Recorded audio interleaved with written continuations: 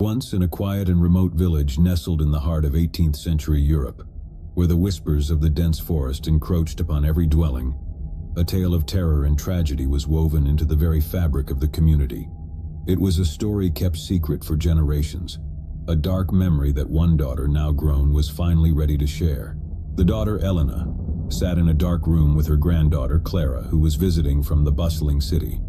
The old woman's face was weathered, her eyes heavy with the weight of years lived, and her hands trembling as she clutched a worn diary. The diary had been passed down through the family, a relic of times long past, filled with secrets and stories that had chilled the hearts of generations.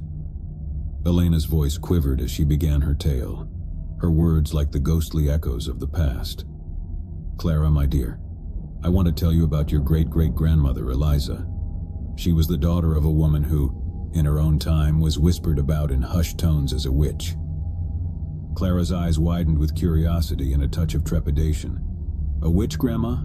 You mean like casting spells and flying on broomsticks?" Elena chuckled softly. "No, not like that, my child. There were no broomsticks or cauldrons in our family. What I mean is that Eliza's mother, a woman named Agnes, was accused of witchcraft in a time when fear and superstition ran deep, and she paid a terrible price." The tale began to unfold as Elena delved into the diary, her voice filled with both nostalgia and sadness. In the heart of the 18th century, the village of Eldenwood was a place of natural beauty and isolation, where the whispers of the forest concealed more secrets than the villagers dared to admit. Agnes, a woman of singular beauty and enigmatic charm, lived on the outskirts of the village in a small cottage nestled between ancient oaks. The villagers gossiped about her, and many believed her to possess a strange power. Some spoke of her uncanny ability to heal wounds and illnesses, while others whispered of her strange herbs and potions. Eliza, her daughter, had grown up in the shadow of her mother's mysterious reputation. Her striking resemblance to Agnes only fueled the rumors, and as she reached adolescence, the whispers turned from admiration to suspicion. Eliza was a quiet and introspective girl, finding solace in the secrets of the forest that surrounded their home. She often ventured deep into the woods, drawn to the silence and the hidden glens where the air was thick with enchantment. One fateful evening, Eliza was returning from one of her forest excursions when she crossed paths with a man she had never seen before. Tall and imposing, he was draped in tattered clothing, his beard unkempt, and his eyes gleaming with a feral intensity. He introduced himself as Matthias, a wanderer who had lost his way.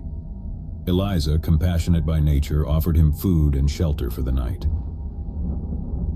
As the days turned into weeks, Matthias's presence cast a dark shadow over the cottage. He was not the harmless wanderer he had appeared to be. He whispered to Eliza of power and secrets, of forces hidden deep within the forest that could be harnessed to change one's fate. At first, Eliza resisted his charms, but slowly, his words began to take hold of her. The isolation of their cottage and the allure of the unknown proved too enticing. Agnes, sensing the growing danger, confronted her daughter. "Eliza, you must be cautious of this man. He carries with him a darkness I cannot explain. There is no power worth the price he may demand." But Eliza, now enthralled by Matthias, could not hear her mother's warning. She believed that her destiny was intertwined with the strangers, that together they could unlock the secrets of the forest. Days turned into nights, and nights into fevered rituals deep in the heart of the woods. The villagers, fearful and suspicious, watched from afar as Eliza and Matthias grew more enigmatic with each passing day. They knew that something had to be done, for their superstitions and paranoia had reached a fever pitch. They believed Agnes and her daughter were witches, and their presence was a curse upon Eldenwood. One night, as the moon hung low in the sky, the villagers, armed with torches and resolve, descended upon Agnes's cottage. The scene that unfolded was one of chaos and terror. Agnes and Eliza were dragged from their home, accused of practicing dark sorcery. They were bound, their hands and feet tightly secured, and the mob began chanting accusatory spells and curses. Amid the chaos, Matthias, who had quietly disappeared into the night, watched from the shadows. He had manipulated the villagers, knowing that their fear and ignorance would be their downfall. As the torches drew closer, he slipped away, leaving Agnes and Eliza to face the wrath of the mob. Elena paused for a moment, her eyes filled with tears as she recalled the pain of her ancestors. It was a gruesome sight, Clara. I won't go into the details of the trials and the torture, but it was a horrific ordeal that Agnes and Eliza endured. In the end, they were found guilty of witchcraft. Clara shivered, her imagination running wild with the horrors of that night. What happened to them, Grandma? Elena took a deep breath, her voice trembling with the weight of the story. They were taken to the outskirts of the village, tied to stakes, and the mob, driven to madness by their fear and ignorance, set them on fire. Agnes and Eliza, mother and daughter, burned together in the name of superstition. The room fell into a heavy silence as Clara tried to process the gruesome ending of the tale. The horror of that night, the innocence of Agnes and Eliza, and the cruelty of the villagers haunted her thoughts. Elena continued, "The worst part, Clara, is that Matthias, the true manipulator, was never found. He vanished into the darkness of the forest, leaving a trail of destruction in his wake." Clara, her young heart heavy with the weight of the story, finally spoke. "But why are you telling me this, Grandma? Why share this dark secret now?" Elena's eyes met Clara's with a mixture of sadness and determination. "I tell you this because the memory of what happened to Agnes and Eliza must never be forgotten. We must remember the darkness that can lurk in the hearts of those who spread fear and hatred. We must remember that true evil often wears the mask of innocence. And most importantly, we must remember that it is our duty to ensure that such horrors are never repeated." Story 2. In a remote and secluded village nestled deep within the heart of the 17th century countryside, a dark and haunting tale of superstition and fear unfolded. It was a story of a mother, her son, and a horrifying tragedy born from suspicion of witchcraft. The village, like many others of the time, was steeped in superstitions and folklore, where the line between reality and the supernatural was often blurred. Among the villagers there lived a woman named Isabella, a solitary figure who resided in a cottage at the edge of the woods. Isabella had always been an enigmatic presence, her long, raven-black hair cascading down her back, her eyes a deep, piercing blue that seemed to hold the secrets of the universe. Her attire, flowing and dark, set her apart from the traditional villagers, and her affinity for herbs, potions, and natural remedies only added to the mystery surrounding her. The villagers whispered tales of Isabella's uncanny knowledge of the forest, her ability to communicate with animals, and her supposed power to influence the weather. Her cottage, adorned with peculiar symbols and charms, was believed to be a place of magic and enchantment, and the villagers regarded it with a mix of fascination and fear. Over time, the rumors about Isabella took a darker turn. Whispers of spells, curses, and a pact with the devil circulated through the village. The symbols that adorned her cottage were seen as ominous, and her affinity for the natural world was reinterpreted as something sinister.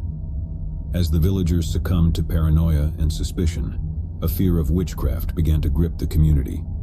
Accusations were made, and Isabella found herself at the center of a growing storm. The village, caught in the throes of hysteria, demanded that she be brought to justice.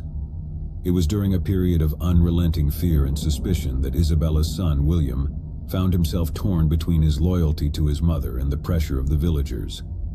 He had always known that his mother was different, but he could not fathom that she could be capable of the sinister acts she was accused of. As the accusations mounted, William found himself caught in a web of conflicting emotions. He loved his mother deeply and believed in her innocence, yet the fear and hysteria that pervaded the village threatened to consume them both. One fateful day, the village council convened to decide Isabella's fate. The accusations against her were grave, and the council, swayed by the fear and paranoia of the villagers, declared her a witch. She was to be put on trial and, if found guilty, subjected to a punishment that struck terror into the hearts of all who heard it. The trial was a harrowing ordeal, a spectacle that drew the villagers like moths to a flame. Isabella stood before the council, her head held high, and declared her innocence. She spoke of her love for the natural world, her knowledge of healing, and her desire to live in harmony with the village. But her words fell on deaf ears. The accusations of witchcraft were too deeply ingrained in the minds of the villagers, and they saw Isabella as a threat to their very existence. The evidence against her, largely circumstantial and based on fear, was enough to sway the council's judgment. Isabella was declared guilty of witchcraft, and the council pronounced a punishment that would put fear into every villager. She was to be tied to a stake and cast into the deep, forbidding waters of the village pond, a method of execution believed to purify the village from her dark influence. The day of Isabella's execution dawned, casting a dark shadow over the village. The villagers gathered at the edge of the pond, their faces a mixture of dread and anticipation. Isabella, her hands bound and her eyes filled with determination, was led to the stake that stood at the water's edge. As she gazed out at the crowd that had gathered to witness her fate, Isabella's eyes met her son's. William, torn between his love for his mother and the pressure of the villagers, could not bear to watch her suffer. The executioner, his face a mask of determination, bound Isabella to the stake and prepared to carry out the sentence. The crowd watched in silence as the stake was set ablaze and Isabella's body was cast into the dark, icy waters of the pond. Story 3. In the heart of a remote village named Fairhaven, nestled amidst the rolling hills of 18th century Europe, there existed a dark and harrowing tale, a story of persecution, hysteria, and the horrifying fate of a woman accused of being a witch. The villagers of Fairhaven were not unlike those of many other villages during that superstitious time. They lived in fear of the unknown and harbored deep suspicions of anyone who appeared different or held unconventional beliefs. Among them was a woman named Eliza, who resided on the outskirts of the village in a small, thatched-roof cottage. Eliza, with her unconventional appearance and her love for the natural world, was the subject of whispered rumors and wary glances. Her long auburn hair, vibrant and untamed, flowed like a river of flames down her back, and her bright green eyes radiated an otherworldly intelligence. Her attire consisted of flowing, earth-toned garments that marked her as a figure apart from the traditional villagers. But it was not just Eliza's appearance that set her apart. It was her knowledge of the natural world and her affinity for herbs and potions. She had a garden that bloomed with rare and unusual plants, and her understanding of the healing properties of herbs was said to be unparalleled. In the eyes of the villagers, these talents were not a source of admiration but of suspicion. They whispered tales of her ability to conjure storms, heal wounds, and speak to the spirits of the forest. Her garden, which seemed to flourish even in the harshest of seasons, was believed to be enchanted, a place where dark rituals and spells were conducted. Rumors of witchcraft began to circulate, and with each passing day, the fear and suspicion grew. It was the early days of the witch hunts, and Fairhaven was not immune to the frenzy that had gripped the region. Accusations were flung like daggers, and the village became a breeding ground for paranoia. The village council, fueled by the whispers and fear, made a fateful decision. They deemed Eliza a witch and declared that she must be brought to justice. The accusation sent shockwaves through the village, and many believed it was a mistake, a result of superstition and hysteria. Eliza, aware of the accusations against her, chose to face the council with dignity and poise. She stood before them, her head held high, and spoke of her love for the natural world, her knowledge of healing, and her desire to live in harmony with the village. She declared her innocence, but her words fell on deaf ears. The village council, swayed by the fear and superstition that had taken root, found Eliza guilty of witchcraft. Her fate was sealed, and the sentence was to be carried out with haste. She was to be hanged in the village square, a punishment that was meant to serve as a warning to all who dared to defy the established norms. As the day of Eliza's execution drew near, a sense of dread settled over the village. Many could not shake the feeling that they were condemning an innocent woman to her death. Some even believed that Eliza's knowledge and affinity for nature were gifts, not curses, and that the village would suffer for its decision. The day of the execution arrived, casting a pall of gloom over Fairhaven. The villagers gathered in the square, their faces somber and hearts heavy. Eliza, her hands bound, was led to the gallows, where a crowd had gathered to witness the horrifying spectacle. As she stood on the platform, the noose around her neck, Eliza remained composed. She refused to beg for mercy or admit to a crime she had not committed. She looked out at the villagers with a sadness in her eyes, a silent plea for understanding and compassion. The crowd watched in silence as the executioner tightened the noose and prepared to carry out the sentence. But just as the trapdoor was about to be released, a commotion erupted in the crowd. A man, his clothes disheveled and his face contorted with anguish, pushed his way to the front. It was Benjamin, Eliza's husband. Stop this madness," Benjamin cried, his voice breaking with emotion. He had been absent during the trial, away on a journey to a neighboring village, and had only just returned to the horrifying news. The executioner hesitated, and the crowd grew restless. Benjamin, his eyes filled with desperation, pleaded with the council and the villagers to spare his wife's life. He spoke of her innocence, of her love for the village, and of the terrible mistake that was about to be made. The village council, caught in a moment of uncertainty, decided to delay the execution. Benjamin's impassioned plea had stirred doubt and a glimmer of compassion among some of the villagers. It was decided that Eliza's fate would be revisited the next day, and the crowd dispersed, leaving the gallows empty. That night, the village was filled with unease and tension. The decision to delay Eliza's execution had created a sense of division among the villagers.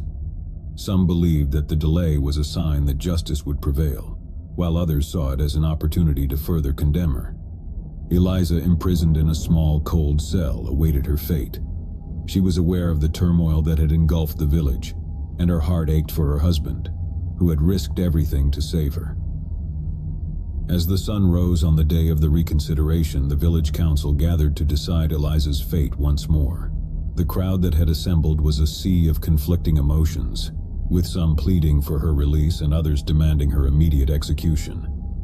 Benjamin, having spent the night pleading with the villagers and council members, made a final, impassioned appeal for his wife's life. He spoke of the injustice that would be committed if Eliza were to be hanged for a crime she had not committed. The village council, after much deliberation and internal strife, made a decision. Eliza would not be hanged, but she would be banished from the village.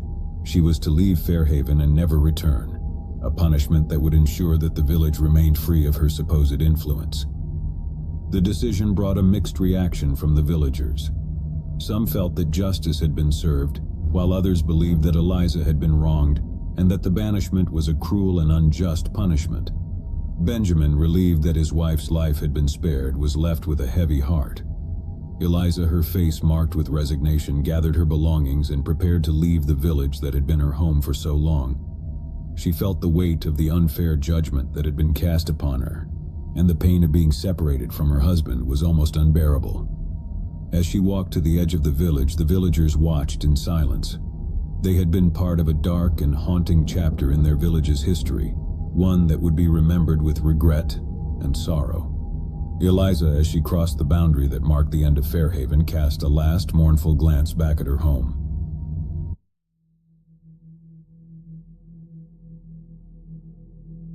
Deep within the heart of Whispering Pines Forest, there existed a dark secret hidden from the eyes of mankind.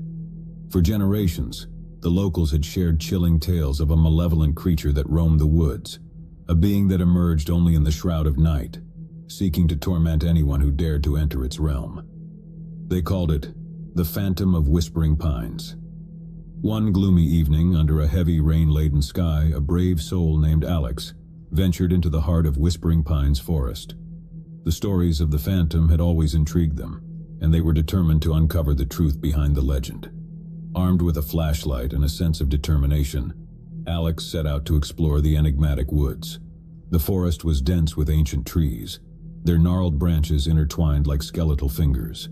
The thick canopy above allowed only the faintest trickle of light to penetrate, casting shadows on the forest floor. As the sky darkened, the air grew heavy with an unnatural silence, broken only by the hushed whisper of the wind through the leaves. The forest stillness only fueled Alex's curiosity as they delved deeper into the undergrowth. The uneven path was overgrown, and thorns clawed at their clothing, leaving trails of blood in their wake. The beam of the flashlight revealed twisted, gnarled roots that seemed to reach out, as if warning Alex to turn back. Despite the ominous atmosphere, Alex pressed forward. The tales of the phantom were a mere catalyst for their insatiable desire for the unknown.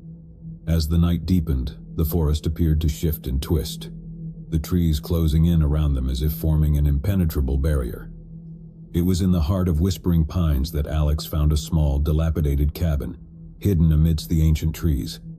It was said to be the lair of the phantom, and Alex was determined to uncover its secrets. The cabin's wooden door was ajar, and with a deep breath they pushed it open. Inside, the cabin was a scene of disarray. Broken furniture, rotting curtains, and cobwebs clung to every surface. The air was stagnant and heavy with a rancid odor, As Alex explored further, they found a weathered journal on a decaying wooden desk. The journal spoke of the Phantom, a creature born of darkness, a manifestation of ancient curses and forgotten rituals.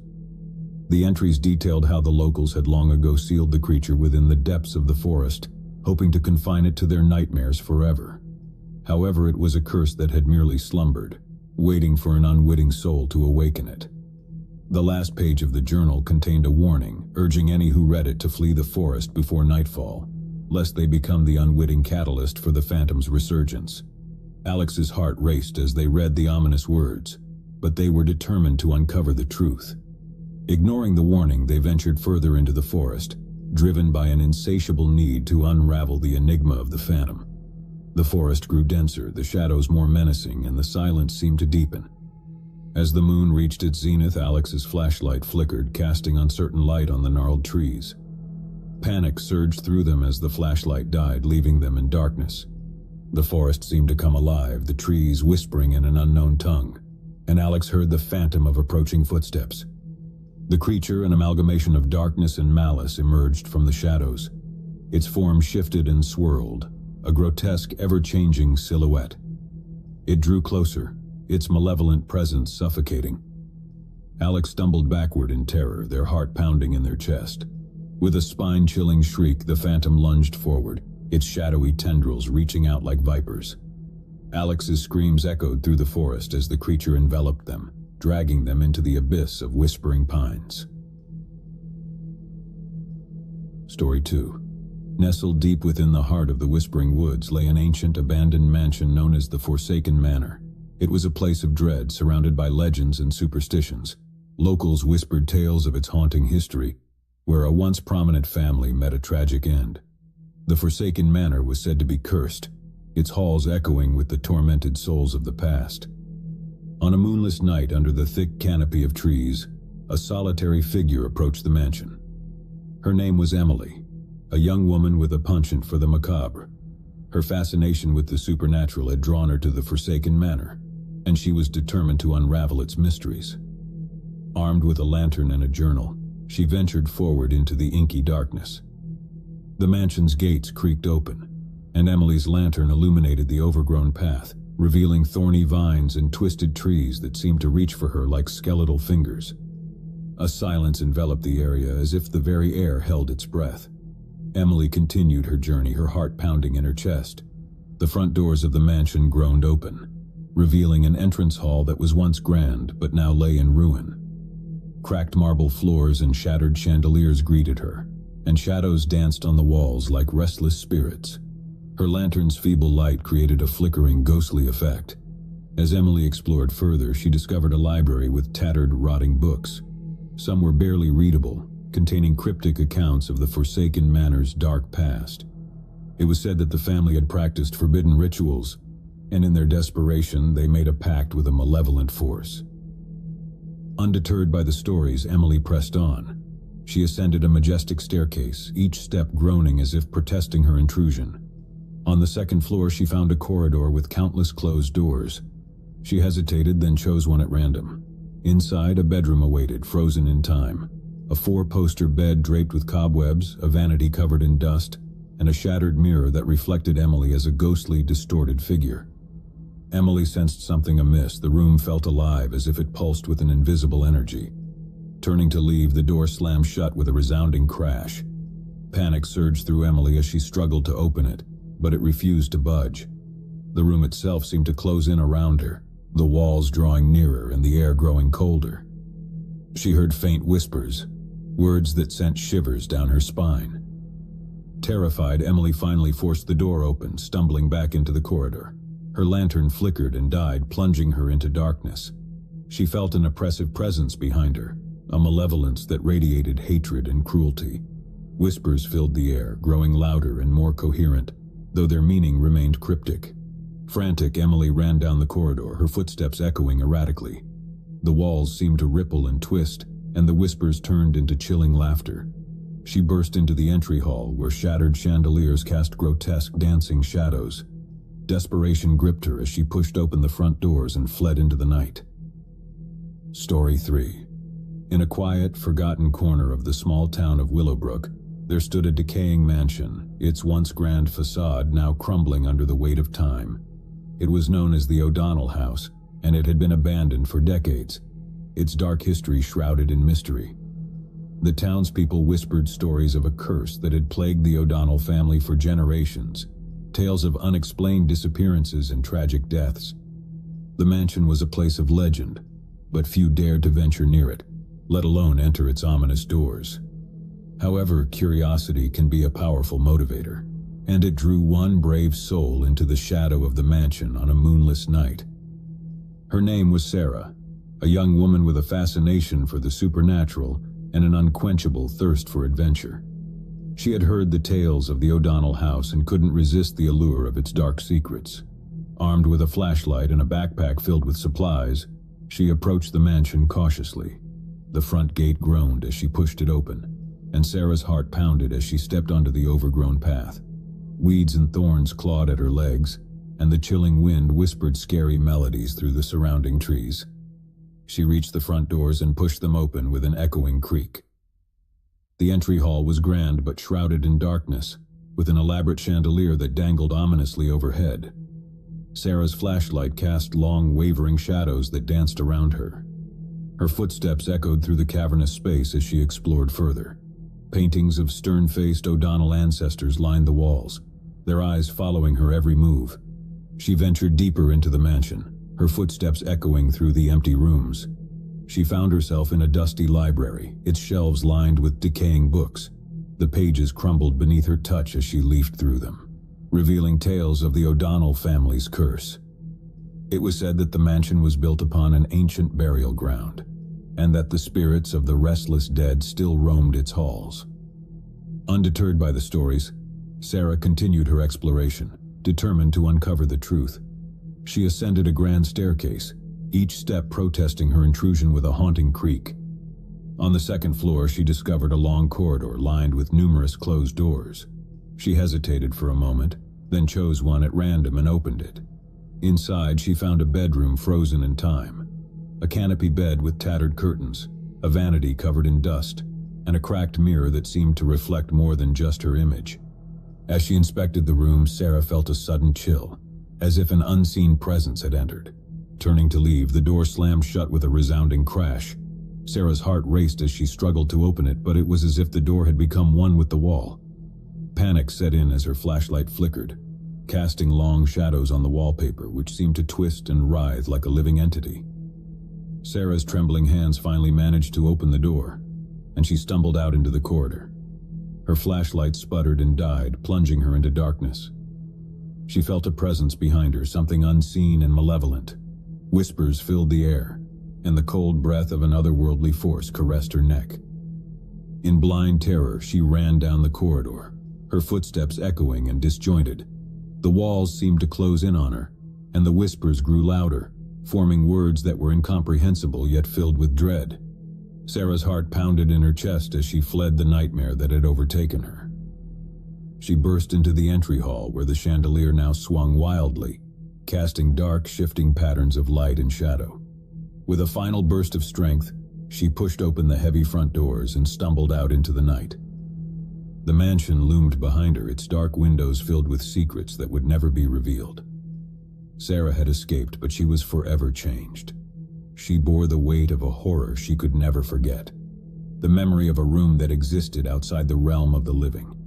A room that should have remained forever locked. Story 4. In the heart of a remote ancient forest shrouded in darkness and mystery, there lived a man known to the locals as the Woodsman.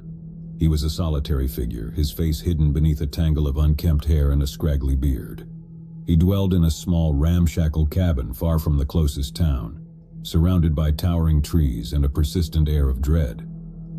The townsfolk told creepy tales of the Woodsman, stories passed down through generations, describing him as a guardian of the woods, a man who had forged a sinister alliance with the forest's malevolent spirits. They said he could speak to the trees and command the animals to do his bidding. The forest, they whispered, was his domain, and anyone who ventured too close to his cabin would suffer a fate worse than death. Curiosity, however, can be a powerful motivator, and one evening, a young adventurer named Mark decided to seek out the woodsman. Armed with a lantern and a sense of determination, he ventured into the dark and foreboding woods, determined to uncover the truth behind the tales. The forest's thick canopy cast long, twisted shadows that danced eerily in the lantern light. Mark's footsteps were the only sound to break the silence, and he could feel the weight of the woods pressing in on him, as if the very trees were watching his every move. As Mark ventured deeper into the forest, the trees seemed to close in around him, their branches reaching out like skeletal fingers. He stumbled through the underbrush, the brambles tearing at his clothing and skin, leaving a trail of blood in his wake. Yet he pressed on, driven by an unshakable determination to find the woodsman. The tales of the woodsman had always fascinated Mark, and he had heard countless stories of the strange happenings in the forest. The birds that sang melancholy songs, the trees that whispered secrets in the dead of night, and the shadows that moved with a sinister purpose. It was said that the woodsman had unlocked the secrets of the forest's darkest corners, and Mark was determined to discover them for himself. After hours of trudging through the dense woods, Mark stumbled upon the woodsman's cabin. It was a decrepit, ramshackle structure, with walls adorned with strange symbols and twisted vines. The air around the cabin felt heavy, as if it bore the weight of untold secrets. The door was slightly ajar, inviting Mark inside. Upon entering, Mark found himself in a dark room, its walls lined with an array of peculiar mystical artifacts. He could see intricate masks, weathered tomes filled with cryptic incantations, and taxidermy animals that seemed to leer at him with glassy, lifeless eyes. The atmosphere was stifling, and Mark's heart pounded with both fear and curiosity. As Mark explored further, he discovered a journal filled with the woodsman's unsettling musings. The journal spoke of an ancient pact between the woodsman and the forest's malevolent spirits, an alliance forged in blood and darkness. It described rituals performed under the blood-red moon, where the woods came alive with mystic, unnatural sounds. Undeterred by the discoveries, Mark continued his exploration. He ascended a rickety staircase, its creaking protestations adding to the sense of foreboding. On the upper floor, he found a door slightly ajar, and pushed it open to reveal a room unlike any other. Inside, the room was bathed in an otherworldly, sinister light. The walls seemed to pulse with life, covered in a strange, undulating pattern. In the center of the room, a massive ancient tree had taken root. Its gnarled branches reached out like skeletal limbs, and its bark bore intricate, glowing symbols. As Mark approached, the tree's bark parted to reveal a hollow cavity, and within that cavity lay a heart, pulsing with an unnatural crimson light. Mark felt a pull, a compulsion to touch the heart, to understand its secrets. With trembling hands, he reached out and touched the pulsating heart, and in that moment, a blood-curdling scream echoed through the forest. The very ground beneath Mark quaked, and the forest itself seemed to come alive, its malevolent spirits awakened. Mark's vision blurred, and he felt himself being pulled into the heart, as if absorbed by the very essence of the forest. The trees whispered secrets, the animals watched with knowing eyes, and Mark's own voice joined the chorus of the wood's haunting song.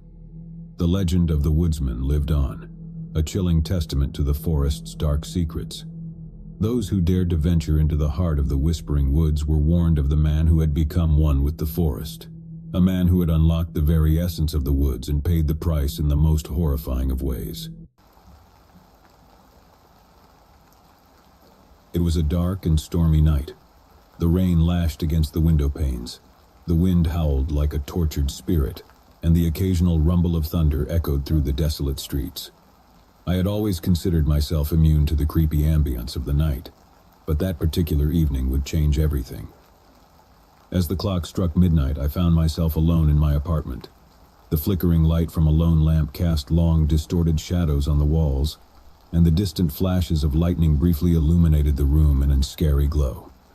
I shook off the uneasy feeling creeping up my spine, attributing it to the storm outside. Little did I know that something far more sinister was about to unfold.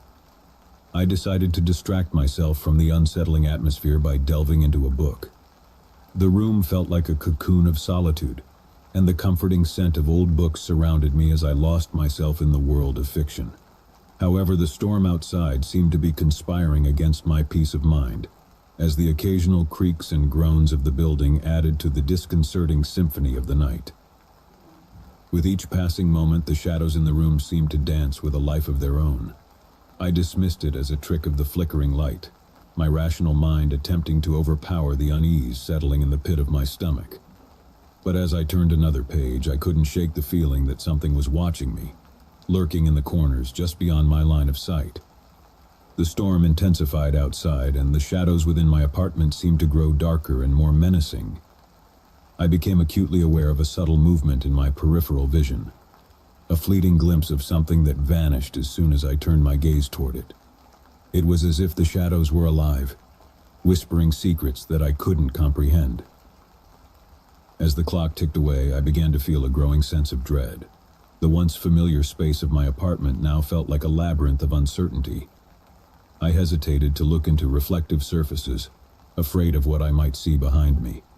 The storm had transformed my sanctuary into a realm of paranoia and fear. I decided to retreat to the safety of my bedroom, hoping that the comfort of my bed would provide respite from the encroaching darkness. Yet, as I closed the bedroom door behind me, the oppressive feeling of being watched intensified. The shadows in the room seemed to coalesce into a formless mass, pulsating with an unsettling energy. I flicked on the bedside lamp, attempting to banish the darkness that clung to the corners. The feeble light barely reached beyond the foot of the bed, leaving the rest of the room in murky obscurity. I lay down, pulling the covers up to my chin in a feeble attempt to shield myself from the unseen eyes that I could feel boring into my very soul. The storm outside mirrored the tempest within me, the wind howling with an otherworldly fervor. The room felt charged with an unspoken force, and I couldn't shake the feeling that I was not alone. Sleep eluded me, the constant fear gnawing at the edges of my consciousness.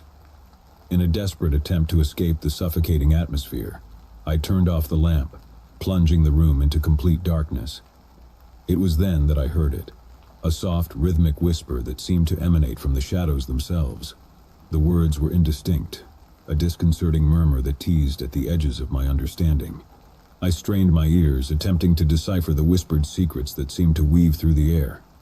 The words carried a haunting melody, a tune that resonated with a familiarity that I couldn't place.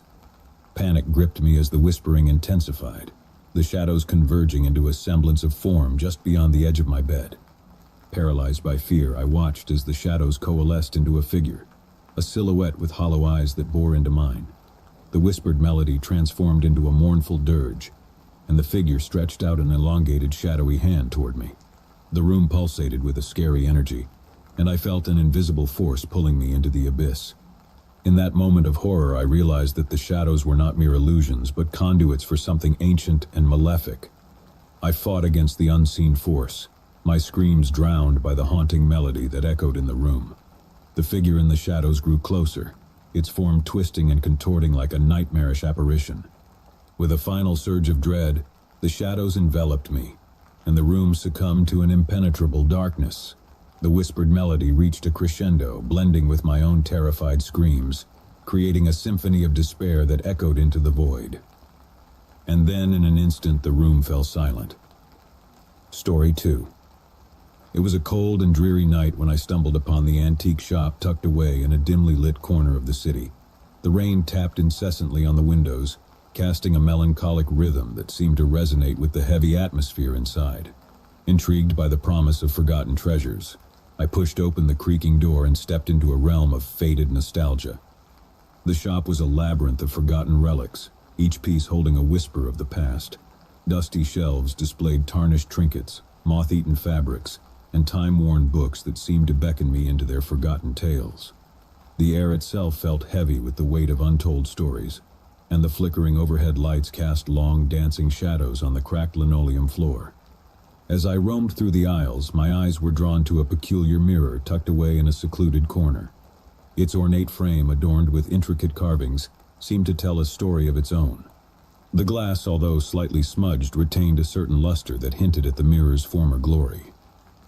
Curiosity got the better of me, and I approached the mirror, entranced by the promise of self-discovery. As I gazed into the reflective surface, I noticed an odd sensation, a subtle shift in the air, a fleeting chill that traced its icy fingers down my spine. Dismissing it as a mere figment of my imagination, I continued to examine my reflection. The reflection, however, seemed to have a life of its own. The eyes staring back at me held an intensity that freaked me out. I felt a peculiar unease, as if the mirror held a secret, a truth that transcended the boundaries of my understanding. Determined to unravel the mystery, I decided to purchase the mirror and bring it into my home. That night, I hung the mirror in the corner of my bedroom, its ornate frame now a silent observer of my nightly rituals. As I turned off the lights, the room was bathed in the silvery glow of the street lamp outside, casting a subdued ambience that seemed to breathe life into the mirror's reflective surface. In the silent darkness, I lay in bed, my thoughts drifting between wakefulness and the realm of dreams. The occasional creaks of the old house added to the ambient symphony, and I found myself staring into the mirror, captivated by the enigmatic depths of my own reflection. As the night deepened, a peculiar feeling settled over the room. It was as if the mirror held a secret portal, a gateway to a dimension just beyond my understanding.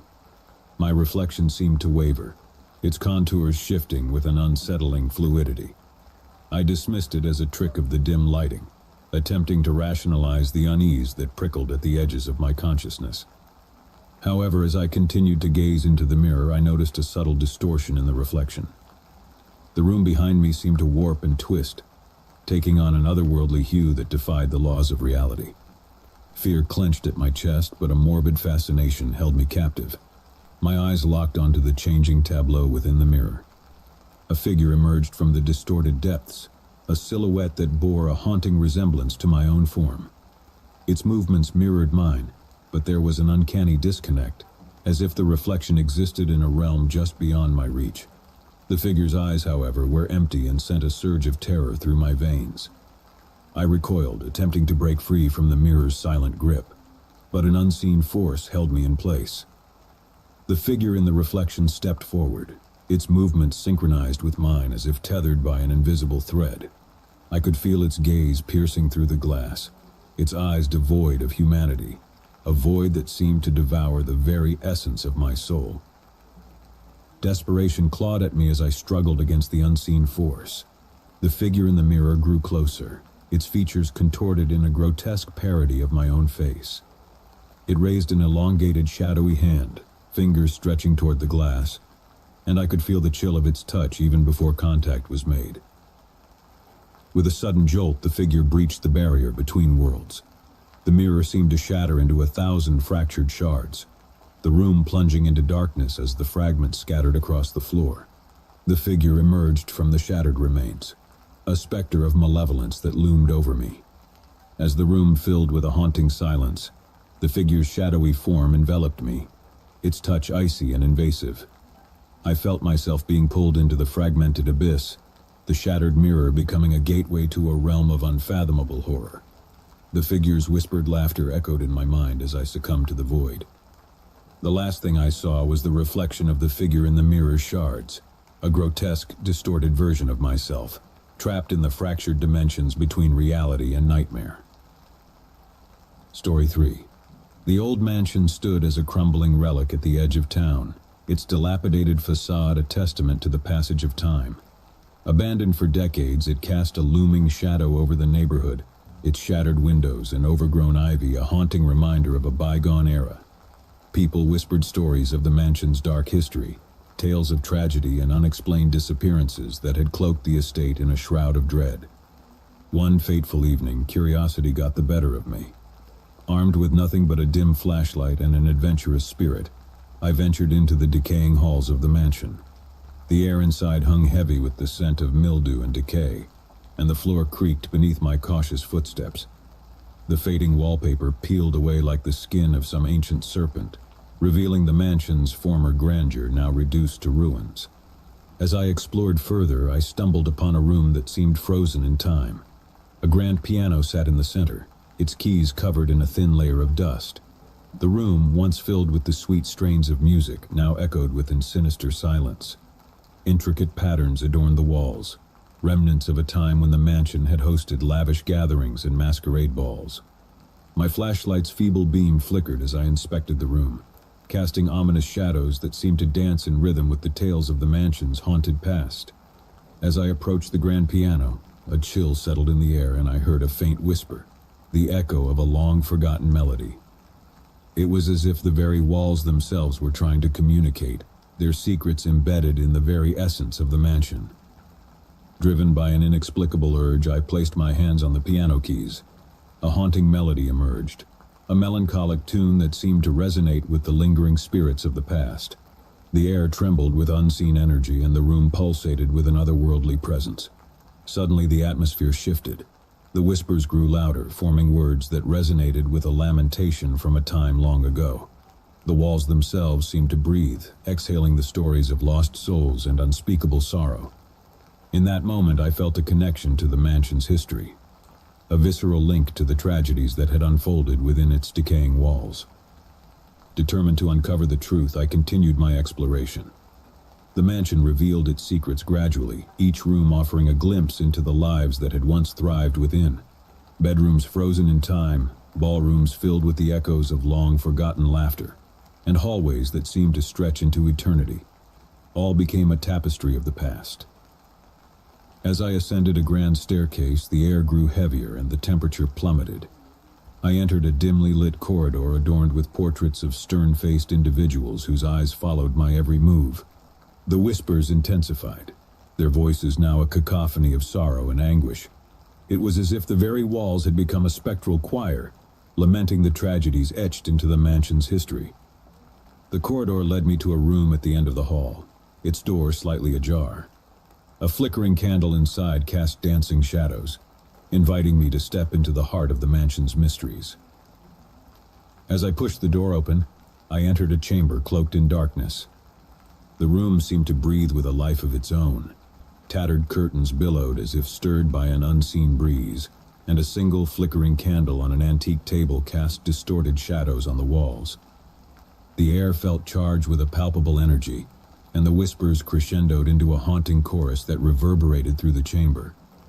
In the center of the room stood an ornate mirror, its reflective surface obscured by a layer of dust. The whispers seemed to emanate from the mirror itself, as if it held the key to the mansion's darkest secrets. My breath caught as I approached, the oppressive weight of the room pressing down on me. As I gazed into the mirror, I saw not my own reflection, but a visage from another era. A woman in a tattered gown stood before me, her eyes filled with a silent plea. She reached out, her hand pressing against the mirror's surface as if seeking solace from a world beyond. The whispers intensified, the words now a mournful lamentation. In that moment, I became a conduit for the spirits trapped within the mansion's walls. Their sorrow flowed through me, a torrent of emotions that transcended time and space. The woman in the mirror spoke, her voice a spectral echo that reverberated through the chamber. The mirror revealed the tragic tale of a love lost, of a forbidden romance that had led to the mansion's descent into darkness. The woman's lover had met a grisly end, betrayed by the very walls that now echoed with his anguished cries. The mansion had become a prison for their tortured souls, and I, an unwitting visitor, had become entwined in their spectral narrative. As the story unfolded, the room quivered with an otherworldly energy. Shadows materialized, swirling around the chamber like ethereal specters. The mirror itself seemed to warp and twist, distorting reality as the spirits sought release from their eternal torment. In the climax of the spectral revelation, the room erupted in a blinding light. The whispers reached a deafening crescendo, and I felt an unseen force pulling at my very essence. The mirror shattered, its fragments scattering like fractured memories, and the spirits were released with a wailing cry that echoed through the mansion. I found myself standing alone in the now silent chamber. The oppressive atmosphere lifted. The mansion, once a bastion of sorrow, seemed to exhale a sigh of relief as if the spirits had finally found peace. The air, no longer laden with whispers, felt lighter, and a newfound serenity settled over the decaying estate. As I exited the mansion, I couldn't shake the feeling that I had become a part of its haunted history. The tales of lost love and tragic betrayals lingered in my mind, and the echoes of the spirit's release reverberated through the night. Story 4. The old bookstore beckoned to me from the shadows of the city's forgotten alleyways. Its weathered sign swung creakily in the night breeze, revealing the faded letters that spelled out mystic tomes. Intrigued by the promise of arcane knowledge, I stepped into the dimly lit emporium, the musty scent of ancient pages greeting me like an old friend. The narrow aisles were lined with towering bookshelves that seemed to stretch endlessly into the dimly lit depths. Dusty volumes, their spines bearing the weight of forgotten secrets, whispered tales of the mystical and the macabre. The flickering candlelight added an ethereal glow to the room, casting long shadows that danced with the anticipation of the unknown. As I perused the shelves, my fingers traced over the worn spines of leather-bound tomes and faded parchment. The titles ranged from forgotten grimoires to treatises on occult rituals, each promising a glimpse into realms beyond mortal comprehension. A sense of reverence filled the air, as if the very books themselves were gateways to eldritch knowledge. In the heart of the labyrinthine bookstore, I discovered a peculiar volume tucked away on a secluded shelf. Its cover, adorned with cryptic symbols, seemed to call out to me. As I opened the book, the pages crackled with age, revealing a treatise on a long-forgotten ritual, the Whispering Labyrinth. The labyrinth, the text explained, was said to exist in the liminal space between the waking world and the realm of shadows. It was a place where the whispers of forgotten spirits guided those who dared to navigate its winding corridors. Intrigued and fueled by a thirst for the arcane, I resolved to seek out the Whispering Labyrinth and uncover its secrets. Following the cryptic instructions from the ancient tome, I ventured into the heart of the city, guided by the dim glow of flickering streetlights. The air became thick with an otherworldly energy as I approached the entrance to the labyrinth, a narrow alleyway sandwiched between two dilapidated buildings. The alley seemed to stretch on forever, the cobblestone path disappearing into the shadows. As I stepped into the darkness, the ambient sounds of the city faded, replaced by an scary silence that made me freeze up. The alley twisted and turned, a serpentine path that defied the logic of the city's grid. I lost track of time as I delved deeper into the labyrinthine corridors. The towering buildings loomed like ancient sentinels, their windows staring down with an empty gaze. The occasional flickering of distant streetlights cast distorted shadows, creating a disorienting dreamscape. As I navigated the labyrinth, the air grew heavy with an unspoken presence. Whispers, soft and indistinct, echoed through the narrow passages. It was as if the very walls themselves were murmuring secrets that eluded my understanding. The whispers seemed to guide me, urging me to continue my descent into the heart of the labyrinth. The surroundings became increasingly surreal, the architecture warping into a kaleidoscope of impossible angles. I felt as if I had stepped into a realm beyond reality, a place where the laws of physics and reason were mere suggestions. The whispers, now more pronounced, seemed to form a melodic chorus, their words dancing on the edges of comprehension. Suddenly, the alley opened up into a vast chamber, an otherworldly cathedral bathed in an ethereal glow. The Whispering Labyrinth revealed itself in all its arcane splendor. The walls, adorned with pulsating symbols, seemed to breathe with a life of their own.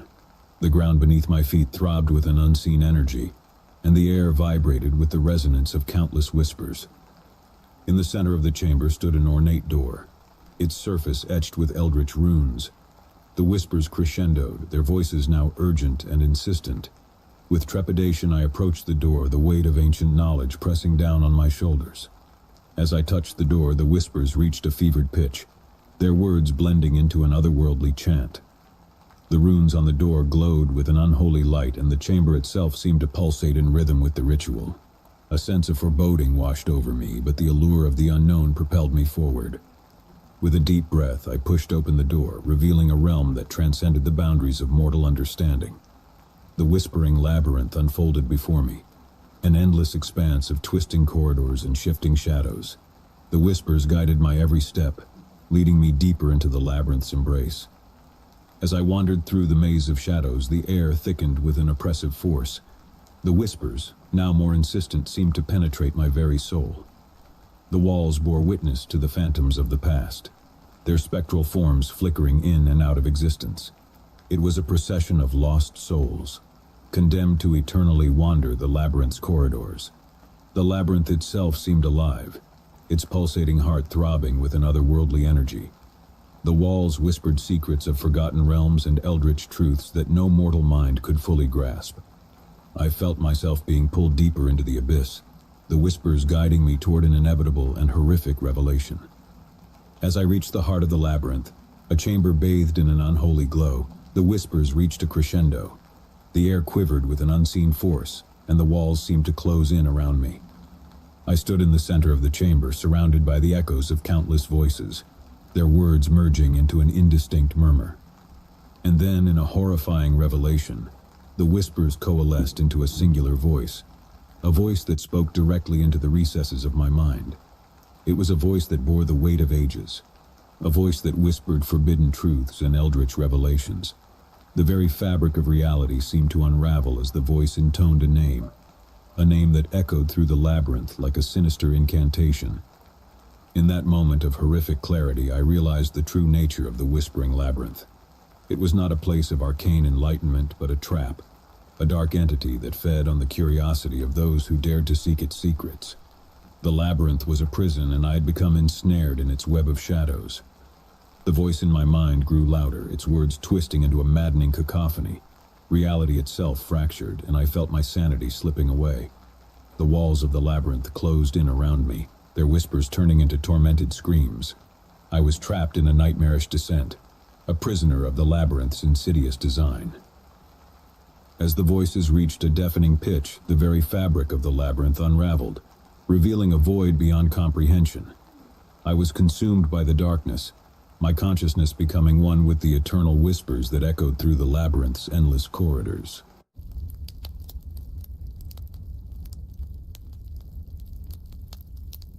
In the heart of the Appalachian Mountains, nestled between ancient trees and winding trails, there lay a village forgotten by time. Locals spoke in hushed whispers about the mysterious hamlet, its existence known only to a select few who dared to venture into the depths of the dense forest. Rumors of an otherworldly presence and unsettling occurrences clung to the village like a shroud, but no one could pinpoint its exact location. Intrigued by the tales that had passed through generations, I embarked on a journey to unravel the mysteries of the vanishing village. Armed with little more than a backpack and a sense of trepidation, I delved into the heart of the dense forest. The air was thick with an unspoken tension, and the shadows of the towering trees seemed to whisper secrets that eluded my understanding. As I ventured deeper into the woods, the ambient sounds of nature faded into an oppressive silence. The only company I had was the rhythmic crunch of leaves beneath my boots and the occasional rustle of unseen creatures in the underbrush. A thick fog clung to the air, shrouding the forest in an eerie stillness. Hours passed, and just as doubt began to creep into my mind, I stumbled upon a clearing bathed in an otherworldly light. In the center stood the village, a collection of weathered cottages and cobblestone paths that seemed to materialize out of the mist. It was as if the village had been plucked from the pages of a forgotten fairy tale, frozen in time and untouched by the passage of centuries. The air in the village carried a sense of sadness, and the creaking of the old windmill added to the haunting ambience. The cobblestone streets were empty, and the windows of the cottages stared back at me like vacant eyes. It was a place lost to time, a relic of a bygone era. As I explored the village, a disconcerting feeling settled in the pit of my stomach. The silence was deafening, broken only by the distant hum of the wind.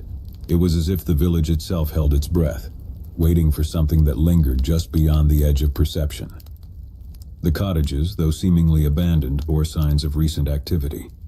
Tables were set for meals, and clothes hung on washing lines as if the inhabitants had vanished mid-task. Unease gripped me as I realized the village was not abandoned but suspended in a perpetual state of anticipation. The sun dipped below the horizon, casting long shadows that seemed to stretch with a life of their own. In the light, I noticed a figure in the distance, a silhouette that stood motionless at the edge of the village square. As I approached, the figure revealed itself to be an elderly man, his eyes glazed with a haunted gaze. He spoke in hushed tones, revealing the tale of the village's curse. Generations ago, the villagers had made a pact with an ancient entity, trading their mortality for prosperity. In return, the entity demanded a sacrifice, a soul to be claimed each year as the price for the village's continued existence. The man's voice trembled as he explained how the village had become trapped in a nightmarish loop, forever reliving the same events leading up to the annual sacrifice. Each year, a chosen villager would vanish without a trace, and the rest would continue their lives as if nothing had happened. The memories of the taken were erased, and the village would reset, ready to repeat the cycle once more. As he spoke, the air grew colder, and the shadows around us seemed to writhe with an unnatural energy. The man urged me to leave, to escape the clutches of the village before the cycle reset once more. But a morbid curiosity held me in place, as if an unseen force compelled me to witness the unfolding tragedy. The night wore on, and a sense of impending dread hung in the air. The villagers moved through the motions of their lives, oblivious to the looming darkness that threatened to consume them. As the hour approached midnight, the atmosphere in the village became increasingly tense, a palpable energy that crackled with darkness. In the village square, a group of villagers assembled in somber silence. They moved with a resigned determination, their faces etched with a sorrow that transcended the passage of time. At the center of the gathering stood a hooded figure, the harbinger of the annual sacrifice.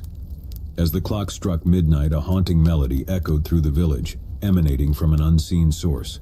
The air itself seemed to vibrate with the spectral tune, as if the very fabric of reality resonated with the impending ritual.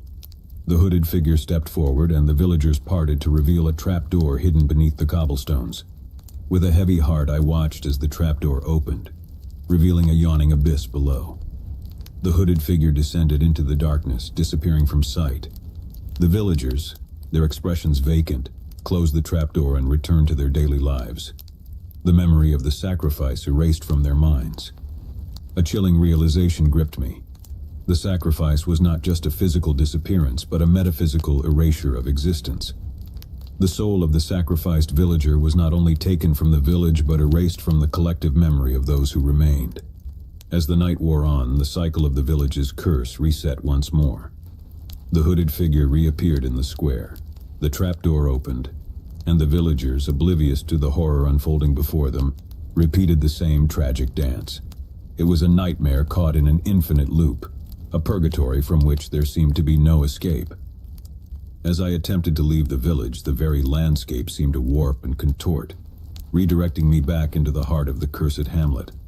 No matter how far I walked, the village persisted, an inescapable labyrinth of sorrow and despair. The hooded figure, now gazing at me with empty eyes, beckoned me toward the trapdoor. The haunting melody swelled, and the shadows closed in around me.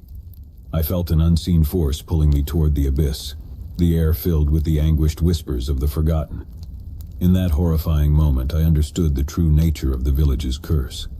I was destined to become the next sacrifice, my very existence to be erased from the fabric of reality. The hooded figure approached, and as its cold touch enveloped me, the village and its cursed inhabitants faded into darkness. Story 2. In the small town of Ravenswood, nestled between the dense woods and rolling hills, there existed a dilapidated mansion that bore the weight of a dark history. Locals spoke of the house in hushed tones, avoiding the overgrown path that led to its imposing entrance. Rumors of a sinister presence, of spectral apparitions that wandered its desolate halls, kept even the bravest townsfolk at bay. I, however, was not one to succumb to local superstitions. Fueled by a journalist's curiosity and a thirst for unraveling the unknown, I decided to venture into the heart of Ravenswood and investigate the haunted mansion. The air was thick with an unspoken tension as I approached the creaking iron gates that guarded the path to the foreboding structure. The mansion loomed in the distance, its facade obscured by the twisted branches of gnarled trees. The overcast sky cast a pallor over the desolate landscape, intensifying the eerie atmosphere that clung to the air. As I approached the entrance, the wind whispered through the decaying leaves, as if warning me of the darkness that awaited within. The mansion's doors groaned in protest as I pushed them open, revealing a grand foyer that had long lost its former splendor. Dust-covered furniture lay shrouded in white sheets, and the air carried the musty scent of neglect. A cold draft swept through the corridor, carrying with it a mournful sigh that seemed to echo through the empty halls. My footsteps echoed as I explored the mansion's labyrinthine corridors. Each room bore the scars of time, with faded wallpaper peeling away to reveal the decaying walls beneath. Portraits of somber-faced individuals stared down at me from their gilded frames, their eyes seeming to follow my every move. It was as if the very walls themselves held memories that refused to fade. As I delved deeper into the mansion, a subtle unease settled in the pit of my stomach. Shadows danced on the walls, shifting and contorting as if animated by unseen forces. The temperature dropped, and an otherworldly hush enveloped the air, creating an almost tangible sense of foreboding. In the dark light, I stumbled upon a door at the end of a long corridor, seemingly untouched by time. The wood, though aged, retained a certain luster that set it apart from the rest of the mansion's disrepair. The handle felt cool to the touch as I turned it, revealing a room bathed in an ethereal glow. The room was adorned with ancient tapestries and archaic symbols etched into the walls. A single flickering candle illuminated a peculiar object at the center, a mirror that seemed to emanate an otherworldly aura. The reflection in the mirror, however, was not my own. As I gazed into the reflective surface, the room seemed to warp and contort. The air thickened with an unseen energy and the temperature plummeted. The mirror revealed not the grandeur of the room, but a desolate expanse, a realm of shadows and twisted reality. It was as if the mirror was a portal to another dimension, a place where the veil between the living and the dead was thin. A figure materialized in the distorted reflection, a specter with hollow eyes that bore into mine. Its gaunt features twisted in anguish, and an ethereal wail filled the room. The very fabric of reality seemed to unravel as the figure reached out from the mirror, its ghostly fingers stretching toward me. I stumbled back in terror, but an invisible force held me in place. The room pulsated with an otherworldly energy as the specter emerged from the mirror, its form transitioning from the spectral realm into the corporeal world. The air crackled with an unholy force, and the temperature dropped to an icy chill. The specter, now free from the confines of the mirror, moved with a haunting grace. Its movements were deliberate, as if driven by a dark intent. The room seemed to darken in its presence, the shadows coalescing around the figure like loyal minions. I tried to flee, my footsteps echoing through the desolate mansion, but the specter pursued with an inexorable determination. The air itself seemed to resist my escape, as if the very mansion conspired with the spectral entity to keep me captive within its walls. As I reached the grand foyer, the mansion itself seemed to shift. The walls groaned and the shadows reached out with ghostly fingers.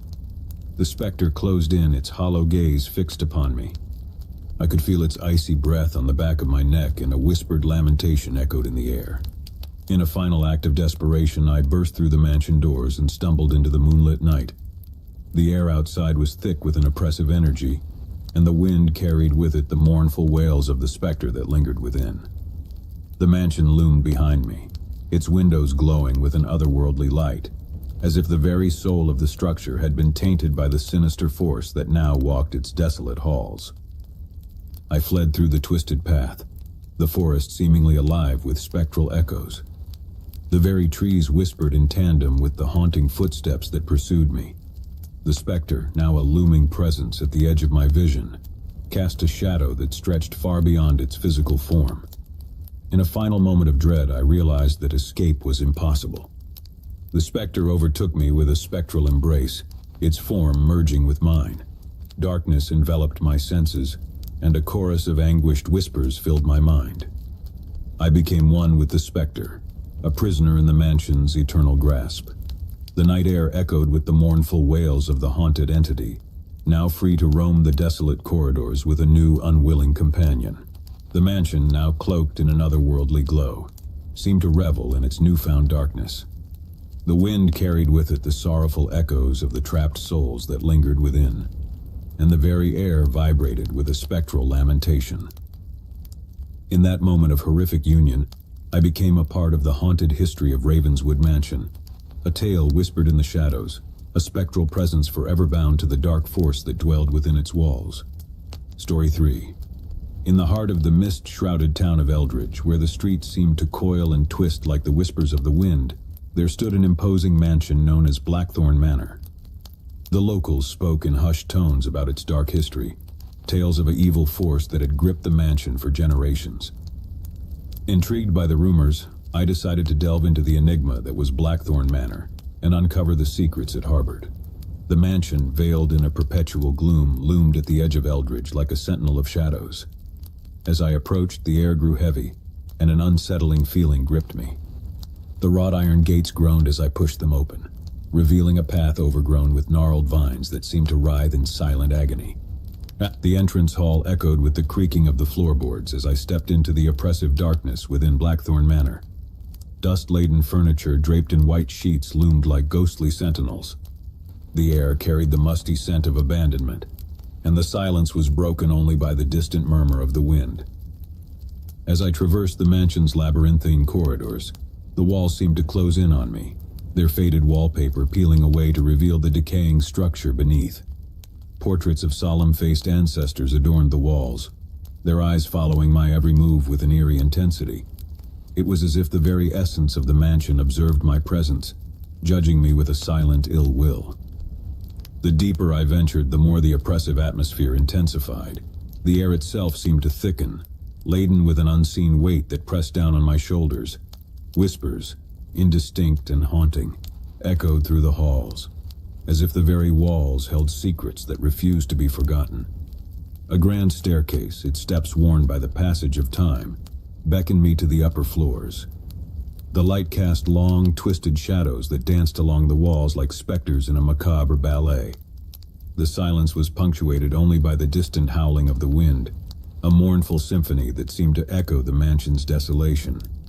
In one of the rooms, I discovered an old study adorned with dusty, leather-bound books and tattered maps. The fireplace, though long extinguished, emanated a residual warmth that hinted at a bygone era. As I perused the books, a sense of dread settled in the pit of my stomach, as if the very knowledge within the room held a forceful power. The study, it seemed, belonged to a former owner of Blackthorn Manor, a scholar who had delved into forbidden realms of the occult. The pages spoke of eldritch rituals and dark pacts made in the shadows. The scholar's descent into madness, fueled by his insatiable quest for forbidden knowledge, was etched in the ink of the cursed tomes. Driven by an inexplicable compulsion, I continued my exploration, guided by the indistinct whispers that seemed to beckon me to the mansion's darkest corners. The walls seemed to absorb the very essence of my presence, and the air became charged with a palpable evil. In the heart of the mansion, I stumbled upon a forgotten ballroom, a vast expanse of faded opulence, its chandeliers hanging like grotesque ornaments. The air was thick with an unnatural chill, and the room seemed to pulse with a spectral energy. As I stepped further into the ballroom, the shadows seemed to come alive, coalescing into amorphous shapes that writhed and contorted. A ghastly apparition materialized at the center of the ballroom, a figure cloaked in tattered finery, its face obscured by the shadows. The specter moved with an ethereal grace, its movements echoing the remnants of a dance from a bygone era. The very air seemed to vibrate with the spectral waltz, a haunting melody that echoed through the chamber. The specter, its hollow gaze fixed upon me, beckoned me to join the spectral dance. The room itself seemed to pulsate with a dark energy, the walls closing in around me. A cold sweat broke out on my brow as an unseen force compelled me to become a part of the macabre ballet. As I danced with the spectral figure, the shadows enveloped us in an otherworldly embrace. The air became charged with a hateful force, and the very fabric of reality seemed to warp. The haunting melody reached a crescendo, and the room itself dissolved into an abyss of darkness. In that moment of disorienting blackness, I felt a searing pain, a wrenching sensation that tore at the very core of my being. The spectral dance had become a nightmarish descent into a void of suffering. The air echoed with the anguished cries of forgotten souls, and the shadows became a suffocating shroud that enveloped me in an eternal torment. The room, now a realm of perpetual darkness, resonated with the tormented whispers of the mansion's hostile history. The spectral figure, its features contorted in an eternal scream, loomed in the shadows, a harbinger of the horrors that lurked within Blackthorn Manor.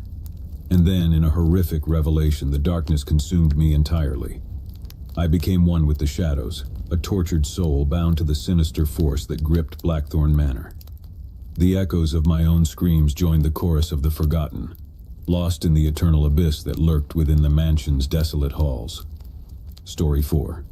On the rugged cliffs of Ravens Point, overlooking the tempestuous sea, stood an ancient lighthouse that bore the scars of time.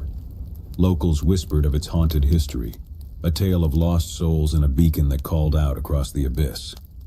Intrigued by the eerie rumors, I embarked on a journey to unravel the mysteries that shrouded the desolate structure. As I approached Ravens Point, the wind carried with it the mournful cries of seagulls and the distant roar of crashing waves. The lighthouse loomed on the cliff's edge, its weather-beaten exterior bearing witness to decades of maritime tumult. A lone beam of light swept across the darkening horizon, a spectral sentinel that seemed to beckon those daring enough to uncover the secrets within. The entrance creaked open with a foreboding groan as I stepped into the lighthouse. The air was thick with the scent of salt and decay, and the walls echoed with the sound of my footsteps on the spiraling staircase that ascended to the beacon above. Flickering candlelight cast distorted shadows on the walls, and the haunting melody of the wind seeped through the cracks in the structure. As I climbed higher, the atmosphere grew increasingly oppressive. The air itself seemed to thicken, and the temperature dropped as if the lighthouse retained the cold touch of the souls it had witnessed. The steps beneath my feet felt worn and hollow, echoing the weight of forgotten footsteps that had ascended the staircase before. Upon reaching the beacon room, I discovered a vast, circular chamber with panoramic windows that offered a view of the tumultuous sea below. The beam of light swept across the darkness, cutting through the night like a spectral blade. An old ship's wheel stood at the center, an artifact of a bygone era when the lighthouse was manned by keepers who braved the elements to guide sailors to safety. The room bore the scars of abandonment, with dusty charts and faded nautical instruments scattered about. The wind whistled through the cracks in the windows, producing an eerie, melodic hum that seemed to echo the lighthouse's lament. It was as if the very structure mourned the absence of the keepers who had once tended to its beacon. As I examined the artifacts, a sudden gust of wind extinguished the candles, plunging the room into darkness. The beam of light outside continued its ceaseless rotation, casting intermittent flashes that revealed glimpses of a figure standing at the far end of the room, a shadowy silhouette that seemed to materialize from the abyss. A chill ran down my spine as the figure approached, its movements deliberate yet ethereal. The air crackled with an unseen energy, and the temperature plummeted. The room became a battleground between light and shadow, and the wind carried with it a mournful whisper that seemed to emanate from the very walls. The figure, now discernible in the intermittent flashes of light, bore the attire of a lighthouse keeper from a bygone era, a tattered uniform and a weathered hat that obscured its features. Hollow eyes stared into the abyss, and a ghostly hand reached out, beckoning me to follow. Driven by a morbid curiosity, I stepped into the darkness with the figure as my guide. The beam of light outside cast a fractured illumination on the spiral staircase, revealing glimpses of spectral apparitions that lingered in the shadows. It was as if the lighthouse itself had become a realm between worlds, a purgatory for lost souls bound by a maritime tragedy. Descending deeper into the lighthouse, the whispers of the sea grew louder, weaving a haunting symphony with the echoes of bygone footsteps and the lament of the wind. The air vibrated with a spectral resonance, and the boundary between the living and the dead blurred into a disorienting dance of shadows. In the bowels of the lighthouse, I discovered a forgotten chamber, the keeper's quarters adorned with faded photographs and maritime memorabilia. The figure, now a melancholic specter, stood beside a decaying cot, its gaze fixed upon an old journal that lay open on a weathered desk. As I approached, the journal revealed the tragic tale of the lighthouse keeper, a man named Elias Grayson who had tended to Ravens Point for decades. The entries chronicled the keeper's descent into madness, his isolation, and his obsession with a ghostly siren song that echoed across the sea. Elias's words spoke of an otherworldly allure that had ensnared him, a haunting melody that seemed to emanate from the depths of the ocean. The spectral figure beside me reached out, and as its ghostly fingers traced the words in the journal, the very air seemed to vibrate with the lament of the lighthouse keeper. In a moment of revelation, the figure turned toward me, its hollow eyes filled with an eternal sorrow. It spoke, its voice a whisper on the wind, revealing the tragic fate of Elias Grayson. a man consumed by the haunting song of a siren that lured him to the treacherous cliffs below. As the spectral figure recounted Elias's demise, the chamber itself seemed to morph into a spectral tableau. The wind howled with a mournful intensity, and the very walls bore witness to the lighthouse keeper's tragic descent into the abyss. The air thickened with an otherworldly energy, and the boundaries between the living and the dead blurred into a disorienting dance of shadows. In a final, harrowing revelation, the figure gestured toward the panoramic window. The beam of light outside cast a fractured illumination on the churning sea below, revealing ghostly apparitions that ascended from the depths, a legion of lost souls trapped in the siren's song, forever bound to the lighthouse's lament.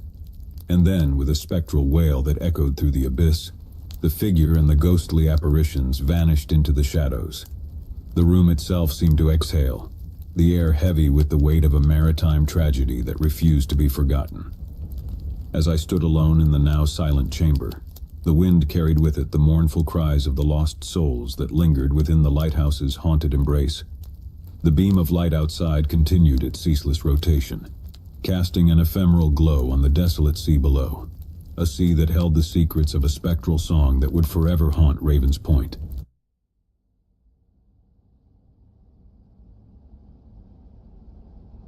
In the quiet, desolate stretches of the countryside, where the road twisted through the gnarled limbs of ancient trees, Jack and Emily found themselves in need of respite. The skies were shrouded in a heavy mist, casting in strange pallor over the landscape. The only sign of civilization was a broken-down motel that stood like a forgotten relic against the backdrop. Their car tires crunched on the gravel as they pulled into the parking lot. The motel, a single-story structure with faded neon signage, seemed to emit an unsettling hum that echoed through the night. Hesitant but weary from hours of driving, Jack and Emily exchanged uncertain glances before deciding to check in. The lobby, barely lit and smelling of old carpet, greeted them with a flickering fluorescent light. The motel manager, a man with tired eyes and a perpetual stoop, emerged from a door behind the counter. His greeting was a low, raspy mumble that sent a cold feeling down Emily's spine. The couple got their key, room number 13, a door at the far end of the desolate hallway. Each step echoed in the empty corridor, the creaking floorboards amplifying the sense of isolation. Jack tried to lighten the mood, joking about the ominous number, but Emily couldn't shake the feeling of unease. Once inside their room, the air grew colder, and the light from a flickering bedside lamp barely illuminated the worn-out furnishings. Emily pulled back the threadbare curtains, revealing a desolate landscape outside, where shadows seemed to dance among the trees. The wind whispered through the branches like distant whispers, adding to the scary atmosphere. Despite the unsettling ambience, exhaustion prevailed, and Jack and Emily decided to get some rest. The bed was lumpy and the sheets scratchy, but they hoped a good night's sleep would wash away the lingering discomfort. As the night deepened, a heavy silence enveloped the motel. Jack stirred awake, sensing a strange presence in the room. He glanced at the clock. It was 3 a.m. The room felt colder than before, and an inexplicable sense of dread settled over him. Emily, too, was awake, her eyes wide with fear. A distant sound echoed through the walls, a muffled, rhythmic thump. Jack urged her to stay in bed as he cautiously approached the door, his hand trembling as he turned the handle. The hallway was darker now, the flickering overhead light casting long shadows on the faded wallpaper. The thumping sound grew louder, guiding Jack to the room next door, room 14. The door was slightly ajar, revealing a ghastly interior. With each step, the thumping turned into a sickening squelch. Jack pushed the door open and horror seized him. The room was a macabre tableau of gore. Blood stained the walls and the air was thick with the metallic scent of death. In the center of the chaos, a figure hunched over a lifeless body, a gleaming blade in hand. The serial killer, bathed in the glow of a flickering bulb, turned to face Jack. His eyes, devoid of humanity, locked onto Jack's. A cruel smile spread across his face as he took a step forward, the squelching sound accompanying each deliberate move. Jack stumbled backward, his mind racing for an escape. Panic set in as he fumbled for the door, but the killer's cold laughter echoed through the hallway. Emily's terrified scream resonated from their room as she witnessed the horror unfolding. Desperation fueled Jack's adrenaline as he sprinted down the hallway, the killer in relentless pursuit. Room after room passed in a blur, each one a silent witness to the nightmare. As Jack reached the lobby, he spotted the manager, who now seemed more a phantom than a flesh and blood presence. "Help us," Jack gasped, but the manager merely watched, his tired eyes betraying no emotion. The killer's footsteps echoed louder, the rhythm matching the pounding of Jack's racing heart. Frantically, Jack burst through the exit door into the cold night air. The vast darkness of the countryside stretched before him, a labyrinth of shadows. He ran, driven by sheer terror, the echoes of Emily's cries haunting his every step. The killer's laughter reverberated through the night as Jack sprinted into the woods, desperate to escape the clutches of the merciless pursuer. The thumping sound continued, a grotesque symphony of horror, merging with the cries of the wind. In the blackness of the forest, Jack stumbled, his breath ragged, and his body drained of strength. He turned, expecting the killer's sinister presence, but the woods remained eerily still. It was then that the true horror unfolded. The killer was nowhere to be seen. A guttural growl echoed through the trees, and Jack froze. From the shadows emerged a grotesque creature, a nightmarish amalgamation of flesh and bone. Its eyes glowed with an unholy light, and it moved with a sickening, weird grace. The creature lunged at Jack, and the forest echoed with his agonized screams. The air filled with the stench of blood and decay as the once human figure tore into its prey. In the darkness, the nightmare unfolded, and the motel, now a distant memory, whispered its tales of terror to the wind. The night swallowed the screams, leaving only the unsettling silence of the desolate countryside, where the trees stood as silent witnesses to the horrors that unfolded beneath their ancient branches. The motel, a spectral presence against the misty backdrop, held its secrets, its rooms forever tainted by the darkness that lurked within its walls. Story 2. The night was as black as pitch when Jack and Emily pulled into the sleepy town of Ravenswood. The road leading to the motel was winding, shrouded by the thick branches of ancient trees that seemed to whisper secrets in the rustle of their leaves. Tired from hours of driving, the couple spotted a flickering neon sign in the distance. Ravenswood Motel, vacancy. The motel itself was a relic from the past, a single-story building with peeling paint and a flickering sign that hummed softly in the still night air. As they parked in the lot, Jack cast an uncertain glance at Emily. The shadows seemed to cling to the edges of the motel. Inside the lobby, the air was thick with the smell of must and stale cigarette smoke. The manager, a wiry man with sunken eyes and a perpetual stoop, greeted them with a half-hearted smile. His name tag read George. "Evening, folks, room for the night?"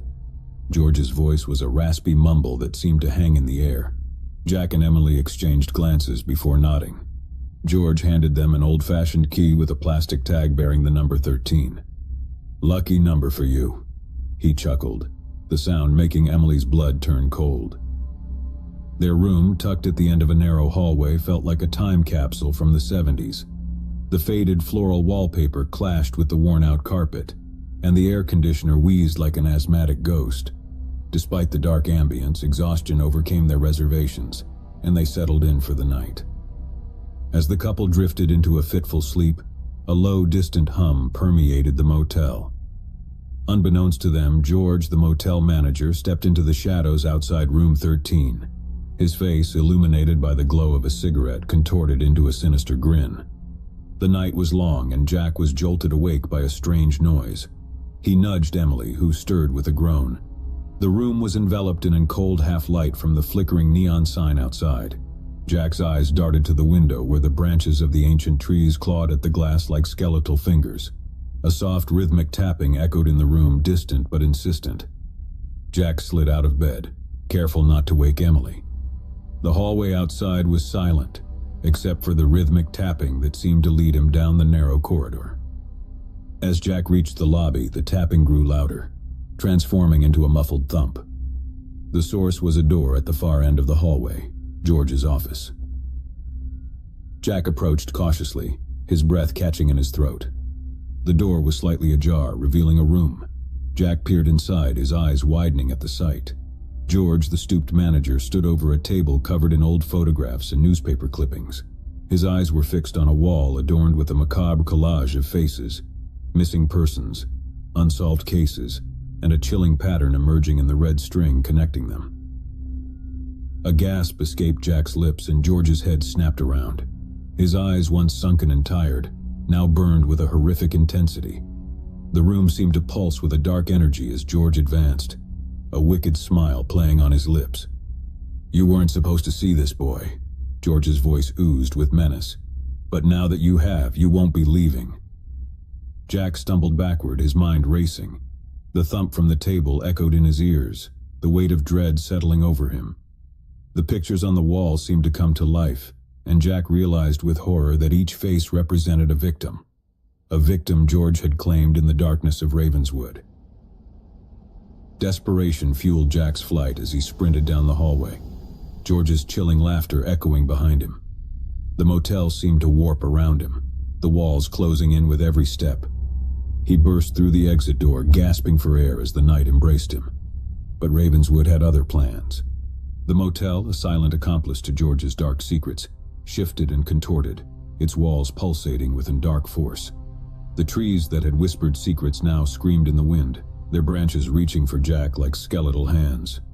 The once sleepy town revealed its true nature, a dark entity that thrived on the suffering of those who dared to uncover its secrets. Jack's screams reverberated through the night as the motel consumed him, its dark energy claiming another victim. As dawn broke, the neon sign outside the Ravenswood motel flickered in the fading darkness. Room 13 stood silent, its door ajar, a chilling reminder of the horror that had unfolded within its walls. George, the manager with the sunken eyes, returned to his office, the thump of the unsolved cases echoing in his mind. Story 3. The night stretched out like a vast expanse of obsidian as Emma's car glided into the parking lot of a desolate motel on the outskirts of town. The sign flickered hesitantly, casting a strange glow on the cracked asphalt. Weary from hours of driving, Emma decided to check in, her footsteps echoing in the quiet stillness of the night. The motel lobby, a rustic chamber adorned with faded wallpaper and an ancient ceiling fan that creaked with each rotation, felt frozen in time. The clerk behind the counter, a middle-aged man with a tired expression, greeted Emma with a monotone voice. "Room 7, miss, enjoy your stay." With the key in hand, Emma made her way down the narrow corridor, the flickering fluorescent lights casting uneven shadows on the threadbare carpet. Room 7 awaited at the far end, and as she entered, the stale air of the motel enveloped her. The walls seemed to absorb the muted sounds of the night, creating an unsettling silence that hung like a heavy curtain. The bed, draped in a faded floral bedspread, creaked under Emma's weight as she settled in. Exhaustion clung to her, and the soft hum of the air conditioner became a lullaby, coaxing her into a restless slumber. The night unfolded in an indistinct haze. A subtle shift in the air woke Emma, her eyes adjusting to the glow that seeped through the gaps in the curtains. A muffled sound, like distant whispers, echoed in the silence. Confused, Emma sat up, straining her ears to decipher the source of the haunting murmur. The whispers seemed to emanate from the room next door, a soft, rhythmic cadence that danced on the edge of comprehension. Emma dismissed it as a trick of the wind or the settling of the old building, but the unease lingered. As the whispers persisted, Emma found herself drawn to the connecting door between the rooms. A soft glow outlined the frame, and a chill crawled up her neck as she pressed her ear against the wood. The voices were no longer whispers. They had morphed into distinct murmurs, an unintelligible symphony that tugged at the edges of her sanity. An odd compulsion seized Emma. She turned the handle slowly, the door creaking open to reveal the room next door. It mirrored hers, the same faded decor, the same worn-out furnishings, but the whispers were louder, more insistent, as if the very walls harbored secrets eager to be heard. In the center of the room, a single flickering candle cast dancing shadows on the walls. The source of the whispers became apparent, a circle of old, weathered dolls arranged on the bed. Their glass eyes seemed to follow Emma, their painted smiles frozen in a sinister expression. As she approached, the whispers intensified, the voices intertwining like serpentine threads. The dolls, each one with a different dress and a hauntingly unique face, became animated in Emma's perception. She recoiled as if the dolls themselves were whispering secrets that transcended the limits of human understanding. "Join us," the whispers beckoned, a chorus of ethereal voices that reverberated through the room. Emma, caught in a trance, hesitated. The dolls seemed to beckon her into their spectral circle, their small hands reaching out in an otherworldly invitation. The air thickened with an unseen force as Emma's consciousness teetered on the precipice of a reality she couldn't comprehend. Suddenly the room plunged into darkness. The candle extinguished, leaving Emma in a void of blackness. The whispers escalated, now echoing in her mind, weaving through her thoughts like an insidious parasite. Panic set in, and Emma fumbled for the door, desperate to escape the oppressive darkness. The motel corridor greeted her with its flickering lights, but something had changed. The walls seemed to breathe, pulsating with an unseen energy. The whispers, now a cacophony of torment, echoed in every corner, chasing Emma as she stumbled down the narrow hallway. As she reached the lobby, the once tired clerk turned to her with hollow eyes. "There is no escape, Emma. You belong to us now." The lobby morphed into a different realm, a nightmarish dreamscape where the air was thick with the echoes of lost souls. Emma's screams merged with the chorus of the damned as the motel devoured her, its walls becoming a prison of eternal torment. Story 4. The rain hammered against the windshield of Adam's car as he pulled into the parking lot of an old roadside motel. The neon sign, flickering in the storm, cast an creepy glow on the cracked asphalt. Exhausted from the long drive and eager to escape the relentless rain, Adam decided to check in. The motel lobby, an old room with peeling wallpaper and a lingering scent of mildew, greeted him as he entered. Behind the reception desk stood a disheveled man with sunken eyes, his gaze void of warmth. "Room 12, the man mumbled, sliding a tarnished key across the counter. Adam nodded his thanks and followed the flickering overhead lights down a narrow corridor. The carpet underfoot seemed to absorb the sound of his footsteps, creating an unsettling silence. Room 12 awaited him at the end of the hall, its door slightly ajar as if beckoning him inside. Upon entering, Adam was greeted by a stale odor that clung to the air. The room, barely lit by a single flickering bulb, mirrored the motel's overall dilapidation. The bedspread bore the scars of countless stains, and the curtains hung limp, their fabric yellowed with age. Despite the uninviting ambience, Adam unpacked his bags and settled in. The rhythmic drumming of the rain on the roof provided a soothing backdrop as he drifted into a fitful sleep. Sometime in the middle of the night, Adam awoke to a peculiar sound. It was a soft, rhythmic thumping, as if someone were knocking on the wall. He sat up, listening intently. The noise seemed to be coming from the room next door, room 11. Curiosity overcoming him, Adam approached the connecting door. The thumping persisted, accompanied by a muffled sound that resembled distant cries. He pressed his ear to the door, straining to make out the source of the disturbing commotion. As he listened, the thumping morphed into a sickening squelch, and the cries grew more desperate. Cold sweat formed on Adam's brow as a realization struck him. Something horrifying was happening on the other side of that door. A wave of apprehension washed over him as he hesitated, debating whether to investigate or seek help. The cries became more anguished, and Adam's moral compass compelled him to act. With trembling hands, he turned the handle, the door creaking open to reveal room 11. The sight that greeted him was a tableau of unspeakable horror. The room had a lamps, no light, and in the center a figure hunched over another, their back to the door. The air was thick with the metallic stench of blood, and Adam's breath caught in his throat as he registered the gruesome scene. The figure, clad in tattered clothing, seemed oblivious to Adam's presence. In its hands it clutched a bloodied object, the source of the sickening squelch that echoed through the room. The victim lay sprawled on the bed, their face frozen in an expression of agony, a crimson pool expanding beneath them. A primal fear seized Adam as he stumbled backward, the door swinging shut with a soft click. Panic surged through him and he fumbled for his phone, desperate to call for help. But the realization dawned on him. The signal was lost in the remote location of the motel. He stood in the hallway, caught in a paralyzing indecision. The thumping resumed, now accompanied by a low, guttural growl that freaked Adam out. The dark presence on the other side of the door seemed to sense his presence, and the thumping quickened, merging with the haunting growl. Adam took a step back, his mind racing for an escape. He glanced around, searching for any means to alert someone, to bring an end to the nightmare unfolding in room 11. As he scanned the hallway, his eyes landed on the motel manager, the disheveled man from the lobby standing at the far end. Their eyes locked, and the manager's expression remained stoic, void of any empathy or concern. In that moment, Adam understood. The manager was complicit, if not the orchestrator, of the gruesome scene unfolding in the motel.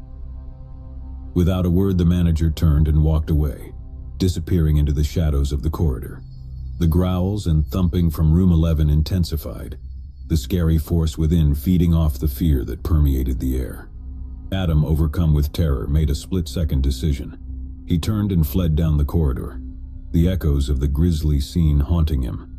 The motel seemed to conspire against him, the flickering lights and peeling wallpaper closing in like the walls of a sinister labyrinth. The storm outside raged on, its fury drowning out the echoes of the horror within the motel. Adam's desperate footsteps echoed in the night as he sprinted toward the exit, the neon sign flickering in a cruel dance with the storm. As he burst into the rain-soaked night, Adam dared not look back. The motel, now a macabre monument to the unspeakable, stood silent against the tempest. The rain washed away the traces of the gruesome tale, but the horrors of room 11 lingered, an indelible stain on the desolate landscape. The storm swallowed Adam's cries, leaving only the distant howl of the wind. The motel, shrouded in darkness, held its secrets, and the remote stretch of road bore witness to the unspeakable darkness that lurked within its walls. The night, now a canvas painted with terror, awaited the next unsuspecting soul to succumb to the grisly fate that awaited within the confines of room 11. In the heart of the city, where towering buildings cast long shadows and neon lights flickered against the cold November sky, Black Friday unfolded like an annual ritual. People flocked to the sprawling mall, drawn by the promise of jaw-dropping discounts and once-in-a-lifetime deals. The atmosphere crackled with excitement as shoppers hurriedly lined up outside stores, eager to seize the best bargains before they vanished like whispers in the wind. Among the throng of bargain hunters, Sarah, a young college student, was brimming with enthusiasm. Clutching her shopping list and navigating through the pulsating crowd, she darted from store to store, her eyes gleaming with anticipation. But amidst the chaos, a sense of unease settled in the pit of her stomach, a subtle prickling sensation that refused to fade. As dusk descended, casting a scary glow through the mall's glass facades, Sarah noticed a figure that seemed out of place. A man clad in a dark hoodie, his features obscured by shadows. He moved with an unsettling sense of purpose, weaving through the bustling masses like a specter drifting through a fog. Sarah brushed off her apprehension, attributing it to the frenzied atmosphere of the shopping extravaganza. The mall's interior buzzed with excitement, the air thick with the scent of coffee mingled with the faint aroma of new merchandise. The incessant chatter of excited shoppers echoed against the walls, punctuated by the occasional shrill laughter. Sarah found herself drawn into the whirlwind of consumerism, her initial discomfort fading into the background as she succumbed to the allure of the sales. As the night deepened, the throngs of shoppers dwindled, leaving behind a quieter, almost dark ambience. Stores began to close their shutters, signaling the end of the frenetic shopping spree. Sarah, laden with bags and weary from the day's excitement, decided to head for the exit. A sudden shiver raced down her back as she realized she was being followed. A faint rustling of footsteps, barely audible over the hum of distant voices. Glancing back, she caught a glimpse of the hooded figure from earlier, his shadowy form looming closer. Panic surged within her, and she quickened her pace, her heart pounding in her chest. The mall, once bustling with life, now seemed hauntingly desolate. The flickering lights cast elongated shadows that danced along the empty corridors, amplifying Sarah's growing sense of dread. She veered down narrow alleys and deserted passages, desperate to shake off her pursuer. But the hooded figure persisted, a menacing silhouette in the darkness. With every step, Sarah's fear intensified. Her breaths came in ragged gasps, and her pulse thundered in her ears. Her mind raced, conjuring terrifying scenarios, each more gruesome than the last. She stumbled and glanced over her shoulder, her eyes widening in horror as the hooded figure closed the distance between them. In a last-ditch attempt to escape, Sarah dashed towards the emergency exit, her trembling hands fumbling with the latch. The door swung open with a creak, and she burst into the cool night air, her lungs heaving with exertion. She sprinted across the empty parking lot, her feet pounding against the asphalt. but the sound of pursuit echoed behind her. A blood-curdling scream tore through the silence as Sarah felt a vice-like grip seize her shoulder.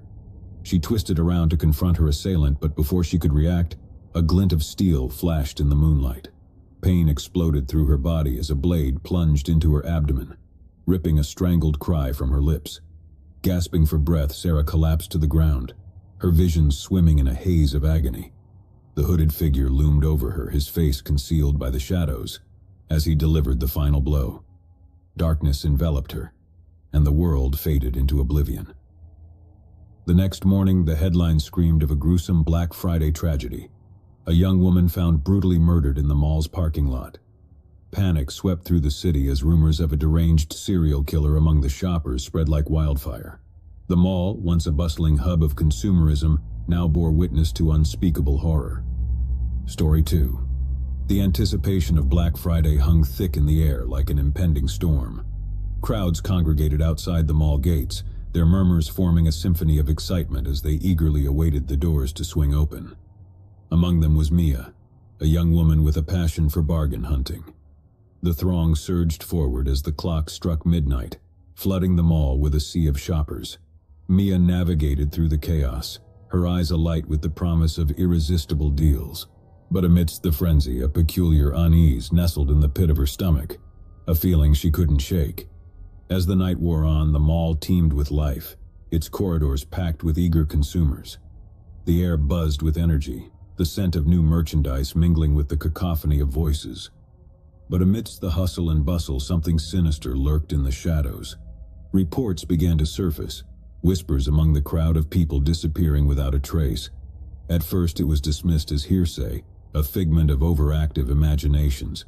But as the night deepened, the disappearances became undeniable. Shoppers vanished into thin air, leaving behind empty spaces in the crowded aisles. Mia noticed the disconcerting absence of familiar faces. Friends she had seen moments ago had vanished without a trace. Panic flickered in her chest, but she brushed it off as paranoia, focusing on navigating through the swarming masses. In the midst of the chaos, a soul-chilling sight caught her eye. A man stood at the far end of an empty corridor, his silhouette obscured by the weird lighting. He watched, unmoving, his gaze fixed on the shoppers. His presence sent a cold feeling down Mia's back, but when she blinked, he was gone. Fear gnawed at her insides, but when Mia tried to alert others, she was met with incredulous stares or dismissive shrugs. No one believed her, not even her boyfriend Alex, who brushed off her concerns as Black Friday hysteria. As the night dragged on, the mall grew quiet. The once bustling corridors now echoed with hollow emptiness. Stores that had teemed with shoppers were now deserted, their shelves abandoned, goods forgotten in the haste of vanishing customers. Mia's unease intensified, her steps faltering as she wandered through the desolate passages. She felt watched, followed by an unseen presence that slithered just beyond her line of sight. She called out for Alex, but her voice echoed into an abyss of silence. A chilling realization struck when she stumbled upon a small enclave tucked away in a remote corner of the mall. There, amidst discarded shopping bags and forgotten goods, lay a trail of personal belongings. Phones, purses, jackets, all abandoned as if their owners had evaporated into the night. Panic surged through Mia's veins as she retraced her steps, her heart racing in terror. The once familiar maze of the mall now felt like a labyrinth of dread. Shadows danced at the corners of her vision, whispering of an impending doom. Frantic, she rushed towards the exit, praying for an escape from this nightmare. But as she reached the door, a bone-chilling silence enveloped her. The world seemed to freeze as she turned around, and standing before her was the man she had seen earlier, his presence suffocating. Before Mia could react, a vortex of darkness consumed her. Her screams echoed through the empty halls as she vanished into the abyss, leaving behind only a haunting emptiness. The following day, the mall remained deserted, a ghostly monument to the inexplicable events of that Black Friday night. No trace of the missing shoppers was ever found. Rumors circulated, tales of a malevolent force lurking within the mall's walls, a sinister entity preying on the frenzied crowds. And as time passed, the mall was sealed off. Story 3. Amidst the annual frenzy of Black Friday, the bustling shopping center became a maze of fluorescent lights and echoing chatter. Among the throng of eager shoppers was Emma, a young woman eagerly browsing the sales, her heart racing with anticipation for the best deals of the year. As she weaved through the crowded aisles, Emma couldn't shake off an uneasy feeling prickling the back of her neck. The relentless bustle seemed suffocating, and a sense of foreboding settled within her. She brushed it off as pre-shopping jitters, attributing it to the frenetic atmosphere of the day. Yet as the hours passed, her unease deepened. Each time she glanced over her shoulder, a fleeting shadow seemed to dart behind racks of clothes or vanish into the crowd. She attributed it to tiredness, the disorienting buzz of the packed mall, dismissing her paranoia as mere figments of a fatigued mind. As she waited in the long queues at various stores, Emma caught glimpses of the same individuals nearby. An elderly man with piercing eyes, a young woman in a red coat, and a figure obscured by a hood. Their presence seemed unnervingly persistent, and their gazes felt intrusive, burning into her soul. Attempting to shake off her growing anxiety, Emma hurriedly continued her shopping spree. But as she navigated the labyrinthine paths of the shopping center, the feeling of being watched intensified. Whispers of voices that seemed too close yet too far echoed around her, instilling a profound sense of dread. Despite her efforts to rationalize, Emma's heartbeat quickened with each step, a relentless drumming in her chest. Her mind played tricks on her, conjuring shadows that slithered at the edges of her vision. She found herself glancing over her shoulder incessantly, catching fleeting glimpses of figures that seemed to vanish into thin air. Eventually, Emma sought solace in the restroom, hoping a moment of respite might quell her escalating fear. The restroom was empty, the fluorescent lights casting harsh shadows across the tiled floor. She splashed water on her face, attempting to regain composure, but a movement in the mirror caught her attention.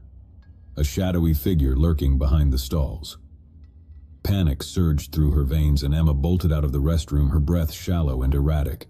She felt a cold sweat trickling down her neck as she raced through the maze of corridors, seeking an exit from this suffocating nightmare. The world seemed to close in around her as she darted between aisles, desperate to escape the relentless feeling of being hunted. She tried to call her boyfriend, but the network was inexplicably jammed. No one responded to her frantic cries for help as the mall's usual buzz dissolved into an horrific silence. Determination to escape consumed her, but no matter which direction she turned, she found herself back in the same junction of corridors. The figures she had glimpsed earlier appeared and vanished like phantoms, their faces obscured, yet their eyes bore into her soul. With trembling hands and a racing heart, Emma stumbled upon a service door. Hope surged within her, but as she reached for the handle, the lights flickered, and a haunting silence descended. She turned, and there, looming in the dark corridor, stood the silhouettes of the figures, their eyes gleaming with an unsettling hunger. Frozen in terror, Emma felt a hand grasp her shoulder. A cold, clammy touch that made her blood freeze. She turned to face her assailant, only to be met with an abyss of darkness engulfing her. The last thing Emma felt was a suffocating embrace of shadows before she vanished into the abyss, leaving behind only a haunting emptiness. Story 4. The countdown to Black Friday had begun, and the anticipation hung thick in the air. Shoppers eagerly planned their strategies for snagging the best deals, and stores were adorned with enticing banners proclaiming massive discounts. Among the throngs of excited shoppers was Max, a young man with an insatiable hunger for bargains. He had mapped out his route through the shopping center, determined to make the most of the sales and emerge victorious. As the clock struck midnight, the doors of the mall flung open and a surge of eager consumers flooded in. Max plunged into the chaos, darting from store to store, his eyes scanning for the best deals. But amidst the hustle and bustle, a sense of unease crept over him. The crowded corridors felt suffocating, and the continuous hum of chatter seemed almost deafening. Max pushed the feeling aside, attributing it to the frenzied atmosphere of Black Friday. As the night progressed, the shopping center thrived with life. The aisles teemed with enthusiastic shoppers, their arms laden with discounted goods. But amidst the excitement, Max noticed something unsettling. A peculiar figure lurking among the crowd, its features obscured by a hood. The figure appeared intermittently, always at the edge of Max's vision. He tried to dismiss it as a trick of the bustling crowd, but a prickling sensation at the back of his neck refused to fade. He attempted to alert a security guard, but the figure vanished whenever Max sought assistance. Dismissed as a paranoid shopper in the midst of the Black Friday chaos, Max's concerns were met with indifferent shrugs and impatient glances. As the hours ticked by, the once exhilarating atmosphere grew oppressive. Max's movements became frantic, his eyes darting around, trying to catch another glimpse of the mysterious figure. The persistent feeling of being watched made him freeze up. In his haste to escape the perceived stalker, Max found himself lost in the labyrinthine corridors of the mall. The deafening noise of excited shoppers had given way to a sinister silence, broken only by the faint echo of his own footsteps. Desperation clawed at him as he frantically searched for an exit. The deserted passageways seemed to stretch endlessly, and the disorienting maze left him feeling trapped. He tried calling for help, but his voice echoed into a void of emptiness. A sense of impending doom loomed over Max as he stumbled upon a small corridor, its flickering lights casting unsettling shadows. There, standing at the far end, was the hooded figure. It remained motionless, its presence chilling Max to the bone. Heart-pounding, Max cautiously approached, his voice trembling as he demanded answers. But as he drew closer, the figure turned, revealing a haunting emptiness where its face should have been. A featureless void that sent a surge of terror through Max's veins. Before he could react, darkness enveloped him, swallowing him whole. The last thing he felt was an icy grip wrapping around him, pulling him into an abyss of nothingness. In the heart of Elmwood, a quiet suburban neighborhood nestled between towering elms, stood a house frozen in time. Its weathered facade loomed ominously over the street, shrouded in tales of a sinister past. The Jenkins house, as it was known, had remained uninhabited for decades, casting a dark presence over curious locals. Rumors swirled like autumn leaves about the Jenkins family, who had mysteriously vanished one stormy night, leaving behind a sinister legacy. Many claimed the house was cursed, plagued by restless spirits seeking vengeance for past wrongs. Others dismissed it as mere superstition, a cautionary tale told to keep children away from its decaying porch. However, when the Jacobs family moved into the neighborhood, they saw opportunity in the old Jenkins house.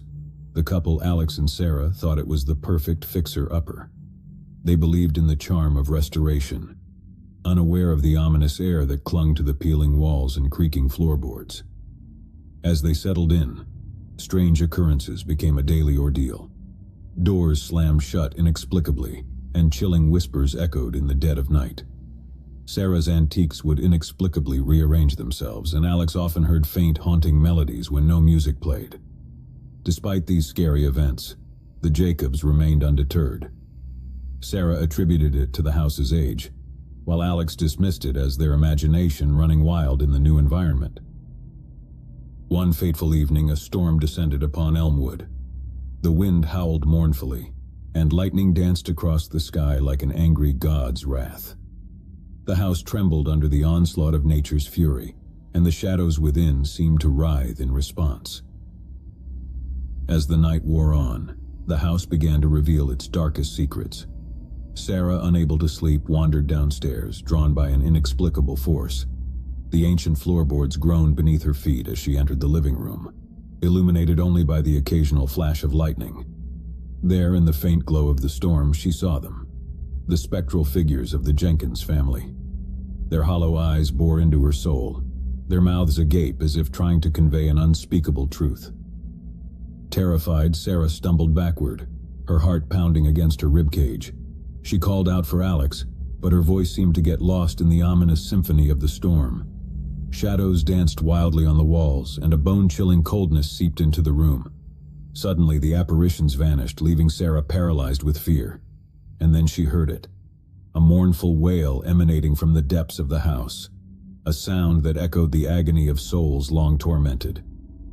In a panic, Sarah raced upstairs to find Alex, but the house seemed to twist and turn, its corridors morphing into a labyrinth of terror. She couldn't recognize her surroundings. The walls seemed to breathe, the air thick with malevolence. Finally, she reached their bedroom, but Alex was nowhere to be found.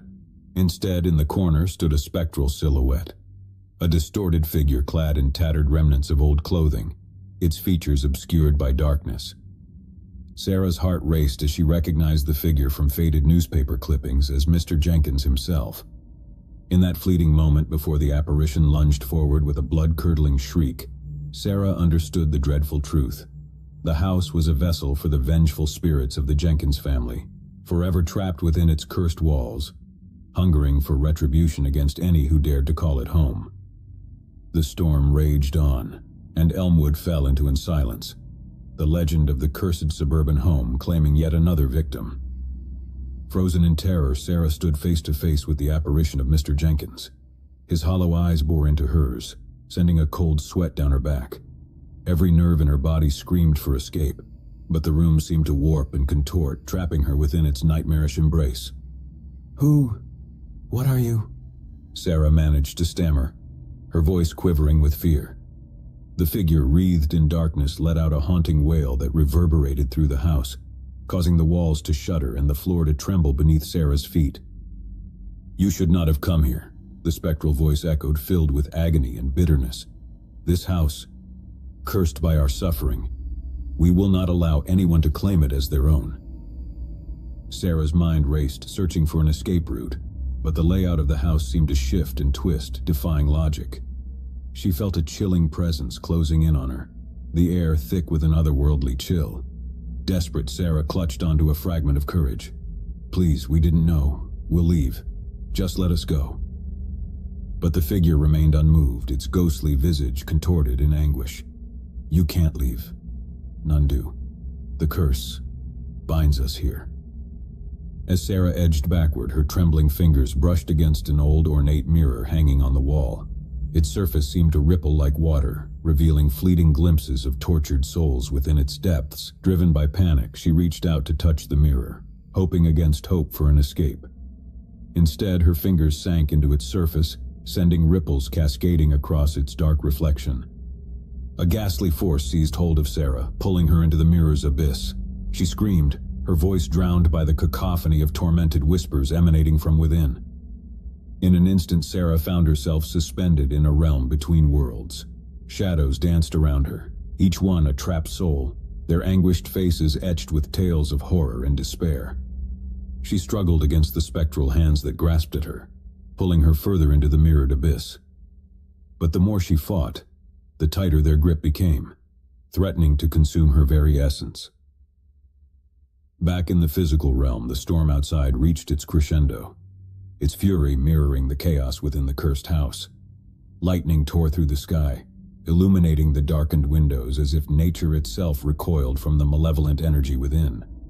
Neighbors peered out from behind curtains, sensing an inexplicable disturbance, but fear rooted them to their homes. The haunting cries and unearthly wails that emanated from the Jenkins house, warning them to stay away. Inside the house, the spectral presence tightened its hold on Sarah, dragging her deeper into the mirror's twisted reality. She felt herself slipping away, consumed by the darkness closing in around her. Then, in one final burst of terror, Sarah vanished into the depths of the mirror, her anguished cries fading into the night. The storm gradually subsided, leaving Elmwood shrouded in an unsettling calm. The Jenkins house stood in silence once more, its cursed legacy claiming yet another victim, condemning Sarah to an eternity trapped within its malevolent embrace.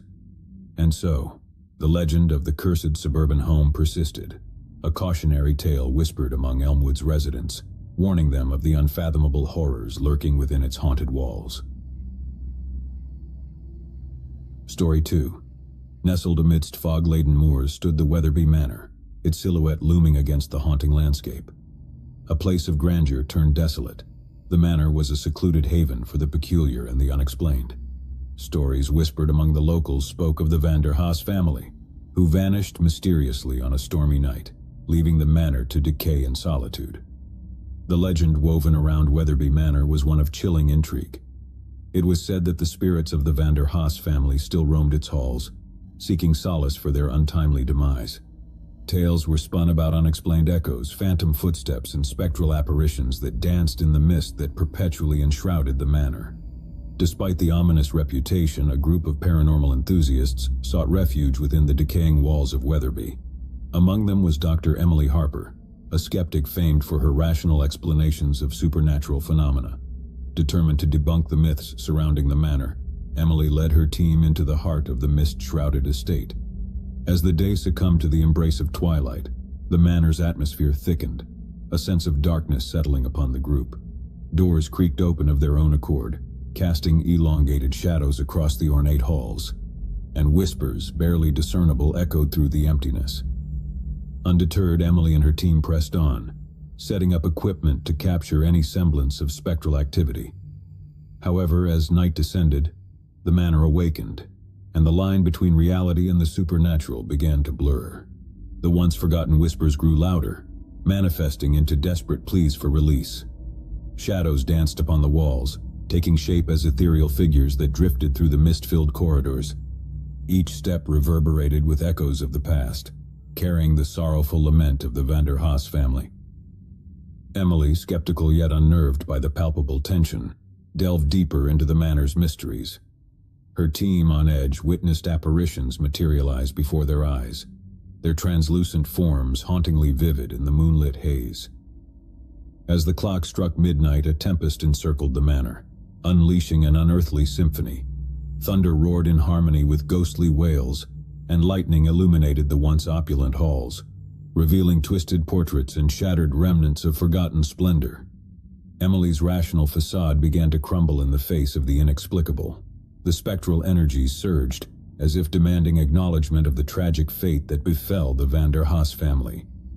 In the heart of Weatherby Manor, Emily stumbled upon an ancient journal, its pages yellowed with age. The fading ink unveiled the family's plight, a tale of betrayal and unresolved anguish. Desperate for closure, the spirits yearned for the truth to be revealed. A chilling realization dawned upon Emily.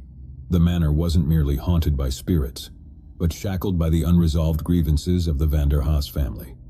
Determined to grant them peace, Emily uncovered the hidden truth buried within the journal's pages. With trembling hands, she unveiled the long-buried secret, speaking the words that echoed across the ethereal realm.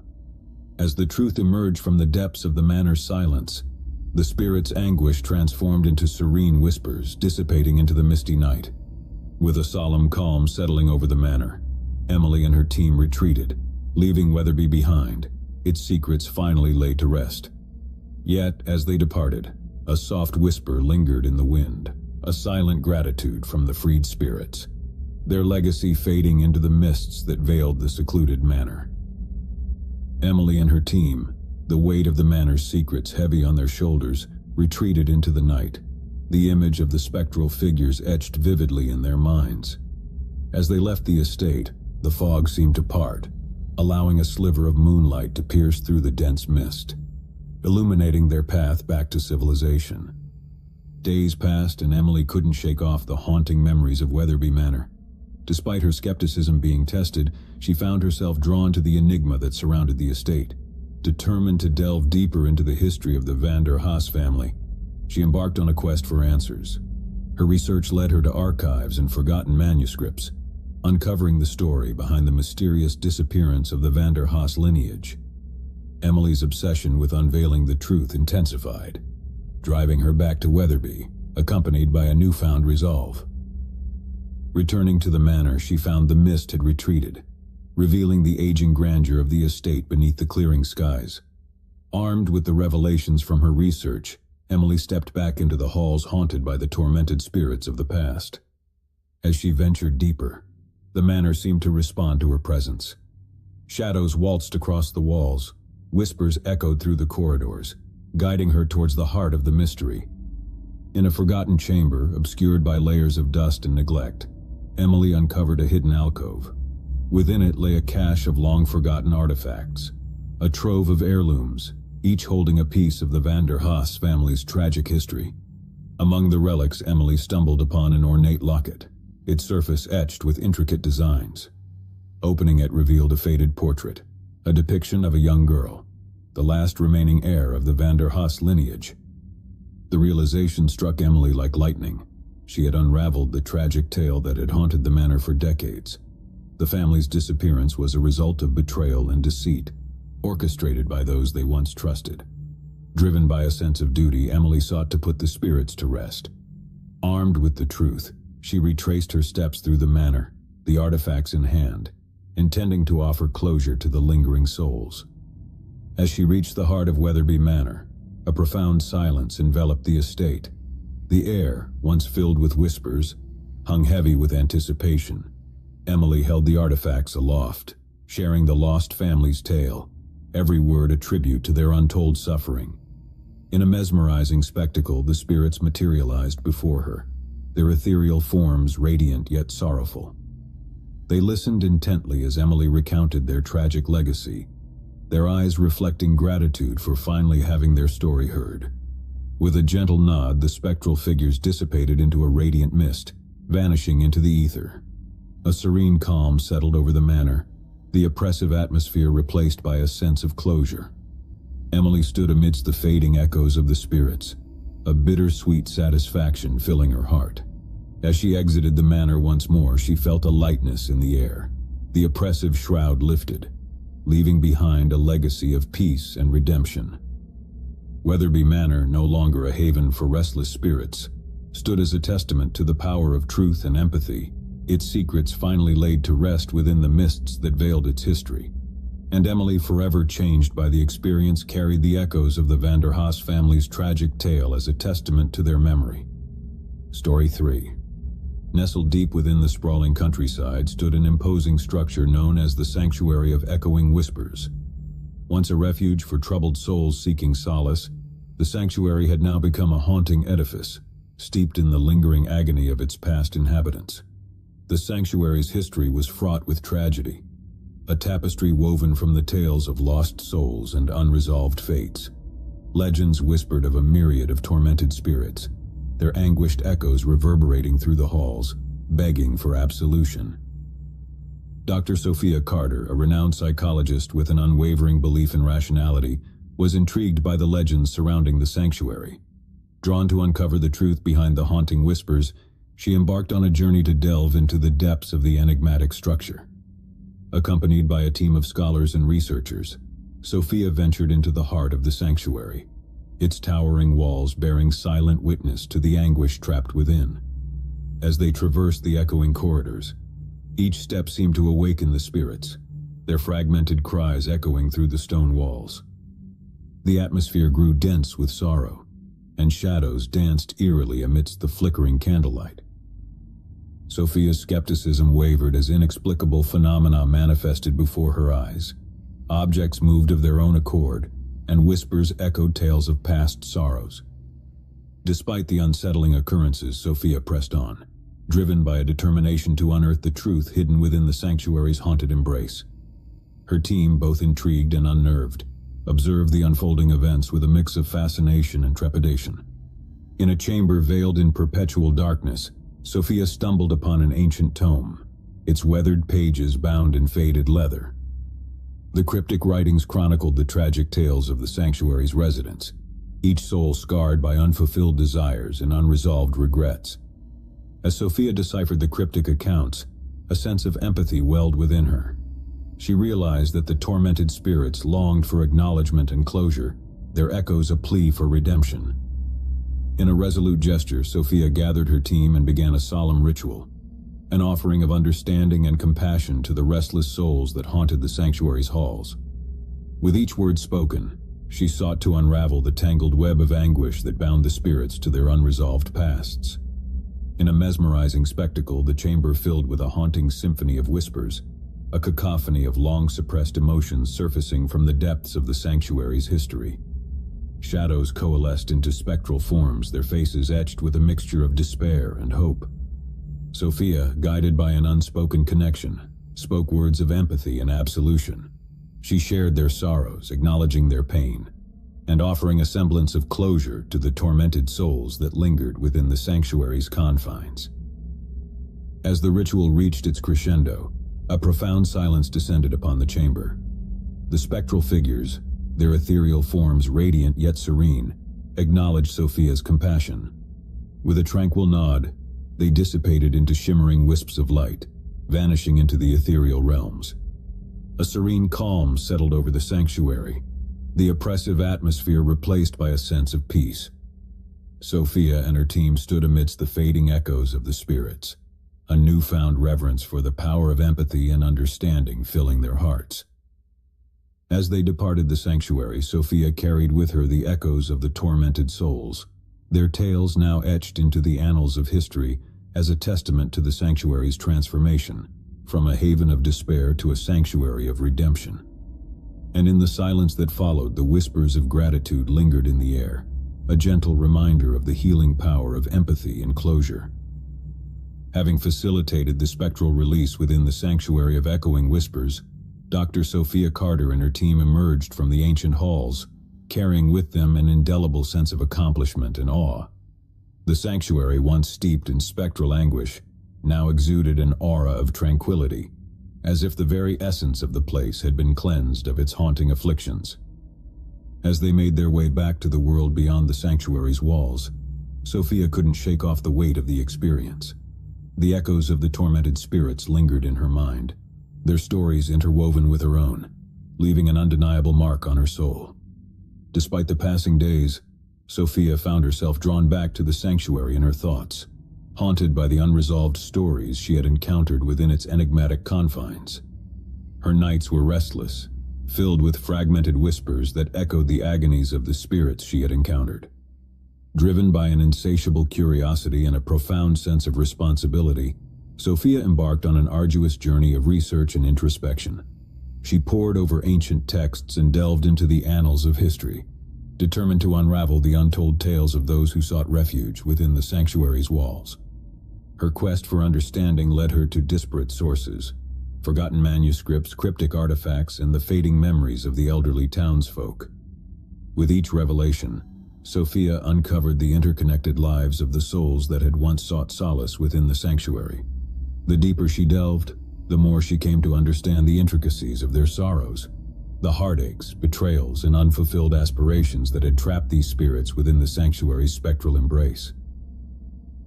Driven by empathy and a sense of duty, Sophia sought to memorialize the stories of the sanctuary's former inhabitants. She meticulously documented their lives, weaving together the fragmented echoes of the past into a tapestry of empathy and remembrance.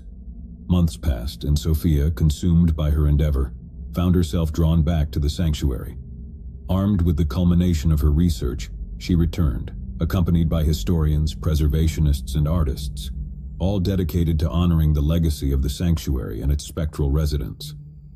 Together they breathed new life into the old halls, transforming them into a living memorial, a sanctuary museum that recounted the tales of the past inhabitants. The walls bore witness to the lives once lived, adorned with artifacts and exhibits that chronicled the experiences of the tormented souls. As the museum took shape, visitors from far and wide were drawn to the sanctuary. They walked its hallowed halls, immersed themselves in the narratives of those who had found solace within its walls, and learned the importance of empathy and understanding in the face of profound suffering. Sophia, standing amidst the sanctuary-turned-museum, felt a sense of closure. The whispers that had once haunted her nights now resonated as poignant echoes of remembrance and appreciation. The spirits, no longer trapped in a realm of anguish, seemed to hover in the periphery, their presence a silent testament to the transformative power of empathy.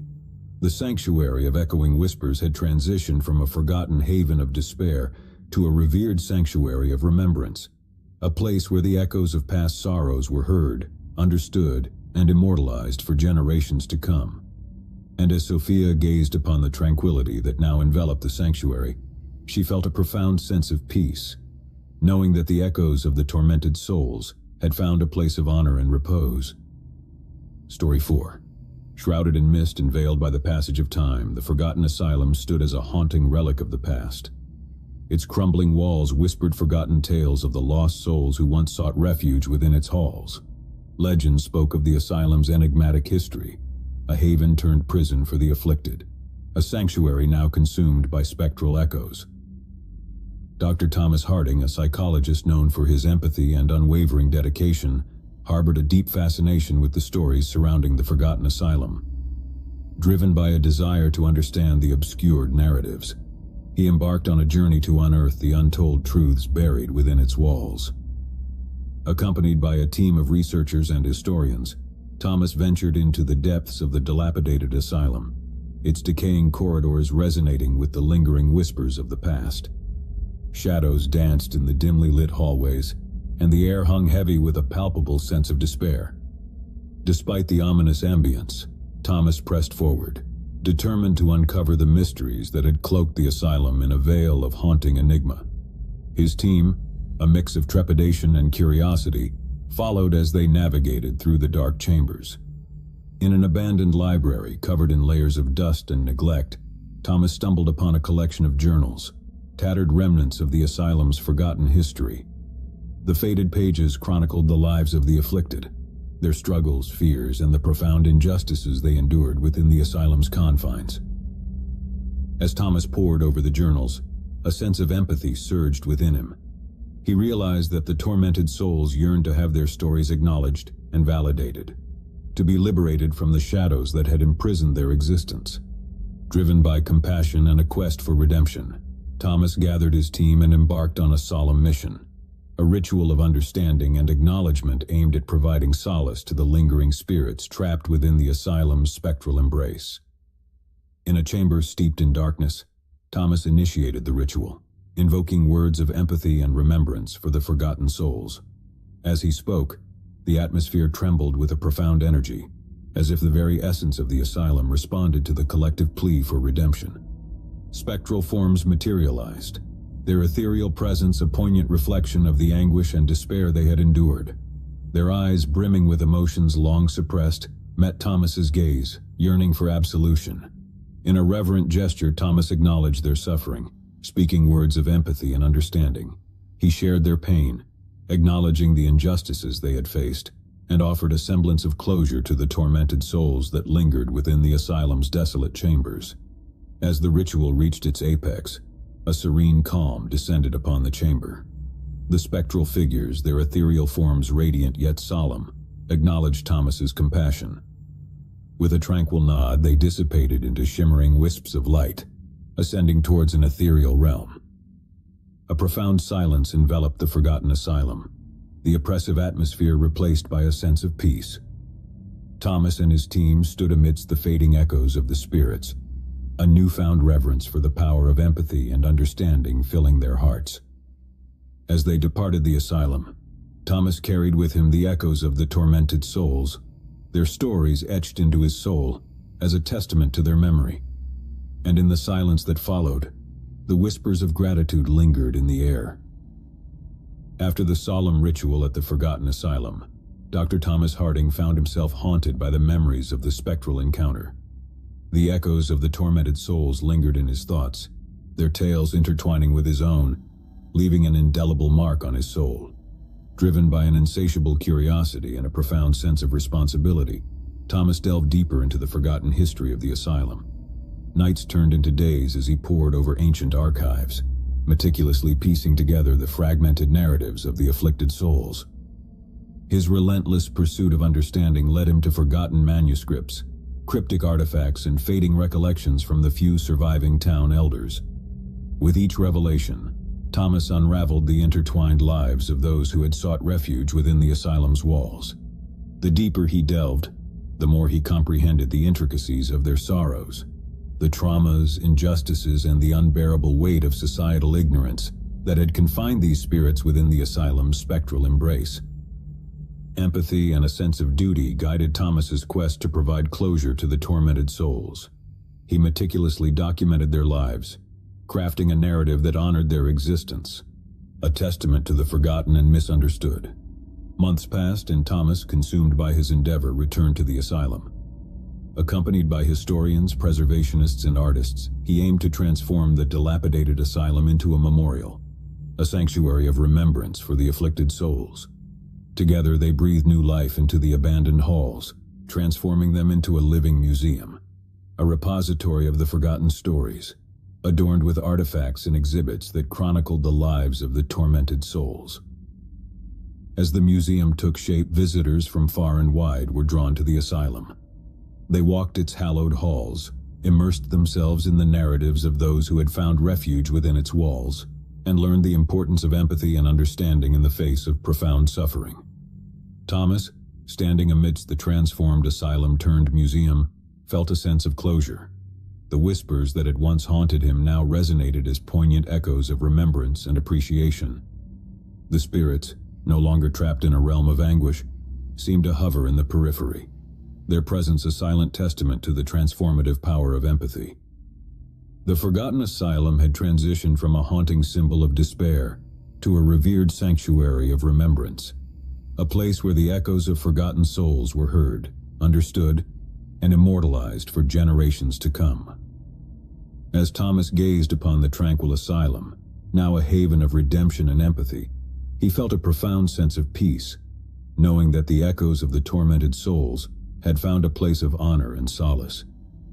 And in the serenity that followed, the whispers of gratitude lingered in the air, a gentle reminder of the healing power of empathy and remembrance. Hello everyone. Just wanted to say how thrilled and deeply grateful to each of you for being a part of our journey. Your unwavering support and enthusiasm have propelled our community to nearly 400 subscribers, and I couldn't be more thankful. Thank you for believing in this channel, sharing your thoughts, and being the incredible individuals you are. On that note, let's get into the stories. Story 1. In a small, picturesque town nestled amid verdant landscapes, a peculiar urban legend shrouded the tale of Dr. Jacob Fairchild. Decades ago, Dr. Fairchild, a respected physician and scientist, was renowned for his radical theories in regenerative medicine and life extension. His controversial research delved into the realms of cellular regeneration and biological resurrection. As the town's folkloric tales would have it, Dr. Fairchild's ambitious pursuits led to secretive experiments in his secluded mansion on the outskirts of town. Stories whispered of peculiar lights emanating from the mansion at odd hours, unsettling rumors of disquieting screams echoing through the night, and sightings of shadowy figures roaming the property. Emily Carter, an inquisitive journalist with a penchant for uncovering the truth behind local legends, found herself entangled in the enigma of Dr. Fairchild's legacy. Her journalistic instincts piqued by the macabre tales, she delved into the archives, unearthing faded newspaper clippings and scattered testimonials that chronicled Dr. Fairchild's mysterious disappearance. The more Emily investigated, the deeper she delved into the physician's unorthodox theories. His belief in the possibility of regenerating life beyond its natural course became the cornerstone of his research, an ambition that led to his eventual fall from grace and disappearance under suspicious circumstances. Driven by an insatiable curiosity, Emily sought to demystify the legend and uncover the truth behind Dr. Fairchild's experiments. She traversed the town, piecing together fragmented accounts from elderly residents and stumbling upon hidden journals and discarded lab notes that hinted at the scientist's radical pursuits. Armed with compelling evidence and a thirst for the truth, Emily journeyed to the outskirts of town, where Dr. Fairchild's secluded mansion stood, an imposing structure shrouded in overgrown foliage and mystic silence. As she approached the decaying mansion, a disquiet sense of unease settled upon her. The dilapidated facade exuded an air of desolation, its shattered windows and weathered doors a testament to the passage of time. The overgrown garden rustled with whispers of forgotten secrets, and a sense of being watched by unseen eyes lingered in the air. Undeterred by the ominous ambience, Emily ventured into the decaying mansion, guided by flickering rays of sunlight that filtered through the broken windows. The interior lay in disarray, a dilapidated laboratory adorned with arcane contraptions, vials of murky liquids, and discarded scientific apparatuses. As Emily explored the forsaken laboratory, she unearthed traces of Dr. Fairchild's ambitious experiments, esoteric journals and scattered notations detailing his relentless pursuit of defying mortality and resurrecting life from the brink of death. Her investigation led her deeper into the mansion's depths, where she stumbled upon a concealed chamber, veiled in shadows and obscured by a sense of unease. The chamber, adorned with strange symbols and archaic diagrams, harbored a scary energy. In the heart of the chamber lay an ominous contraption, a colossal apparatus surrounded by intricately designed machinery and a mystic hum that reverberated through the air. At its center, an ominous pedestal housed an ancient-looking book, adorned with cryptic writings and faded illustrations.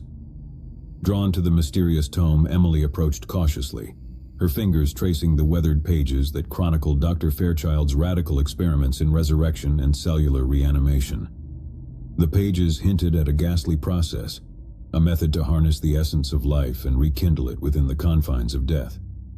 As she perused the ominous pages, a sudden surge of dark energy engulfed the chamber. Shadows coalesced, twisting and contorting into sinister shapes that danced across the walls, a haunting manifestation that seemed to echo the forbidden experiments once conducted within the mansion's walls. In a heart-stopping revelation, Emily sensed a presence, a spectral echo that emanated from the unearthly apparatus. The ghostly remnants of Dr. Fairchild's relentless pursuit lingered within the chamber, an ethereal essence bound by an insatiable thirst for knowledge and the dark secrets of resurrection. In a horrifying crescendo, the spectral presence surged forth, a maelstrom of unearthly energies that enveloped Emily in a suffocating grip. She recoiled in terror, realizing the sinister truth. The mansion harbored remnants of an unholy experiment gone awry, an eerie echo of Dr. Fairchild's ambitious but macabre pursuits. With a blood-curdling scream, Emily was ensnared within the spectral vortex, a fate sealed by the unnerving echoes of resurrection, condemning her to an eternal dance amidst the shadows of Dr. Fairchild's relentless experimentations. As the night settled over the desolate mansion, a stillness pervaded the atmosphere. Emily Carter's disappearance became yet another unsolved mystery, a harrowing testament to the dangerous pursuit of forbidden knowledge and the perils that lurked within the unexplored realms of the unknown. Story 2. In the heart of an old town, nestled amidst rolling hills and lush forests, lay a weathered cemetery known as Oakwood Rest. Among the rows of faded tombstones stood one solitary monument that captured the town's dark lore, a tombstone marked by the name Edgar Hawthorne. Edgar's grave bore the weight of a dark legend that echoed through generations. Tales spoke of Edgar as a recluse, an eccentric man of mystery who lived on the outskirts of town. His enigmatic life ended in tragedy, leading to a local belief that his restless spirit haunted the cemetery. The tombstone stood weather-beaten, its engravings faded by time. Locals recounted spine-chilling anecdotes of whispers heard around the grave, flickering lights at twilight, and an inexplicable sense of being watched by unseen eyes. Alicia Richards, a young investigative journalist with an intrigue for local legends, stumbled upon the curious lore of Edgar Hawthorne's tombstone. Driven by her passion for uncovering truth amidst folklore, she set out to unravel the mysteries shrouding Oakwood Rest. Researching archives and interviewing elderly residents, Alicia pieced together the fragments of Edgar's life, a once prominent figure in the town, known for his reclusive nature and fascination with the occult. With each revelation, the lines between fact and legend blurred. Some accounts painted Edgar as an enigmatic but misunderstood figure, while others perpetuated the belief in his haunting presence. Alicia's pursuit led her to the cemetery, determined to uncover the truth behind the mysterious tombstone. As she ventured through Oakwood Rest, a haunting ambience enveloped her. The rustling leaves, the creaking of old trees, and the distant howls of nocturnal creatures set an uncanny backdrop for her investigation. The tombstone loomed ahead, weathered but undeniably imposing. Alicia meticulously examined the inscription, tracing the faded letters etched into the stone. A gust of wind whispered through the trees, causing the hair on her neck to stand on end. The tombstone remained silent, seemingly void of any spectral presence. As night fell and shadows stretched across the cemetery, Alicia felt an unsettling chill. Her flashlight flickered, casting elongated shadows that danced among the gravestones. A sensation of being watched lingered, and a faint voice seemed to whisper on the wind, sending shivers down her spine. Intent on unraveling the truth, Alicia lingered by the tombstone, her determination clouded by a sense of worry. Suddenly, a strange sensation gripped her, and the ground beneath her feet quivered. A low, guttural sound emanated from the earth, a sinister vibration that resonated through the cemetery. Alicia stumbled back, her heart racing, as the ground near Edgar Hawthorne's tombstone began to crack and split open. In a horrifying turn of events, skeletal fingers emerged from the earth, clawing their way into the moonlit night.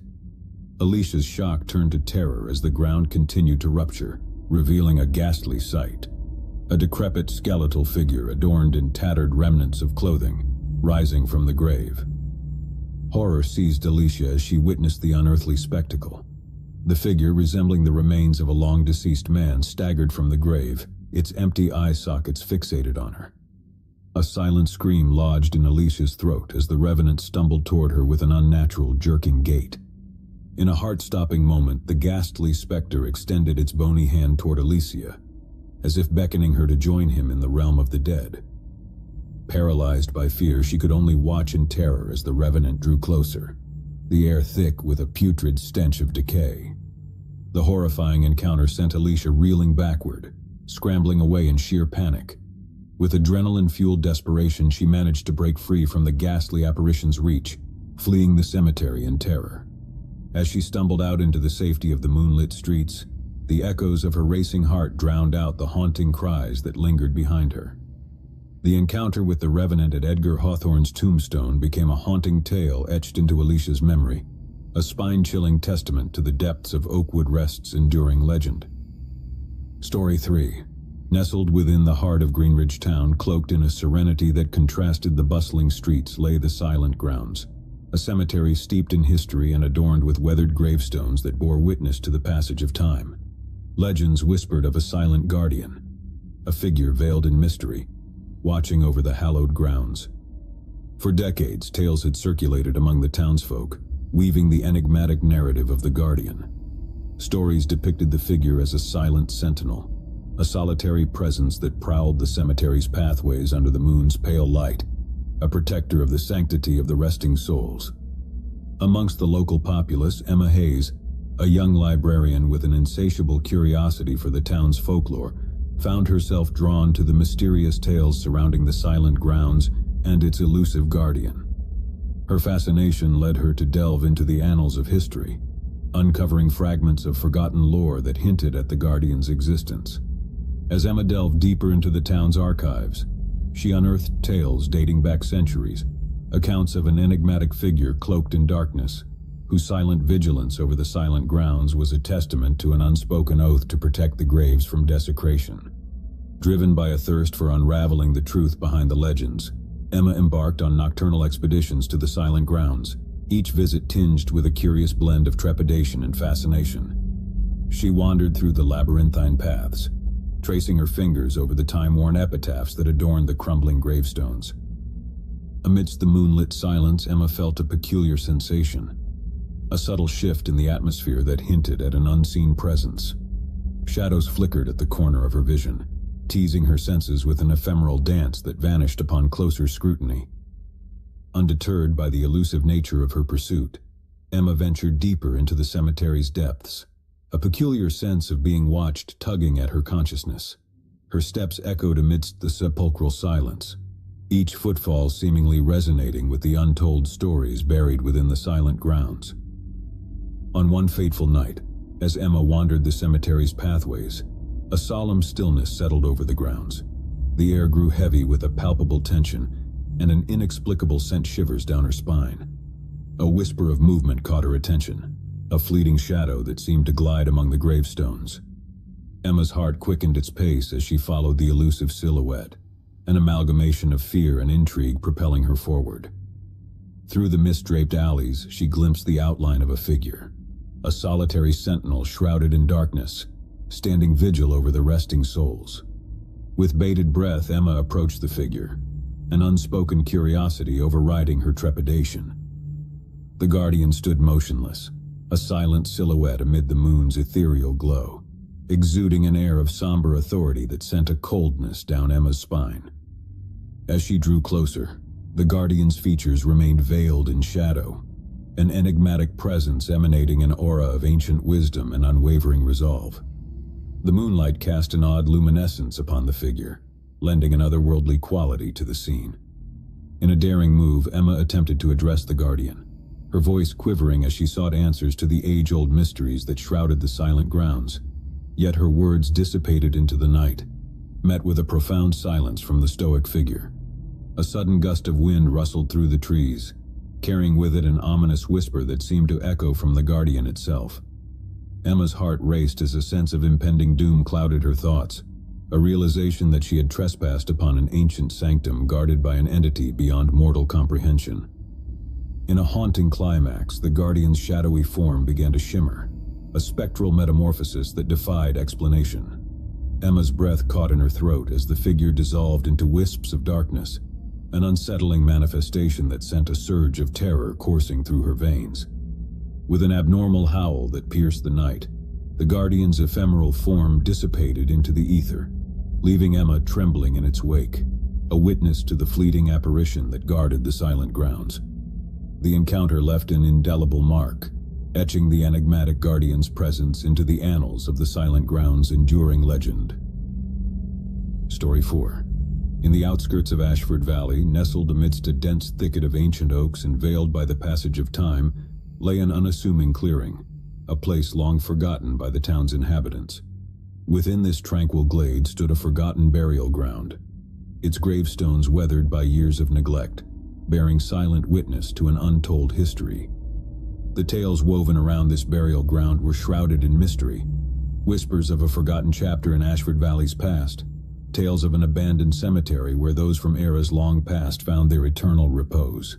Overgrown with ivy and embraced by the encroaching wilderness, the burial ground remained an enigmatic relic, a testament to the forgotten souls resting beneath its soil.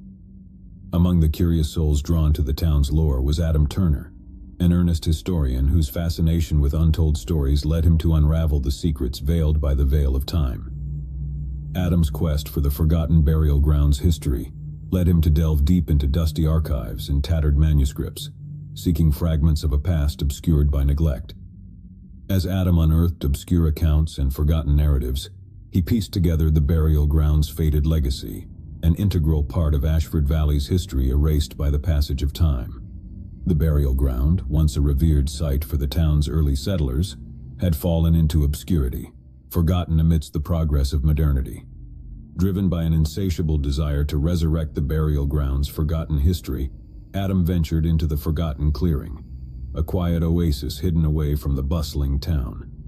The burial ground lay in disrepair, its gravestones marred by moss and neglect, a testament to the passage of time that had consigned the site to oblivion. Adam, armed with reverence and a sense of duty, navigated the overgrown paths, tracing his fingers over the weathered gravestones that bore the faded names of those who had long departed. Each inscription held a tale, an echo of a life once lived, now relegated to the annals of forgotten memory. As the afternoon sun waned, casting elongated shadows across the burial ground, Adam felt an inexplicable sense of unease, and bizarre sensation that stirred the air, as if the voices of the departed echoed through the silent glade. Yet his fascination with uncovering the burial ground's hidden history urged him to press forward. Amidst the fading light, Adam stumbled upon a dilapidated crypt, its stone facade adorned with intricate carvings that spoke of an era long past. An air of melancholy hung around the crypt, and a haunting silence pervaded its surroundings, an unsettling aura that hinted at buried secrets waiting to resurface. Driven by an unyielding curiosity, Adam approached the crypt, his footsteps echoing in the stillness of the clearing. A sense of darkness settled upon him, the weight of forgotten histories tugging at his conscience, urging him to unearth the buried truths obscured by time's veil. With trembling hands, Adam brushed aside the encroaching vines that obscured the crypt's entrance, revealing the yawning darkness within. The crypt's interior exuded an oppressive atmosphere, an unnerving silence that resonated with the weight of untold stories entombed within its walls. As Adam stepped into the crypt's depths, an inexplicable cold enveloped him, a sensation that clawed at his senses, hinting at an unseen presence that lingered in the shadows. A faint whisper echoed through the crypt, a haunting murmuring that seemed to reverberate from the forgotten souls resting within. Suddenly, a sepulchral groan emanated from the crypt's depths, a guttural sound that shattered the silence, sending shivers down Adam's spine. The air thickened with an unsettling energy, and a sense of imminent dread coiled around him, binding him within the crypt's suffocating embrace. In a heart-stopping moment, the shadows coalesced into spectral forms, ethereal remnants of the forgotten souls rising from their eternal slumber. Their ghostly apparitions, clad in tattered remnants of an era long past, drifted towards Adam with spectral grace, their hollow eyes fixated upon him. With a blood-curdling realization, Adam found himself ensnared in a spectral congregation, an unearthly assembly of souls forgotten by time.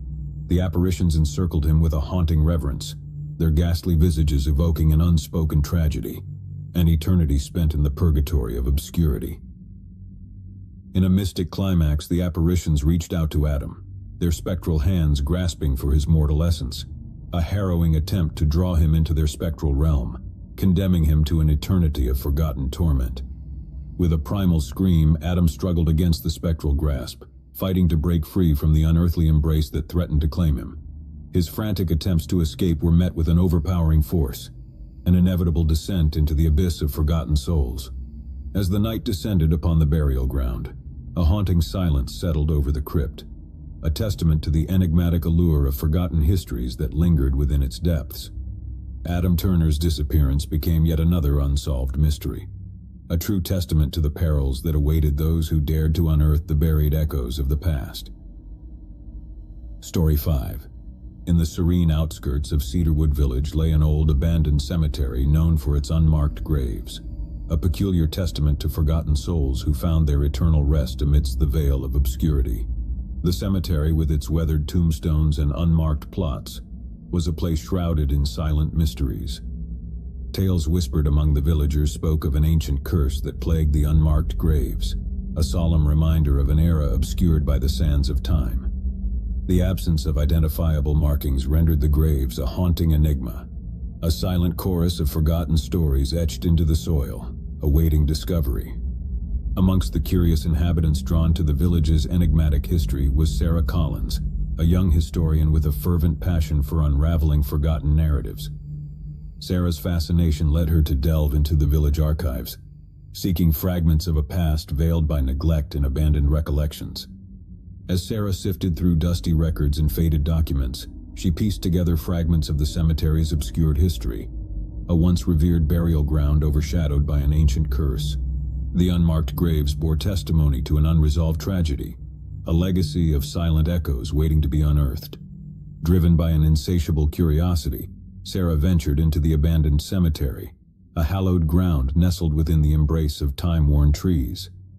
The atmosphere was heavy with a sepulchral silence, and an inexplicable feeling lingered in the air, as if the whispers of the forgotten souls echoed through the dilapidated gravestones.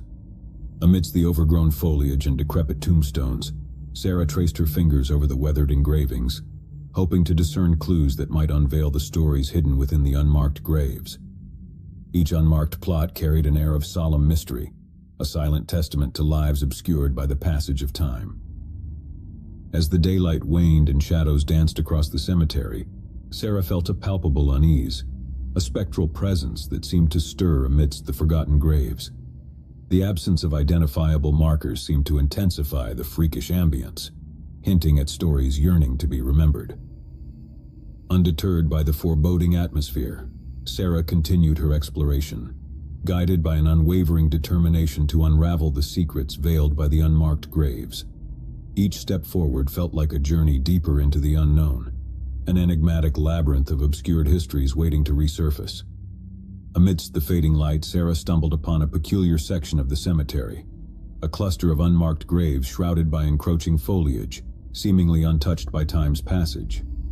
An air of disquiet settled upon the area, as if the silent echoes of the forgotten souls beckoned her to uncover their buried truths. With a sense of trepidation, Sarah knelt beside one of the unmarked graves, feeling an inexplicable pull, a haunting resonance that seemed to emanate from the soil itself. Her fingers traced the faint impressions left by time, a somber reminder of a life unmarked by legacy or remembrance.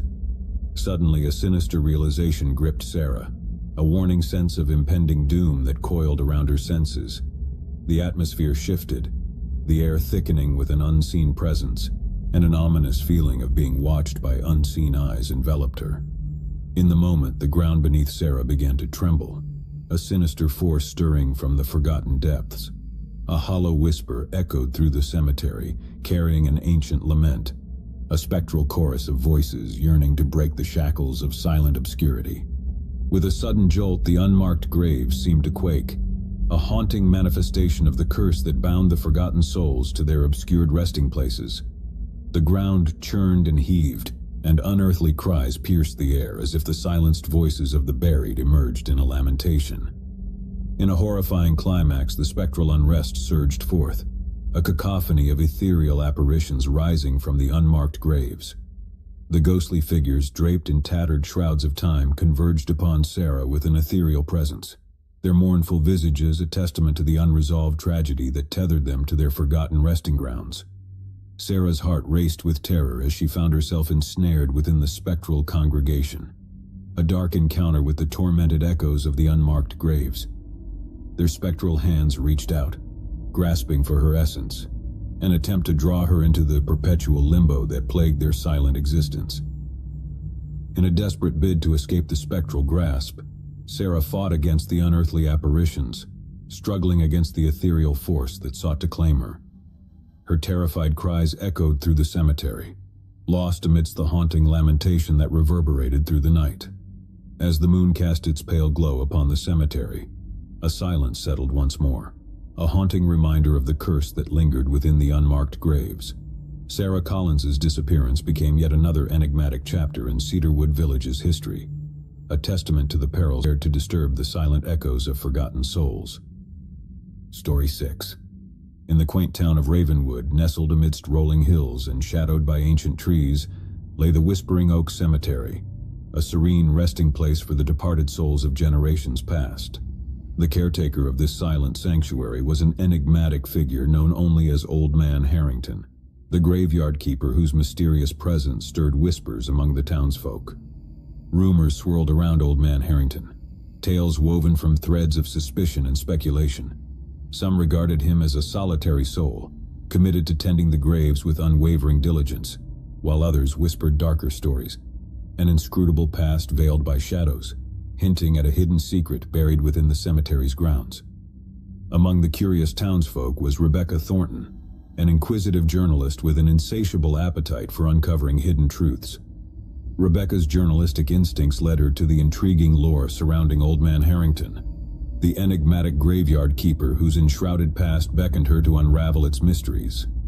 Through tireless research and tireless inquiries, Rebecca pieced together fragments of Ravenwood's folklore, a patchwork of tales hinting at Old Man Harrington's elusive past.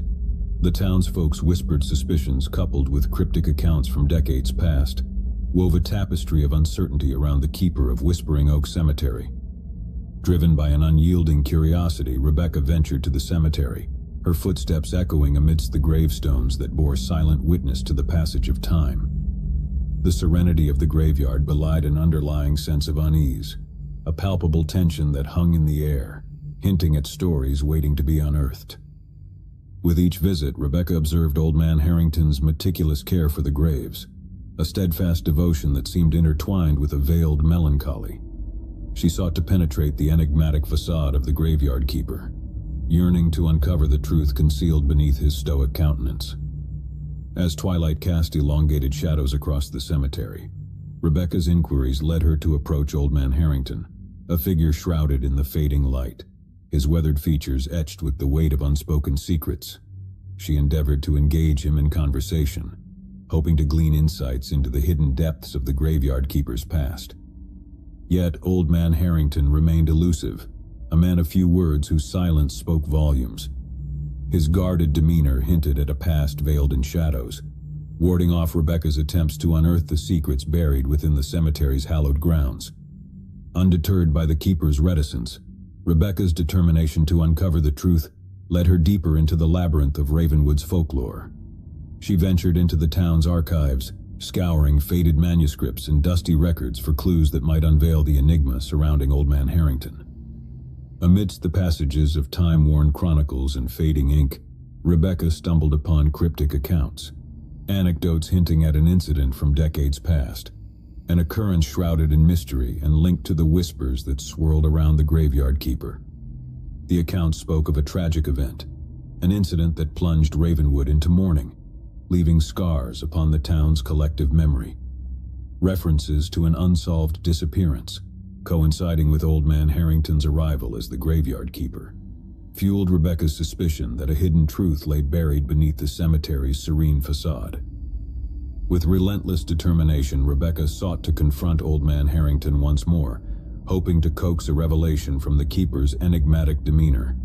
She approached him, her voice laced with urgency as she pressed for answers, her inquiries echoing through the silent expanse of Whispering Oak Cemetery. In a rare moment of vulnerability, a haunted expression flickered across Old Man Harrington's weathered face, an echo of pain veiled by years of guarded solitude. His silence spoke volumes, hinting at a burden carried in the recesses of his soul, a secret that lingered like a specter within the graveyard keeper's stoic facade. As the night descended upon the cemetery, a breathtaking realization dawned upon Rebecca, an unsettling truth lurking within the keeper's guarded countenance. In the revelation, the graveyard's shadows seemed to converge, whispering echoes of an obscured past that refused to be silenced. In a heart-stopping moment, Old Man Harrington turned to Rebecca, his eyes a window to the hidden torment veiled by the facade of stoic resolve.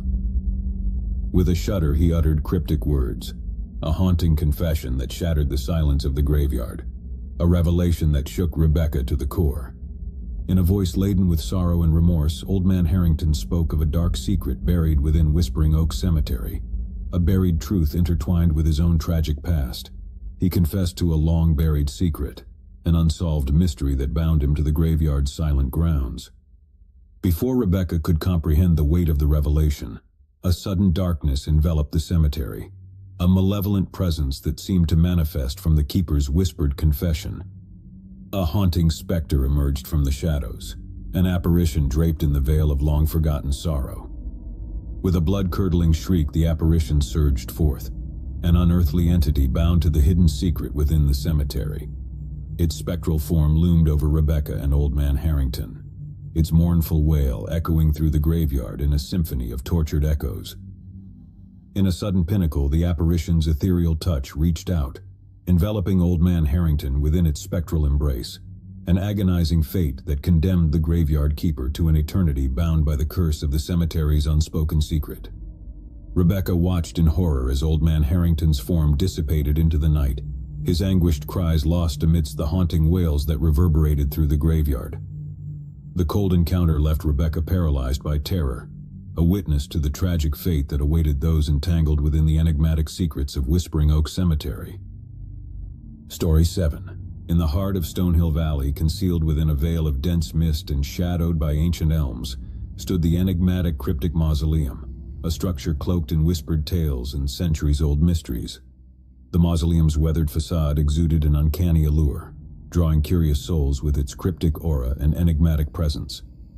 Amongst those intrigued by the mausoleum's enigma was Daniel Evans, an inquisitive historian whose fascination with forgotten relics led him to uncover the mysteries veiled by the passage of time.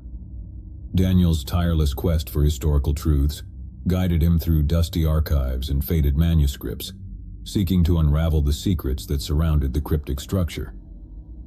Through his research, Daniel pieced together fragmented narratives, an intricate tapestry woven from centuries of folklore and forgotten tales. Whispers among the locals hinted at the mausoleum's elusive history, a resting place for a noble family shrouded in enigmatic circumstances and steeped in dark legends. Driven by an insatiable curiosity, Daniel journeyed to Stonehill Valley, his steps echoing amidst the mist-draped pathways that led to the cryptic mausoleum. The atmosphere was thick with a haunting silence, and an inexplicable chill hung in the air, a prelude to the mysteries veiled within the mausoleum's ancient walls. As Daniel approached the weathered structure, an uncanny sense of fear settled upon him. The mausoleum's dilapidated grandeur bore the weight of forgotten histories, its stony visage adorned with cryptic symbols that hinted at untold secrets waiting to be unveiled. Undeterred by the ominous ambience, Daniel ventured inside the mausoleum, guided by the dim light filtering through stained glass windows that cast kaleidoscopic hues across the chamber's stone walls. The interior lay shrouded in a sepulchral silence, each step echoing through the hallowed halls. As he traversed the mausoleum's labyrinthine corridors, Daniel encountered sarcophagi adorned with ornate carvings and faded inscriptions, a testament to the noble lineage entombed within. The cryptic symbols etched upon the walls hinted at hidden meanings, veiled beneath layers of forgotten lore. In his exploration, Daniel stumbled upon a secluded chamber, an antechamber veiled by shadows and suffused with an odd ambience.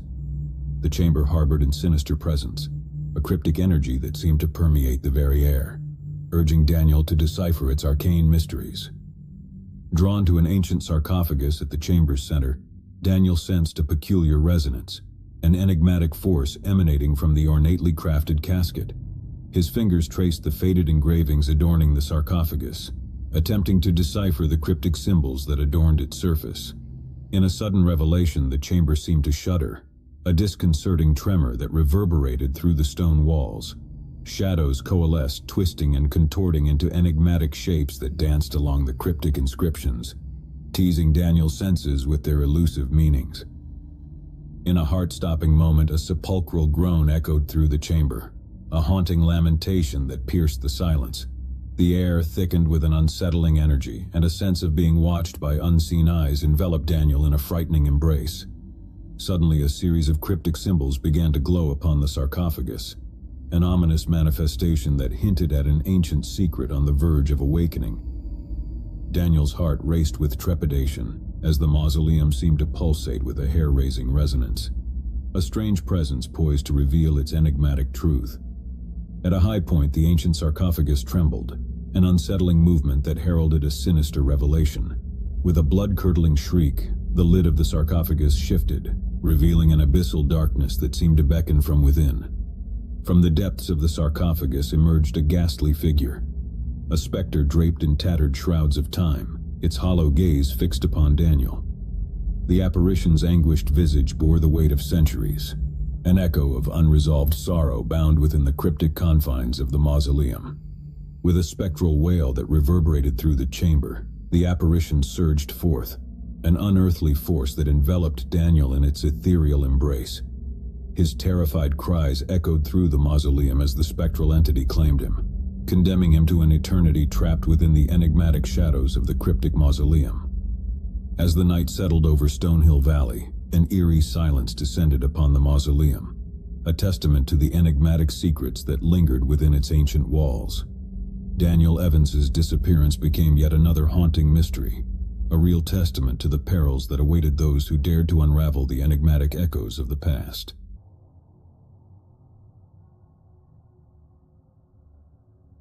The Thompsons had recently installed a Ring doorbell camera in their suburban home, hoping to add an extra layer of security. But what began as a safety measure soon turned into a source of unease. One chilly autumn evening, the doorbell rang, and Mr. Thompson hastily checked the live feed on his phone. To his confusion, the screen displayed only the empty porch, bathed in the soft glow of the porch light. No one was there. Strange, he muttered, dismissing it as a glitch. However, a few minutes later, the doorbell chimed again. This time, Mrs. Thompson approached the camera, opening the app on her phone. The screen remained unchanged, an empty porch, devoid of any visitor. But then they heard it, a faint sound, barely audible but distinct enough to scare them. Heavy breathing, ragged and ominous, it seemed to emanate from the speakers of their Ring doorbell. "Did you hear that?" Mrs. Thompson asked, her voice quivering with a mix of curiosity and apprehension. Mr. Thompson furrowed his brow, his gaze fixed on the doorbell camera. "Yeah, someone's breathing, but where are they?" The breathing continued, growing louder and more erratic with each passing second. They checked the live feed repeatedly, but it showed nothing but the silent porch. Unease settled in as the breathing persisted, creating an unsettling atmosphere inside the house. The Thompsons exchanged worried glances, feeling the weight of the unknown presence lurking just beyond their front door. Despite their growing discomfort, they decided to investigate. Mr. Thompson cautiously opened the front door, expecting to find someone standing on the porch or nearby, but the chilly night revealed nothing but empty streets and rustling leaves. They retreated indoors, unnerved by the inexplicable occurrence. As the night progressed, the unsettling breathing episodes continued sporadically, always accompanied by the sound of heavy labored breaths, yet never revealing the source. With each occurrence, their nerves frayed, their minds tormented by the relentless and inexplicable phenomenon. Sleep eluded them, replaced by the haunting anticipation of the next instance of a sinister breathing echoing through their home. Hours dragged on, the tension escalating with each passing minute until suddenly the breathing stopped. A deafening silence enveloped the house, amplifying the Thompsons' fear and confusion. Just as they began to exhale a collective sigh of relief, a blood-curdling scream pierced the silence, resonating from the direction of the Ring doorbell camera. The scream was gut-wrenching and primal, sending shockwaves of terror through the Thompsons. Frozen in terror, they stared at the camera feed, their eyes widening in horror as the screen showed a distorted, contorted face, eyes wide with madness and a twisted, maniacal grin contorting the features of the unknown visitor. Before they could react, the camera abruptly cut to black, plunging them into darkness. The house was silent once again, but this time their fear was palpable, rooted in the horrifying uncertainty of what lay beyond their door. As the Ring doorbell camera abruptly cut to black, leaving the Thompsons in a chilling darkness, panic seized their senses. Mrs. Thompson fumbled for her phone, attempting to reconnect to the camera feed, but the app displayed nothing but a blank screen. Heartbeats thundered in their chests as they stood in the silence, enveloped by the foreboding atmosphere that had invaded their once cozy home. The seconds stretched into an agonizing wait, each moment feeling like an eternity. Suddenly, the tranquility shattered with a resounding crash, the sound of a window shattering in the living room. They exchanged panicked glances, dread gripping their every nerve. Without hesitation, they dashed toward the source of the disturbance. As they entered the living room, a bone-chilling sight greeted them. A figure cloaked in darkness standing amidst the shattered glass, its presence casting a haunting shadow against the moonlit wall. "Who are you? What do you want?" Mr. Thompson's voice quivered with a mix of fear and defiance. The intruder remained silent, their face obscured by the darkness of the hood. A sinister aura emanated from their form, freezing the Thompsons in place, rendering them powerless against the overwhelming terror. With a slow, deliberate movement, the intruder raised a hand, revealing a glint of metal, a menacing blade gleaming in the moonlight. The Thompsons recoiled, their minds racing with a chilling realization. They were facing imminent danger. A cacophony of emotions surged within them: fear, desperation, and a futile attempt to comprehend the inexplicable nightmare unfolding before their eyes. Their frantic attempts to reason with the intruder were met with a cold, unyielding silence. Time seemed to stand still as the intruder inched closer, the glint of the blade dancing ominously in the light. The Thompsons backed away, their backs against the wall, the echoes of their racing heartbeats drowning out all other sounds. In a sudden burst of movement, the intruder lunged forward, the blade flashing with deadly intent. A gut-wrenching scream tore through the night, but the source was unclear. Was it the Thompsons or the intruder? In the heart-stopping chaos that ensued, the Thompsons fought desperately to fend off the assailant, their survival instincts kicking into overdrive. A struggle ensued, a harrowing battle between life and death played out in the confines of their home. Adrenaline surged through their veins as they fought for their lives, grappling with the unknown assailant in a desperate bid to escape the impending doom.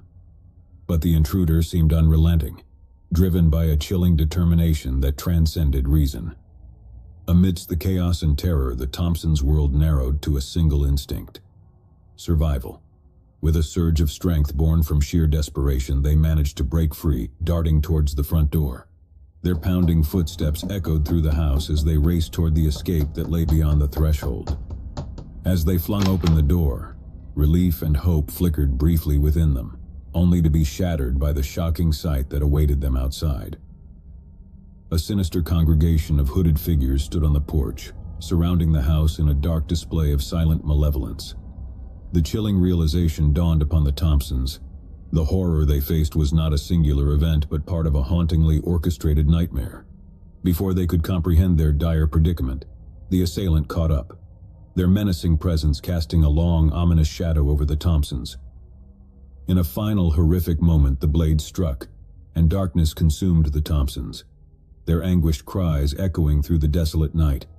A night eternally shrouded in unanswered questions and unimaginable terror. Story 2.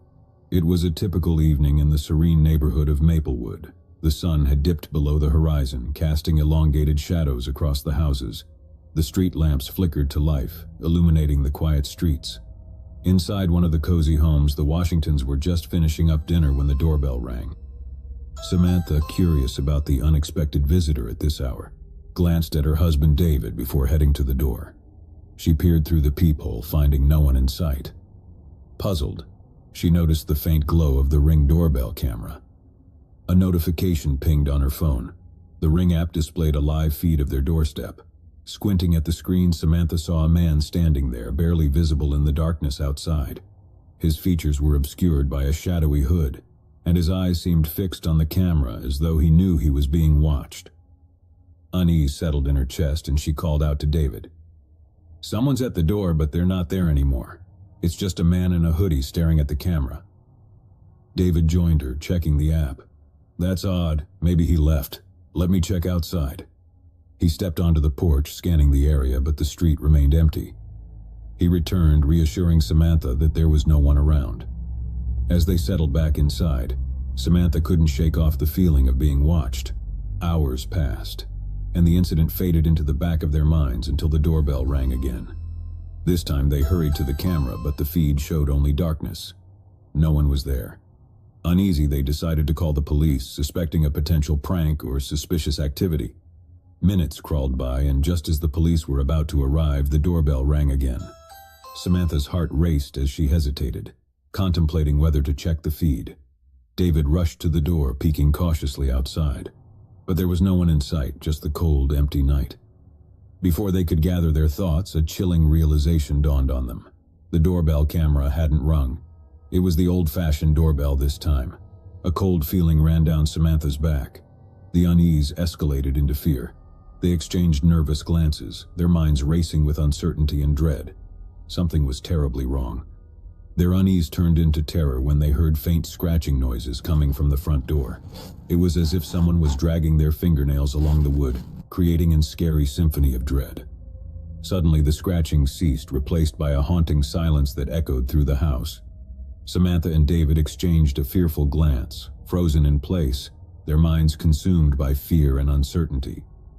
Then a blood-curdling scream shattered the silence, echoing from the hallway.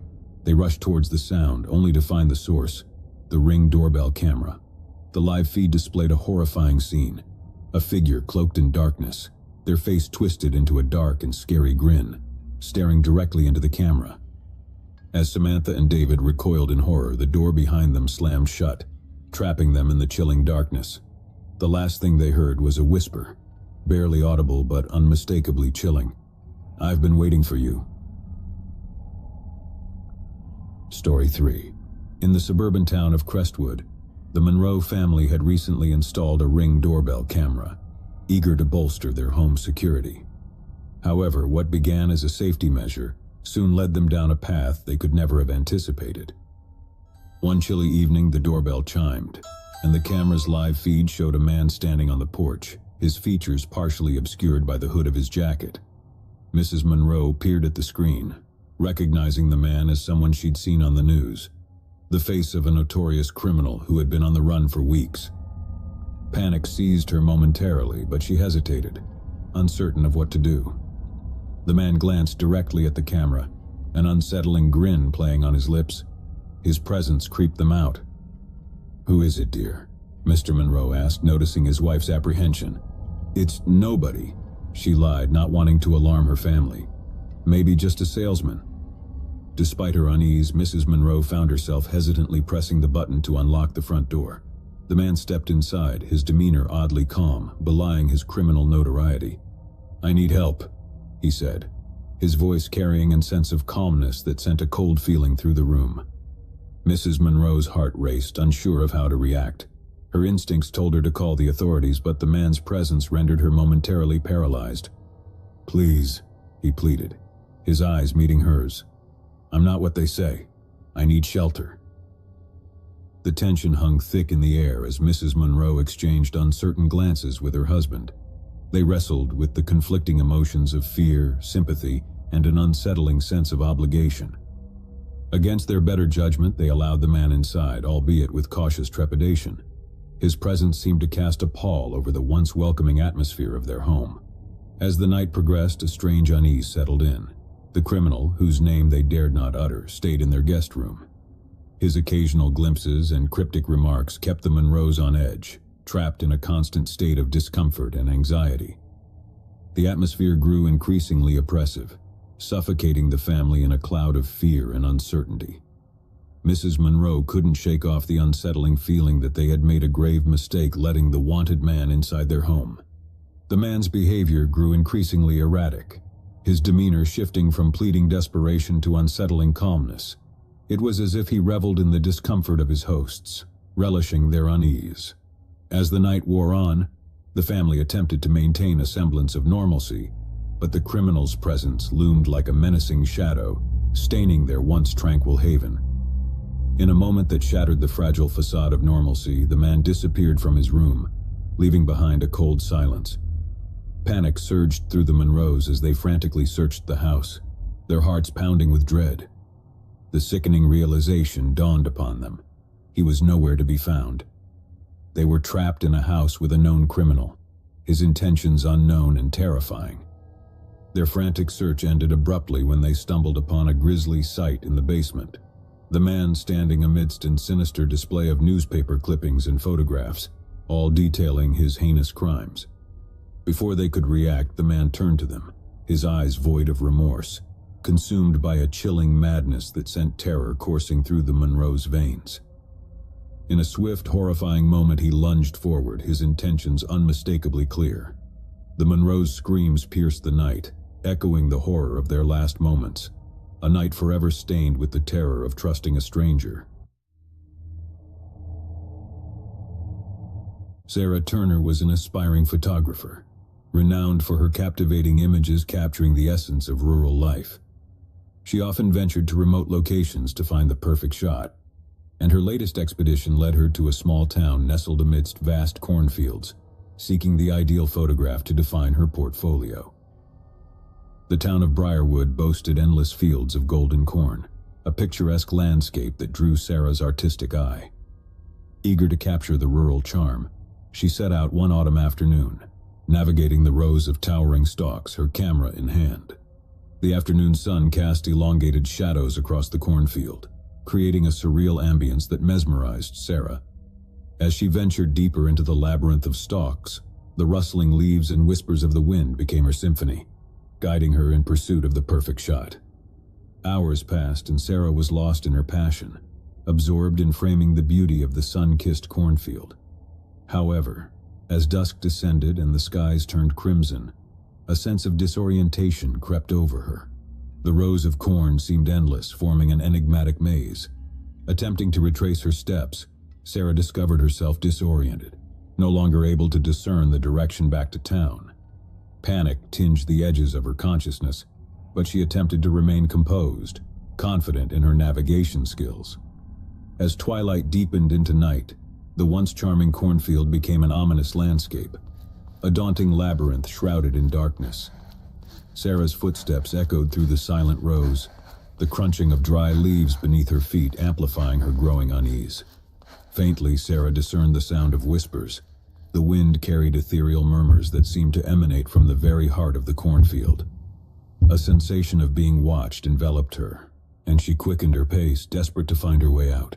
In her frantic search for an exit, Sarah stumbled upon a clearing, a small, secluded space within the cornfield.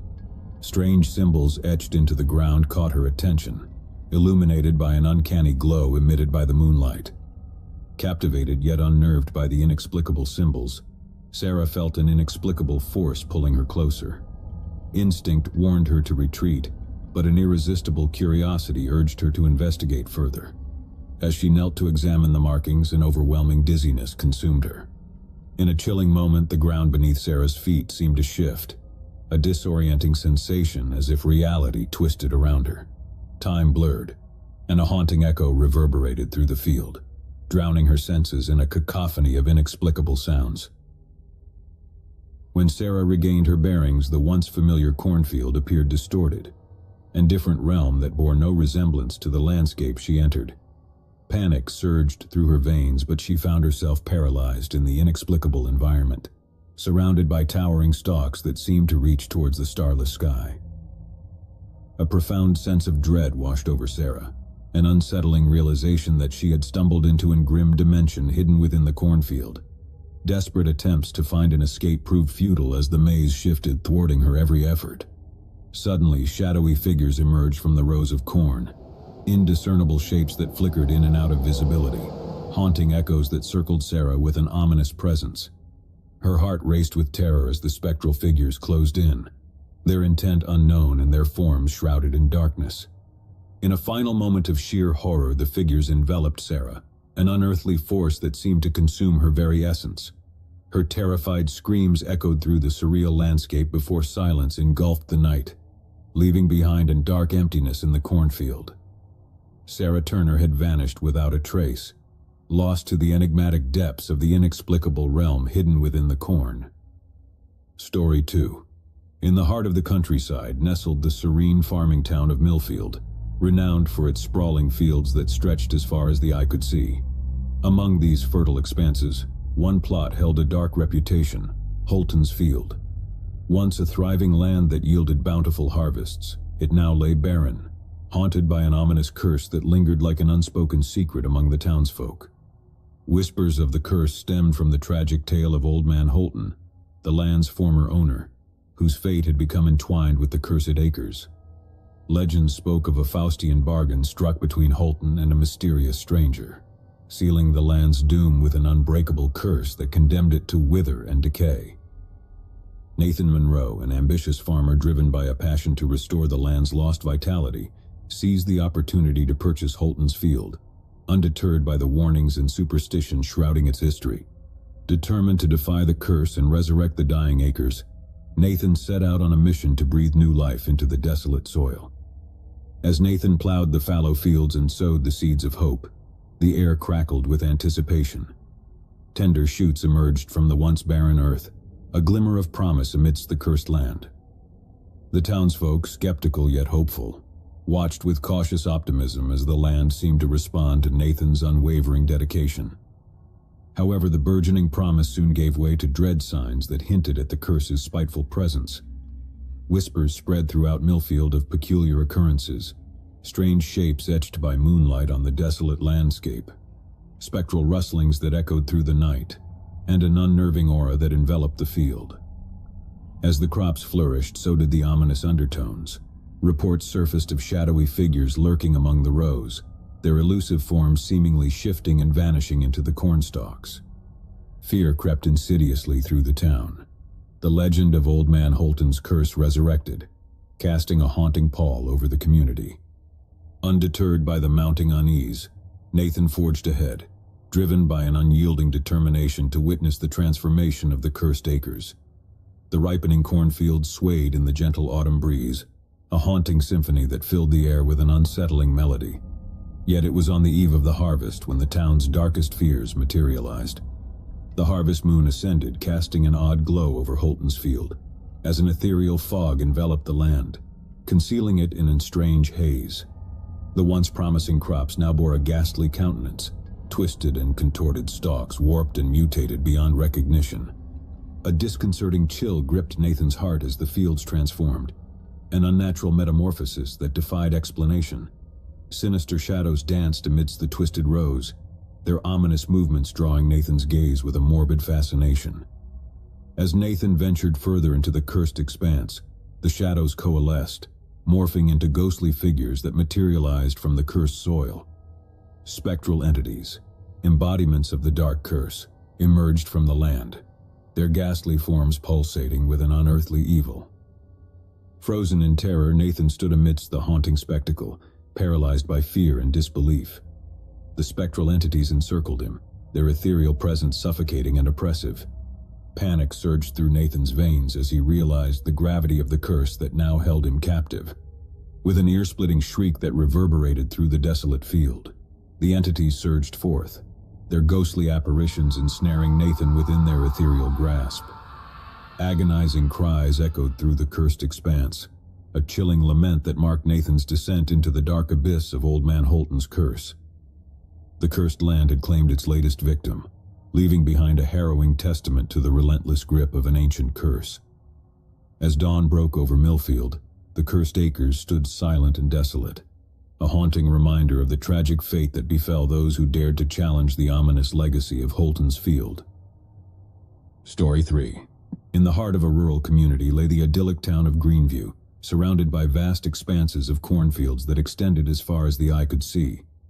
Among these fields lay a shadow that tainted the serene landscape, the chilling legend of the Cornfield Murders. The tale of the Cornfield Murders haunted Greenview, an unsolved mystery that shook every resident. It began a decade ago when a series of heinous crimes transpired, all linked to the vast cornfields that define the town's landscape. The first victim, Rachel Thompson, a local schoolteacher, went missing on a balmy summer evening. Her disappearance sent shockwaves through the community, leaving behind only a few cryptic clues, signs of a struggle near the edge of the cornfields and faint traces of footsteps leading into the maze-like expanse. As the investigation into Rachel's disappearance commenced, a disturbing pattern emerged. More residents vanished under eerily similar circumstances. Each victim had one thing in common. They were last seen near or within the labyrinth of cornstalks that enveloped Greenview. Detective Mark Stevens, a seasoned investigator haunted by the unsolved cases, delved into the chilling enigma that plagued the town. His pursuit led him to the edge of the cornfields, a dreadful expanse that seemed to hold the secrets to the baffling disappearances. Despite exhaustive searches and relentless investigations, the maze-like nature of the cornfields defied logic, thwarting attempts to unravel the mystery. The townsfolk grew apprehensive, avoiding the fields after dark, fearful of falling prey to an elusive predator that lurked within the shadows. Sarah Wilson, a young journalist eager to unearth the truth, arrived in Greenview, drawn by the enigmatic aura surrounding the Cornfield Murders. As Sarah delved deeper into the town's haunting legacy, she encountered a mosaic of chilling accounts. Determined to uncover the truth, Sarah ventured into the fields, navigating the twisting paths in search of answers. The dense rows of corn towered above her, casting elongated shadows that seemed to dance in the moonlight, forming a strange tapestry. As Sarah probed further into the labyrinth, an unsettling sensation of being watched enveloped her. Faint whispers carried by the rustling leaves echoed in the silent night, as though the cornfield itself harbored a hidden darkness. In a moment of chilling revelation, Sarah stumbled upon a clearing within the cornfield marked by a grotesque sight, a circle of symbols etched into the ground. The symbols pulsated with a dark glow, casting an ominous aura that sent a tremor down Sarah's back. Before Sarah could decipher the cryptic symbols, a shadowy figure emerged from the corn rows, shattering the silence. Panic surged through her veins as she recognized the dark silhouette, its scary presence looming closer. With a sudden realization, Sarah understood the harrowing truth. The cornfield concealed a sinister entity that preyed upon unsuspecting victims, ensnaring them within its ominous depths. Before she could flee, the shadowy figure lunged forth, its ghostly apparition enveloping Sarah in an ethereal grasp. Her terrified screams pierced the night, a harrowing chorus that echoed through the silent fields before fading into a mysterious silence. As dawn broke over Greenview, Sarah Wilson became the latest victim claimed by the Cornfield Murders, leaving behind an unsolved mystery that continued to cast its haunting shadow over the town. The labyrinth of cornstalks stood as a grim testament to the chilling fate of those who dared to venture into its sinister embrace. Story 4. Nestled in the heart of the countryside lay the serene town of Ashwood, bordered by endless stretches of cornfields that whispered tales of an ancient secret. Among the town's enigmatic folklore lay the legend of the ancient tunnels, a network of mysterious underground passages concealed beneath the fertile soil of Ashwood's sprawling fields.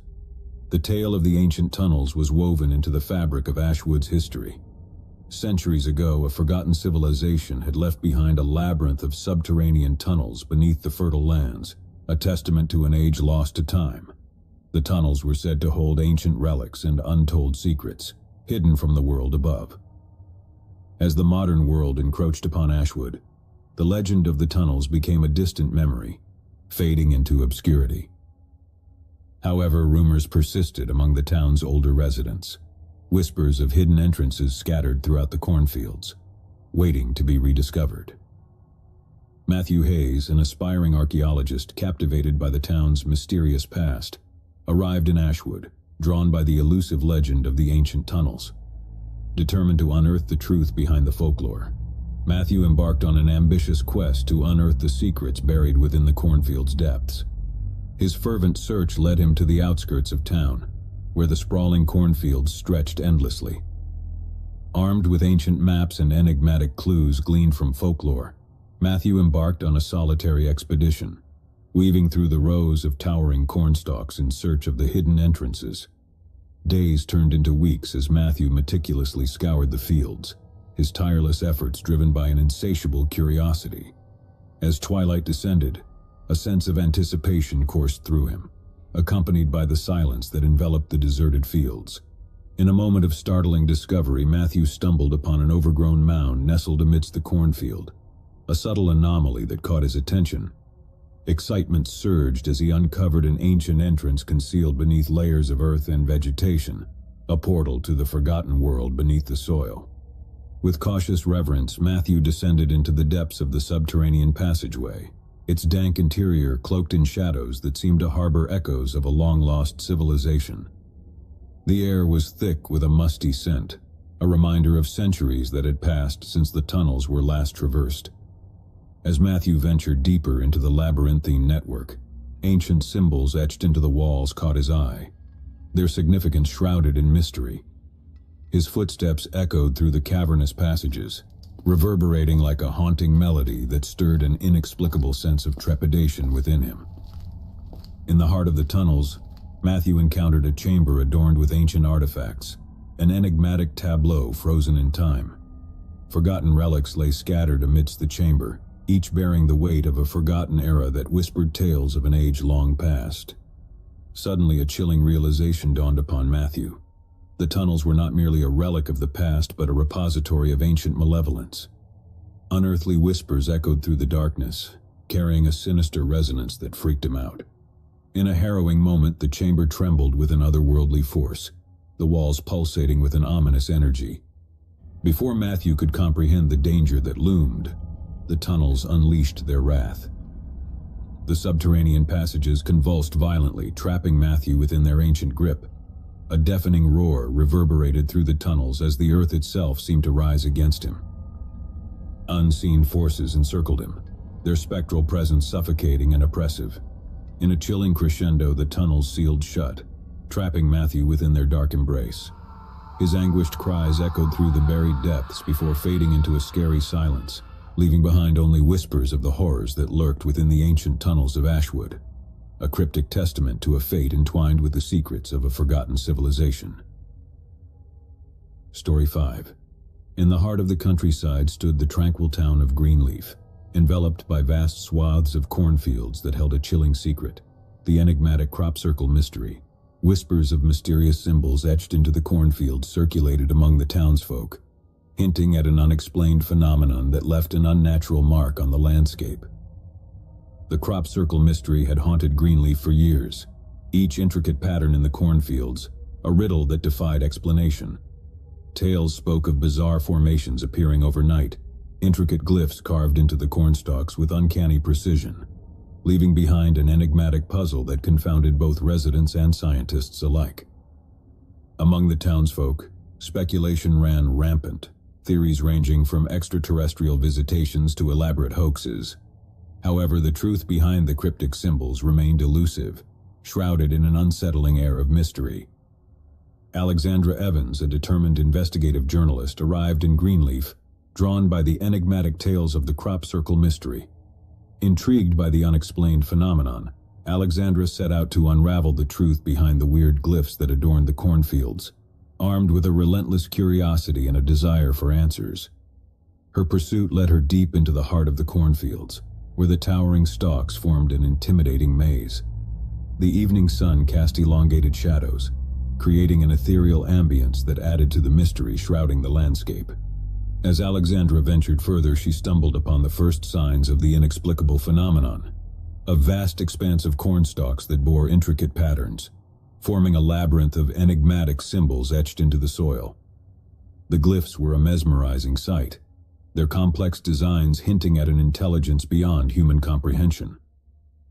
Alexandra meticulously examined the formations, the precision of the glyphs leaving her awestruck and unsettled simultaneously. In the twilight hours, the cornfield seemed to awaken with an uncanny presence. Faint whispers carried by the rustling leaves danced through the air, as though the fields themselves were alive with a mystical energy. Alexandra's senses tingled with an inexplicable foreboding. Driven by an insatiable curiosity, Alexandra delved deeper into the heart of the glyph-marked fields, determined to uncover the truth. The air crackled with an ethereal aura, the glyphs pulsating with an ethereal glow that intensified as she approached. In a chilling revelation, Alexandra realized the glyphs were more than mere symbols. They were a conduit, a bridge between worlds, and the catalyst for an evil-minded force lurking beneath the cornfields. As she stood amidst the mesmerizing formations, a deafening silence enveloped the fields before an unearthly resonance reverberated through the air. The glyphs began to shift and contort, an ominous transformation that heralded the descent of an ancient darkness. Before Alexandra could comprehend the danger, the glyphs released in mystic energy, ensnaring her within their eldritch grasp. An agonizing scream tore through the night as she became intertwined with the ominous force that lay dormant beneath the soil. In a final moment of horror, the glyphs sealed shut, swallowing Alexandra within their cryptic embrace. Her anguished cries echoed through the desolate fields before fading into a silence, leaving behind only whispers of the chilling fate that befell those who dared to unravel the mysteries of the crop circle glyphs. Story 6. In the heart of the rural town of Milford, enveloped by vast cornfields that stretched across the horizon, lay the unsettling legend of the cornfield abduction. It was a chilling tale whispered among the townsfolk, a story that spoke of inexplicable disappearances haunting the labyrinthine rows of the cornfields. The legend traced back to a series of baffling events that unfolded years ago. It began with the mysterious disappearance of a young couple, Anna and Jacob, who ventured into the cornfields on a moonlit summer evening, never to return. Their absence sent shockwaves through the town, igniting speculation and fear within the community. Desperate searches yielded no trace of the missing couple, leaving behind only cryptic clues, an abandoned flashlight near the edge of the cornfields and fragmented footprints leading into the rows. As the town grappled with the unresolved mystery, more incidents emerged. Reports surfaced of strange occurrences, a disorienting sense of being watched while traversing the cornfields, peculiar lights flickering among the stalks, and an ominous aura that hung over the fields, fueling the folklore of the cornfield abduction. Detective Benjamin Hayes, haunted by the unsolved cases, devoted himself to unraveling the enigma shrouding the cornfields. He delved into the labyrinthine paths, studying the patterns of disappearances and seeking clues that might reveal the truth behind the unsettling legend.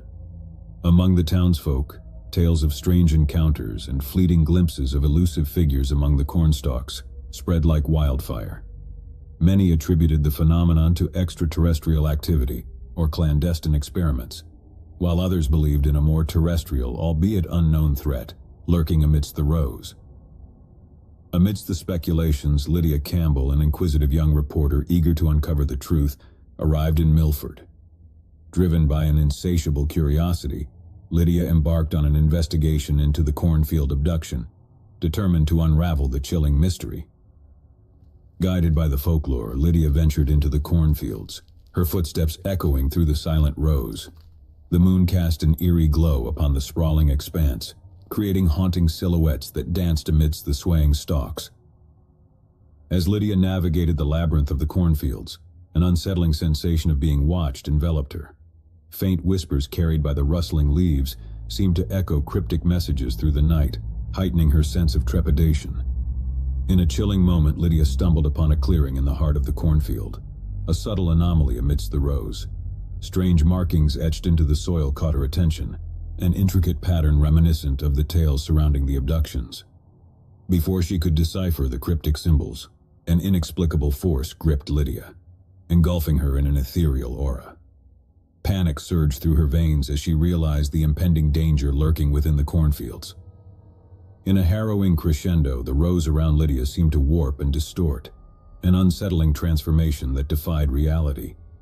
She found herself ensnared within a tight grip, an unseen force that rendered her powerless. In a final moment of horror, Lydia's cries pierced the night before the rows of corn enveloped her, swallowing her whole. The silence that followed echoed with a haunting emptiness, leaving behind only whispers of the terrifying fate that befell those who dared to tread into the sinister depths of the cornfield abduction. Story 7. In the heart of the countryside nestled the picturesque town of Willowbrook, surrounded by sprawling cornfields that whispered tales of a haunting mystery, the legend of the haunting echoes. Among the townsfolk, stories circulated of inexplicable phenomena that echoed through the rustling stalks, leaving behind an odd atmosphere that cast a shadow over the otherwise tranquil community. The legend of the haunting echoes traced back to a tragic incident that occurred decades ago. It began with the unexplained disappearance of a local farmer, Samuel Taylor, who ventured into the cornfields on a fog-shrouded night and vanished without a trace. Samuel's sudden disappearance became a chilling enigma, haunting the town for years to come. As time passed, whispers spread of strange occurrences within the cornfields. Residents reported unsettling echoes that reverberated through the stalks, an abnormal chorus that lingered in the air, faint whispers that seemed to convey cryptic messages, and an unshakable feeling of being watched amidst the rows. Among the townsfolk, superstitions mingled with curiosity, theories ranging from ghostly visitations to natural phenomena.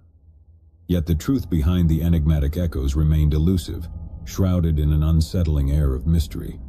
Emma Reynolds, an intrepid investigator with an insatiable thirst for unraveling unsolved mysteries, arrived in Willowbrook, drawn by the chilling tales of the haunting echoes. Determined to shed light on the mysterious phenomenon, Emma embarked on an investigation, armed with her unwavering resolve and a thirst for truth. Her exploration led her to the outskirts of the cornfields, where the towering stalks formed an intricate maze. The wind whispered through the rows, creating an ethereal ambience that seemed to carry murmurs of long-forgotten secrets. As Emma ventured deeper into the heart of the cornfields, an uncanny sensation enveloped her, an inexplicable presence that seemed to watch her every move. Whispers carried by the rustling leaves sounded like faint echoes of distant voices, heightening her sense of foreboding. In a moment of chilling discovery, Emma stumbled upon a clearing nestled amidst the cornstalks, a peculiar space that seemed to emit a mystical energy. Strange symbols etched into the soil caught her attention, an intricate pattern that echoed the tales of the haunting echoes. Before Emma could decipher the cryptic symbols, an unsettling phenomenon unfurled around her. The rows of corn seemed to come alive, swaying in an unnaturally synchronized motion. The air crackled within dark resonance as the echoes intensified, forming an unsettling chorus that reverberated through the night. As Emma stood amidst the haunting tableau, a sudden realization struck her. The echoes were not mere sounds, but a conduit to an ancient malevolence lurking within the cornfields. In a spine-chilling crescendo, the echoes coalesced, swirling around Emma in an ethereal dance. An unseen force seized her, enveloping her in an overwhelming grip, an icy coldness that rendered her paralyzed. In a final moment of horror, the echoes consumed Emma, their haunting resonance drowning her in an abyss of chilling whispers. The silence that followed was deafening, leaving behind only whispers of the terrifying fate that befell those who dared to probe the chilling depths of the haunting echoes. Story 8. In the heart of the countryside stood the quaint town of Rockwell, encircled by vast expanses of cornfields that held a chilling secret: the legend of the cornfield cult. Whispers of a clandestine group that lurked amidst the rows, practicing rituals shrouded in secrecy, haunted the townsfolk, casting an ominous shadow over the serene community. The legend of the cornfield cult was steeped in mystery, stemming from a dark chapter in Rockwell's history. It was said to have originated generations ago, when a charismatic leader, Reverend Elijah Grant, established a fervent following, preaching doctrines of devotion to the land and the bountiful harvest it promised. The townsfolk whispered tales of sinister gatherings held within the cornfields, a secluded sect that adhered to arcane rituals beneath the moon's pale glow. Strange symbols etched into the soil and whispered incantations became the whispers of the cult's presence, leaving the townsfolk gripped by fear. Detective Mia Thompson, renowned for her unrelenting pursuit of the truth, arrived in Rockwell, drawn by the haunting rumors of the Cornfield cult. Determined to unravel the mystery, Mia embarked on an investigation, propelled by her tenacious spirit and a commitment to uncover the chilling truth. Her inquiries led her to the outskirts of the cornfields, where the whispering stalks formed an intimidating maze.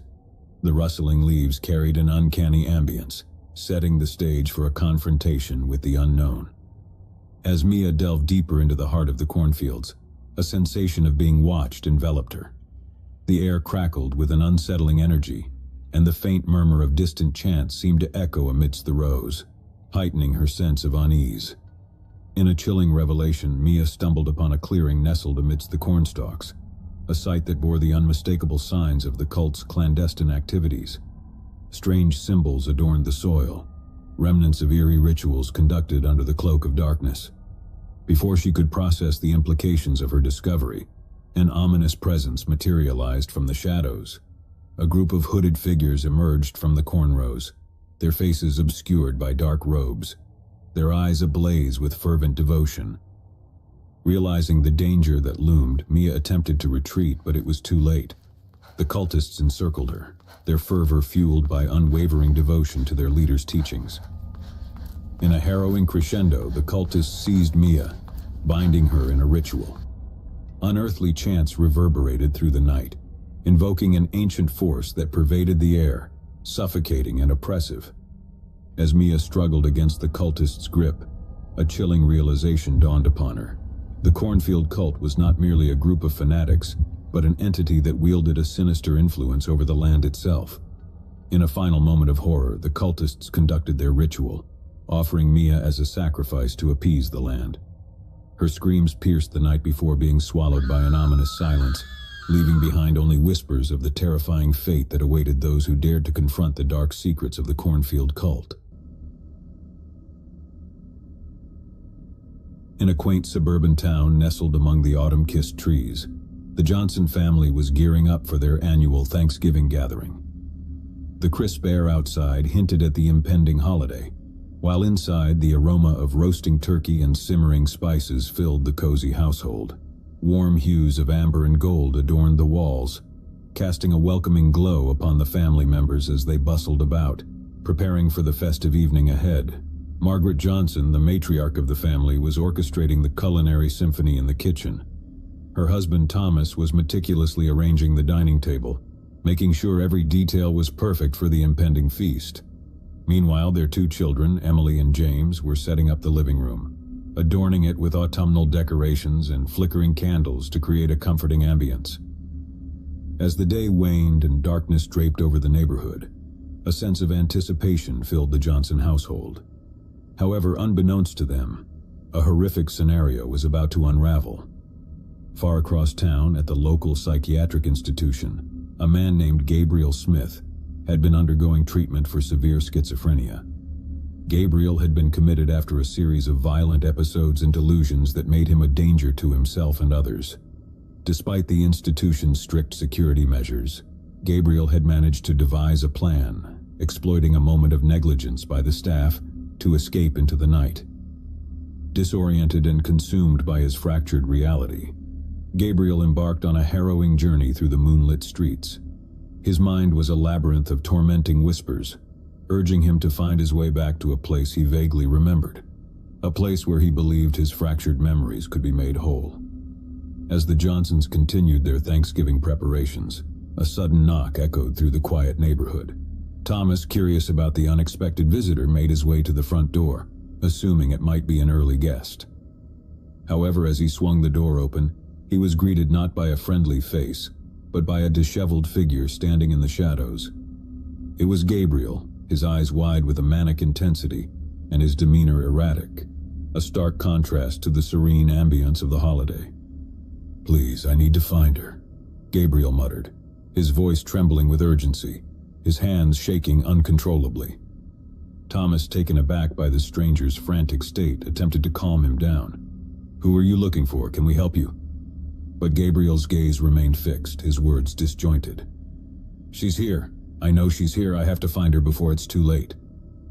Sensing the man's distress, Thomas hesitated, unsure of how to handle the situation. Before he could respond, Gabriel pushed past him, rushing into the house with an unsettling determination. The sudden intrusion startled Margaret and the rest of the family. Emily let out a startled gasp, while James stood frozen, uncertain of what to do. "Who are you? What do you want?" Margaret demanded, her voice laced with concern and a hint of fear. Gabriel's eyes darted around the room, his breath shallow and rapid. "I need to find her. She's my daughter. They took her away, but I know she's here." The tension in the room escalated as Gabriel's presence became increasingly unsettling. His frenzied search led him through the house, overturning furniture and rummaging through belongings in a desperate quest that made the family uneasy and fearful. Attempting to defuse the situation, Thomas cautiously approached Gabriel. "Sir, please calm down. We don't have anyone here." Before he could finish his sentence, Gabriel's erratic behavior reached its crescendo. With a guttural scream, he lunged at Thomas, his eyes ablaze with madness. The family's shrieks reverberated through the house as chaos erupted. Furniture crashing and the once serene Thanksgiving atmosphere shattered. In a horrifying blur, Gabriel unleashed a frenzied assault, wielding objects at the family in a frenzy fueled by his fractured reality. Margaret's cries echoed in the chaos as James and Emily scrambled to escape the onslaught, their hearts pounding with terror. Amidst the pandemonium, a chilling realization struck the family. Gabriel was not merely a stranger, but a harbinger of unfathomable horror, an embodiment of relentless madness unleashed upon their tranquil Thanksgiving celebration. The harrowing ordeal culminated in a scene of unfathomable horror, a nightmare etched into the Johnson family's memory forever, a stark reminder of how swiftly and mercilessly darkness could descend upon the most joyous of occasions. As the sirens wailed in the distance, echoing the arrival of law enforcement, the once vibrant household stood desolate, a haunting tableau of Thanksgiving turned tragically nightmarish, a tale of a broken mind that shattered the serenity of a family's cherished gathering, leaving behind a trail of unspeakable horror and irreparable devastation. Story 2. In the picturesque town of Maplewood Hills, the serene air was thick with the essence of autumn, painting the landscape in hues of gold and crimson. The Stevens family was bustling with anticipation, eagerly preparing for their annual Thanksgiving celebration. Sarah Stevens, the mother of the household, had spent days meticulously planning the feast, while her husband David tended to the fireplace, filling the home with a cozy warmth that contrasted the crisp November breeze outside. Their children, Michael and Rebecca, were giddy with excitement, hanging decorative turkeys and cornucopias, transforming the house into a festive haven. Laughter and the aroma of roasting turkey wafted through the air, promising a joyous evening of gratitude and togetherness. As dusk descended, an unexpected knock echoed through the Stevens' door, interrupting the harmonious ambience. Sarah, puzzled by the unanticipated visitor, opened the door to reveal a figure standing in the dimming light, an elderly man with weathered features and a somber demeanor. It was George Reynolds, a distant relative Sarah hadn't seen in years. "George, what a surprise! Come in, come in!" Sarah greeted him warmly, though a flicker of uncertainty danced in her eyes. George, clad in worn clothing and bearing a heaviness in his gaze, hesitated before stepping into the welcoming embrace of the Stevens household. His presence evoked an unsettling aura that lingered in the air, an unspoken tension palpable among the family members. "I hope it's not too late to join your celebration, Sarah," George said softly, his voice tinged with a hint of regret.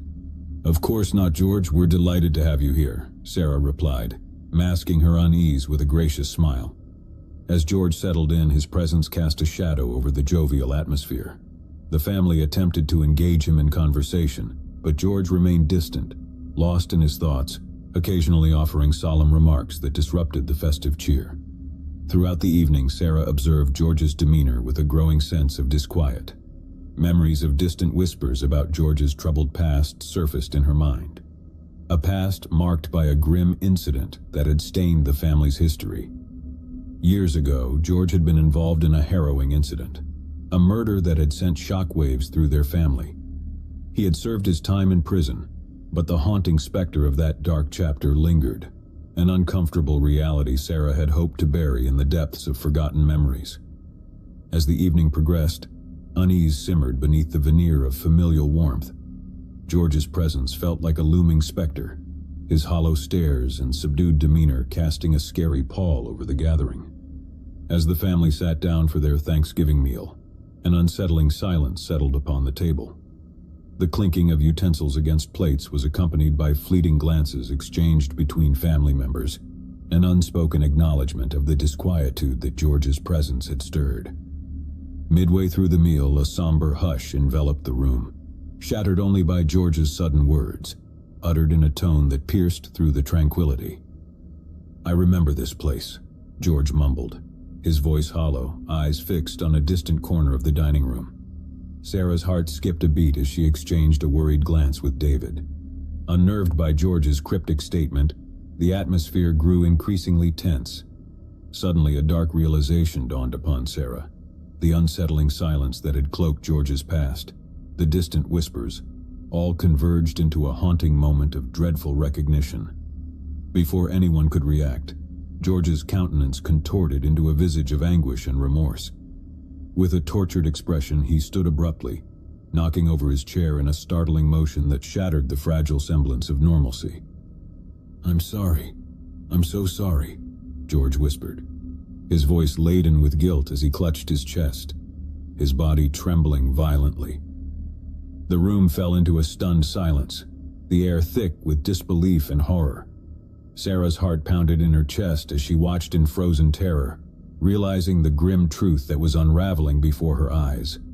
In a haunting culmination, George collapsed to the ground, convulsing in agony, his anguished cries echoing through the once celebratory household. Shocked and paralyzed by the unfolding horror, the family could only stare in sheer terror as George's body convulsed and writhed, a haunting finale to their Thanksgiving gathering. Amidst the chaos and distress, the truth unfolded. The harrowing burden of George's past had consumed him, unleashing an unfathomable nightmare upon the Stevens family, forever staining their cherished Thanksgiving with the unbearable weight of a dark and ghastly revelation. Story 3. In the cozy town of Willowbrook, anticipation filled the air as families prepared for the cherished Thanksgiving celebration. The Reed family, adorned in warm sweaters and smiles, gathered around the dining table, their home illuminated by the soft glow of flickering candles. Mark Reed, the patriarch, had spent the morning roasting the perfect turkey, while his wife Emily skillfully crafted an array of delectable side dishes, filling the house with enticing aromas. Their children, Ethan and Olivia, buzzed with excitement, eagerly setting the table with vibrant autumn-themed decorations. The mood was festive, and laughter echoed within the walls as the family anticipated the arrival of their relatives for the Thanksgiving feast. As the sun dipped below the horizon, a knock on the door shattered the serene atmosphere. Mark, puzzled by the unexpected interruption, answered the door to find two stern-faced police officers standing on his porch. A chill ran down his back at the sight of their grim expressions. "Mr. Reed, we need to speak with you," one of the officers stated, his voice laced with solemnity. Bewildered and apprehensive, Mark invited them in, his mind racing with confusion and concern. Emily and the children watched in worried silence as the officers explained the purpose of their visit, an allegation connecting Mark to a recent homicide in the vicinity. Mark's heart sank, and a wave of disbelief washed over him as he vehemently denied any involvement. The officers, however, insisted that they had evidence linking him to the crime scene. They informed Mark that they needed to take him into custody for further questioning. Stunned and desperate to clear his name, Mark attempted to reassure his family. "I promise, it's a mistake. I'll sort this out and be back soon," he assured them, his voice wavering with uncertainty. As the officers escorted Mark away, Emily and the children stood in shock, grappling with the sudden upheaval that had shattered their Thanksgiving bliss. Fear and confusion clouded their thoughts as they watched Mark being led away, their hearts heavy with disbelief. Hours passed, and the once vibrant household now felt eerily desolate without its patriarch. Emily struggled to maintain a facade of normalcy for the sake of Ethan and Olivia, but the weight of uncertainty hung heavily in the air, casting a pall over the Thanksgiving celebration. As the evening wore on, anxiety gnawed at Emily's core, and the children's fretful glances mirrored her distress. With every passing moment, the absence of Mark loomed larger, an ominous void that tainted the warmth of their familial gathering. Then a sudden ring of the doorbell pierced the silence, jolting Emily and the children from their worried thoughts. Ethan rushed to answer the door, hoping for Mark's return, but his hopes were shattered as he faced a disheveled man standing in the doorway. It was Mark, but his countenance was a haunting contrast to his usual demeanor. His eyes held a hollow emptiness, his clothing disheveled, and an air of desolation clung to him like a shroud. "Mark, what happened? Are you okay?" Emily's voice trembled with a mixture of relief and apprehension. Mark's response was a hollow whisper devoid of its usual warmth. "I didn't do it. I didn't..." He trailed off, his words trailing into a haunting silence. Before anyone could comprehend the gravity of the situation, Mark staggered forward, his gaze fixed on an unseen horror that seemed to consume him from within. With a sudden, shocking realization, Emily and the children recoiled in terror as Mark's hands trembled violently, clutching something, a blood-stained knife. In a horrifying twist of fate, the truth slowly unraveled, a truth too devastating to comprehend. Mark's fragmented recollections and the damning evidence against him collided in a dark revelation, a revelation that shook the foundation of the Reed family's world. Unable to bear the weight of his torment, Mark's shattered psyche succumbed to a terrifying reality. With a gut-wrenching scream, he raised the knife, plunging it into his own chest, the metallic tang of blood mingling with the acrid scent of tragedy. Shock and horror paralyzed Emily and the children, their cries drowned by the sudden nightmarish crescendo that shattered the once hopeful Thanksgiving celebration. The gut-wrenching sight of their beloved father and husband succumbing to the depths of despair stained their cherished memories, forever etching a harrowing finale to their once joyous holiday gathering. Story 4. The air hung heavy with the fragrant promise of Thanksgiving, a day for warmth, laughter, and family. The Carter household bustled with activity. The aroma of roasting turkey permeated every corner, blending harmoniously with the sweet scent of pumpkin pie. In the heart of the kitchen, Mrs. Carter orchestrated the culinary symphony, meticulously stirring gravies and basting the golden turkey with utmost care.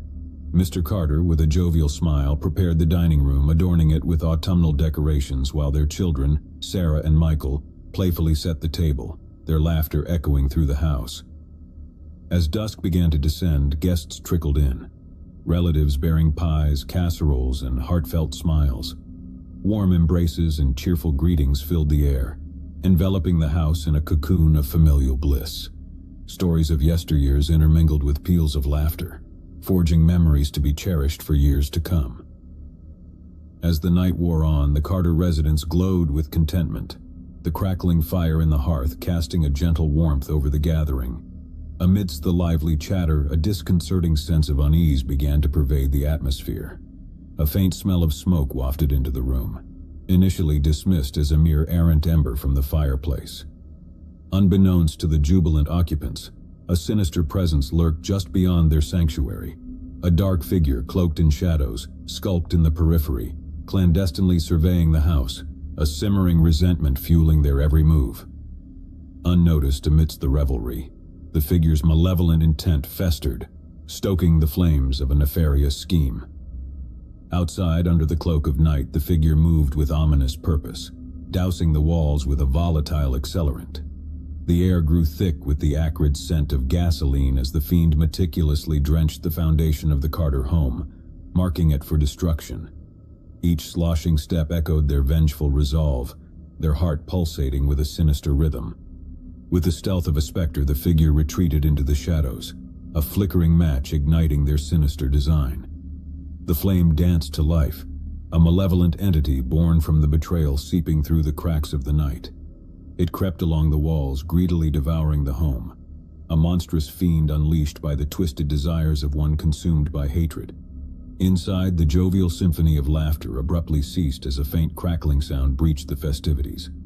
Initially dismissed as part of the fireplace's ambience, dread slithered into the hearts of the celebrants as wisps of smoke curled around the doorframes. Panic seized the gathering. The festive cheer devolved into frantic chaos. Sarah's piercing scream pierced the clamor, her eyes wide with terror as she beheld the tendrils of fire licking at the walls.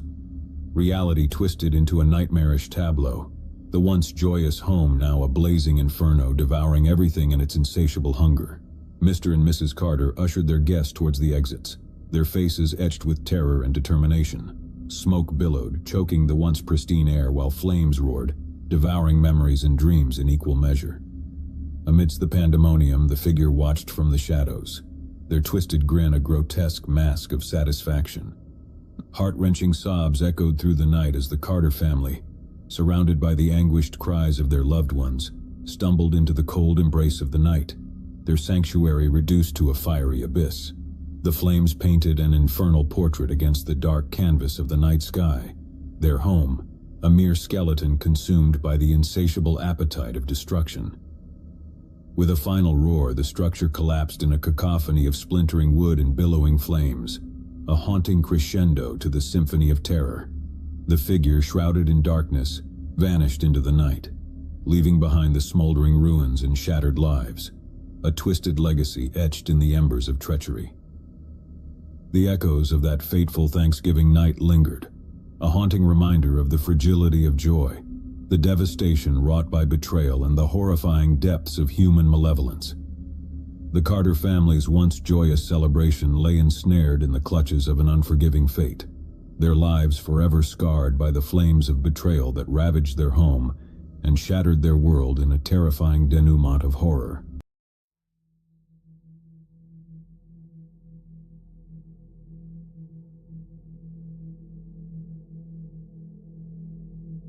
Jake sat hunched over his desk, bathed in the soft glow of his desk lamp. He had always been drawn to stories of suspense and intrigue, and now, as a writer, he was determined to craft the ultimate thriller. His latest project, The Unseen Pursuer, was taking him to places he had never ventured before. He had been researching the psychology of stalkers, poring over case studies and talking to experts. The more he learned, the more fascinated he became with the idea of the unseen threat, the person who blends seamlessly into the background while terrorizing their victims. As Jake began to write, he created his protagonist, a stalker who operated with meticulous precision. This character left no trace, no breadcrumbs for the authorities to follow. The victims were left in a state of constant paranoia, unable to escape the feeling that they were being watched. With each passing day, Jake's writing grew more intense. He vividly described the stalkers' surveillance techniques, the way they infiltrated their victims' lives, leaving them with a sense of vulnerability that gnawed at their sanity. The story was gripping, and Jake couldn't help but immerse himself in it completely. He wrote late into the night, the lines between fiction and reality blurring. Sometimes he found himself looking over his shoulder, as if he were the one being pursued. The weight of the story bore down on him, but he couldn't stop himself. He had to see it through to the end. One evening, as Jake sat at his computer, the room bathed in the eerie glow of the monitor, he heard a faint sound from outside his window. It was a soft scraping noise, like the rustle of leaves against glass. He froze, his breath catching in his throat. His eyes darted to the window, and there, in the dimly lit backyard, he saw a figure. It was obscured by darkness, but Jake could make out the silhouette of a person. Panic surged through him as he realized that the figure was watching him. Jake stumbled away from the window, his heart racing. He had created this world of suspense, but now it seemed that it was encroaching on his own life. The line between fiction and reality had become dangerously thin, and he didn't know how to escape it. As the days passed, Jake's paranoia deepened. He became convinced that he was being followed, that the unseen pursuer from his story had crossed into his own existence. He couldn't escape the feeling of being watched, of constantly looking over his shoulder, just like his characters. The unseen pursuer had become more than a story. It had become a haunting presence in Jake's life, an obsession that threatened to consume him. He had delved too deep into the mind of a stalker, and now he was living the nightmare he had created. Weeks turned into months, and Jake's obsession with his story grew. He spent hours each day locked in his office, writing feverishly, trying to capture the essence of the stalker's relentless pursuit. He barely ate, barely slept, his mind consumed by the chilling world he had created. His writing took on an almost manic quality. He wrote about the stalker's careful planning, the way he gathered information about his victims, infiltrating their lives through social media and online forums. Jake's research had taught him the insidious ways in which stalkers operated, and he used that knowledge to make his story all the more chilling. Outside his office, the world continued to turn, but Jake was oblivious to it. His friends and family grew worried, but he pushed them away, telling himself that he needed to finish his masterpiece. He couldn't let go of the unseen pursuer. One night, as Jake sat at his desk, the words flowing from his fingers like a torrent, he heard a noise in the hallway outside his office. It was a creaking floorboard, a soft but unmistakable sound. He froze, his heart pounding in his chest. With bated breath, he listened, and then he heard it again, a shuffling sound as if someone were moving cautiously in the dark. Fear gripped him, and he knew he couldn't ignore it any longer. He had to investigate. Slowly, he pushed his office chair back and stood up.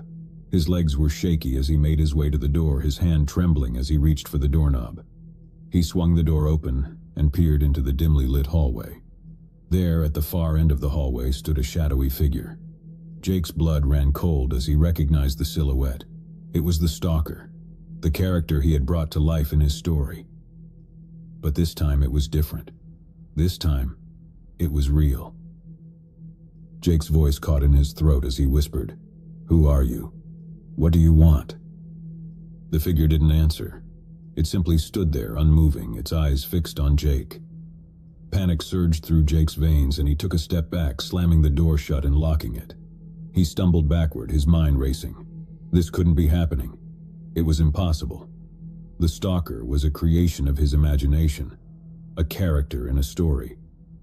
But as he stood there, his heart pounding, he couldn't escape the feeling that the line between fiction and reality had been irrevocably blurred. The unseen pursuer from his story had become all too real, and now he was the one being pursued.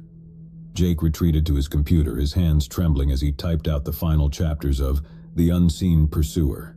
He had to finish the story, had to bring it to a close, as if that would somehow put an end to the nightmare that had taken over his life.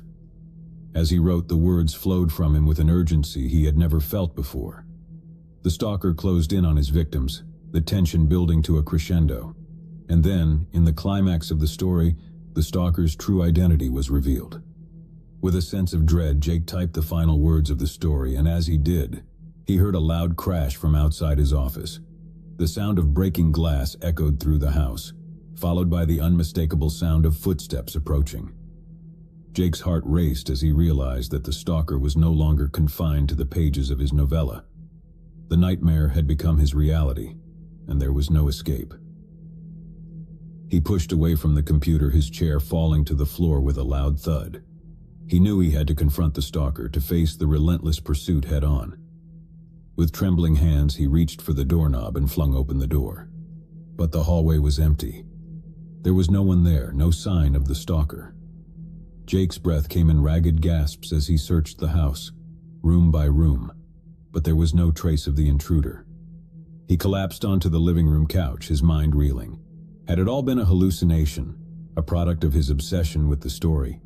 Or had the stalker truly been there, only to vanish into the night? In the days that followed, Jake struggled to make sense of what had happened. He couldn't escape the feeling that the stalker was still out there, watching, waiting. He had created a monster, and now it seemed that the monster had turned on him. The unseen pursuer was finished, but Jake's life would never be the same. The line between fiction and reality had been crossed, and he was left to wonder if he would ever truly be free from the relentless pursuit that had consumed him.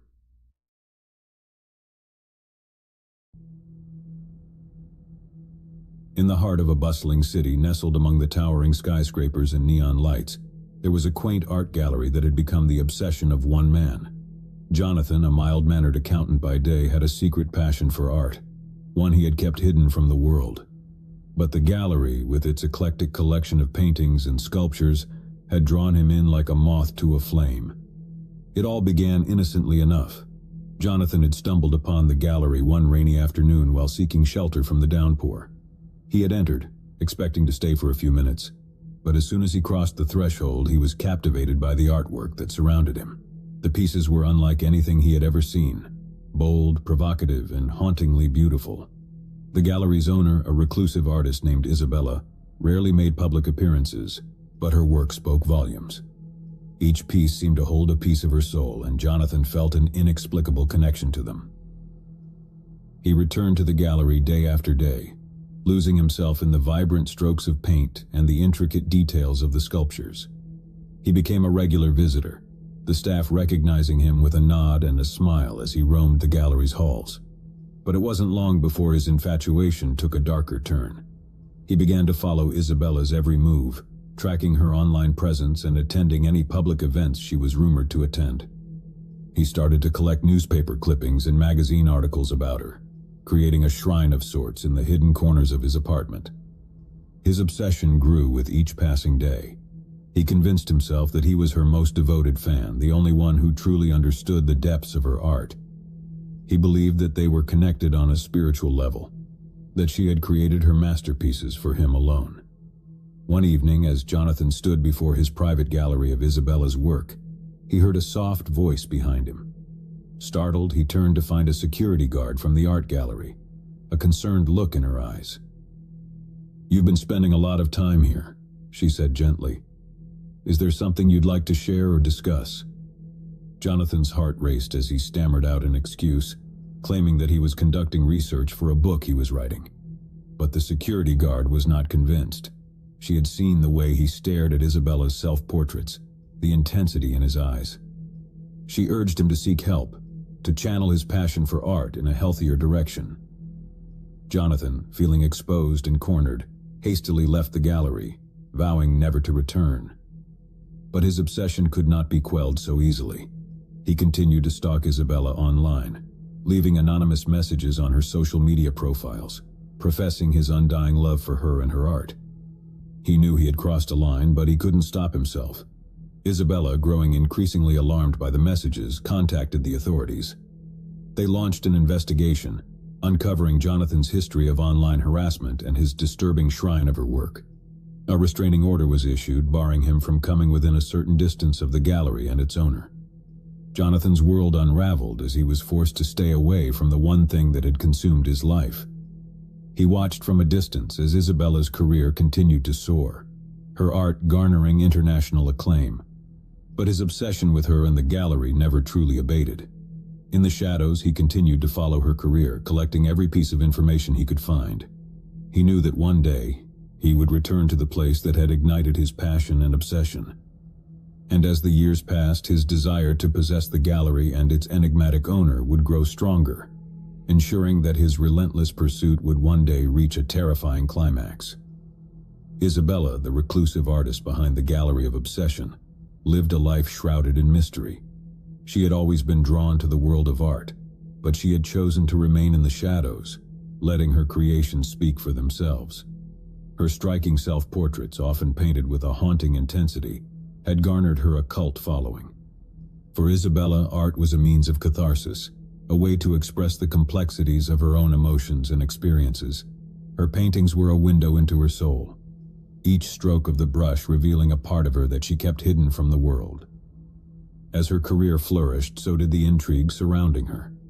Rumors and speculations swirled, with some suggesting that her art was a reflection of a tumultuous personal life. She had a talent for tapping into the darkest corners of the human psyche, and her works resonated deeply with those who viewed them. But Isabella was fiercely protective of her privacy.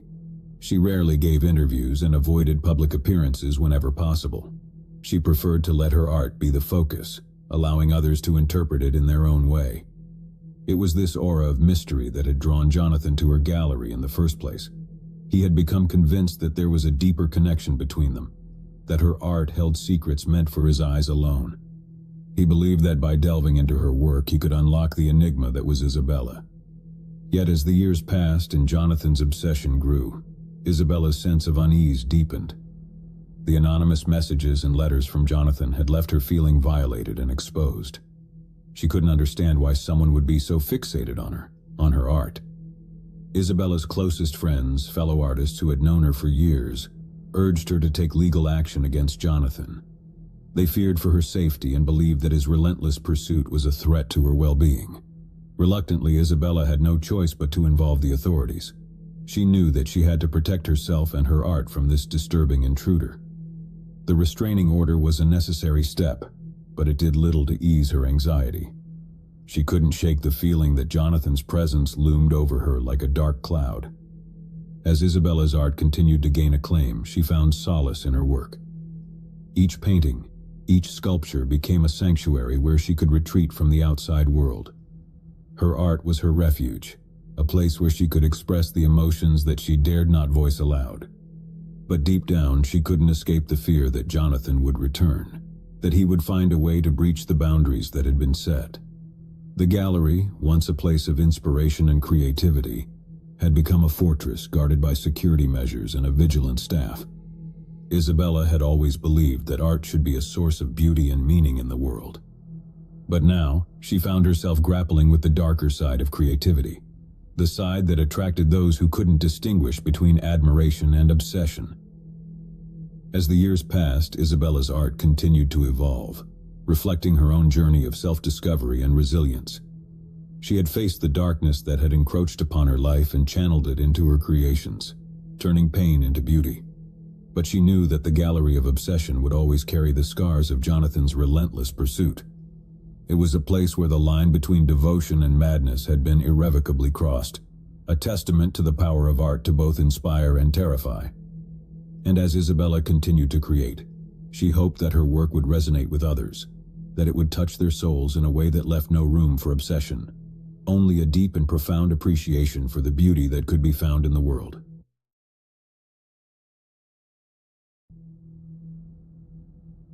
The city of Ashford had always been known for its winding streets, historic architecture, and the lingering echoes of a bygone era.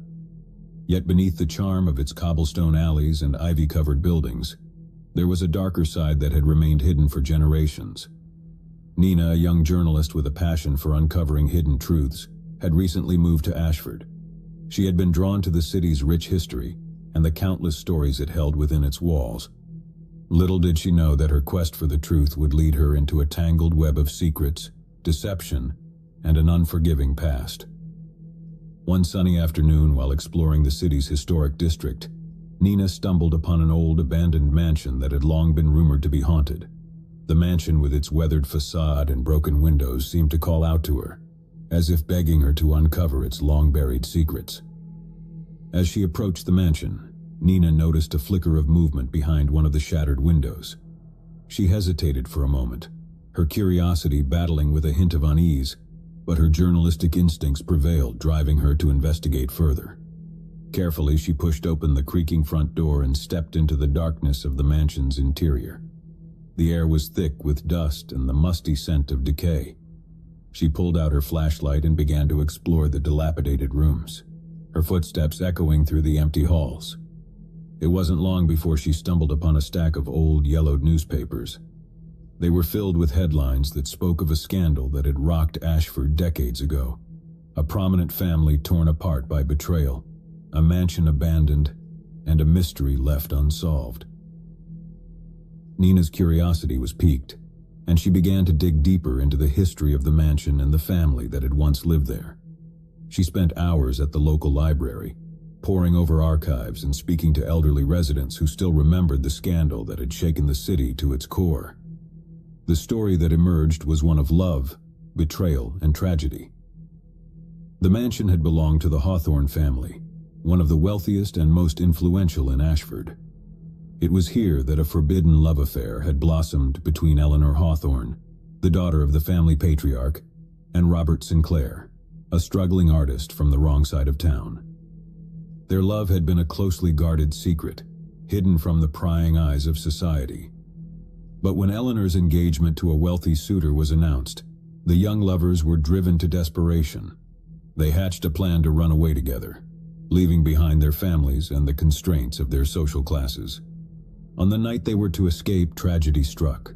A fire consumed the mansion, destroying everything in its path.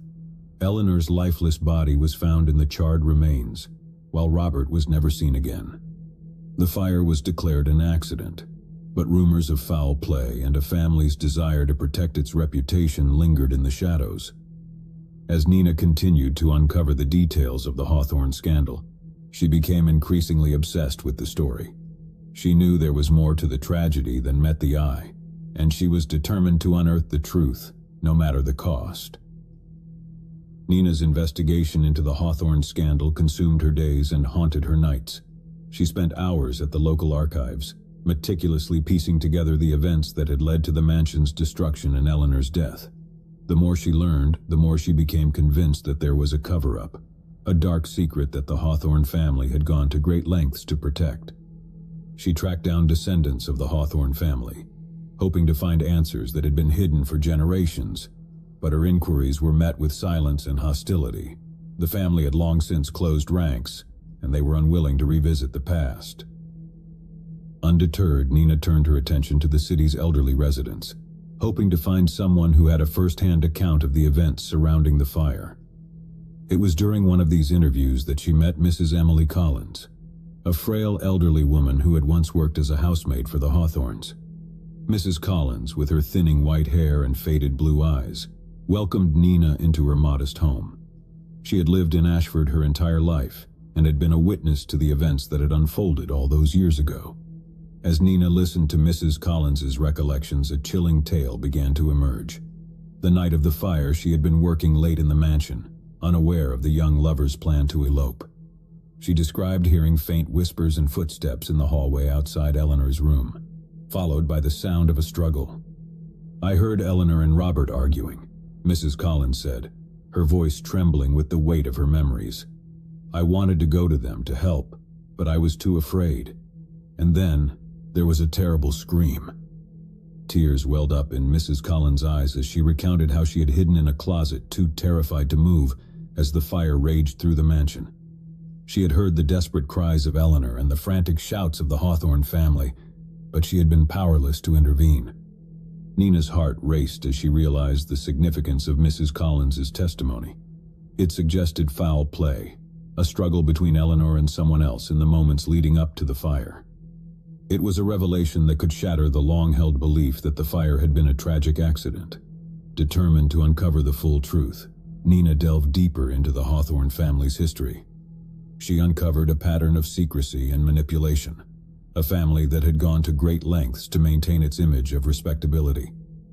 She also learned that Robert Sinclair had left behind a series of cryptic paintings before his disappearance, artworks that seemed to contain hidden messages and clues about the events of that fateful night.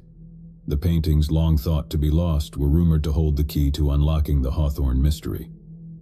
Nina's obsession with the story grew, and she found herself spending countless hours studying the paintings and deciphering their enigmatic symbols. It was as if Robert had left behind a trail of breadcrumbs, a puzzle that only the most dedicated and determined could solve. As she worked tirelessly to unravel the mystery, Nina began to feel the weight of the past pressing down on her. She couldn't shake the feeling that she was being watched, that the echoes of the past were growing louder, and that the truth was drawing nearer.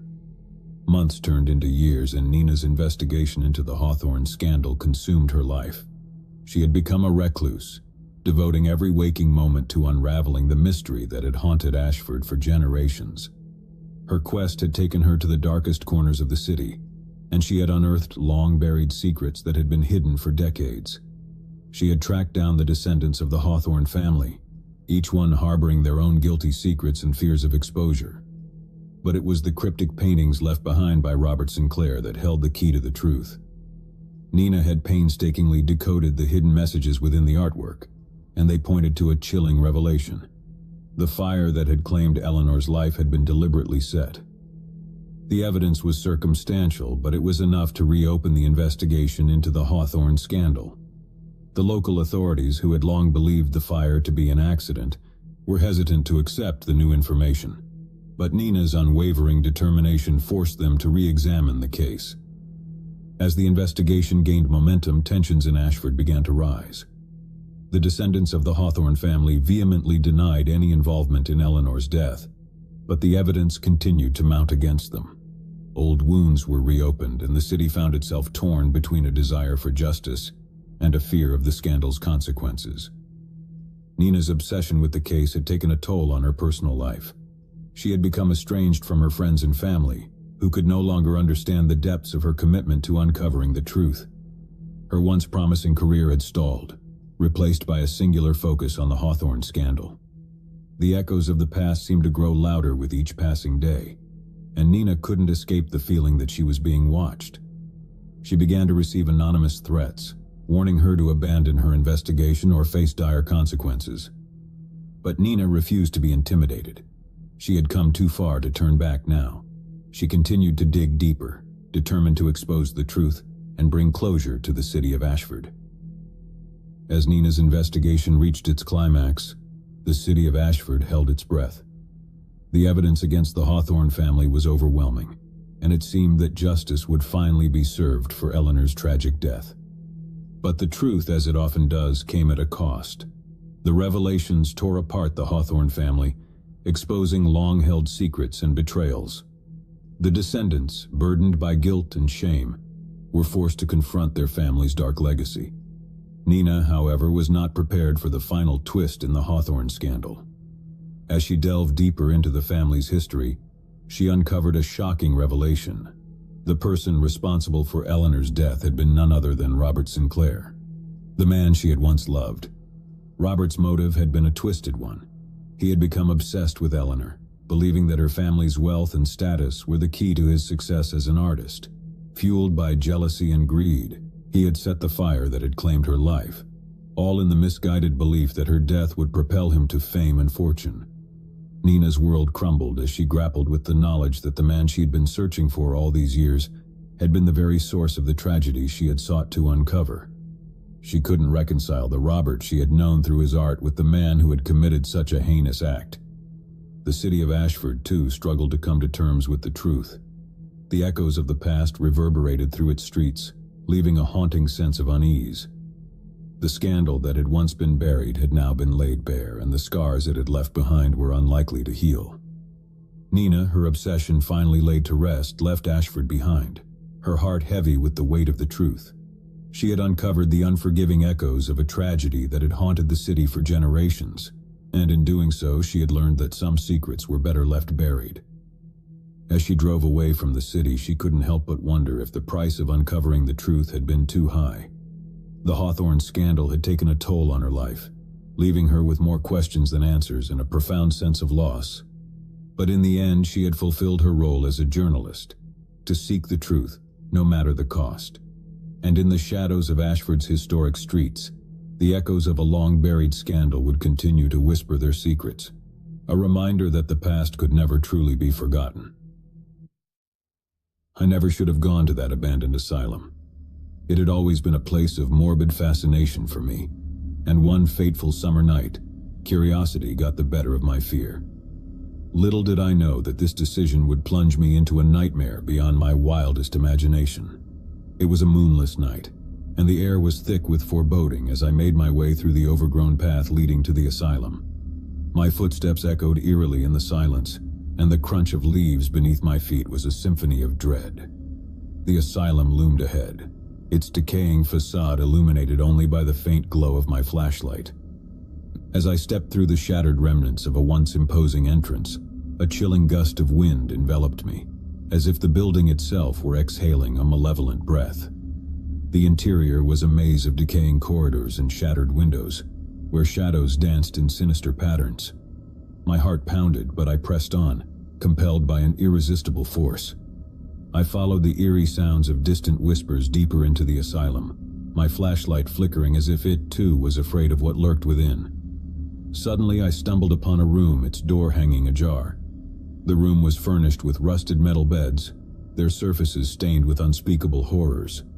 My stomach churned as I realized I was in a former patient's room. As I scanned the room with trembling hands, I noticed something etched into the wall beside one of the beds. It was a crude drawing, a grotesque figure with elongated limbs and hollow eyes.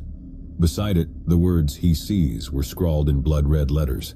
The hairs on the back of my neck stood on end, and I had an overwhelming sense that I was not alone. I fled the room, my heart pounding in my chest, and continued my journey through the asylum's dark recesses. The whispered voices grew louder, and I could now discern words, though they made no sense. It was as if the very walls were whispering their own dreadful secrets. I descended into the bowels of the building, where I stumbled upon an operating theater bathed in an eerie, flickering light. In the center of the room stood an old surgical table, restraints still intact. My flashlight beam revealed an array of surgical instruments, some encrusted with dried blood. The air was heavy with the stench of antiseptic and decay. My gaze was drawn to a corner of the room where an ornate mirror hung. My reflection stared back at me, but its eyes were empty voids, devoid of any semblance of humanity. Panic gripped me as I stumbled backward, crashing into a tray of instruments. The mirror shattered and the room plunged into darkness. I fumbled for my flashlight, my breath ragged. When the light returned, I was no longer alone. A figure stood at the entrance to the operating theater, shrouded in darkness. My heart raced as I tried to discern its features, but it remained a formless specter. The whispers intensified, growing into a cacophony of torment. "He sees! He sees!" they chanted in a dissonant chorus. The figure advanced slowly, its movements disjointed and unnatural. I tried to flee, but my legs betrayed me, refusing to move. As the figure drew closer, I finally caught a glimpse of its face, or what passed for one. It was a grotesque mask of agony and despair, twisted into a permanent rictus of torment. Its eyes, black pits devoid of humanity, fixed upon me with malevolence beyond comprehension. With a sudden surge of terror-fueled strength, I broke free from my paralysis and sprinted through the asylum's labyrinthine corridors, desperate to escape the relentless pursuit of the figure. The whispers pursued me, growing louder and more insistent with each passing moment. I stumbled into a room filled with rows of rusted metal beds, each occupied by a shadowy figure. Their hollow eyes stared into nothingness, and their mouths moved in silent agony. I realized with horror that these were the tortured souls of the asylum's former patients, trapped in an eternal nightmare. The figure was closing in, its distorted face contorted with sadistic glee. I had to find a way out to escape this living nightmare. With trembling hands, I pushed open a door at the end of the room and emerged into a moonlit courtyard. The asylum loomed behind me, its decaying facade now a nightmarish silhouette against the pale glow of the moon. I could still hear the whispers, faint but persistent, as if the asylum itself were whispering its cursed secrets. I ran through the courtyard, through overgrown weeds and crumbling walls, until I reached the outer perimeter of the asylum grounds. As I crossed the threshold, a deafening silence enveloped me, and the whispers ceased. I collapsed onto the grass, gasping for breath, my mind reeling from the horrors I had witnessed. The asylum stood silent and foreboding, a sentinel of malevolence in the moonlight. I knew I had escaped with my life, but I would forever carry the scars of that night. To this day, I cannot forget the figure with the face of torment, the tortured souls in the asylum's depths, or the haunting whispers that continue to echo in my nightmares. The asylum's secrets remain buried in its decaying walls, but I know one thing for certain. Some places are best left unexplored, for the darkness they hold can consume even the bravest of souls.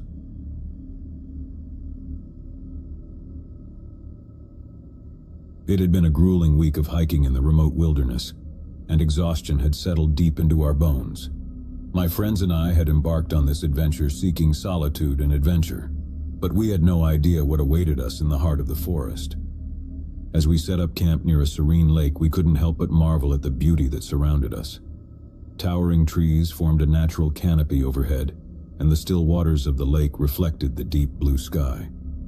It was idyllic, but the tranquility would soon give way to an unsettling sense of unease. On the second night, as we huddled around the campfire, a distant sound echoed through the trees. It was a soft, mournful wail that seemed to carry on the wind. We dismissed it as an animal, or perhaps the wind itself, but the unease in our group was palpable. As the days passed, the wailing continued, growing closer with each passing night. We attempted to rationalize it, attributing the sound to wildlife or the peculiar acoustics of the forest, but it gnawed at our nerves. One evening, as the sun dipped below the horizon, casting long shadows through the trees, we heard it again, louder and more haunting than before. This time it was unmistakably human, a cry of anguish that sent shivers down our spines. We decided to investigate, to determine the source of this eerie wail. Armed with flashlights, we ventured deeper into the forest, following the sound. The path grew treacherous and the trees closed in around us, their branches clawing at the sky like skeletal fingers. The whale led us to a small clearing where we discovered an old, dilapidated cabin. Its windows were shattered and the roof sagged under the weight of years of neglect. The cry seemed to emanate from within, and our hearts raced as we cautiously approached. The door creaked open with a ghostly groan, revealing a scene of utter desolation. Dusty furniture lay in disarray, cobwebs hung in the corners, and the air was heavy with the scent of decay. But what chilled us to the bone was the sight of an old, worn photograph on the mantel. It depicted a family, a mother, father, and a young child, their faces etched with sorrow. It was as if time had frozen in that moment of despair.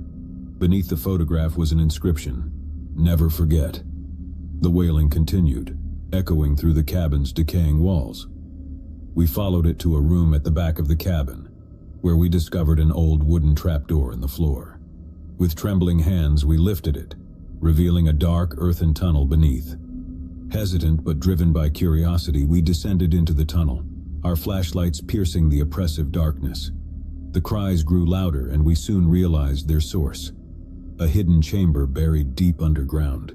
Inside, we found a room filled with chains and shackles, their cold, rusted metal bearing silent witness to untold suffering. The walls were lined with scratches and etchings, the desperate marks of someone who had been imprisoned here. As the wailing reached its crescendo, we discovered a journal tucked away in a corner.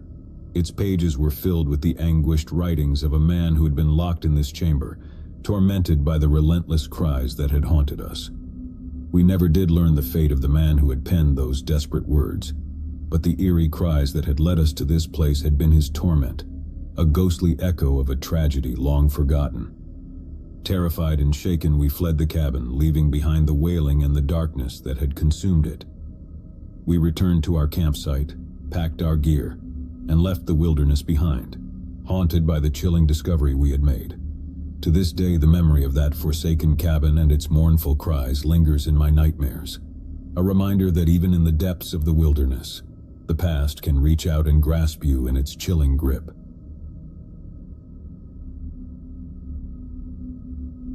It was the summer of 1997, and my friends and I were eager to embark on a road trip adventure. We had just graduated from high school, and this was our way of celebrating our newfound freedom before we scattered to colleges and universities across the country. Our destination, a remote, abandoned mining town in the Nevada desert that we had heard about from locals.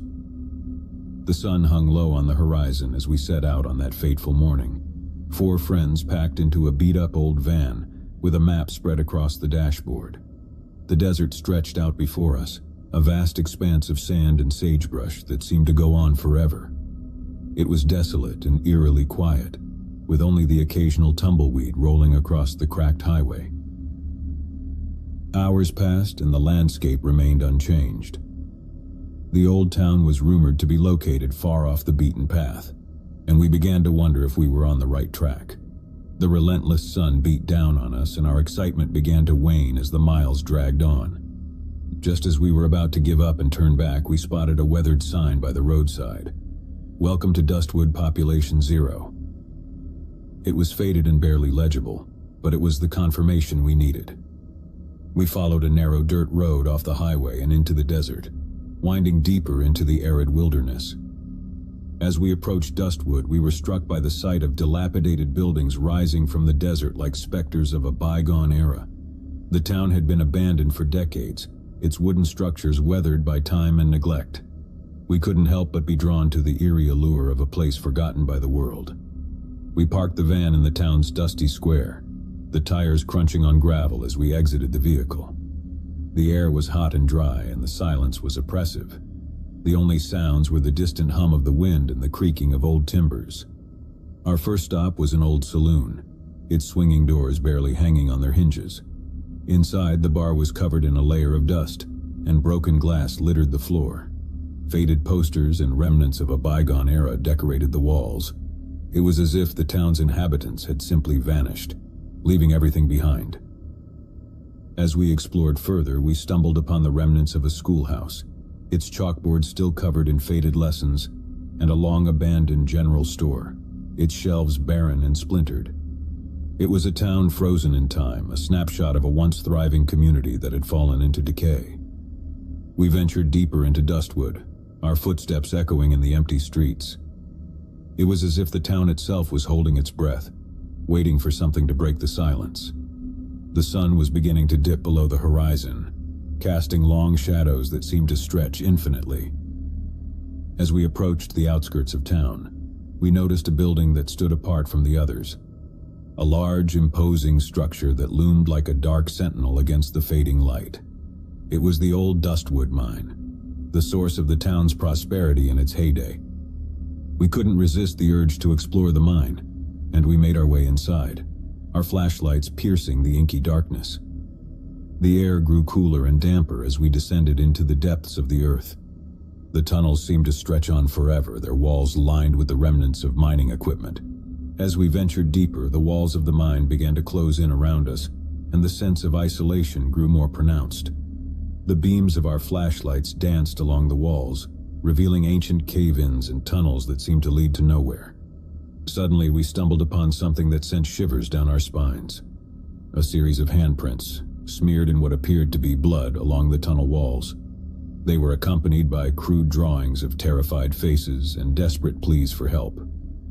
We exchanged nervous glances but pressed on, compelled by a mixture of curiosity and dread.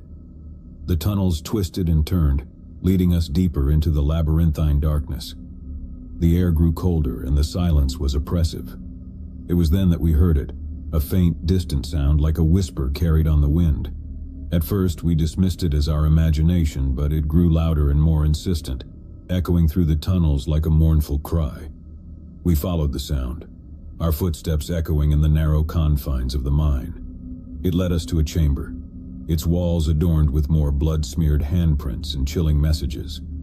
In the center of the chamber stood an old wooden platform, its surface stained with what could only be described as a pool of dried blood. As we approached, our flashlights revealed a rusted chain and shackles attached to the platform, and a shiver of horror coursed through us. It was a chilling reminder of the town's dark past, a past that had been buried beneath layers of time and silence. The whispers grew louder, their words incomprehensible but filled with anguish and despair. We knew we had to leave to escape the suffocating darkness of the mine, but as we turned to go, the entrance to the chamber slammed shut with a deafening crash, plunging us into darkness. Panic surged through us as we fumbled for our flashlights, their beams revealing that we were no longer alone. Figures emerged from the shadows, their faces twisted in terror and suffering. They were the specters of Dustwood's past, the souls of those who had toiled in the mine and perished in its depths. Desperate and terrified, we fought to escape the chamber, but the figures closed in around us, their bony hands reaching out as if to drag us into their eternal torment. The whispers grew into a cacophony of agony, drowning out our cries for help. Just as all hope seemed lost, the entrance to the chamber suddenly burst open, and blinding daylight flooded in. We stumbled out of the mine, gasping for breath, and found ourselves back in the town square, the sun hanging low on the horizon. The figures of Dustwood's past remained trapped within the mine, their mournful cries echoing through the tunnels. We knew we had narrowly escaped a fate worse than death. Terrified and shaken, we piled back into the van and sped away from Dustwood, leaving the abandoned town and its haunting secrets behind. As we drove into the desert night, we couldn't help but wonder if we had disturbed something in that forsaken place, something that should have remained hidden. To this day, the memory of Dustwood and the chilling encounter in the mine haunts my dreams. It serves as a stark reminder that some places are best left untouched, their secrets buried in the sands of time, waiting for the curious and the foolish to stumble upon them.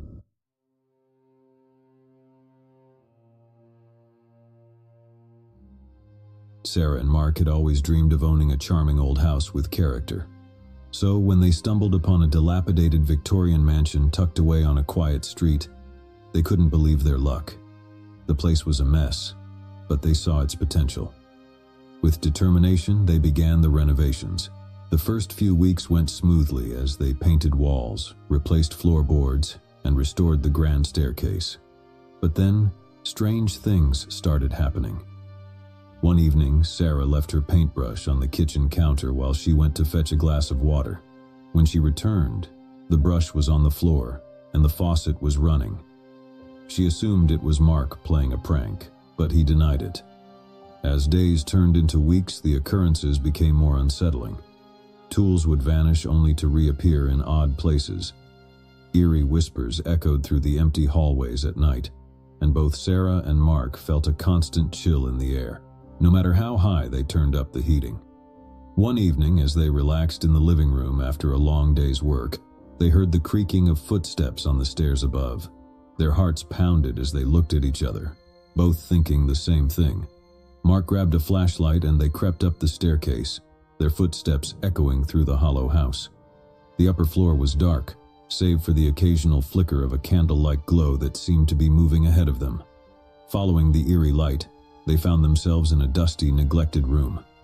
There, in the corner, stood an old trunk. As Mark opened it, they found a series of handwritten letters tied with a faded ribbon. The letters were dated from the early 1900s and were addressed to a woman named Margaret. The letters spoke of a forbidden love affair between Margaret and a man named Samuel. Margaret's husband, it seemed, had discovered their secret, leading to a terrible tragedy. The final letter hinted at a curse placed upon the house, a curse that would torment anyone who dared to live within its walls. Sarah and Mark were horrified by what they had uncovered. They couldn't believe they had stumbled upon such a dark secret hidden within their dream home. But they couldn't deny the escalating paranormal activity that had plagued them since they began the renovations. Fearing for their safety, they decided to leave the house, but the malevolent presence wasn't ready to let them go. As they packed their belongings, a sudden gust of icy wind blew through the room, extinguishing the candles and plunging them into darkness. Terrified, they stumbled toward the door, but it slammed shut before they could escape. The room seemed to come alive, with furniture floating in the air and ghostly figures appearing all around them. Desperate and overwhelmed, they clung to each other, reciting prayers and begging for release from the vengeful spirits. Finally, as the clock struck midnight, the apparitions vanished, and the oppressive atmosphere lifted. Sarah and Mark fled the house, never looking back. They left behind their dream home, realizing that some dreams are better left unfulfilled, especially when they come with a curse. As they stood outside in the cold night air, the full moon casting an eerie glow on the old Victorian mansion, they couldn't help but wonder about the tragic love story they had uncovered. Margaret and Samuel's forbidden love had brought them together even in death, bound to the house by a curse that sought to punish anyone who dared to intrude. Months passed, and Sarah and Mark tried to put the horrifying experience behind them. They moved into a new house and tried to forget the haunted mansion. However, the memories of that night continued to haunt their dreams. One rainy evening, Sarah received a mysterious package in the mail. It was addressed to her, but there was no return address. Inside the package was a single weathered letter, written in the same handwriting as the letters they had found in the trunk. The letter was from Margaret, or at least that's what it claimed. It spoke of regret, of a love that could never be, and of a longing to break free from the curse that bound her to the house. It asked for their help, their understanding, and their forgiveness. Sarah and Mark were perplexed and frightened. How could this be possible? Had they truly communicated with the spirits that haunted the old mansion? They decided to seek the advice of a paranormal investigator to unravel the mystery. The investigator, a middle-aged woman named Evelyn, arrived at their new home with a bag full of equipment. She listened intently as Sarah and Mark recounted their experiences and showed her the letter they had received. Evelyn was intrigued and sympathetic to their plight. With the couple's permission, Evelyn set up her equipment in their living room, including cameras, audio recorders, and electromagnetic field detectors. As night fell, they dimmed the lights and waited for any signs of paranormal activity. Hours passed with nothing out of the ordinary. Sarah and Mark began to doubt their earlier experiences, wondering if it had all been a product of stress and imagination. Just as they were about to call it a night, the temperature in the room dropped suddenly and the air grew heavy with tension. Evelyn's equipment started to react. Cameras captured orbs of light darting around the room, and the audio recorder picked up faint whispers. The electromagnetic field detectors beeped erratically, indicating a surge in activity. Then, a voice echoed through the room, faint but distinct. It was Margaret's voice, pleading for forgiveness and release from the curse. Sarah and Mark were paralyzed with fear, their eyes fixed on the spot where the voice seemed to originate. Evelyn, experienced in dealing with the supernatural, calmly addressed the spirit. She asked Margaret why she had reached out to them and how they could help. The room seemed to vibrate with energy as Margaret's story unfolded. Margaret and Samuel had indeed lived in the house decades ago, their love a secret hidden from the world. When their affair was discovered, tragedy struck. Samuel was killed and Margaret's life ended in a desperate act of sorrow. Their souls remained bound to the house, trapped by a curse fueled by unresolved emotions. Margaret explained that Sarah and Mark's discovery of the letters had stirred something within the spirits, a glimmer of hope for redemption. They believed that by helping to free Margaret and Samuel's souls, they could break the curse that had plagued the house for generations. Touched by the spirit's plea, Sarah and Mark agreed to help. With Evelyn's guidance, they performed a ritual meant to cleanse the house and release the trapped souls. It was a solemn and emotional process, filled with tears and forgiveness. As the ritual neared its end, a warm, golden light enveloped the room, and a sense of peace washed over them all. The temperature returned to normal, and the oppressive presence that had haunted the house lifted, as if a heavy weight had been removed. Evelyn assured Sarah and Mark that the curse had been broken, and Margaret and Samuel's spirits were finally free to move on. The couple felt a profound sense of closure and relief, knowing that they had played a part in ending the haunting of the old Victorian mansion. They decided to sell the house, disclosing its history and the paranormal events they had experienced to the new owners. With the curse lifted, the house regained its charm, and its new occupants never encountered the same eerie occurrences that had tormented Sarah and Mark. As for the couple, they continued their lives with a newfound appreciation for the mysteries of the afterlife. They were forever connected to the tragic love story of Margaret and Samuel, a story that had taught them the power of forgiveness and the importance of helping spirits find peace.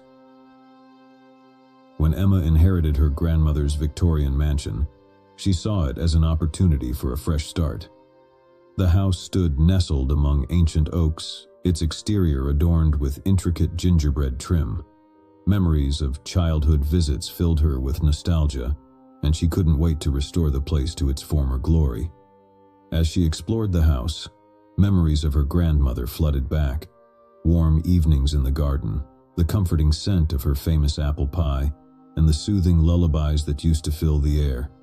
Yet beneath these cherished memories, Emma couldn't help but remember the stories her grandmother had whispered to her as a child, the stories of a haunting that had plagued the family for generations.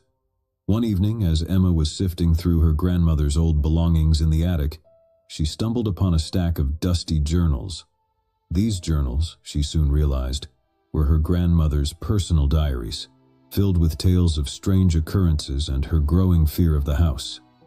The entries described chilling encounters with unseen entities, mysterious shadows that roamed the hallways at night, and whispers that seemed to emanate from the very walls. Emma's grandmother wrote of a sense of being watched, of a malevolent presence that seemed to feed off her fear. As Emma delved deeper into the journals, she discovered that her grandmother had sought the help of mediums, psychics, and even priests to rid the house of the malevolent force. But all attempts had been in vain, and her grandmother's descent into madness was palpable in the later entries. Haunted by her grandmother's words, Emma decided to investigate further. She contacted a paranormal researcher named Dr. Richard Thornton, who specialized in cases involving haunted properties. Dr. Thornton agreed to visit the mansion and conduct a thorough investigation. On a stormy night with rain pounding against the windows and thunder rumbling in the distance, Dr. Thornton arrived at the mansion. Emma greeted him at the door, her anxiety evident. Together, they ventured into the heart of the house, armed with cameras, voice recorders, and a sense of trepidation. As they began their investigation, strange occurrences manifested themselves. Doors creaked open on their own, and cold spots seemed to materialize out of thin air. Dr. Thornton's equipment detected fluctuations in electromagnetic fields, and eerie EVPs, electronic voice phenomena, whispered chilling messages. In the attic, where Emma had discovered her grandmother's journals, the activity reached its peak. The air grew heavy with a palpable sense of dread, and the temperature dropped dramatically. Emma felt a presence close by, as if someone, or something, was watching her every move. Dr. Thornton conducted a series of seances and communicated with the entities using a spirit board. Through these interactions, they learned that the malevolent force had a name: Elijah. Elijah claimed to be a tortured soul who had died tragically in the house long ago, and had been bound to it ever since. Emma, filled with empathy, tried to understand Elijah's pain and the reason behind his malevolence. As the hours passed, she and Dr. Thornton unraveled the tragic tale of a love affair gone awry, one that had led to Elijah's untimely death and his eternal torment. It became apparent that Elijah sought release from the curse that bound him to the house. With Dr. Thornton's guidance, Emma decided to help. They performed a ritual to communicate with Elijah's spirit and guide him towards the light. It was a fraught and emotional process, filled with fear and uncertainty. As the ritual reached its climax, a blinding light enveloped the attic and a sense of profound peace washed over them.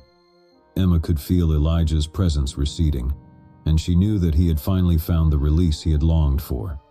With the curse lifted, the house felt different, lighter, as if a weight had been lifted from its foundations. The paranormal activity ceased, and Emma could finally breathe a sigh of relief. She decided to continue her grandmother's legacy by turning the mansion into a small bed and breakfast, sharing the history of the house and its spirits with those who dared to stay.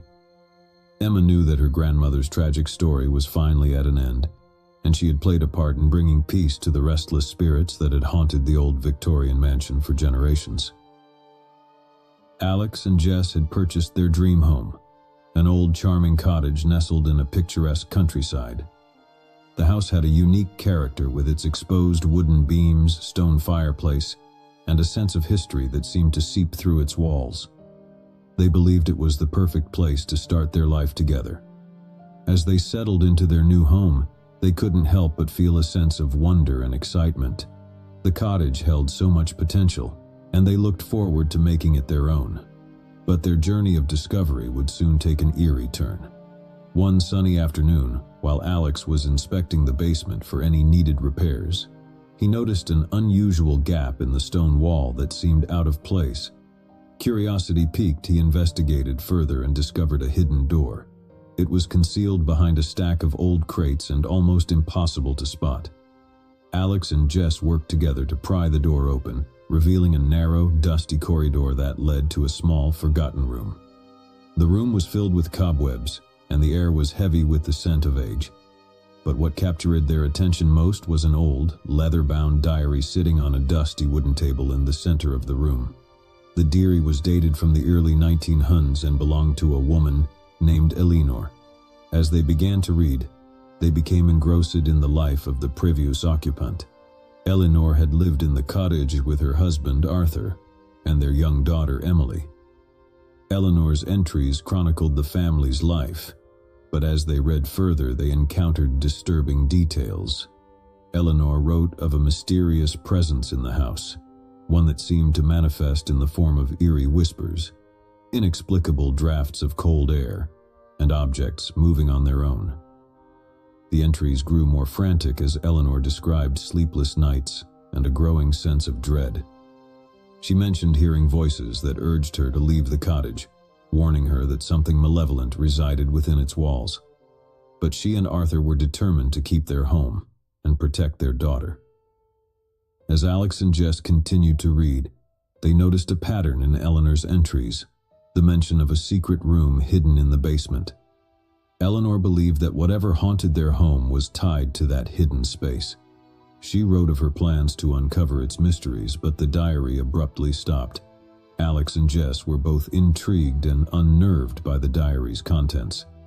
They decided to investigate the hidden room mentioned by Eleanor, feeling compelled to uncover the truth about the haunting.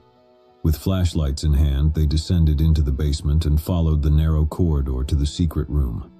It was locked, and after some effort, they managed to pry it open. The room was small and dimly lit, with stone walls covered in strange symbols and a feeling of oppressive energy that sent shivers down their spines. On a rickety wooden shelf, they discovered a series of old journals that had belonged to Arthur. As they skimmed through the entries, a chilling narrative began to emerge. Arthur had continued where Eleanor left off, documenting his own experiences with the malevolent force that haunted the house. He wrote of being tormented by vivid nightmares, of feeling a cold, clammy hand brushing against him in the dead of night, and of witnessing objects levitating and crashing to the ground. The journals contained pleas for help and prayers for deliverance. As Alex and Jess read on, they realized that Arthur had become obsessed with uncovering the source of the haunting, the secret room. He believed that the key to freeing their family from the malevolent entity lay within its hidden walls. With trembling hands, they turned their attention to the room itself. They searched for any hidden compartments or clues that might lead them to the truth. It was then that Alex noticed a loose stone in the wall, and when he pushed it aside, they revealed a small concealed chamber. Inside, they found a wooden chest covered in dust and cobwebs. With bated breath, they opened it, revealing a collection of old photographs, letters, and a small weathered doll that sent a chill down their spines. The doll bore a striking resemblance to Emily, the daughter mentioned in Eleanor's diary. As they examined the contents of the chest, they realized that it held the remnants of a tragic family history, a history that had somehow become intertwined with the malevolent presence in the house. Determined to uncover the truth and put an end to the haunting, Alex and Jess continued their research. They reached out to a local historian who delved into the history of the cottage and its previous occupants. What they discovered was a heartbreaking tale of a family torn apart by tragedy. Eleanor and Arthur had indeed lived in the cottage with their young daughter, Emily. But Emily had mysteriously disappeared one fateful night, never to be found again. The heartbreak of losing their child had shattered the family, and the malevolent presence that had haunted the house was believed to be the spirit of Emily, trapped in a state of torment and confusion. With this knowledge in hand, Alex and Jess decided to hold a seance in the hidden room, hoping to communicate with the spirit of Emily and offer her the peace and closure she so desperately needed. As they gathered in the dimly lit room, surrounded by the symbols on the walls, they reached out to Emily's spirit. Through the seance, they managed to establish a connection with her, and the room filled with a palpable sense of sorrow and longing. Emily's spirit conveyed her confusion and fear, revealing that she had been trying to reach out to her parents for years, but her efforts had only fueled their terror. She longed for her family's forgiveness, and for a way to move on from the torment that bound her to the house. With tears in their eyes, Alex and Jess assured Emily that they understood her pain and were willing to help. They performed a ritual to guide her spirit towards the light, offering words of forgiveness and love. As they completed the ritual, the room seemed to brighten and a sense of peace washed over them. They knew that Emily's spirit had finally found the release it had yearned for. In the days that followed, the cottage felt different. The oppressive presence had vanished, replaced by a sense of serenity and warmth. Alex and Jess knew that they had played a crucial role in bringing closure to a long-forgotten tragedy. They decided to preserve the hidden room as a place of remembrance for Emily, a testament to her enduring spirit. The cottage, once haunted by a painful history, had now become a place of healing and redemption. David, a talented musician, had always dreamt of having his private recording studio. When he stumbled upon an old mansion in a quiet countryside, he saw the perfect opportunity to turn his dream into reality. The mansion was a grand and imposing structure, with high vaulted ceilings and ornate architecture, a perfect setting for his creative endeavors. As David began setting up his recording equipment in the mansion's grand living room, he couldn't help but marvel at the acoustics and the rich, warm sound that filled the space. It was as if the very walls of the house resonated with music. Late one night, as David was tinkering with his instruments and recording software, he heard the faint strains of a piano melody. At first, he dismissed it as a product of his tired imagination, but the music persisted, growing clearer and more enchanting with each passing moment. Following the haunting melody, David found himself drawn to a locked room on the second floor. It was a room he had never noticed before, and the door was adorned with intricate carvings of musical notes and instruments. The room seemed to pulse with an otherworldly energy, Determined to uncover the source of the haunting music, David searched the mansion for a key. After a thorough investigation, he discovered an old brass key tucked away in a dusty drawer. With trepidation and excitement, he inserted the key into the door's lock, and it creaked open to reveal a room frozen in time. The room was a magnificent music chamber, with a grand piano at its center. The walls were adorned with portraits of composers long past, and sheet music was scattered across the polished wooden floor. It was as if the room had been untouched for centuries.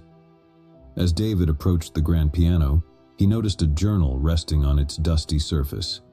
The journal belonged to a composer named Victor, and it detailed his obsession with a symphony he had never been able to finish. A symphony that was meant to be his masterpiece. Victor's entries spoke of a mysterious muse who had inspired him with hauntingly beautiful melodies. He described the muse as a ghostly presence that would visit him in the dead of night, whispering enchanting compositions into his ear. As David read on, he realized that Victor had been consumed by his desire to complete the symphony. He had isolated himself from the world, pouring all his creative energy into the haunting melodies that had been gifted to him by the enigmatic muse. But Victor's obsession had taken a toll on his sanity. He wrote of sleepless nights, of hearing the muse's voice even during waking hours, and of a growing darkness that seemed to overshadow his life. David felt a deep connection to Victor's story, as if he understood the composer's yearning for creative perfection. He decided to honor Victor's memory and complete the unfinished symphony, believing that it was his destiny to bring the haunting music to life. With each passing day, David dedicated himself to the symphony, spending hours at the grand piano, composing and refining the melodies that had been left incomplete for so long. The music seemed to flow effortlessly, as if guided by an unseen hand. But as David delved deeper into the symphony, he began to experience strange occurrences. He would hear whispers in the empty rooms, voices that seemed to echo the haunting melodies he was composing. Shadows danced in his peripheral vision, and he often felt a chilling presence watching over him. One night, as he sat alone in the music chamber, absorbed in the composition, he felt a cold, ethereal hand gently touch his shoulder. Startled, he turned to see a ghostly figure. A woman dressed in a flowing gown, her eyes filled with a mixture of longing and sorrow. The figure extended her hand toward David, and without hesitation he reached out and touched it. As their hands met, he felt a surge of emotions, loss, passion, and an unfulfilled yearning for completion. Through the connection, David understood that the ghostly woman was the muse who had inspired Victor. She had longed for her symphony to be brought to life, to be heard by the world, and to find closure for her own unfinished story. Determined to honor the muse's wishes, David continued his work on the symphony, pouring his heart and soul into the haunting melodies. As he composed the final notes, he felt a profound sense of fulfillment, as if he had completed a journey that had spanned centuries. The night he performed the finished symphony in the grand living room of the mansion, a sense of transcendence filled the air. The music flowed through the space, carrying with it the emotions and yearnings of the muse. It was a symphony that spoke of love, loss, and the eternal quest for artistic perfection. As the last note faded into silence, David felt a gentle breeze caress his cheek, and he knew that the muse had finally found peace. The mansion, once haunted by the specter of creative obsession, now resonated with a sense of artistic fulfillment. David continued to use the mansion as his recording studio, but he always left the music chamber untouched, as a testament to the creative journey he had embarked on, and the connection he had forged with the haunting muse. Lisa and Tom were drawn to the charm of their new cottage, nestled in the heart of a historic town. The cottage came furnished with antique pieces that added character to the space, but one item caught their attention: an ornate vintage mirror with an intricately carved wooden frame. The mirror hung in the hallway, its aged glass reflecting the passage of time. As Lisa and Tom settled into their new home, they noticed that the mirror seemed to possess a captivating allure. Its reflection had a certain depth and magnetism that drew them in. One evening, as they gazed into the mirror, Lisa noticed something unusual. a faint, fleeting reflection of a woman dressed in a Victorian-era gown, her eyes filled with sadness. Startled, she turned to Tom, but when they looked back at the mirror, the mysterious figure had vanished. They dismissed it as a trick of the light, attributing it to their overactive imaginations.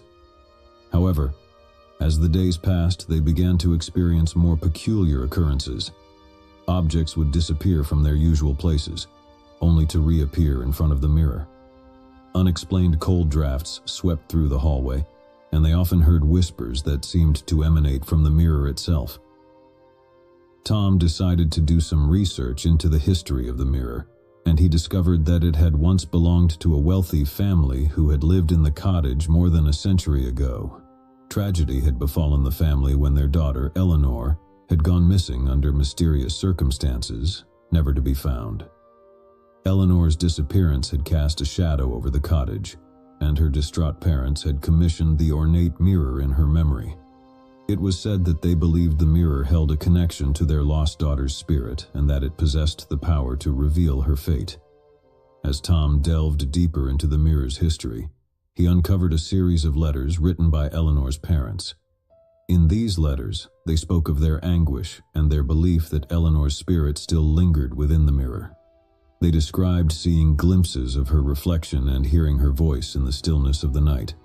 Lisa and Tom couldn't ignore the unsettling parallels between their experiences and the tragic history of the mirror.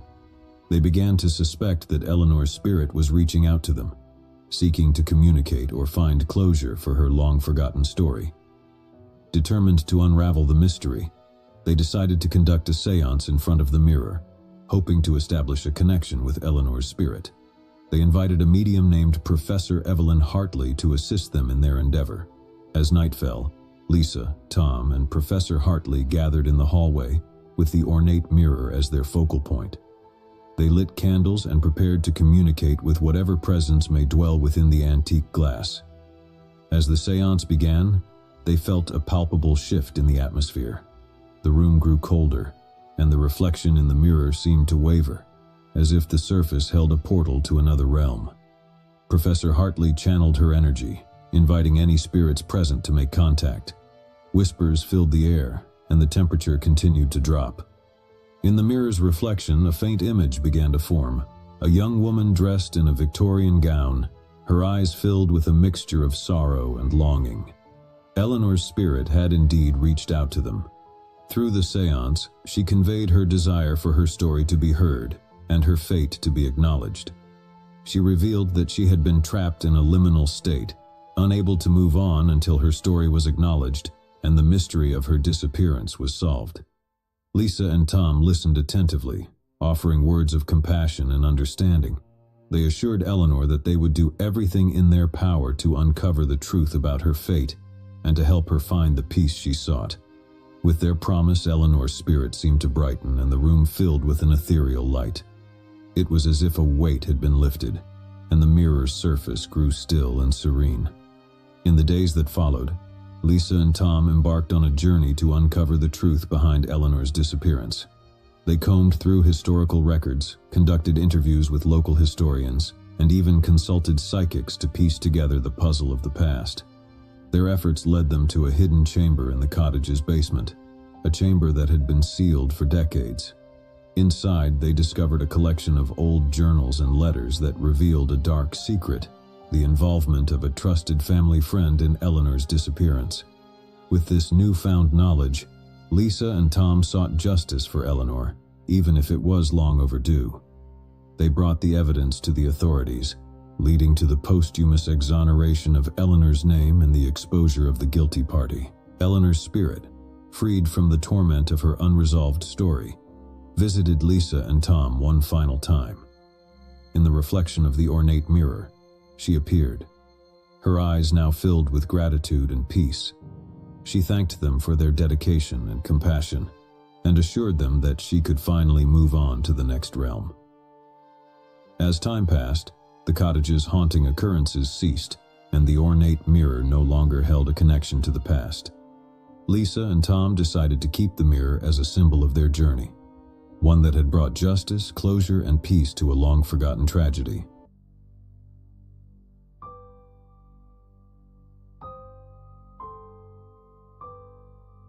The Phantom Ship of Ravenscove, Diary Entry, September 22, 1891.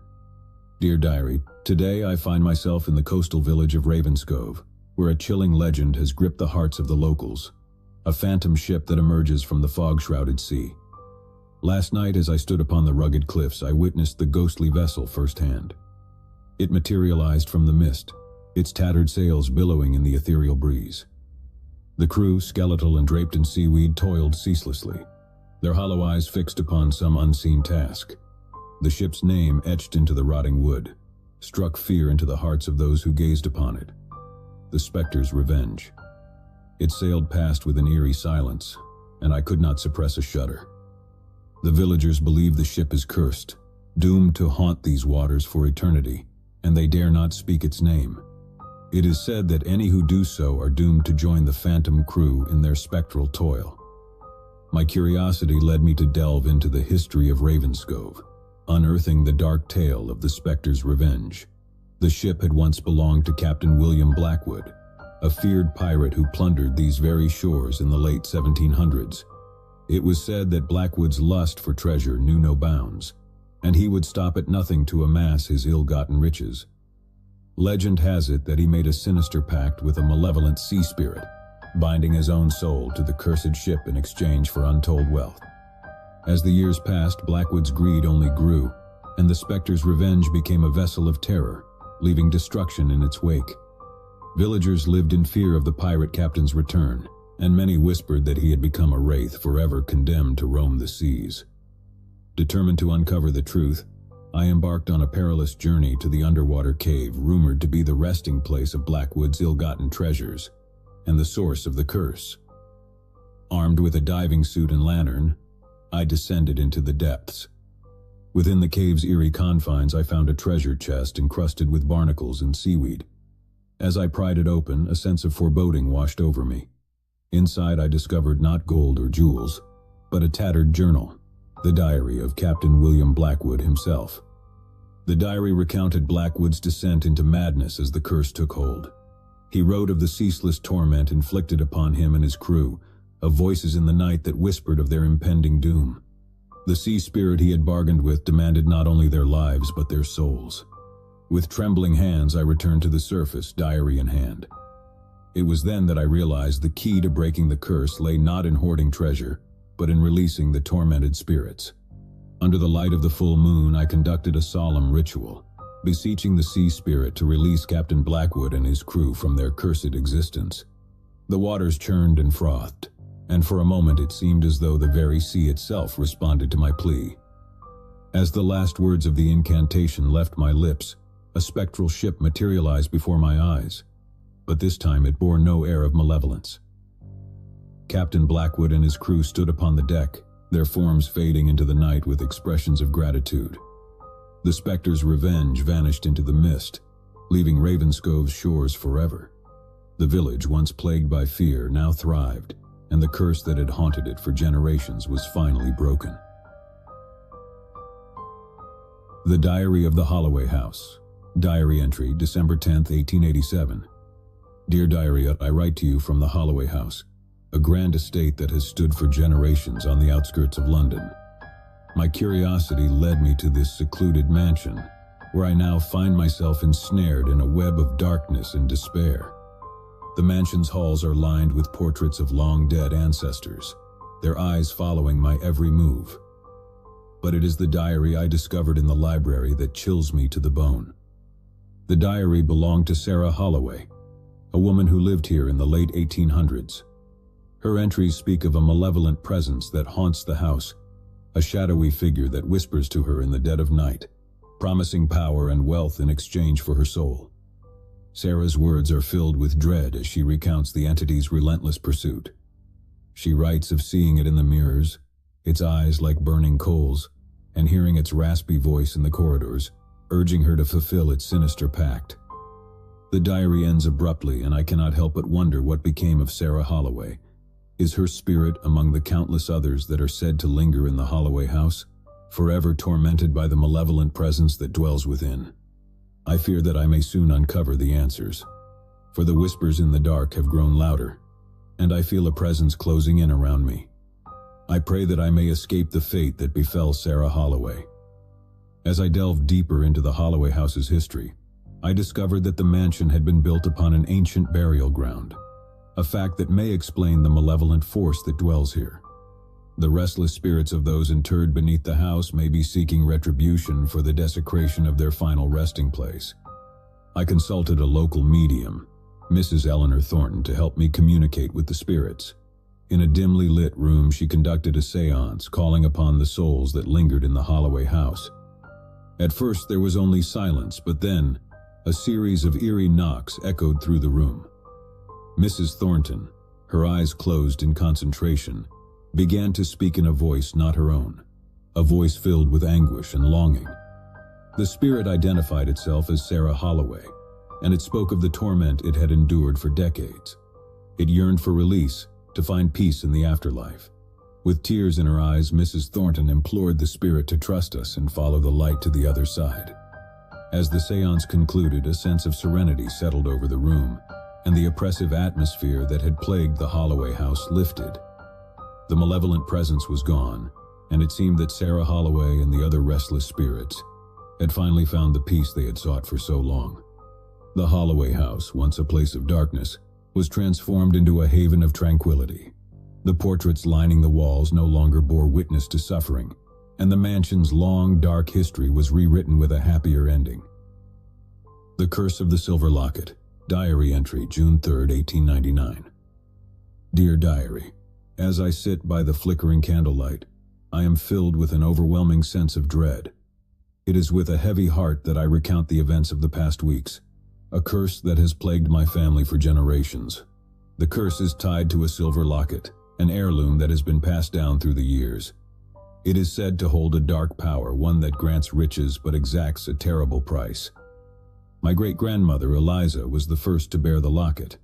She found it in the attic of our ancestral home and in her greed could not resist its allure. She wore it day and night, her once gentle demeanor twisted by a thirst for wealth. Soon, tragedy befell our family. Eliza's husband vanished without a trace, and her children suffered terrible misfortunes. It was as if the locket fed upon their suffering. Generations have passed, and now I am the keeper of the cursed locket. I can feel its malevolence, a force that compels me to wear it despite the knowledge of its consequences.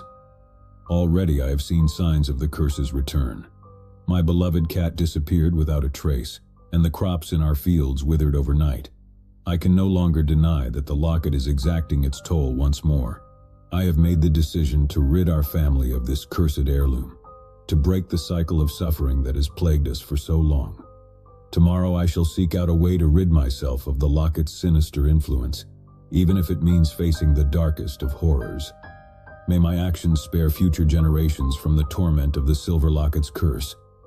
As I delved deeper into the lore surrounding the locket, I uncovered a grim ritual that had been passed down through the generations of my family. A ritual meant to sever the locket's connection to our bloodline. It was a dangerous undertaking, but I was willing to take the risk to end the curse. The ritual required me to venture into the heart of a long-forgotten forest on the outskirts of our estate. With the locket clasped tightly in my hand, I followed the ancient instructions, reciting incantations under the light of the full moon. As I completed the final chant, the forest around me came alive with an eerie energy. The ground trembled and the trees seemed to sway in time with my words. It was as if nature itself was responding to the desperate plea of my family to be free of the locket's curse. A blinding light enveloped me, and I felt an intense surge of pain as the locket's hold on me was severed. With a final burst of energy, I hurled the locket deep into the heart of the forest, watching as it disappeared into the underbrush. The forest fell silent, and I knew that the curse had been broken. I returned to our family home, exhausted but relieved, knowing that I had sacrificed the locket to spare future generations from its malevolent influence. As I write these final words, I am filled with a sense of closure and hope. The curse of the silver locket has been vanquished, and I can only pray that my actions will bring peace and prosperity to my family for generations to come.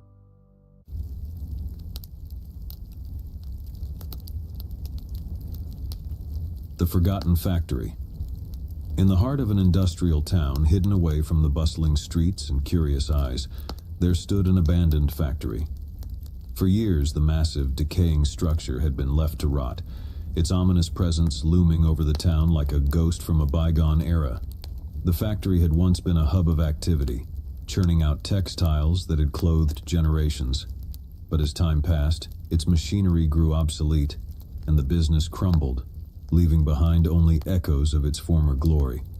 One fateful summer, a group of 4 friends, Emily, David, Sarah, and Ben, decided to explore the abandoned factory. Armed with flashlights, they ventured through its rusted gates and into the shadowy interior. The air inside was thick with dust and the scent of old machinery. Cobwebs clung to the walls and forgotten tools lay scattered across the floor. It was as if time had stood still within the factory's walls. As they ventured deeper into the factory, they came across a series of old photographs. The images depicted workers toiling away at the machinery, their faces etched with exhaustion. Among the photos, they found one of a man who stood out. A tall figure with a stern expression, identified only as Elijah. Their curiosity piqued, they continued their exploration, eventually stumbling upon an office buried in the heart of the factory. Dust-covered ledgers and journals filled the room, documenting the factory's history.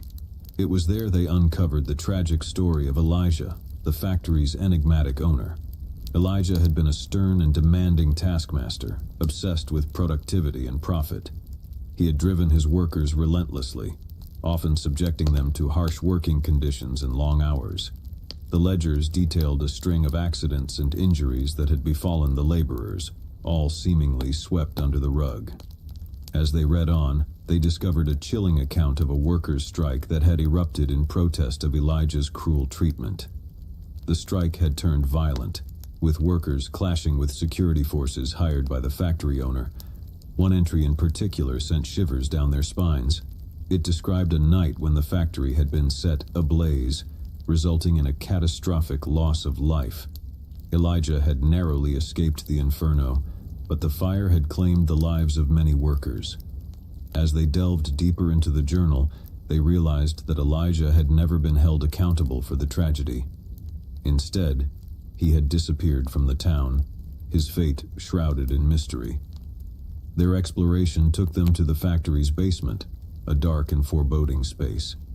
There, they discovered an ancient, dusty safe hidden behind a crumbling wall. With trembling hands, they managed to pry it open, revealing a collection of letters that had never been sent. The letters were addressed to Elijah, each penned by a grieving family member of a worker who had perished in the factory fire. They spoke of sorrow, anger, and a thirst for justice. It was clear that the families believed Elijah bore responsibility for the tragedy. Suddenly, a chilling sensation washed over them, and they heard faint whispers echoing through the basement. The voices were filled with anger and sorrow, as if the very walls of the factory were bearing witness to the long-suppressed grief and rage of the workers who had perished. As they fled the basement in terror, the factory seemed to come alive with supernatural activity. Machinery long silent rumbled to life, and ghostly apparitions of workers filled the dimly lit corridors. Desperate to escape the malevolent presence that had awakened, Emily, David, Sarah, and Ben raced toward the factory's exit. But the massive doors slammed shut before them, sealing them inside. With each step, the apparitions drew closer, their ghostly forms reaching out for the intruders. It was as if the spirits of the workers sought retribution for the injustice that had plagued the factory for so long. In their frantic search for an escape, they stumbled upon a hidden passage that led to the factory's rooftop. As they burst into the open air, they were met with a breathtaking view of the town below. The factory trembled, its very foundations shaking as if in protest. The apparitions of the workers drew back, their mournful wails filling the air. And then, as suddenly as it had begun, the supernatural activity ceased. The massive doors creaked open, allowing Emily, David, Sarah, and Ben to flee the factory. They ran from the abandoned structure, their hearts pounding with terror, and never looked back. They knew that they had stumbled upon a dark and tragic chapter in the factory's history, a story of exploitation and tragedy that had left its mark on the town. The factory, once a place of industry and labor, had become a haunted relic of the past. a chilling reminder that the sins of the past could never truly be forgotten. The Whispering Pines Inn. The Whispering Pines Inn stood nestled among a grove of ancient trees, its weathered facade exuding an air of faded grandeur. For decades, it had lured weary travelers with promises of solace and rest, but those who entered its doors often left with a sense of unease that lingered long after their departure. On a chilly autumn evening, Emma and Alex, a young couple seeking a romantic getaway, arrived at the inn. The innkeeper, a stooped man with hollow eyes, welcomed them with a strained smile. He showed them to their room, the Pineview Suite, on the upper floor of the creaking Victorian building. As Emma and Alex settled into their room, they couldn't help but notice the peculiar decor. Faded wallpaper adorned with intricate patterns of pine trees and a painting of a sorrowful-looking woman who seemed to watch them with mournful eyes. The night began like any other romantic getaway. They dined by candlelight in the inn's dimly lit dining room and sipped wine beside a crackling fireplace. Yet, as the evening wore on, they couldn't ignore the subtle but unsettling sensations that seemed to pervade the inn. In their room, Emma heard faint whispers that seemed to emanate from the walls themselves. She dismissed them as her imagination, but when she mentioned it to Alex, he admitted to hearing them too. They strained to make out the words, which spoke of sorrow, longing, and a plea for release. Determined to unravel the mystery, they decided to explore the inn after dark. They descended the narrow staircase, their footsteps echoing in the eerie silence. The inn seemed different at night, shadows dancing across the walls and a chill in the air that was far more pervasive. They ventured into the inn's library where an old guest book sat on a dusty shelf. Leafing through its pages, they discovered entries dating back centuries, each filled with tales of inexplicable experiences and unsettling encounters. One entry, written by a couple in the 1800s, described a nightmarish encounter in the Pineview Suite. They spoke of whispers that grew into haunting voices and a feeling of suffocation that left them gasping for air. They had fled the inn in the dead of night, never to return. As they continued reading, they noticed a recurring theme. Guests who had stayed in the Pineview Suite had experienced inexplicable phenomena and left the inn forever changed. Emma and Alex decided to return to their room, hoping to capture evidence of the mysterious whispers they had heard earlier. They set up a recording device and settled into bed, the oppressive atmosphere weighing on them. In the dead of night, the whispers returned, louder and more insistent. The recording device captured eerie voices pleading for release, and Emma and Alex huddled together, their fear growing with each passing moment. Then, the room plunged into darkness, and the air grew icy. Emma and Alex felt an otherworldly presence in the room, a malevolent force that seemed to press against their chests, making it difficult to breathe. In their terror, they fumbled for the flashlight, casting its beam across the room. To their horror, they saw the woman from the painting in the corner, her eyes no longer mournful but filled with rage. She moved closer, her form flickering like a ghostly apparition. Driven by instinct, Emma and Alex fled the room, racing down the narrow hallway and down the staircase. As they burst out of the inn, they heard a mournful wail that seemed to emanate from the very walls of the building. They drove away from the Whispering Pines Inn, their hearts pounding, and their minds haunted by the nightmarish encounter. They knew they had narrowly escaped the clutches of a malevolent force that dwelled within the inn, a force that preyed on the souls of those who dared to stay in the Pineview Suite. Though they never returned to that accursed place, the memory of their night at the Whispering Pines Inn would forever linger, a chilling reminder that some mysteries were better left unsolved, and some places were better left unvisited.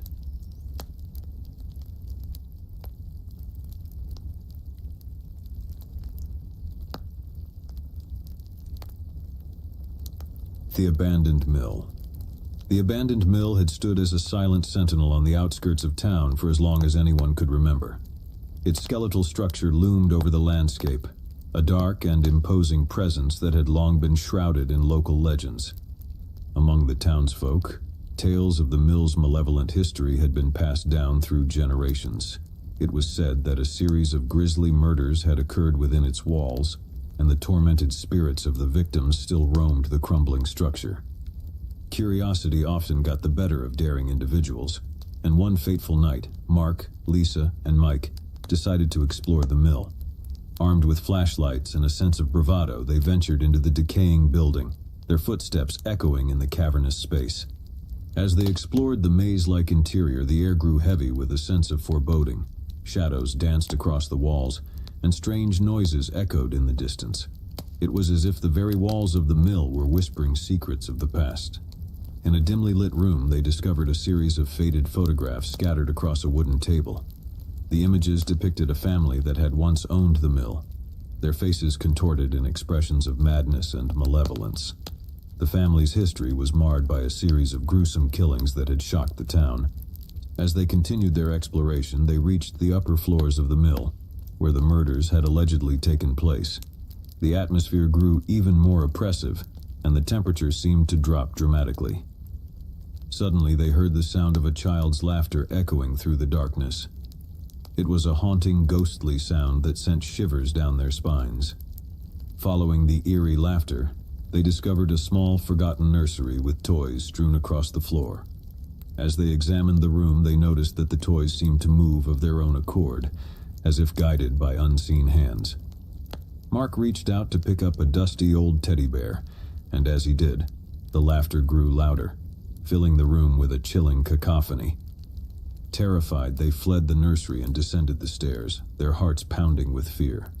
But as they reached the ground floor, they realized that they were no longer alone in the mill. Shadows moved in the corners of their vision, and ghostly figures began to materialize before them. The apparitions were the restless spirits of the murder victims, their eyes filled with torment and accusation.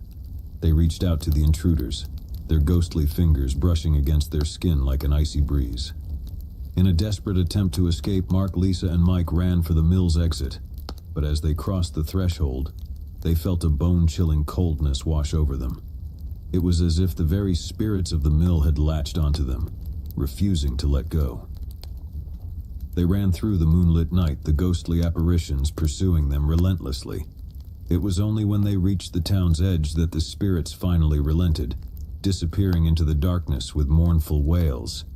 Exhausted and shaken to their core, Mark, Lisa, and Mike vowed never to return to the abandoned mill. The malevolent history and the restless spirits that dwelled within its walls were a chilling reminder that some places held horrors beyond imagination. As they left the mill behind, they couldn't help but wonder how many others had ventured into its dark depths, never to return, and how many more would be drawn to the malevolent presence that haunted the abandoned structure. The Silent Forest. The Silent Forest had always been a place of mystery and unease in the small town of Ravenswood. The ancient trees, with their gnarled branches, seemed to reach out like skeletal fingers, and an oppressive stillness hung in the air. Locals spoke of strange occurrences within the forest, from unexplained disappearances to eerie sightings in the dead of night. One summer's eve, Claire and Alex, two adventurous friends, decided to venture into the heart of the Silent Forest. They had heard the tales and legends, and they were determined to uncover the truth behind the eerie reputation of the woods. As they entered the forest, the daylight dimmed, and an eerie silence enveloped them. The crunch of leaves beneath their feet seemed to echo, amplified by the oppressive stillness. The forest felt like a realm untouched by time, as if it existed outside the boundaries of reality. They followed a narrow, winding path that led deeper into the heart of the forest, their flashlights cutting through the encroaching darkness. The trees seemed to close in around them, their twisted branches forming grotesque shapes in the dim light. As they ventured deeper, they began to hear faint whispers carried on the wind. The whispers were indistinct, as if they belonged to an ancient language long forgotten. Claire and Alex exchanged nervous glances but pressed on, their curiosity driving them forward. The forest grew denser, and they soon found themselves surrounded by towering trees that blotted out the moonlight. The path ahead seemed to twist and turn, leading them deeper into the labyrinthine heart of the silent forest. That's when they heard the music, a haunting melody that seemed to emanate from the very trees themselves. It was a mournful tune, played on an unseen instrument, its notes echoing through the darkness. They followed the sound of the music, unable to resist its enchanting pull. It led them to a clearing bathed in an eerie, otherworldly light. In the center of the clearing stood a spectral figure, a woman with long flowing hair and a tattered gown, her fingers dancing over an invisible instrument. As Claire and Alex watched in awe, the spectral woman turned her gaze upon them, her eyes filled with a sorrow that seemed to pierce their very souls. Without uttering a word, she extended a ghostly hand toward them, beckoning them closer. Compelled by an irresistible force, they stepped into the clearing, their hearts pounding with a mixture of fear and fascination. The spectral woman's music grew more haunting, and she began to dance, her movements ethereal and graceful. As they watched, they felt themselves being drawn into the dance, their bodies moving in time with the spectral figure. It was as if they had become part of an ancient ritual, connected to forces beyond their comprehension. The forest itself seemed to come alive, its trees swaying in time with the music, and strange, glowing orbs floated in the air around them. Claire and Alex felt a profound sense of both wonder and dread as they became ensnared in the supernatural dance. Hours passed in a blur, and when the dance finally came to an end, they found themselves standing at the edge of the silent forest, the first light of dawn breaking over the horizon. The spectral woman had disappeared, leaving them with a sense of profound loss and confusion. They stumbled out of the forest, their minds reeling from the otherworldly experience. As they returned to the town of Ravenswood, they knew that they had glimpsed a realm beyond human understanding, a place where the boundaries between the living and the supernatural were blurred. The silent forest remained an enigma, its mysteries hidden deep within its ancient woods, waiting to ensnare those who dared to venture into its depths. Claire and Alex would forever carry the memory of their encounter with the spectral figure and the haunting dance of the silent forest, a testament to the inexplicable wonders and terrors that lurked in the shadows. The lighthouse keeper's legacy. Perched on a desolate stretch of coastline, the Weatherby Lighthouse had long been a beacon of safety for sailors navigating treacherous waters. Its towering structure had weathered countless storms, but it was not just the elements that had left their mark on this lonely outpost. The legend of the Weatherby Lighthouse was one of tragedy and mystery. Local folklore spoke of a lighthouse keeper named Samuel Weatherby, a solitary man who had tended to the beacon for decades.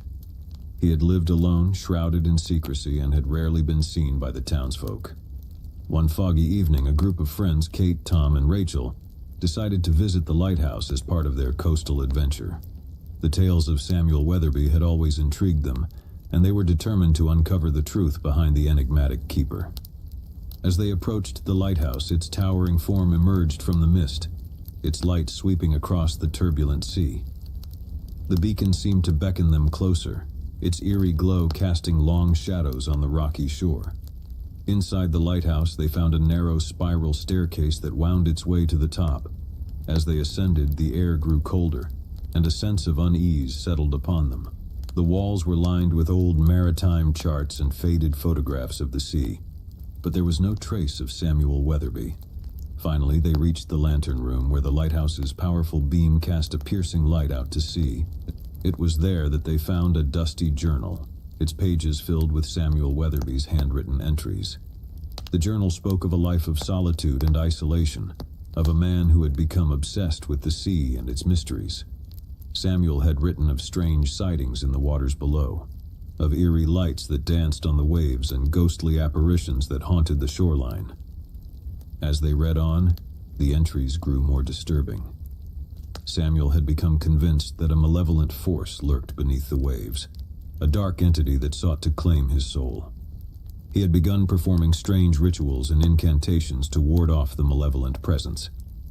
As Kate, Tom, and Rachel continued to read, they heard a sound that sent shivers down their spines, a mournful, echoing wail that seemed to emanate from the very walls of the lighthouse.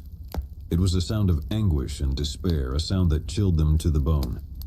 Terrified but driven by a morbid curiosity, they ventured out onto the lighthouse's balcony, where they were met with a sight that defied explanation. The sea below churned with unnatural fury, its waves crashing against the rocks with a ferocity that seemed impossible. And there on the rocky shore they saw a spectral figure, the ghostly apparition of Samuel Weatherby, his eyes filled with a torment that transcended the boundaries of the living world. He beckoned to them, his bony fingers reaching out as if pleading for release. In that moment, they knew that the legend of the Weatherby Lighthouse was all too real, and the malevolent force that had haunted Samuel Weatherby still clung to the beacon. They turned to flee the lighthouse, but the spectral figure of Samuel pursued them, his anguished wails echoing in their ears. They stumbled down the spiral staircase, their hearts pounding with terror, and burst out of the lighthouse. The fog had grown even thicker, shrouding the coastline in an impenetrable veil. As they made their way back to their car, they knew that they had witnessed something beyond the realm of the living, something that defied explanation. The legend of Samuel Weatherby and the malevolent force that haunted the Weatherby Lighthouse would forever haunt their nightmares, a chilling reminder that some mysteries were best left undisturbed. They never spoke of their encounter to the townsfolk, knowing that the lighthouse held secrets that were not meant to be revealed. The Weatherby Lighthouse continued to cast its eerie glow over the coastline, a silent sentinel that guarded its secrets with a malevolent force that defied understanding. And so the legend of the Weatherby Lighthouse lived on, a dark and enigmatic chapter in the coastal town's history, a testament to the enduring mysteries of the sea and the haunting legacy of Samuel Weatherby, the lighthouse keeper who had dared to confront the unknown. Story 1. The Forbidden Temple of Angkor Wat. Angkor Wat, the famous temple complex in Cambodia, was a must-visit for tourists worldwide. Mark and his friends, avid urban explorers, decided to explore not just the main temple but also the less-known ruins nearby. The group had heard whispers of the temple's dark past, horrifying experiments, cruel treatment of patients, and rumors of restless spirits. Determined to document their adventure, they brought cameras, flashlights, and a sense of dread that clung to them like a second skin. As they entered the decaying building, the stench of mildew and decay assaulted their senses. Crumbling walls, shattered windows, and discarded hospital equipment painted a grim picture of what had transpired within these walls. The exploration was unnerving, but nothing could prepare them for what they discovered in the basement. Rows of rusted cages, restraints, and a chillingly preserved operating room told a haunting tale of suffering. Sarah's friend Jake couldn't resist trying on an old straitjacket for a photo. As he posed, a deafening crash echoed through the basement. The group frantically searched for the source of the noise but found nothing. Their unease grew and they decided to leave the basement. That's when they realized Jake was missing. Panic set in as they scoured the asylum, but there was no sign of him. Terrified and hearts pounding, they fled the asylum, vowing to return with help. The police were called, and a search of the building commenced. But Jake was never found. In the following weeks, the group reviewed their photos, hoping for clues. In one, they saw Jake straitjacketed, surrounded by shadowy figures with hollow eyes. His fate remained a mystery, but the chilling photograph served as a haunting reminder of their ill-fated exploration. As time passed, the group's obsession with Jake's disappearance grew. They delved deeper into the history of the asylum, uncovering tales of a doctor who had conducted grotesque experiments on patients, leaving them scarred both physically and mentally. One evening, Sarah received an anonymous email with a cryptic message, coordinates leading to an abandoned mansion on the outskirts of town. Intrigued and driven by the need for closure, the group decided to investigate. The mansion, hidden behind overgrown trees and crumbling stone walls, exuded an air of malevolence. As they entered, they discovered a room filled with disturbing photographs and journals detailing the doctor's experiments. The truth unfolded before their eyes. Jake had become a victim of the asylum's dark past. He had been subjected to torturous procedures, his mind shattered by the doctor's sadistic pursuits. As they continued to explore, they stumbled upon a hidden chamber deep within the mansion.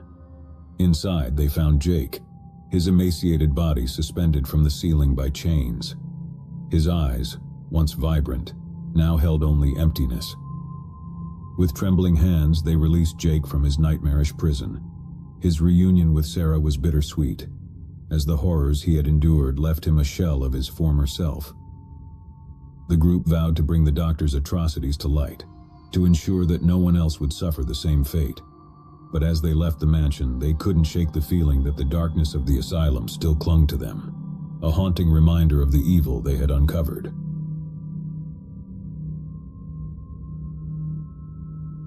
The Haunting at Whispering Pines Inn. Nestled deep in the Appalachian Mountains, Whispering Pines Inn was known for its rustic charm and breathtaking views. Sarah and her husband Mark decided to spend their anniversary there, eager to escape the hustle and bustle of city life. The innkeeper, Mr. Simmons, welcomed them warmly and showed them to their room, a quaint antique-filled suite with a balcony overlooking the dense forest. Their first night was peaceful, but on the second night Sarah was awakened by a soft, mournful whisper that seemed to emanate from the walls themselves. She roused Mark, but he heard nothing and dismissed it as a dream. The whispers grew louder each night, accompanied by a feeling of icy dread that seemed to seep into their bones. Sarah's sleepless nights left her exhausted, and Mark's skepticism slowly eroded. One evening, as they sat on the balcony, a chilling voice spoke directly into their minds. "Leave this place before it claims you," it warned. They glanced around, but there was no one to be seen. Terrified, they packed their bags and sought out Mr. Simmons. As they approached the innkeeper's office, they noticed a portrait on the wall, an eerie painting of Mr. Simmons himself, his eyes cold and lifeless. And Mr. Simmons explained that he had been bound to the inn by a dark pact made long ago, and the inn demanded souls to sustain it. He had lured countless guests to their doom, and he was bound to do so for eternity. With a heavy heart, Mr. Simmons urged them to run to save themselves from the inn's insatiable hunger. Sarah and Mark fled, leaving behind the cursed Whispering Pines Inn and its malevolent innkeeper. They sought refuge in a nearby town, haunted by the memories of their ordeal. The whispers and icy dread had left scars on their souls, a constant reminder of the evil that had lurked within the inn's walls. Years later, as they passed by the inn, they saw that it had fallen into further disrepair, its once charming exterior now a decrepit facade. They knew that the innkeeper's curse would forever bind him to the crumbling building, a prisoner of his own malevolence.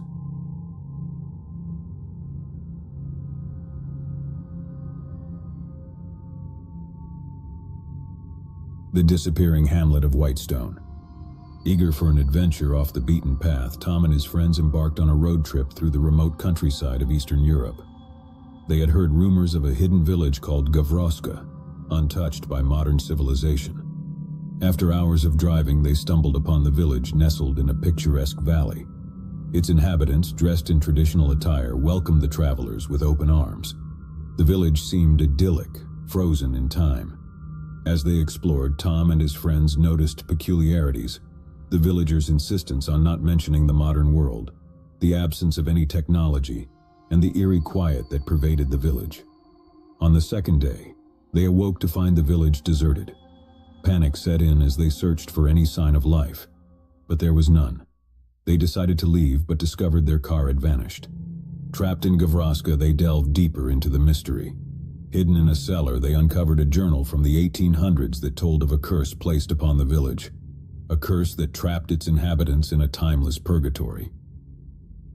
With each passing day, Tom and his friends felt time slip away, their own bodies aging while the village remained untouched. Desperate, they sought a way to break the curse.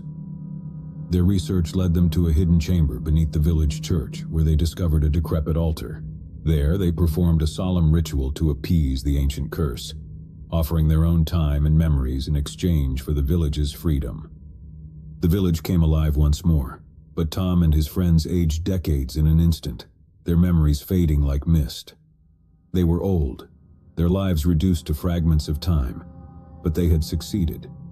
The curse of Gavroska was lifted and the village was free. Tom was the only one who survived, a frail old man with only fleeting memories of his youth and friends. He would never forget the sacrifice that had set the village free, a sacrifice that had come at a great personal cost. The sinister cave of Appalachian shadows. For their annual adventure, a group of college friends decided to explore the Appalachian Mountains, known for their rugged terrain and hidden secrets.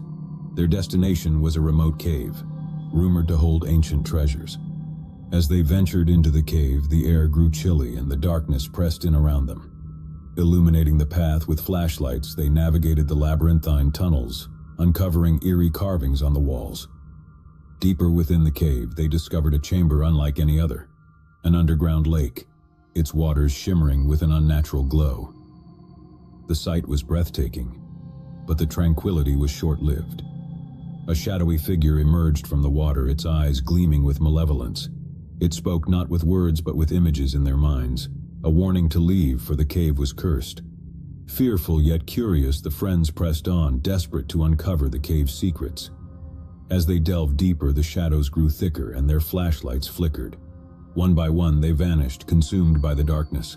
Only Sarah remained, her heart pounding as she tried to escape, but the cave seemed to shift and twist, trapping her within its depths. Finally, she reached the underground lake where the shadowy figure awaited. It revealed its true form, a guardian spirit tasked with protecting the cave's ancient secrets.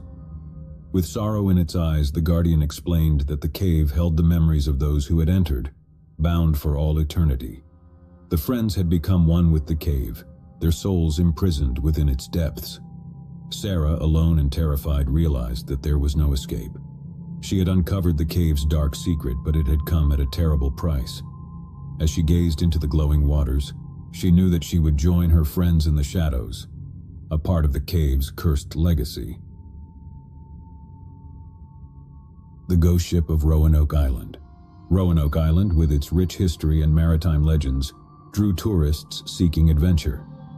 A group of friends set out to explore the coastal town, eager to uncover the mysteries hidden within its shores. As they wandered the historic waterfront, they stumbled upon a dilapidated ship, its timbers rotting and sails tattered. The locals spoke of the ship as cursed, the Phantom Voyager, a vessel that had vanished without a trace centuries ago. Undeterred by the superstitions, the friends boarded the ship, armed with cameras and a sense of curiosity. They explored its eerie corridors and abandoned cabins, documenting their findings. As night fell, a thick fog enveloped the ship, cutting off their view of the shore. Panic set in as they realized they were trapped on the ghostly vessel. Desperate, they tried to signal for help, but their cries went unanswered. Strange occurrences plagued them. The sound of ghostly footsteps, whispers in the dark, and apparitions that seemed to flicker in and out of existence. The friends grew increasingly frightened, their unity crumbling. One by one, they vanished, consumed by the ship's supernatural forces. Only Alex remained, his heart pounding as he tried to make sense of the nightmare that had become his reality. In the ghostly silence, Alex stumbled upon a journal hidden in the captain's quarters. It revealed the ship's dark history, the captain's pact with a vengeful sea spirit, offering the souls of his crew in exchange for eternal life. The Phantom Voyager had become a floating prison, a vessel bound by dark magic to claim the souls of those who dared to step aboard. Alex understood that the ship could never be free until its curse was broken. With grim determination, he confronted the sea spirit, offering his own soul in exchange for the release of the ship and the trapped souls within. The spirit, its eyes filled with malevolence, accepted the offer, and the ship faded into the mist. Alex was left alone on the fog-shrouded waters, a survivor of the ghostly ordeal. He watched as the Phantom Voyager vanished from sight, knowing that his sacrifice had set the trapped souls free, but had come at a terrible cost.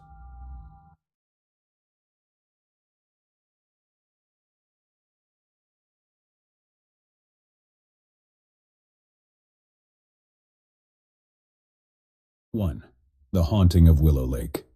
Nestled in the heart of the dense forest, Willow Lake had always been a tranquil and picturesque camping destination.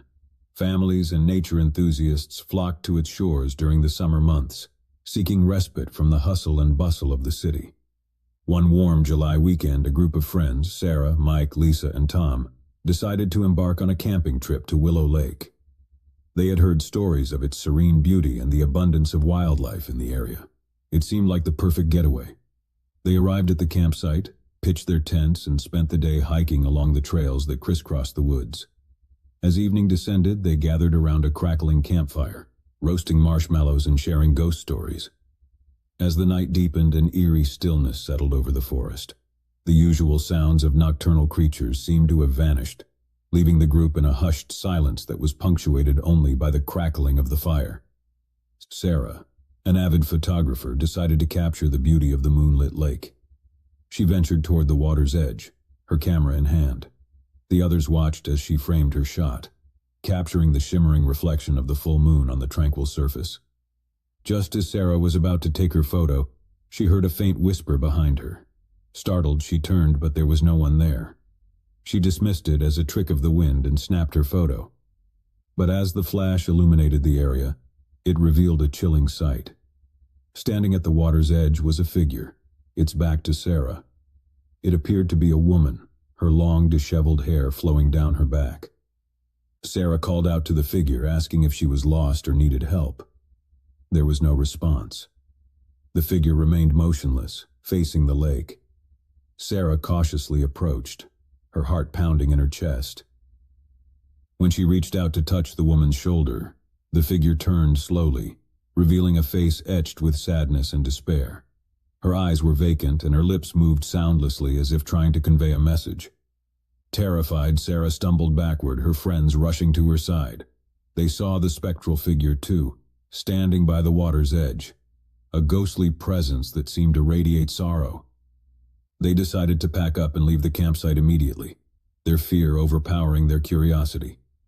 As they retreated, they glanced back one last time to see the figure disappear into the moonlit mist. The group never returned to Willow Lake, their encounter with the mysterious apparition forever etched in their memories. They would later learn that the lake had a history of tragedies, including drownings and disappearances, leaving them to wonder if the ghostly woman they had encountered was a lost soul still seeking peace. The enigmatic footprints. Deep in the heart of the Adirondack Mountains, there existed a remote and secluded camping spot, known only to a few seasoned adventurers. It was a place untouched by modernity, a paradise for those seeking solitude and communion with nature. One crisp autumn weekend, a trio of friends, Ben, Emily, and Alex, embarked on a camping trip to this hidden gem. They were avid hikers and had heard tales of the pristine wilderness and untouched beauty of the area. Their journey into the heart of the Adirondacks was challenging, requiring them to traverse rugged terrain and ford rushing rivers. But the promise of pristine wilderness and untouched beauty drove them forward. They arrived at their secluded campsite, nestled in a small valley surrounded by towering pine trees. It was a place of breathtaking beauty, far removed from the trappings of civilization. They pitched their tents by the edge of a crystal-clear stream and spent the day hiking through the pristine forest. As night descended, they gathered around a campfire, its crackling flames providing a sense of warmth and security in the remote wilderness. The stars overhead shone with a brilliance only found in such remote locations. As they settled in for the night, they heard the distant call of an owl and the rustling of leaves in the forest. But there was something else, something unsettling about the night. They couldn't quite put their finger on it. In the morning, they discovered the source of their unease. Surrounding their campsite were dozens of footprints, human footprints, leading to and from the stream. It was as if someone had been walking around their campsite while they slept. They followed the footprints, their hearts pounding with trepidation.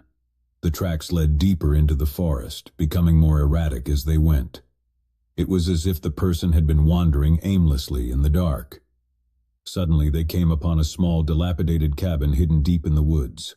Its windows were shattered, and its door hung off its hinges. It was a chilling sight, a place that seemed to have been abandoned for years. Cautiously, they entered the cabin, their flashlights illuminating the decaying interior. As they explored, they found old newspapers and photographs, all dating back decades. The cabin seemed to be a relic of the past, frozen in time. Then they heard a soft whispering, a voice that seemed to echo through the cabin's walls. It was a woman's voice filled with sorrow and longing.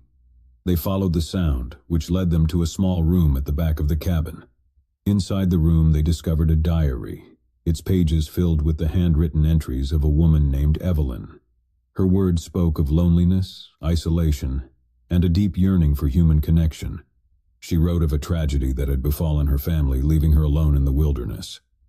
As they read on, the entries grew more chilling. Evelyn spoke of strange occurrences in the forest, of eerie figures that seemed to watch her from the shadows. She described sleepless nights haunted by whispers and footsteps outside her cabin. The final entry was dated decades ago and spoke of a decision to leave the cabin and seek help. But there was an ominous tone to the words, as if Evelyn knew that she was leaving something behind, something that would never let her go. As they exited the cabin, they noticed that the footprints had disappeared, as if they had never been there. It was as if the cabin itself had drawn them in, revealing its secrets and then erasing all evidence of their presence. They left the remote wilderness of the Adirondacks, their encounter with the cabin and its enigmatic past forever etched in their memories. They couldn't help but wonder if Evelyn's spirit still lingered in the forest, a lost soul forever seeking connection in the wilderness. The Phantom Hunter. In the heart of the Smoky Mountains, there existed a hidden camping spot known only to a select few. It was a place of unparalleled beauty, where the dense forest stretched as far as the eye could see, and the stars shone with a brilliance unmatched by city lights. A group of friends, Jake, Megan, and Chris, decided to embark on a camping trip to this secluded paradise. They were avid outdoors enthusiasts and had heard stories of the pristine wilderness and abundant wildlife of the area. Their journey took them deep into the heart of the Smoky Mountains, where they pitched their tents near a pristine mountain stream. It was a place of breathtaking beauty, untouched by the trappings of modernity. As the day turned to night, they gathered around a campfire, sharing stories and laughter under the canopy of stars. The forest seemed alive with the sounds of night creatures, their calls and rustlings creating a symphony of nature. As they settled in for the night, they heard the distant call of an owl and the rushing of the nearby stream. But there was something else, something unsettling about the night. It was as if the forest held its breath, waiting for something to happen. In the early hours of the morning, Chris was awoken by a sound that chilled him to the bone, a distant, echoing gunshot. He shook Jake and Megan awake, and they listened in the darkness for any sign of danger. The forest was silent, as if the gunshot had never occurred. They wondered if it had been a hunter in the distance, but something about the sound had seemed off, as if it didn't belong in the tranquil wilderness. As they debated whether to investigate, they heard it again, the unmistakable sound of a gunshot, much closer this time. It echoed through the forest, sending shivers down their spines. They decided to leave their campsite immediately, fearing that they might be in the line of fire. But as they packed up their gear, they heard something that froze them in their tracks, a series of eerie, ghostly whispers seemingly carried on the wind. The whispers spoke of death and despair, of a hunter condemned to roam the forest for eternity. They spoke of a curse that had befallen him, a curse that bound him to the wilderness. Terrified but compelled to uncover the source of the haunting whispers, they followed the sound deeper into the forest. The moonlight illuminated their path, casting eerie shadows on the towering trees. They soon came upon a clearing where an old, dilapidated hunting cabin stood. Its windows were shattered, and its door hung off its hinges. It was a chilling sight, a place that seemed to have been abandoned for years. Cautiously, they entered the cabin, their flashlights revealing the decaying interior. As they explored, they found old hunting gear and trophies, all covered in dust and cobwebs. It was as if the cabin had been frozen in time. In a corner of the cabin, they discovered a journal, its pages filled with the handwritten entries of a man named Samuel. His words spoke of a love for hunting and the thrill of the chase. But as they read on, the entries grew darker, revealing a descent into obsession and madness. Samuel wrote of a fateful day when he had wounded a majestic buck, but had been unable to claim his prize. He spoke of a mysterious figure that had appeared in the forest, cursing him to roam the wilderness as a phantom hunter, forever seeking the elusive buck. The final entry was dated decades ago and spoke of Samuel's decision to leave the cabin and seek help. But there was a sense of hopelessness in his words, as if he knew that he was bound to the forest, unable to escape the curse that had befallen him. As they exited the cabin, they noticed that the forest had grown silent, as if the whispers had ceased. It was as if the cabin itself had drawn them in. revealing its secrets, and then silencing its haunting past.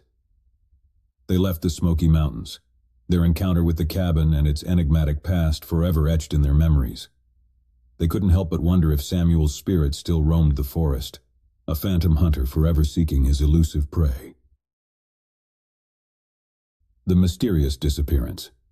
In the remote wilderness of the Pacific Northwest, there existed a pristine camping spot known only to a handful of intrepid explorers. It was a place of rugged beauty, where towering trees reached for the sky, and the sound of rushing rivers filled the air. A group of friends, Mia, Ethan, and Lily, decided to embark on a camping trip to this hidden haven. They were outdoor enthusiasts and had heard tales of the untouched wilderness and abundant wildlife of the area.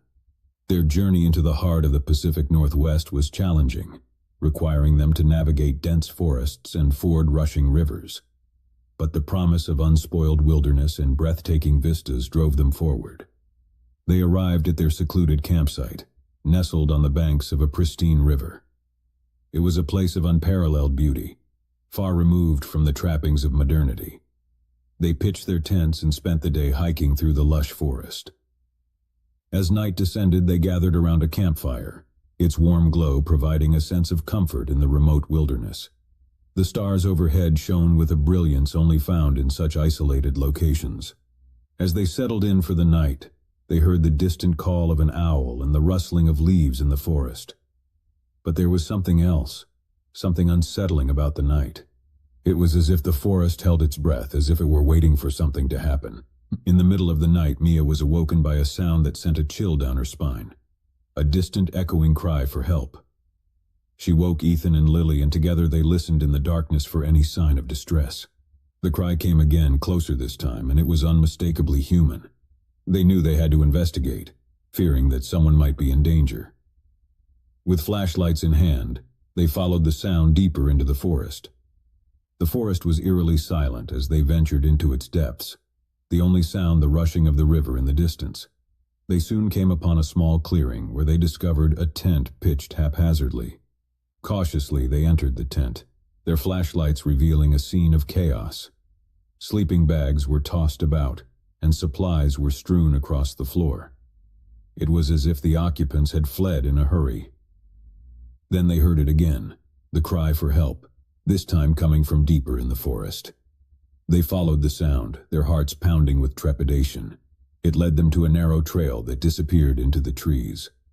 As they ventured further along the trail, they stumbled upon a journal, its pages filled with handwritten entries. It belonged to a woman named Sarah, and her words spoke of a solo camping trip in the wilderness. Sarah wrote of the beauty of the forest and the solitude she had found in its depths. But as they read on, the entries grew more unsettling. She described strange occurrences in the night, of eerie shadows and ghostly whispers that seemed to haunt her campsite. The final entry was dated only a few nights ago and spoke of a chilling encounter. Sarah had heard the cries for help in the darkness, and when she had ventured out of her tent to investigate, she had been met with a sense of overwhelming dread. She wrote of a presence in the forest, a malevolent force that seemed to watch her every move. She feared that she was being hunted, that something in the wilderness wanted to claim her. As they continued down the trail, they found themselves in a small clearing, where they discovered a backpack and a pair of hiking boots. It was as if Sarah had vanished without a trace, leaving behind only her belongings. The cry for help came again, this time echoing through the trees closer than ever. It sent shivers down their spines, and they knew they had to leave the forest immediately, fearing that they too might become victims of whatever malevolent force had claimed Sarah. They retreated from the wilderness of the Pacific Northwest, their encounter with the mysterious disappearance forever etched in their memories. They couldn't help but wonder if Sarah's spirit still haunted the forest, a lost soul forever seeking answers to the enigmatic forces that had claimed her. The Phantom Camper. In the heart of the Appalachian Mountains, there existed a remote camping spot known only to a select few adventurers. It was a place of pristine beauty, where the rugged terrain and dense forests created a sanctuary for those seeking solace in nature. A group of friends, James, Emma, and Daniel, decided to embark on a camping trip to this hidden gem. They were experienced outdoors enthusiasts, and had heard tales of the untouched wilderness and pristine streams of the area. Their journey into the heart of the Appalachians was challenging, requiring them to navigate steep slopes and dense underbrush. But the promise of unspoiled wilderness and the chance to disconnect from the modern world drove them forward.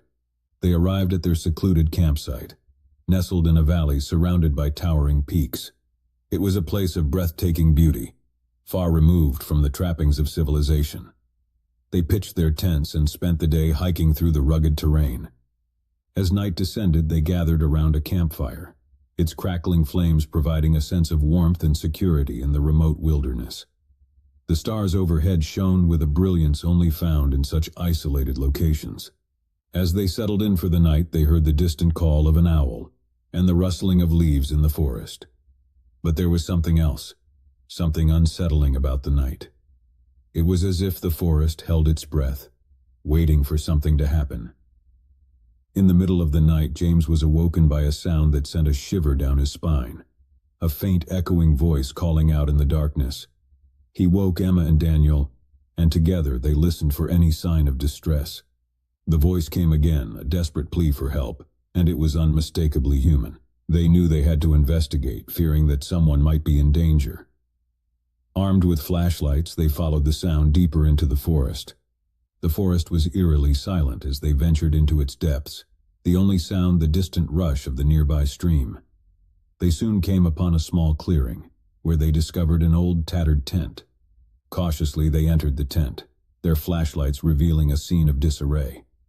Sleeping bags were torn open, and supplies were scattered across the floor. It was as if the occupants had fled in a panic. Then they heard it again, the voice this time closer, as if it were just beyond the trees. They followed the sound, their hearts pounding with trepidation. It led them to a narrow trail that wound deeper into the forest. As they ventured further along the trail, they stumbled upon a backpack and a hiking jacket, abandoned on the ground as if their owner had hastily discarded them. It was a chilling sight, a sign that someone had been in distress. The voice came again, echoing through the trees, desperate and pleading. It sent shivers down their spines, and they knew they had to leave the forest immediately, fearing that they too might become victims of whatever unseen force had claimed the camper. They retreated from the wilderness of the Appalachians, their encounter with the phantom camper forever etched in their memories. They couldn't help but wonder if the voice they had heard was the desperate plea of a lost soul, forever trapped in the remote wilderness, forever seeking escape from the enigmatic forces that had claimed them.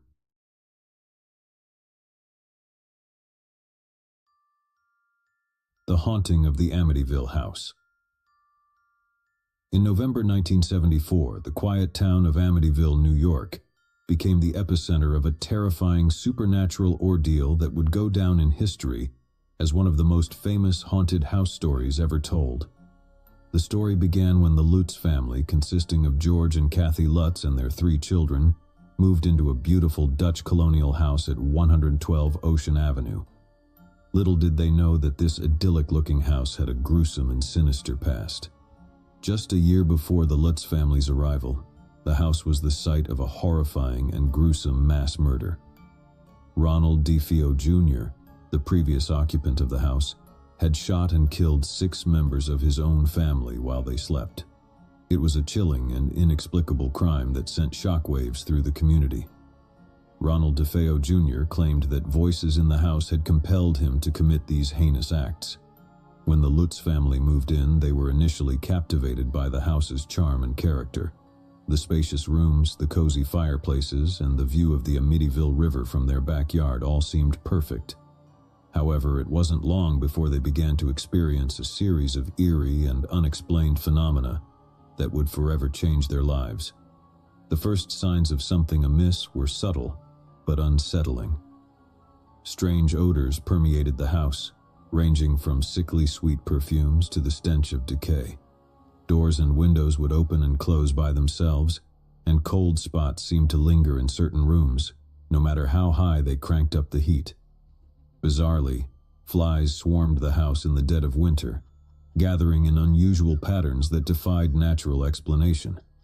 As the days turned into weeks, the Lutz family's experiences escalated. They claimed to have seen apparitions, shadowy figures that moved through the hallways and rooms, often accompanied by an overwhelming sense of dread. Kathy Lutz was particularly affected, waking up at 3:15 a.m., the same time the DeFeo murders had occurred, plagued by terrifying nightmares and unexplained bruises on her body. George Lutz's behavior began to change as well. He became increasingly irritable and withdrawn, spending long hours in the basement, which he claimed was unnaturally cold. He even woke up one morning to find his hair had turned completely white, a shocking transformation attributed to the house's malevolent influence. The most disturbing event occurred when George Lutz began hearing voices urging him to harm his family. The walls seemed to pulse with a sinister energy, and green slime oozed from the walls, as if the house itself was bleeding. George, fearing for his family's safety, reached out to paranormal investigators for help. Among those who came to investigate the Amityville house were Ed and Lorraine Warren, renowned paranormal investigators famous for their work on other cases, including the Annabelle doll and the Perron family haunting, as depicted in the Conjuring series of films. The Warrens believed that the house was infested with malevolent spirits, possibly drawn to it due to the residual energy from the DeFeo murders. During their investigations, the Warrens documented numerous eerie occurrences. They recorded unexplained noises, captured photographs with strange anomalies, and reported feelings of extreme cold and malevolence in certain areas of the house. These findings later became part of the basis for their book, The Amityville Horror, which recounted the Lutz family's terrifying experiences in great detail. The Amityville Horror by Jay Anson, based on the Warrens' investigations and the Lutz family's accounts, became a bestseller upon its release.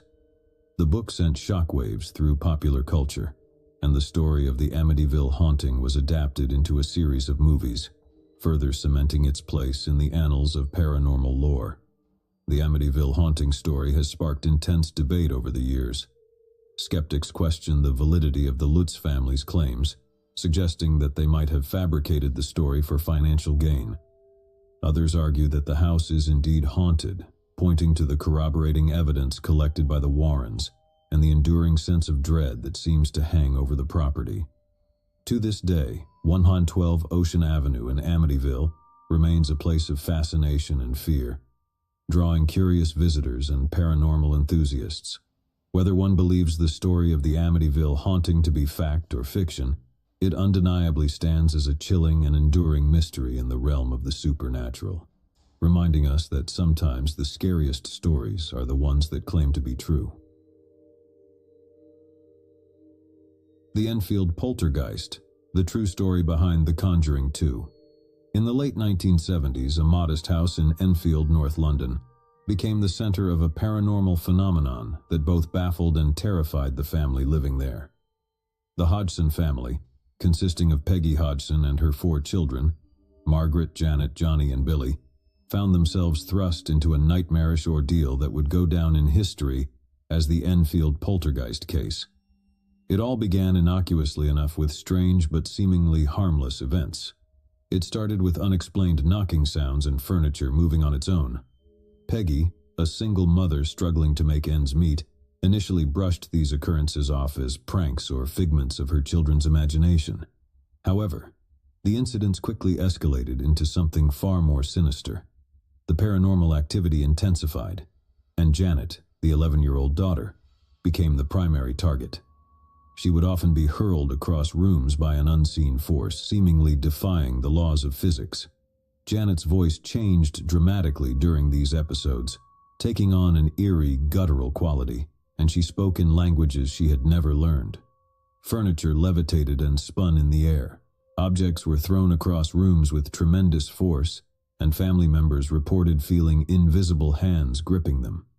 The house was filled with a chilling presence, and it was clear that something malevolent was at play. The Hodgson family turned to the police and the media for help, hoping to bring attention to their terrifying situation. It was during these interactions with law enforcement and the press that some of the most compelling evidence of the haunting emerged. Photographs captured Janet levitating above her bed, and audio recordings captured her speaking in strange, otherworldly voices. One of the most famous incidents involved investigator Maurice Grosse, who witnessed a chair moving by itself. When he attempted to sit in it, the chair inexplicably tilted backward, sending him sprawling to the floor. Grosse, along with fellow investigator Guy Lyon Playfair, became convinced that the Enfield case was genuine and not a hoax. Ed and Lorraine Warren, renowned paranormal investigators, also became involved in the Enfield poltergeist case. They visited the Hodgson family and conducted investigations, lending further credibility to the claims of supernatural activity. The Enfield poltergeist case garnered widespread attention, both in the UK and internationally. Skeptics questioned the authenticity of the events, suggesting that the Hodgson family had fabricated the entire story for attention or financial gain. However, investigators, including Grosse and Playfair, as well as the Warrens, remained convinced that the haunting was real. The case continued for over a year, during which the Hodgson family endured terrifying ordeals, but eventually, the intensity of the paranormal activity subsided. Janet Hodgson returned to a semblance of normalcy, and the family was able to regain some sense of stability. While the Enfield poltergeist case remains one of the most well-documented and controversial in the annals of paranormal research, it has left an indelible mark on popular culture. The event served as the inspiration for the film The Conjuring 2, directed by James Wan. The movie brought the Enfield haunting to a new generation of horror enthusiasts and reignited the debate over its authenticity. To this day, the Enfield poltergeist case remains a perplexing and unsettling chapter in the history of the paranormal. Whether one believes it to be a genuine haunting or a complex hoax, it stands as a testament to the enduring fascination with the unknown and the inexplicable forces that sometimes intrude upon our everyday lives. The Dyatlov Pass Incident, a cold and mysterious case. In the frigid winter of 1959, a group of 10 experienced hikers embarked on a challenging expedition in the Ural Mountains of Russia. They were led by Igor Dyatlov, a 23-year-old engineering student, and their goal was to reach Otorten, a mountain about 10 kilometers north of their final campsite, in a region known as the Northern Ural. The hikers were well prepared and equipped for the harsh conditions, but what transpired during their journey remains one of the most chilling and perplexing mysteries in the annals of true crime and unexplained phenomena. As the group ventured deeper into the wilderness, they faced extreme weather conditions, including heavy snowfall and bitterly cold temperatures. On the night of February 2, 1959, they made camp on the slopes of Kholat Syakhl, or Dead Mountain, a name that would soon take on an eerie significance. The journey should have been routine for these seasoned hikers, but something went terribly wrong. Weeks passed without any word from the group, and their families grew increasingly concerned. Finally, a search and rescue team was dispatched to find them. What the search team discovered was both baffling and horrifying. The hikers' tent had been abandoned, slashed open from the inside, with all of their belongings left behind. Footprints led away from the campsite, showing that the hikers had fled barefoot and in various states of undress despite the sub-zero temperatures. The first bodies were found not far from the campsite, buried in the snow. They were clad only in underwear and socks, and their bodies showed signs of exposure to the cold. Strangely, there were no visible external injuries or signs of a struggle. Autopsies later revealed that some of the hikers had sustained internal injuries, including fractured ribs and a fractured skull, but there were no indications of a physical altercation. As the search continued, the remaining bodies were discovered deeper in the forest. These hikers had apparently attempted to make a makeshift shelter in a den dug out of the snow, but it offered little protection from the elements. The last two bodies were found months later, buried under several meters of snow. They were better dressed than the others, but had also succumbed to the cold. What could have driven these experienced hikers to flee their campsite in such a panic, especially in their undergarments, in the middle of the night? Theories abound, ranging from avalanches to military involvement, from animal attacks to infrasound, a low-frequency sound that can cause discomfort and panic in humans. The official Soviet investigation concluded that the hikers had died of a compelling natural force, which only added to the mystery. The details of the investigation were classified, further fueling speculation and conspiracy theories. Decades later, in the 1990s, the Russian government declassified some of the case files, shedding a little more light on the incident. Yet the Dyatlov Pass incident remains a chilling enigma. Theories and speculation continue to swirl around this tragic event, with no conclusive explanation ever offered. The eerie circumstances surrounding the Dyatlov Pass incident have captured the imaginations of people around the world, inspiring numerous books, documentaries, and even fictionalized accounts. To this day, it stands as a stark reminder of the vast, unforgiving wilderness and the mysteries that can unfold in the most remote and treacherous corners of the earth. The Dyatlov Pass incident remains one of the most enduring and chilling unsolved mysteries in history, serving as a testament to the unpredictable and mysterious forces of nature and the human spirit's enduring quest for answers. The Exorcism of Anneliese Michel. The real story of the exorcism of Emily Rose. In the small town of Klingenberg, Germany, in the early 1970s, a young woman named Anneliese Michel was about to become the center of a haunting and deeply disturbing case of demonic possession. Her ordeal, which ultimately resulted in her tragic death, has been the subject of fascination, controversy, and cinematic adaptation, most notably in the film The Exorcism of Emily Rose. Anneliese Michel was a devoutly religious girl raised in a strict Catholic family. However, her life took a dark turn when at the age of 16, she began experiencing bizarre and disturbing symptoms.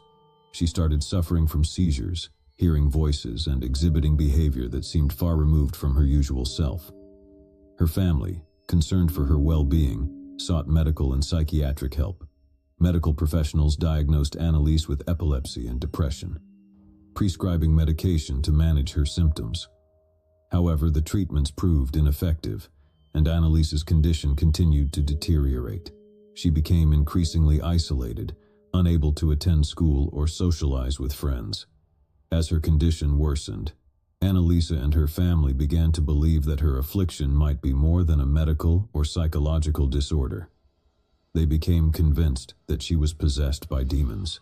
Her behavior included speaking in strange languages she had never learned, exhibiting superhuman strength, and displaying an aversion to religious symbols and artifacts. Desperate for help, Anneliese and her family turned to the Catholic Church, seeking an exorcism. The process of obtaining permission for an exorcism was not easy, as the Catholic Church is known for its cautious approach to such matters. However, after much persistence and evaluation by clergy, the Church eventually granted permission for an exorcism to be performed. Over a period of several months from 1975 to 1976, a series of exorcism sessions were conducted on Anneliese Michel. These sessions were grueling, often lasting for hours, and were physically and emotionally exhausting for both Anneliese and the attending priests. Anneliese's condition continued to worsen during the exorcisms, and her health deteriorated significantly. She refused to eat, believing that her suffering was a form of atonement for the sins of others. She eventually became emaciated and dehydrated, leading to pneumonia and malnutrition. Tragically, on July 1, 1976, Anneliese Michel passed away in her home. She was just 23 years old. The official cause of death was determined to be starvation and dehydration. Her death raised profound ethical and legal questions, resulting in a trial that garnered significant media attention. In 1978, both the priests who had conducted the exorcisms and Anneliese's parents were charged with negligent homicide. The trial that followed was highly contentious, with the defense arguing that Anneliese was genuinely possessed and that they had sought the Church's help in good faith.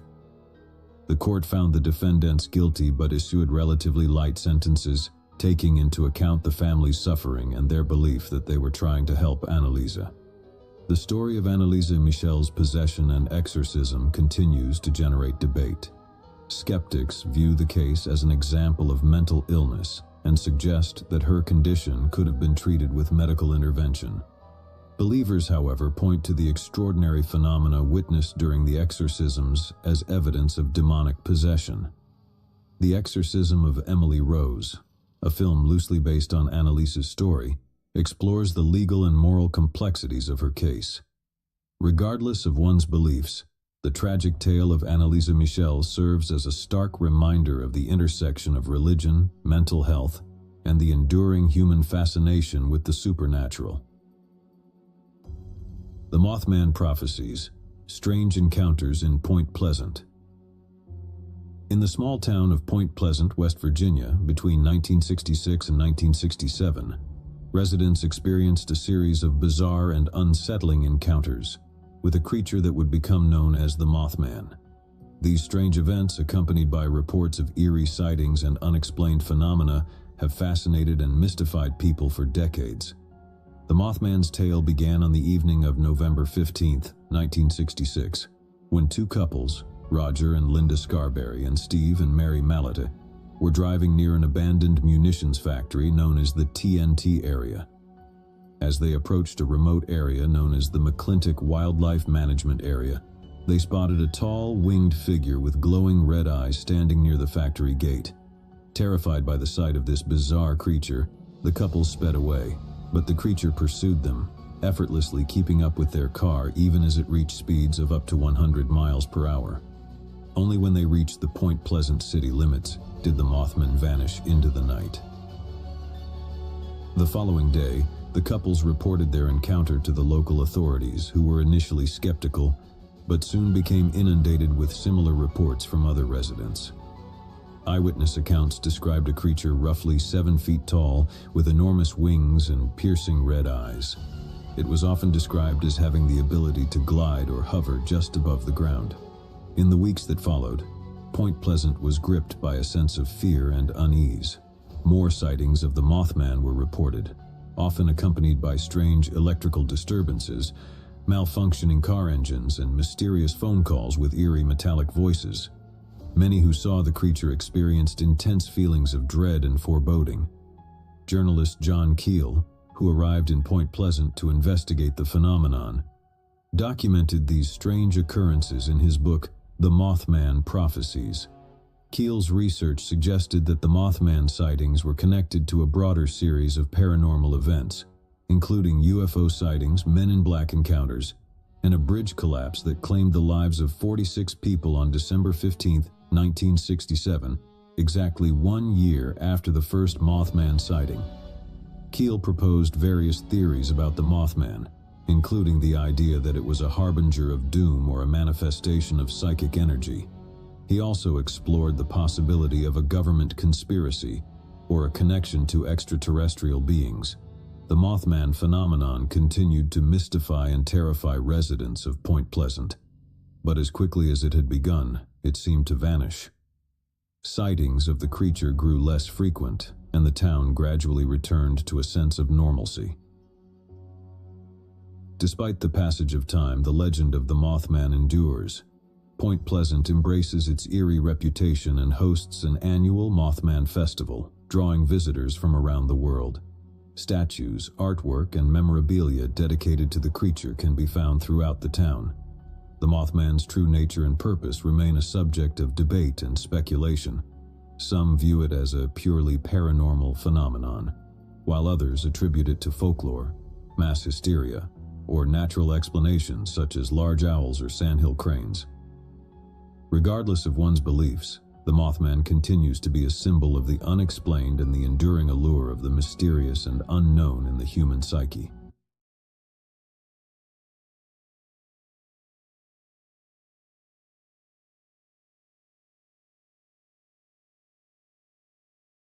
Once upon a time, in a small town nestled between rolling hills, there stood an old house. This house had a reputation, one that sent shivers down the spines of anyone who dared to speak its name. It was known as the Whispering House. The Whispering House had been abandoned for as long as anyone could remember. Its wooden shutters hung crookedly on the windows, and ivy had wound its way up the crumbling walls. Locals claimed that strange things happened inside, things that couldn't be explained. One crisp autumn day, four friends named Jack, Sarah, Mark, and Lisa decided to put the rumors to the test. They gathered outside the Whispering House, their breath visible in the chilly air. They had all heard the stories, the whispers that echoed through the halls, the doors that opened and closed by themselves, the eerie glow in the windows at night. Jack, the adventurous one of the group, was the first to speak. "Are we really going in?" Sarah, always curious, replied, "We have to see if it's true, don't we?" Mark, the skeptic, scoffed, "This is just superstition. There's no such thing as haunted houses." Lisa, who had heard countless ghost stories from her grandmother, couldn't help but feel a sense of unease. "Well, if there's nothing to be afraid of, then let's prove it." With a mixture of trepidation and determination, they pushed open the creaking front door and stepped into the Whispering House. The air inside was stale, and dust motes danced in the sunlight that filtered through the cracked windows. They began to explore room after room, their flashlights revealing peeling wallpaper, discarded furniture, and an eerie silence that hung heavy in the air. As they ventured deeper into the house, a sense of foreboding settled over them. Shadows seemed to move on their own, and strange noises echoed through the hallways. It wasn't long before even Mark, the skeptic, felt a chill run down his spine. "I don't like this," Lisa whispered, her voice barely audible, but Jack was determined to press on. "Come on, guys, it's just an old house. Let's not chicken out now." As they continued their exploration, they couldn't shake the feeling of being watched. Whispers seemed to drift through the walls, too faint to make out words, but unsettling nonetheless. "I heard something," Sarah said, her voice trembling. Mark dismissed it. "Probably just the wind." But Lisa knew it wasn't the wind. She had heard it too. A faint, ghostly whisper that sent shivers down her spine. They reached the grand staircase, its ornate banister worn with age. The stairs creaked beneath their feet as they began to ascend. It was as if the very house was alive, its timbers groaning and protesting their presence. On the second floor, they explored room after room, each one seemingly frozen in time. Old portraits stared down at them from the walls, their eyes following their every move. Dust-covered furniture lay draped in white sheets, as if waiting for a guest who would never arrive.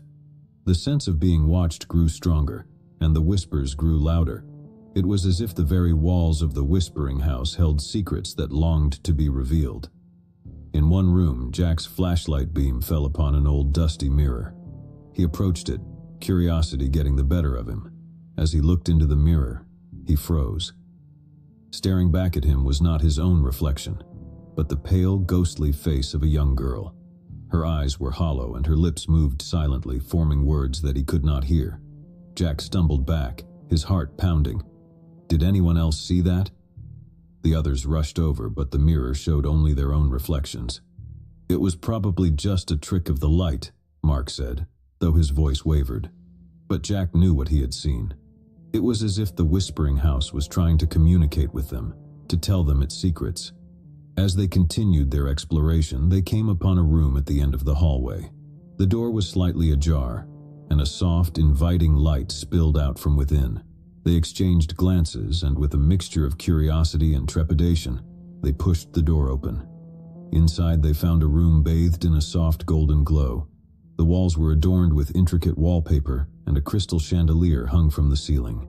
In the center of the room stood an antique music box, its delicate melody filling the air. The room felt different, as if it existed outside of time.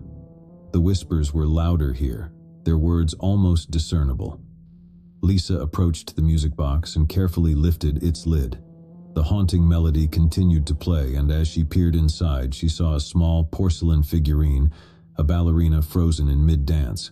As they watched, the figurine seemed to come to life, spinning gracefully to the music. The room seemed to sway with the motion, and the whispers grew more insistent, as if urging them to stay, to listen, to understand. It was as if the very walls of the Whispering House were pleading with them, begging them not to leave, to stay and uncover the secrets that lay hidden within. But the four friends pushed open the front door and stepped out into the crisp autumn air, their hearts pounding, their minds filled with questions and unease. As they walked away from the Whispering House, they couldn't shake the feeling that they had left something behind, something that wanted to be heard, something that had been waiting for them. That night, as they lay in their beds, they heard the whispers once more. They were no longer faint and distant, but loud and clear, as if the very walls of their homes were speaking to them. The whispers told of a tragic tale, a tale of a young girl who had once lived in the Whispering House. Her name was Isabella, and she had loved to dance. But her life had been cut short, and her spirit had remained trapped within the walls of the house, longing for release. Over the following days, the whispers grew louder, and the four friends could no longer ignore them. They returned to the Whispering House, determined to uncover the truth. As they entered the room with the music box, the whispers reached a crescendo, and Isabella's voice filled the air. She told them of her love for dancing, of the joy it had brought her, and of the tragic accident that had taken her life. Tears filled Lisa's eyes as she listened to Isabella's story. "We have to help her," she said. Together they searched the room and found an old diary hidden beneath the floorboards. It belonged to Isabella, and it told of her dreams, her hopes, and her love for dancing. As they read Isabella's words, the room began to glow with a soft light, and the music box started to play once more. The porcelain ballerina twirled gracefully, as if dancing to Isabella's memory. And then, in a moment of pure magic, Isabella herself appeared before them. A translucent figure, her eyes filled with gratitude and joy. She danced, her ethereal form moving with grace and beauty, as if finally free to express the passion that had been locked away for so long. With a final joyful twirl, Isabella faded away, leaving behind a sense of peace and fulfillment. The whispers in the Whispering House ceased, and the old mansion seemed to sigh with relief, as if a long-held secret had been shared, and a restless spirit had found release. The four friends left the Whispering House that day, their hearts light and their minds filled with wonder. They had witnessed something truly extraordinary, something that defied explanation. And as they looked back at the old house, they knew that it was no longer the Whispering House, but a place of beauty, of magic, and of a dance that would be remembered for all time. The days turned into weeks, and the weeks into months, but the memory of their encounter with Isabella and the Whispering House remained vivid in their minds. The four friends couldn't help but feel a deep connection to the old mansion and the spirit that had once dwelled within its walls. As the autumn leaves began to fall, they decided to return to the Whispering House one more time. They wanted to pay their respects to Isabella and to ensure that her memory lived on. When they arrived, they were surprised to find that the old mansion had undergone a transformation. The ivy that had once choked its walls had withered away, revealing the beauty of its architecture. The windows that had once been dark and foreboding now sparkled in the sunlight. As they stepped inside, they were greeted by a sense of warmth and welcome. The Whispering House no longer felt eerie and unsettling. Instead, it radiated a quiet serenity. In the room with the music box, they found a single red rose placed beside it, a symbol of love and remembrance. The music box played Isabella's favorite melody, and the room seemed to come alive with the memory of her presence. Jack, Sarah, Mark, and Lisa sat together, their hearts filled with gratitude for the experience they had shared. They knew that they had been touched by something extraordinary, something that had brought them closer together and had changed their lives forever. As they left the Whispering House for the final time, they knew that they were leaving behind a place haunting whispers, but for the enduring tale of Isabella, a tale of love, loss, and the power of friendship to transcend even the darkest of mysteries. As they looked back one last time at the old mansion, they couldn't help but smile, knowing that they had played a part in bringing light to a place that had once been shrouded in darkness. And as the sun set behind the hills, casting a warm golden glow over the Whispering House, they knew that Isabella's spirit would forever dance in its hallowed halls, a testament to the enduring power of love and the beauty of the unknown. But as the years passed, the memory of the Whispering House began to fade. The town's younger generation paid little heed to its history, and the old mansion once again fell into disrepair. Jack, Sarah, Mark, and Lisa grew older, their lives filled with the responsibilities and demands of adulthood. They had families of their own, and the demands of daily life left little time for the memories of their youth. But one autumn day, as they gathered together for a rare reunion, the topic of the Whispering House came up. They reminisced about the strange and wondrous events of that fateful day, and their faces lit up with the joy of shared memories. "I wonder if the Whispering House is still there," Lisa mused. "It's been so long since we visited." Jack, ever the adventurer, suggested, "Why don't we go back and see? Maybe it's still as magical as we remember." And so, on a crisp autumn morning, the four friends made their way back to the town where they had spent their youth. As they approached the familiar hills, they couldn't help but feel a sense of nostalgia. But when they arrived at the location of the Whispering House, they were met with a sight that filled them with sorrow. The old mansion had fallen into complete disrepair. Its once glistening windows were shattered, its walls were covered in graffiti, and the ivy that had once adorned its exterior had withered away. Tears welled up in Lisa's eyes as she gazed upon the sorry state of the house. "It's such a shame. The Whispering House used to be so beautiful." Sarah nodded, her voice filled with sadness. "It's as if all the magic has been drained from it." They ventured inside, their footsteps echoing in the empty, decaying halls. The whispers that had once filled the house were now gone, replaced by a haunting silence. In the room with the music box, they found only dust and decay. The music box itself had been stolen, leaving behind an empty space that seemed to mock their memories. Jack, Sarah, Mark, and Lisa walked through the rooms, their hearts heavy with the weight of time and loss. The Whispering House, once a place of wonder and mystery, had become a forgotten relic of the past. As they made their way back outside, they couldn't help but feel a deep sense of melancholy. The magic of their youth, the memory of Isabella's dance, and the enduring bond of their friendship all seemed like distant echoes in the autumn breeze. And so, they left the Whispering House for the last time, their footsteps echoing in the empty halls. The once magical place had become a ghost of its former self, a testament to the passage of time and the fleeting nature of memories. As they stood outside, looking at the crumbling mansion, Jack spoke quietly, his voice filled with resignation.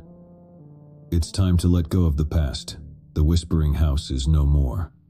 And with heavy hearts, they turned away from the once magical place and walked back toward their own lives, carrying with them the bittersweet memories of a time when the world was filled with wonder, when the whispers of a haunted house had been a source of excitement, and when the dance of a young spirit had touched their hearts. But in the quiet corners of their minds, they knew that the Whispering House would forever live on in their memories, a place where the past and the present intertwined, where the line between reality and magic blurred, and where the echoes of a young girl's dance would forever haunt their souls.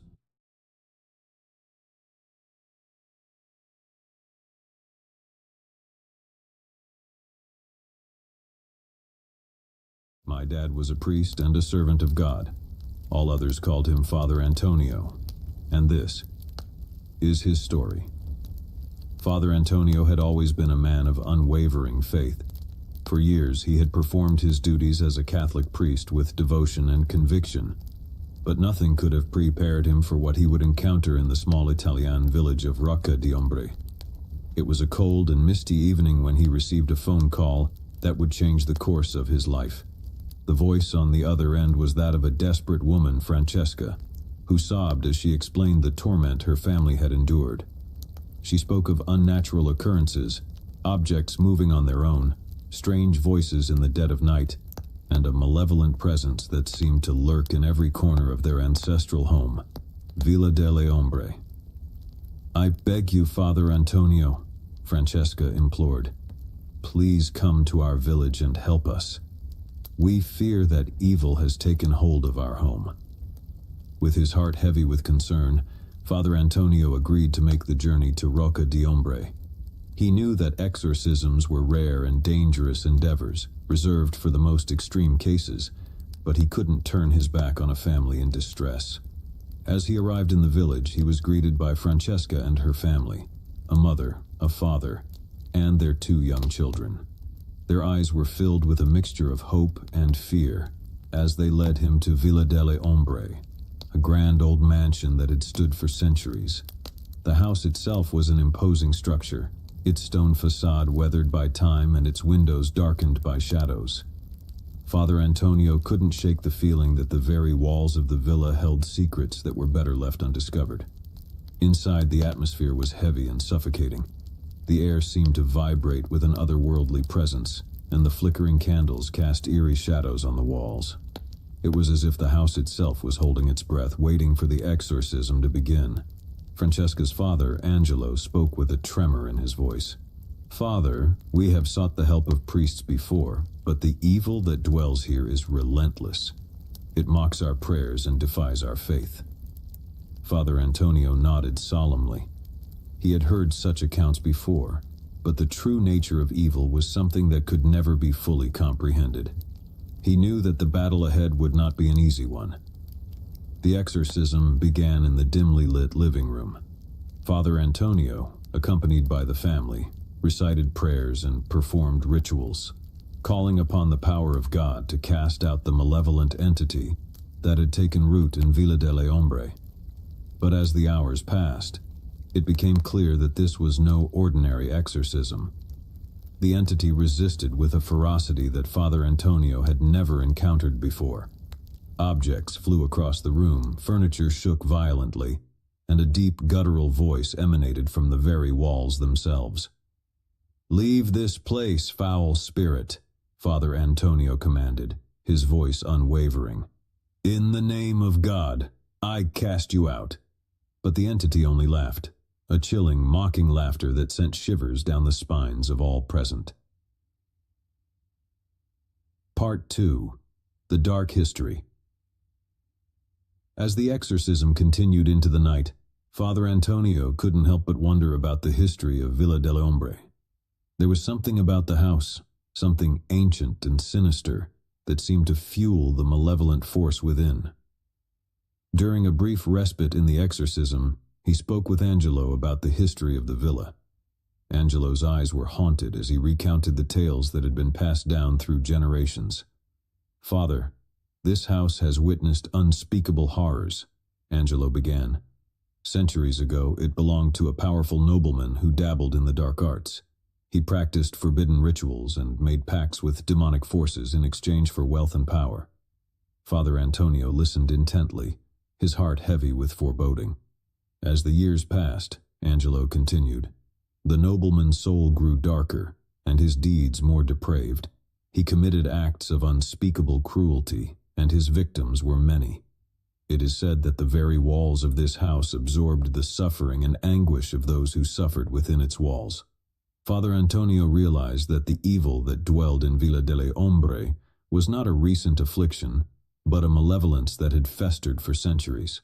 The sins of the past had left an indelible mark on the house, and the entity that now tormented the family was a manifestation of that darkness. Determined to confront the malevolent force head-on, Father Antonio resumed the exorcism with renewed resolve. He recited prayers and wielded holy relics, pushing the entity to the brink. But as the climax of the exorcism neared, the entity's resistance reached a fever pitch. The very foundations of the house seemed to tremble, and the family clung to each other in terror. Francesca's mother, Maria, cried out, "Father, please, we cannot endure this any longer. The evil is too strong." Father Antonio knew that he could not falter now. With all the strength of his faith, he invoked the power of God and confronted the entity with unwavering resolve. "In the name of God Almighty, I command you to leave this place and never return." For a moment, there was a deafening silence, and Father Antonio feared that his efforts had been in vain. But then, with a bone-chilling wail, the entity was expelled from Villa delle Ombre, leaving behind an eerie calm. The family collapsed in exhaustion and relief, tears of gratitude streaming down their faces. Father Antonio knew that the battle was won, but the scars of the ordeal would remain for a lifetime. Part 3. Lingering Shadows. In the days that followed the exorcism, Villa delle Ombre underwent a profound transformation. The heavy, suffocating atmosphere lifted, and the house seemed to breathe a sigh of relief. The family felt a newfound sense of peace and safety within its walls. But Father Antonio couldn't shake the feeling that the evil that had plagued the villa for centuries had not been fully vanquished. He knew that the malevolent force had been expelled, but its lingering presence cast a long shadow over the family. As he prepared to leave Rocca di Ombre, Father Antonio spoke with Angelo one last time. "The battle is won, my friend, but the scars of the past may never fully heal.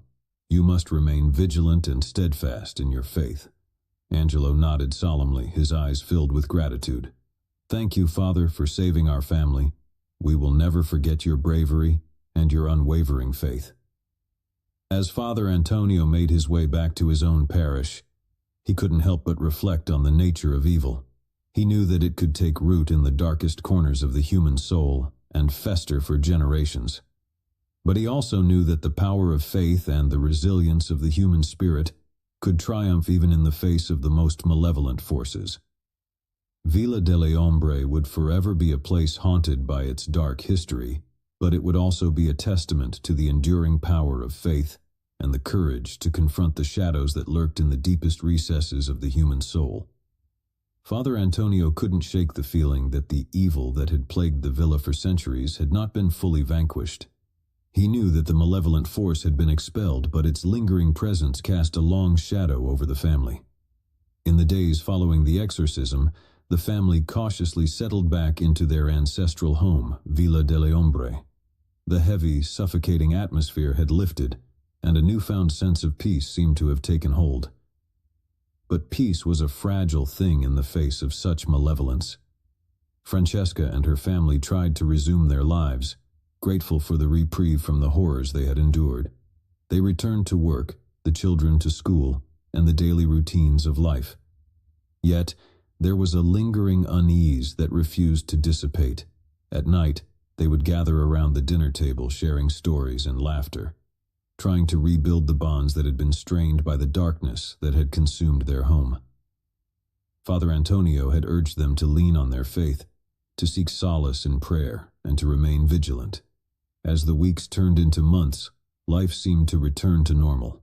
But then subtle signs began to emerge.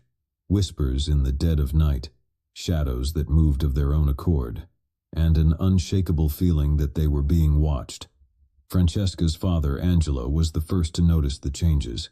He confided in Father Antonio, his voice trembling with fear. "Father, I hear the whispers again, just as we did before. It's as if the evil has found a way back into our home." Father Antonio's heart sank. He knew that evil was relentless, and it would seize any opportunity to return. He returned to Villa delle Ombre, this time with a sense of grim determination. The family greeted him with a mixture of relief and anxiety. They knew that the battle was far from over. Father Antonio conducted a thorough investigation, seeking any clues that might explain the resurgence of the malevolent force. It was during this investigation that he discovered a hidden room in the depths of the villa, a chamber that had been sealed for centuries. The walls of the chamber were adorned with sinister symbols and blasphemous writings, a testament to the dark rituals that had been performed there in ages past. Father Antonio realized that this chamber held the key to understanding the evil that had plagued Villa delle Ombre. He consulted ancient texts and sought guidance from the Vatican, determined to confront the malevolent force once and for all. Part 4. The Final Battle.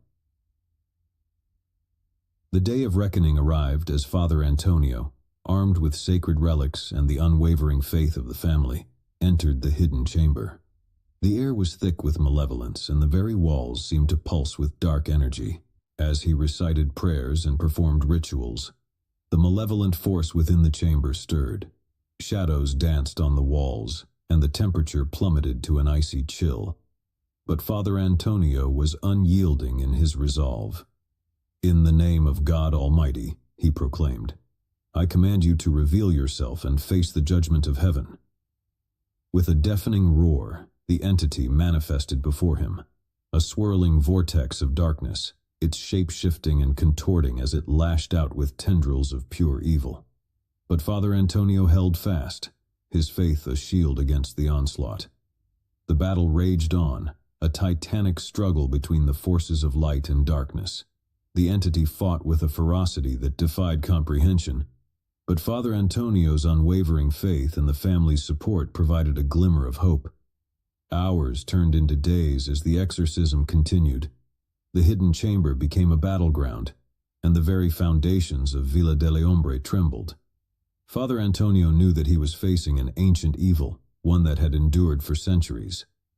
With a final resounding prayer, Father Antonio called upon the power of God to cast out the malevolent force once and for all. The entity let out a howl of anguish, its form unraveling and dissipating into nothingness. The hidden chamber fell silent, and an eerie calm descended upon Villa delle Ombre.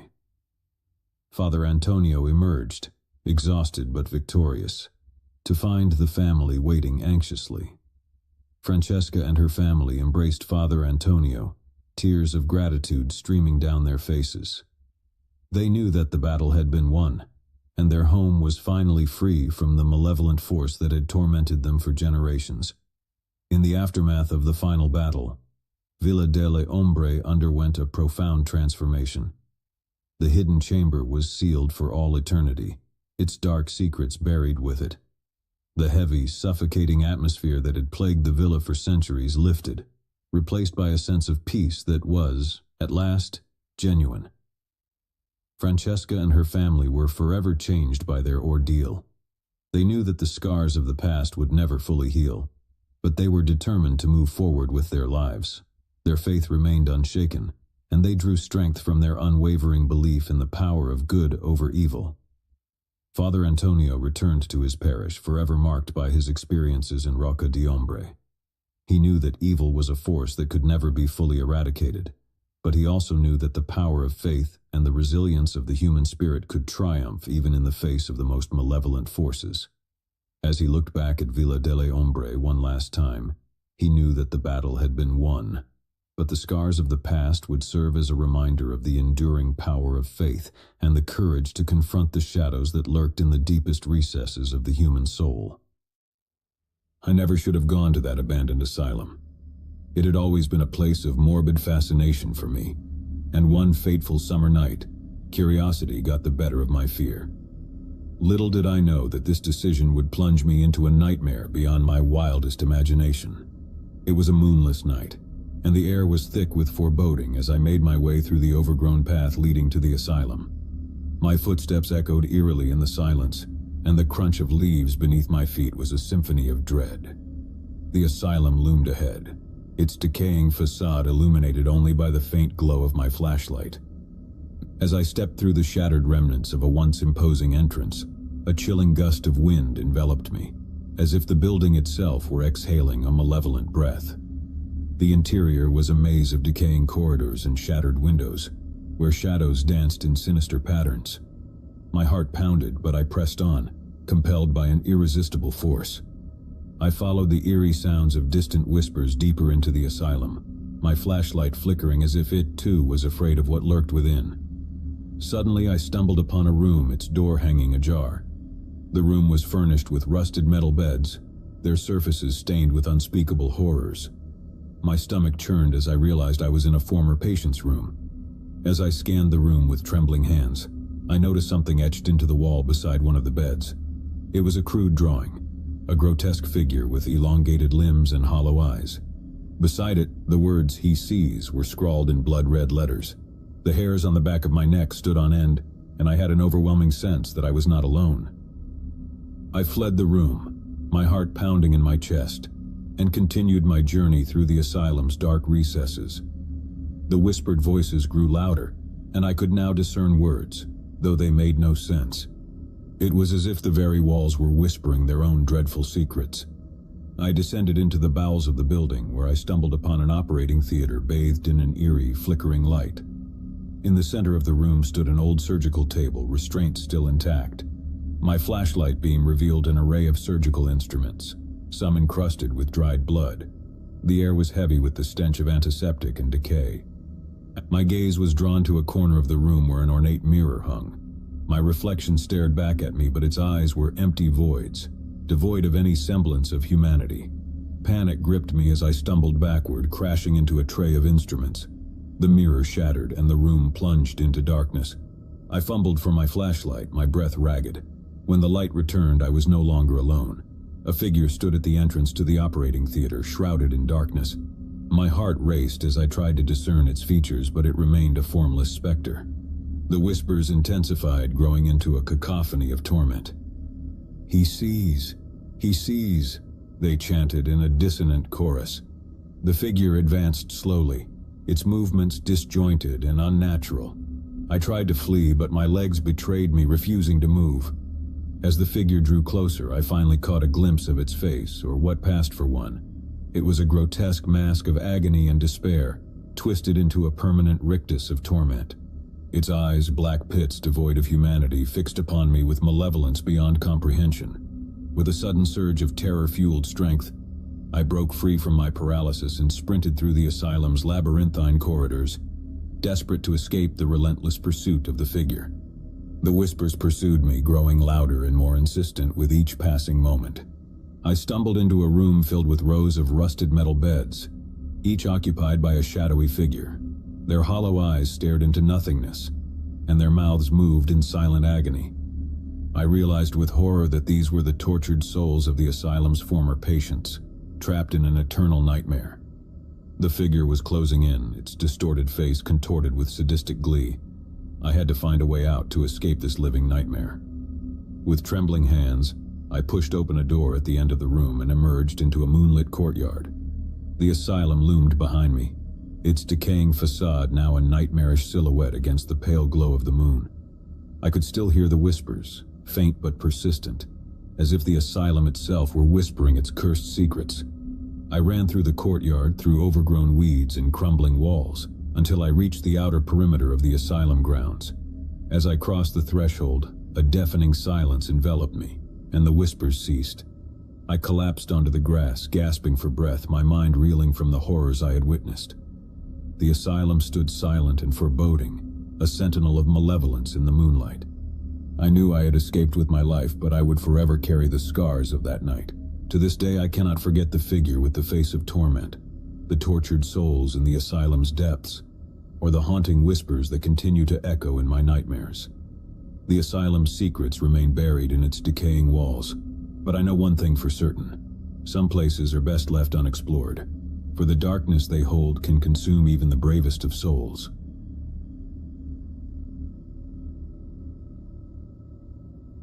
It had been a grueling week of hiking in the remote wilderness, and exhaustion had settled deep into our bones. My friends and I had embarked on this adventure seeking solitude and adventure, but we had no idea what awaited us in the heart of the forest. As we set up camp near a serene lake, we couldn't help but marvel at the beauty that surrounded us. Towering trees formed a natural canopy overhead, and the still waters of the lake reflected the deep blue sky. It was idyllic, but the tranquility would soon give way to an unsettling sense of unease. On the second night, as we huddled around the campfire, a distant sound echoed through the trees. It was a soft, mournful wail that seemed to carry on the wind. We dismissed it as an animal, or perhaps the wind itself, but the unease in our group was palpable. As the days passed, the wailing continued, growing closer with each passing night. We attempted to rationalize it, attributing the sound to wildlife or the peculiar acoustics of the forest, but it gnawed at our nerves. One evening, as the sun dipped below the horizon, casting long shadows through the trees, we heard it again, louder and more haunting than before. This time it was unmistakably human, a cry of anguish that sent shivers down our spines. We decided to investigate, to determine the source of this eerie wail. Armed with flashlights, we ventured deeper into the forest, following the sound. The path grew treacherous and the trees closed in around us, their branches clawing at the sky like skeletal fingers. The wail led us to a small clearing where we discovered an old, dilapidated cabin. Its windows were shattered and the roof sagged under the weight of years of neglect. The cry seemed to emanate from within, and our hearts raced as we cautiously approached. The door creaked open with a ghostly groan, revealing a scene of utter desolation. Dusty furniture lay in disarray, cobwebs hung in the corners, and the air was heavy with the scent of decay. But what chilled us to the bone was the sight of an old, worn photograph on the mantel. It depicted a family, a mother, father, and a young child, their faces etched with sorrow. It was as if time had frozen in that moment of despair. Beneath the photograph was an inscription, "Never forget." The wailing continued, echoing through the cabin's decaying walls. We followed it to a room at the back of the cabin, where we discovered an old wooden trapdoor in the floor. With trembling hands, we lifted it, revealing a dark earthen tunnel beneath. Hesitant but driven by curiosity, we descended into the tunnel, our flashlights piercing the oppressive darkness. The cries grew louder, and we soon realized their source. A hidden chamber buried deep underground. Inside, we found a room filled with chains and shackles, their cold, rusted metal bearing silent witness to untold suffering. The walls were lined with scratches and etchings, the desperate marks of someone who had been imprisoned here. As the wailing reached its crescendo, we discovered a journal tucked away in a corner. Its pages were filled with the anguished writings of a man who had been locked in this chamber, tormented by the relentless cries that had haunted us. We never did learn the fate of the man who had penned those desperate words, but the eerie cries that had led us to this place had been his torment, a ghostly echo of a tragedy long forgotten. Terrified and shaken, we fled the cabin, leaving behind the wailing and the darkness that had consumed it. We returned to our campsite, packed our gear, and left the wilderness behind, haunted by the chilling discovery we had made. To this day, the memory of that forsaken cabin and its mournful cries lingers in my nightmares, a reminder that even in the depths of the wilderness, the past can reach out and grasp you in its chilling grip.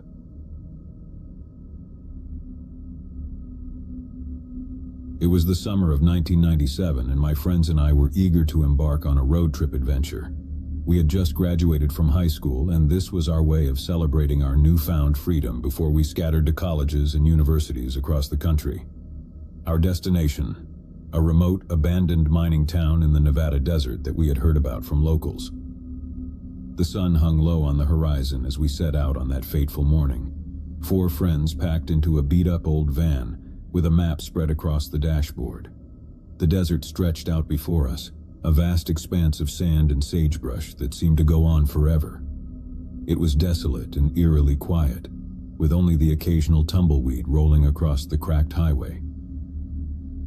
Hours passed and the landscape remained unchanged. The old town was rumored to be located far off the beaten path, and we began to wonder if we were on the right track. The relentless sun beat down on us, and our excitement began to wane as the miles dragged on. Just as we were about to give up and turn back, we spotted a weathered sign by the roadside. "Welcome to Dustwood Population Zero." It was faded and barely legible, but it was the confirmation we needed. We followed a narrow dirt road off the highway and into the desert, winding deeper into the arid wilderness. As we approached Dustwood, we were struck by the sight of dilapidated buildings rising from the desert like specters of a bygone era. The town had been abandoned for decades, its wooden structures weathered by time and neglect. We couldn't help but be drawn to the eerie allure of a place forgotten by the world. We parked the van in the town's dusty square, the tires crunching on gravel as we exited the vehicle. The air was hot and dry, and the silence was oppressive. The only sounds were the distant hum of the wind and the creaking of old timbers. Our first stop was an old saloon, its swinging doors barely hanging on their hinges. Inside, the bar was covered in a layer of dust, and broken glass littered the floor. Faded posters and remnants of a bygone era decorated the walls. It was as if the town's inhabitants had simply vanished, leaving everything behind. As we explored further, we stumbled upon the remnants of a schoolhouse, its chalkboard still covered in faded lessons, and a long-abandoned general store, its shelves barren and splintered. It was a town frozen in time, a snapshot of a once-thriving community that had fallen into decay. We ventured deeper into Dustwood, our footsteps echoing in the empty streets. It was as if the town itself was holding its breath, waiting for something to break the silence. The sun was beginning to dip below the horizon, casting long shadows that seemed to stretch infinitely. As we approached the outskirts of town, we noticed a building that stood apart from the others. a large, imposing structure that loomed like a dark sentinel against the fading light. It was the old Dustwood mine, the source of the town's prosperity in its heyday. We couldn't resist the urge to explore the mine, and we made our way inside, our flashlights piercing the inky darkness. The air grew cooler and damper as we descended into the depths of the earth. The tunnels seemed to stretch on forever, their walls lined with the remnants of mining equipment. As we ventured deeper, the walls of the mine began to close in around us, and the sense of isolation grew more pronounced. The beams of our flashlights danced along the walls, revealing ancient cave-ins and tunnels that seemed to lead to nowhere. Suddenly, we stumbled upon something that sent shivers down our spines. A series of handprints, smeared in what appeared to be blood along the tunnel walls. They were accompanied by crude drawings of terrified faces and desperate pleas for help. We exchanged nervous glances but pressed on, compelled by a mixture of curiosity and dread. The tunnels twisted and turned, leading us deeper into the labyrinthine darkness. The air grew colder and the silence was oppressive.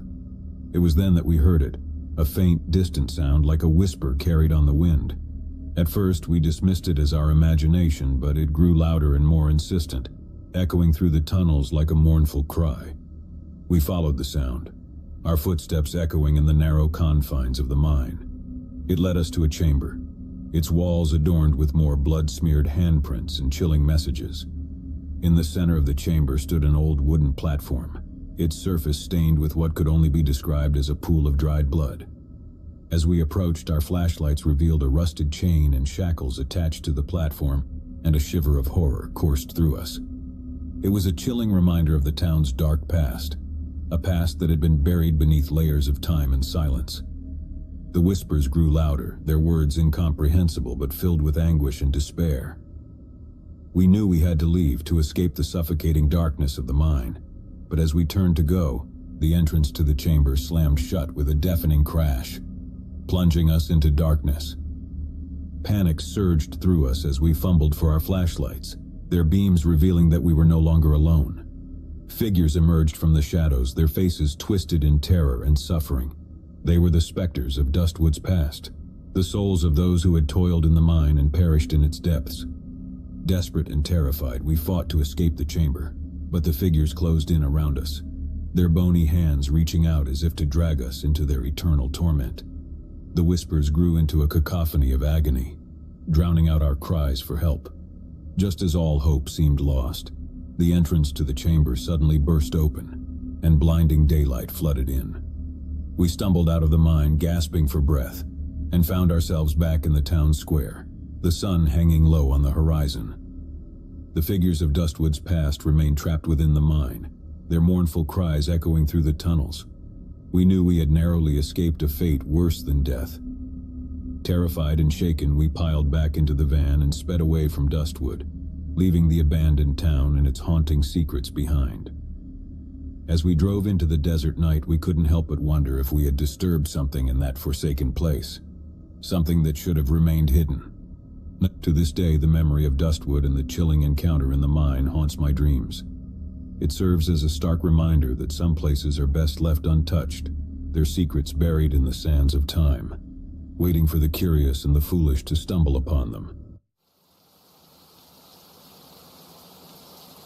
I had always been a skeptic when it came to online classified ads. Scammers, spammers, and worse lurked behind every deal too good to be true. But I was broke, desperate, and my college graduation was looming like a dark storm cloud, ready to rain on my dreams. That's how I found myself scouring Craigslist one evening for part-time work. The clock on my laptop read 3 a.m. as I stumbled upon an ad that seemed promising. Paid research opportunity, help needed urgently, it proclaimed. The headline was catchy, but the post itself was rather vague, mentioning only that a private research firm was willing to pay top dollar for participants in a series of experiments. The compensation promised was enough to pay off my mounting student loans and maybe even have some leftover for celebration. With a mix of curiosity and desperation, I clicked on the ad, revealing an email address to contact for more details. I fired off an email, not expecting a response until the next day. However, within minutes I received a reply from a sender named Researcher X. The email was concise and cryptic. Meet at the abandoned warehouse on 42nd Street at 11 p.m. tomorrow. Come alone. Wear black. I was skeptical, of course. The warning bells in my head clanged loudly. This was undoubtedly shady, maybe even dangerous. But I couldn't shake the idea that this could be the break I needed. I knew it was a risk, but I decided to go armed with the address, a pocket knife, and a smartphone that could dial 911 at a moment's notice. The day passed in a blur of nervous anticipation. I tried to focus on my last few college classes, but my mind kept wandering to the mysterious ad. Who were these researchers, and what kind of experiments required secrecy and a midnight meeting at an abandoned warehouse? As evening fell, I donned a black hoodie and pants, wanting to blend into the shadows. I shoved the pocket knife into my back pocket and made my way to 42nd Street. The rain had begun to drizzle, and the city streets were dark and quiet. I felt like a character in a noir film, my heart pounding with every echoing step. The warehouse came into view, a towering, decrepit structure with broken windows and graffiti-covered walls. The entrance was a rusted door ajar, revealing nothing but darkness inside. I hesitated for a moment, my fear trying to take control. But I had come this far. I took a deep breath and stepped inside. The interior of the warehouse was even more ominous than the exterior. The only light came from a flickering bulb hanging from the ceiling, casting long dancing shadows across the grimy floor. The air was musty, filled with the scent of decay and dampness. I cautiously advanced further into the building. I could hear faint voices in the distance, echoing through the cavernous space. Following the sounds, I eventually stumbled upon a small room. A table stood in the center, surrounded by 4 chairs. Seated in one of them was a figure shrouded in darkness. "Take a seat," a voice said, low and raspy. I couldn't discern whether it was male or female. I hesitated for a moment before complying, sitting across from the mysterious figure. The dim light made it impossible to see their face. They pushed a folder toward me, and my trembling hands reached for it. "Inside, you'll find a document detailing the experiment," the voice continued. "You have the right to leave at any time. But once you read the document, you'll understand the importance of what we're doing here." With that, the figure fell silent, leaving me alone with the folder. I opened it slowly, my eyes scanning the typed pages. The document explained that this research was focused on fear and the human psyche. It outlined a series of tasks I would be required to complete, each designed to provoke fear in varying degrees. As I read further, I realized that this was no ordinary psychological experiment. The tasks included encounters with strangers in dark alleys, navigating through abandoned buildings, and even participating in staged accidents. The goal was to measure my physiological responses to fear-inducing scenarios and to assess my ability to remain calm under pressure. I should have left right then and there, but my curiosity and the promise of a substantial payment compelled me to stay. I signed the agreement at the end of the document, acknowledging the risks and agreeing to the terms of the experiment. Over the next few weeks, I found myself thrust into a series of increasingly unsettling situations. I was constantly under surveillance, my every move monitored by the researchers. They provided me with a smartphone and instructed me to document my experiences through video and voice recordings. The first task was relatively benign, a late-night walk through a park where I encountered a suspicious-looking stranger. I recorded the encounter as instructed, feeling a surge of fear as the stranger approached, only to be relieved when nothing untoward happened. But as the days passed, the experiments grew more sinister. I was sent to a derelict psychiatric hospital, where I navigated dark, labyrinthine corridors and encountered remnants of its grim past. My heart raced as I heard distant whispers and faint cries that seemed to emanate from nowhere. Next, I was instructed to board a deserted subway car at the end of the line and ride it until I reached an unfamiliar station. The platform was empty, the station devoid of life, and I couldn't shake the feeling of being watched. My unease deepened as I noticed shadowy figures lurking in the tunnels, their eyes gleaming with malevolence. I recorded it all, my voice trembling as I narrated my experiences. But with each passing day, the fear grew harder to contain. The sleepless nights, the constant surveillance, and the uncertainty of what was real and what was part of the experiment began to take its toll on my sanity. Then came the night that would change everything. I received an email from Researcher X, containing an address and a single instruction: Visit this location alone. This is your final task. I had grown increasingly paranoid, and a sense of impending doom hung over me like a dark cloud. The address led me to an isolated, abandoned warehouse on the outskirts of the city. The night was moonless, and the only light came from the pale glow of distant streetlights. I entered the warehouse, my footsteps echoing in the silence. Inside, the scene was unlike anything I had encountered before. The room was vast, with towering stacks of wooden crates, their contents hidden in the shadows. In the center of the room stood a single chair, and above it a solitary light bulb dangled from a frayed cord. I hesitated, my heart pounding in my chest. Something felt profoundly wrong about this situation. But the promise of payment, the desire to finally be free of this nightmare, pushed me forward. I took a seat beneath the swaying light bulb, and as if on cue, it flickered to life, casting a harsh, unnatural glow. From the shadows emerged a figure dressed in black, their face concealed beneath a hood. "You've done well," the figure said, their voice cold and emotionless. "But there's one final test we must conduct." The figure produced a small leather-bound book and placed it on the crate in front of me. It was old and weathered, its pages filled with faded text and illustrations of arcane symbols. "You must read from this book," the figure commanded. "Recite the words exactly as they are written, and your ordeal will be over." I glanced at the book, my unease growing. The symbols and text were like nothing I had ever seen, and a foreboding sense of dread washed over me. "What is this?" I stammered, my voice trembling. The figure leaned closer, their hooded face inches from mine. "It is your final test," they hissed.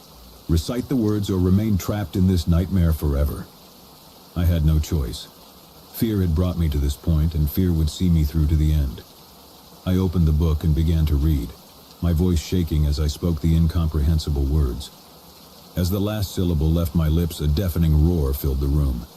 The very air seemed to tremble, and the walls of the warehouse began to shake.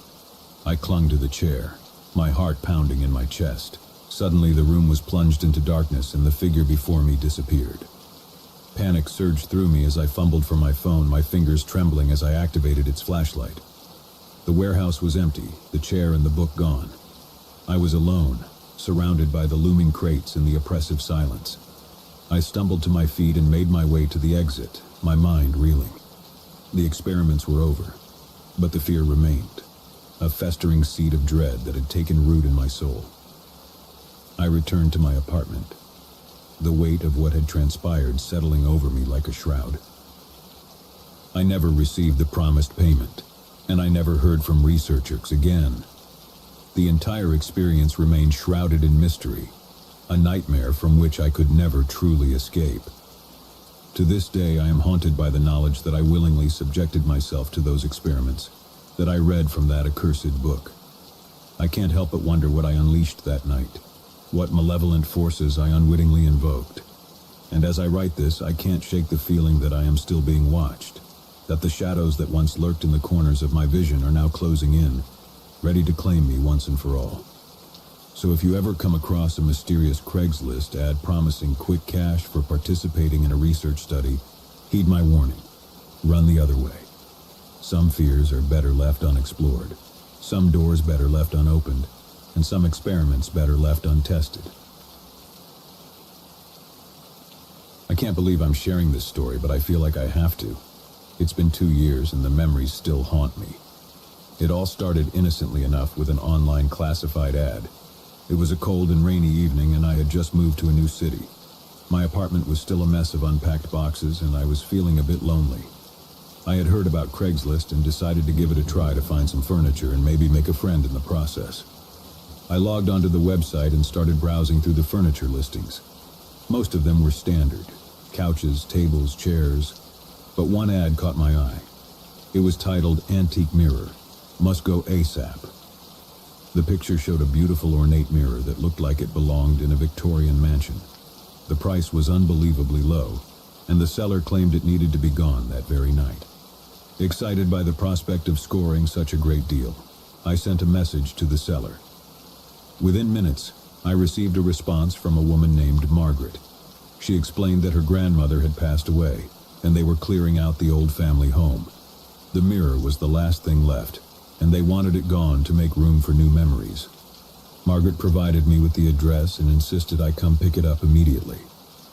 I was hesitant about going to a stranger's house so late at night, but the allure of the mirror was too strong.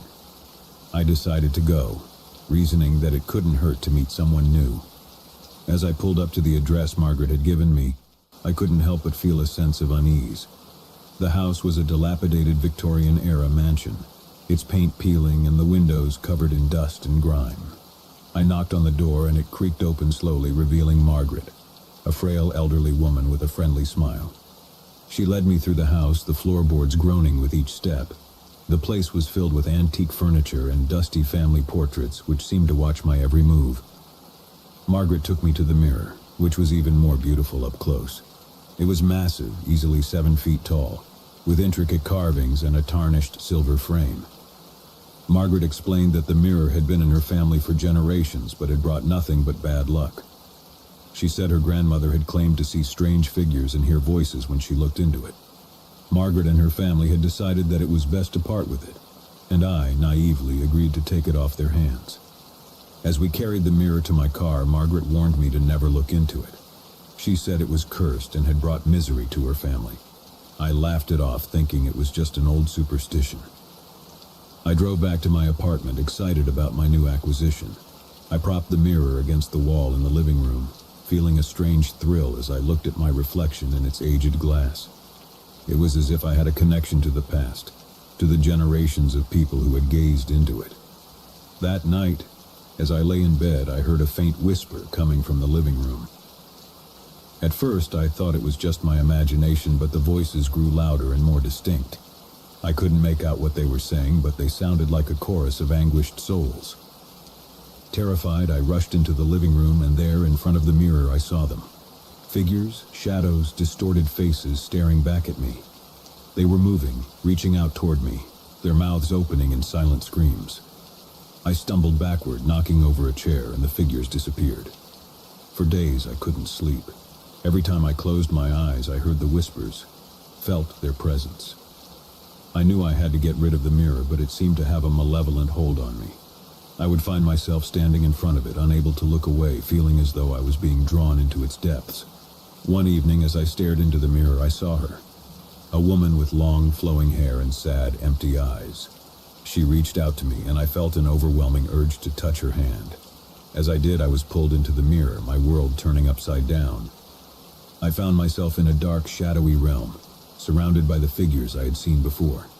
They moaned and wailed, their faces contorted in agony.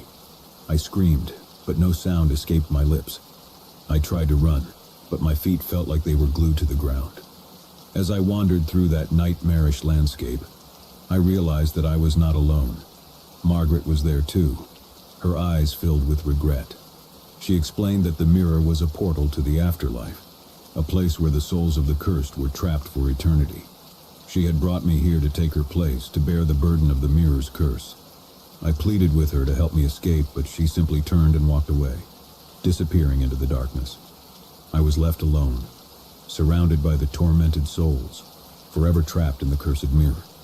And that's how I ended up here, writing this story from the other side. I can't warn you enough. Never trust a Craigslist ad that seems too good to be true, and never underestimate the power of a cursed mirror. My only hope is that by sharing my story, I can save others from the same fate. So if you ever come across an ad for an antique mirror that needs to go ASAP, just remember my story and run the other way. You never know what horrors might be lurking on the other side. It all began with a late-night internet browsing session, as most strange and unsettling stories do. I was searching for a part-time job, something to help me cover my mounting bills while I struggled to finish my degree. That's when I stumbled upon a peculiar Craigslist ad that would lead me down a twisted path into the unknown. The ad's title read, "Historical Tour Guides Wanted. Uncover the Past. Earn Cash." It piqued my interest immediately. As an aspiring history major, I had always been drawn to the mysteries of the past. The ad promised flexible hours and above-average pay, which was exactly what I needed. I clicked on the ad and read the description. It stated that a local historical society was looking for tour guides to lead visitors through an old cemetery with a rich and mysterious history. The tours were to be conducted after dark, adding an allure to the experience. The pay offered was nearly too good to be true, and my curiosity got the best of me. I decided to send an email expressing my interest. Within hours, I received a reply from a man named Mr. Holloway, the coordinator of the Historical Society. He explained that they were in dire need of guides for the cemetery tours, especially with Halloween approaching. He scheduled an interview for the following evening at a cafe near the cemetery. The email concluded with an ominous message: "Prepare yourself for a journey into the past." The next evening, I found myself sipping coffee in the corner of the cafe, waiting for Mr. Holloway. He arrived promptly at 8 p.m., his tall, slender figure draped in a long black coat. His eyes were hidden behind wire-rimmed glasses, and his thin lips curled into a smile as he approached. "Good evening," he said, extending a bony hand. "I'm Mr. Holloway. You must be Alex." I shook his hand and introduced myself. He ordered a cup of black coffee and settled into the chair opposite mine. The cafe's patrons paid us no mind, engrossed in their own conversations. Mr. Holloway began by describing the history of the cemetery, an ancient and sprawling burial ground that had been in use for over 2 centuries. He spoke of the many notable figures interred there, from war heroes to influential politicians, and he emphasized the importance of preserving their stories. "Our goal," he explained, "is to offer a unique experience to our visitors, one that not only educates but also makes their veins freeze. We want our tours to be memorable, unforgettable." As he spoke, I couldn't help but feel a sense of unease creep over me.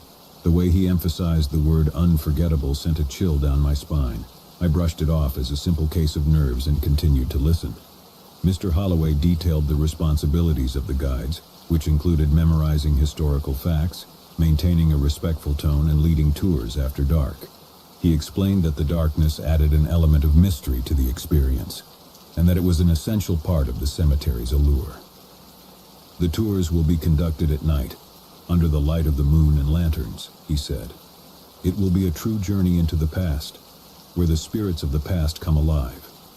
Spirits? The word hung in the air, unspoken but implied. I wondered if Mr. Holloway believed in ghosts, or if he was simply using the term metaphorically. After discussing logistics and pay, he handed me a black envelope, sealed with a wax stamp bearing the image of a skull. He instructed me to open it only when I was alone, as it contained sensitive information about the cemetery's history. As I left the cafe that night, the black envelope clutched in my hand. I couldn't help but feel a mixture of excitement and trepidation. It was a strange job interview, but the prospect of uncovering hidden stories from the past was too enticing to pass up. I waited until I was back in my apartment to open the black envelope. The wax seal cracked easily, revealing a single sheet of paper with detailed instructions for my first tour. It was scheduled for the upcoming Friday night, and the meeting point was the cemetery's entrance. I spent the next few days immersed in research, learning about the cemetery's history and its famous residents. It had a rich and colorful past, filled with stories of love, betrayal, and tragedy. I couldn't wait to share these tales with the tour group and to step into the role of a historical guide. Friday night arrived, and I donned a dark suit and tie, fitting attire for a cemetery tour. The moon hung low in the sky as I made my way to the cemetery's entrance.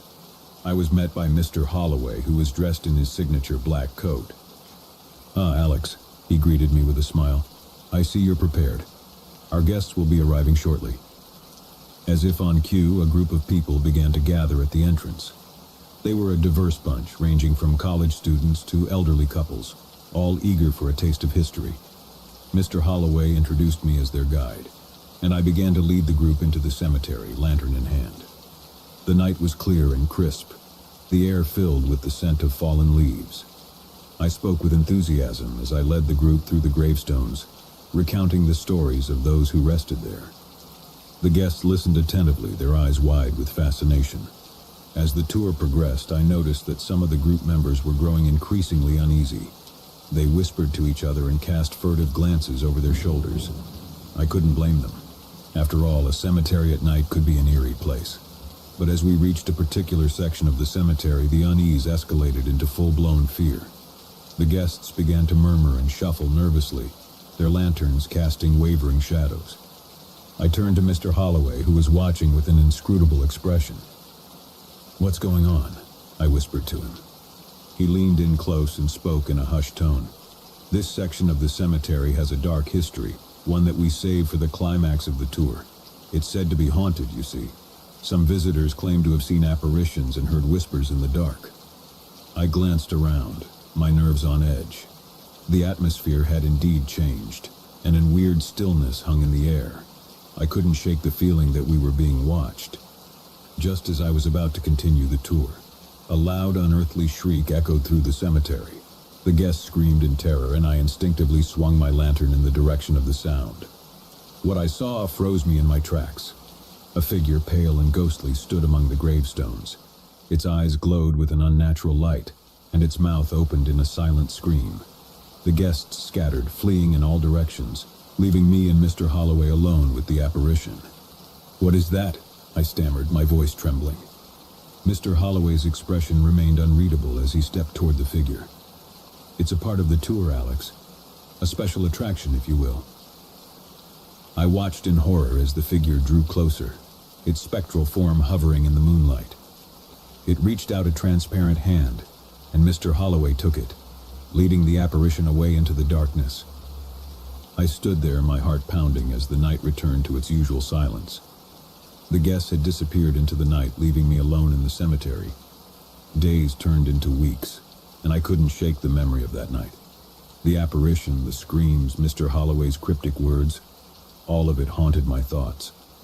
I tried to convince myself that it had been a staged event, a part of the tour meant to scare the guests, but something about it felt real, too real. I decided to confront Mr. Holloway to demand an explanation for what had happened. I sent him an email requesting a meeting, and he agreed to meet me at the same cafe where we had first discussed the job.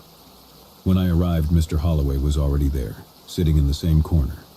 He greeted me with a smile, though there was a tension in the air. "Alex," he began, "I'm glad you reached out. I wanted to discuss that night with you." I wasted no time. "What was that thing, Mr. Holloway, the apparition in the cemetery? Was it real?" He sighed, his shoulders slumping. "I suppose it's time for the truth." Mr. Holloway proceeded to reveal the dark history of the cemetery, a history that had been concealed from the public for years. He explained that the cemetery had been the site of a clandestine group known as the Society of the Silent, a secret society that had dabbled in the occult and conducted bizarre rituals in the dead of night. The apparition, he told me, was a result of those rituals. It was the spirit of a member of the society, a man who had been trapped between the realms of the living and the dead. The society's rituals had unleashed forces beyond their control, and the cemetery had become a place of malevolent energy. "We used the legend of the society and the apparition as a way to add an element of fear to the tours," Mr. Holloway admitted. "It's a way to make the experience unforgettable, just as I promised." I couldn't believe what I was hearing. The history of the cemetery, the society, and the apparition, all of it was true. It was a shocking revelation, and it left me with more questions than answers. I continued to work as a tour guide for the Historical Society, sharing the stories of the cemetery's past with the guests. The knowledge that the apparition was real added an authenticity to the tours, and visitors left with a sense of having witnessed something truly otherworldly. But the revelation had changed something within me. I couldn't shake the feeling that there was more to the story, that the society's secrets ran deeper than I had been told. I couldn't resist the urge to uncover the truth. One night after the tour had ended and the guests had left, I approached Mr. Holloway with a determined expression. "I want to know more," I said. "I want to learn about the society, about the rituals they performed, and about the apparition. Will you show me?" Mr. Holloway hesitated, his gaze fixed on mine. "You must understand, Alex, that delving further into this may lead to consequences you cannot fathom. The society's secrets are dangerous, and the apparition is a force beyond our control." I nodded, my curiosity outweighing my fear. "I'm willing to take that risk." Mr. Holloway sighed and led me to a hidden chamber beneath the cemetery, a crypt that had remained sealed for centuries. Inside, he revealed a collection of old tomes and artifacts, each bearing the mark of the Society of the Silent. As I delved into the society's history, I learned of their obsession with unlocking the secrets of the afterlife. They had conducted forbidden rituals, made pacts with dark entities, and tampered with forces that should have remained untouched. It was a chilling account of a group consumed by their desire for knowledge and power. But what fascinated me most was the apparition itself. According to the society's records, the spirit had been a member who had attempted to communicate with the dead. In a misguided experiment, they had opened a portal to the other side, allowing malevolent entities to enter our world. The apparition was the result of their doomed ritual, forever trapped between the realms. As I delved deeper into the society's secrets, I felt a growing unease. The apparition's presence seemed to loom over me, as if it resented my intrusion into its dark history. I couldn't shake the feeling that I had awakened something malevolent. One night, as I conducted a tour through the cemetery, a sense of foreboding washed over me. The air grew heavy with tension, and the guests seemed to sense it too. I recounted the stories of the cemetery with a trembling voice, my lantern casting long shadows. As we reached the section of the cemetery where the apparition had first appeared, a chilling wind swept through the gravestones. The lanterns flickered, and the group grew silent, their eyes wide with fear. And then it happened. The apparition materialized before us, its eyes glowing with an unnatural light. It let out a blood-curdling scream, and the guests screamed in terror, fleeing in all directions. I stood frozen in place, unable to tear my gaze away from the spectral figure. It reached out a ghostly hand, and I felt a cold, numbing sensation envelop me. The world around me twisted and distorted, and I found myself standing in a shadowy realm. The apparition before me. It spoke, its voice a haunting whisper. "You have uncovered our secrets, Alex. You have trespassed where you should not have."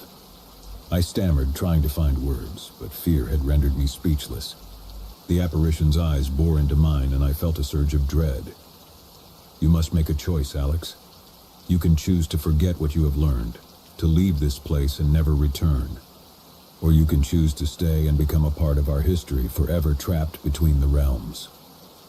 I had no choice but to agree, to erase the memories of the society's secrets and the apparition from my mind.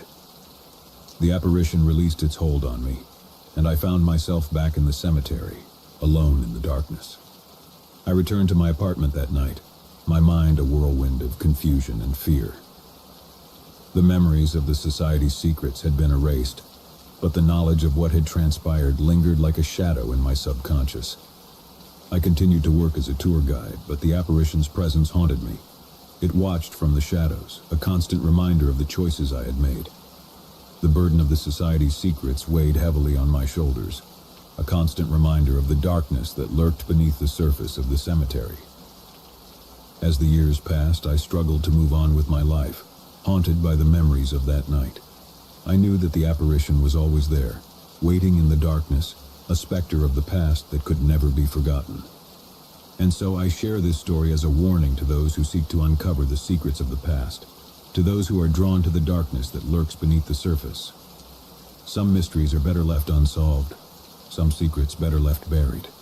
For the apparition of the cemetery still watches, and its malevolent presence lingers, a reminder of the choices we make and the price we pay for our curiosity.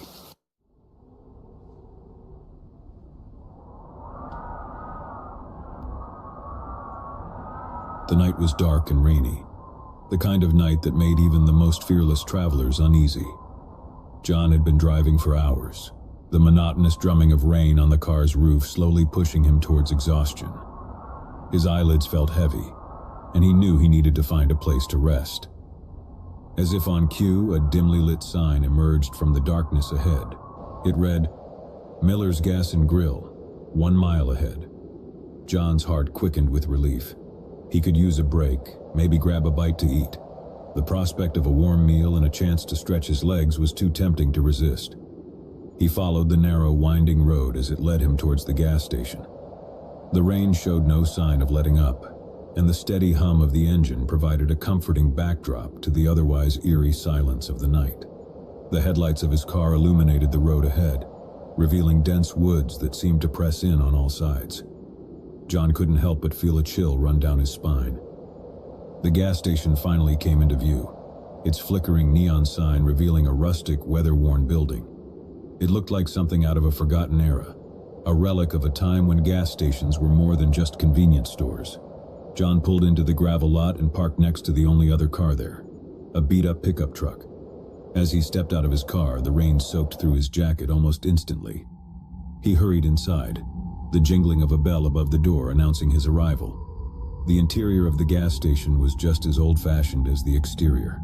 Wooden shelves lined the walls, stocked with an odd assortment of products, and a counter sat at the far end, behind which stood an elderly man with a weathered face and a grizzled beard. "Evening, stranger." The old man greeted him with a toothless smile. "Evening," John replied, shaking off the rain from his coat. "I could use a fill-up and a bite to eat. You still serving?" The old man nodded and gestured towards a small diner area off to the side. "Gas pumps out back. Help yourself to the menu. We got burgers, fries, and coffee. What'll it be?"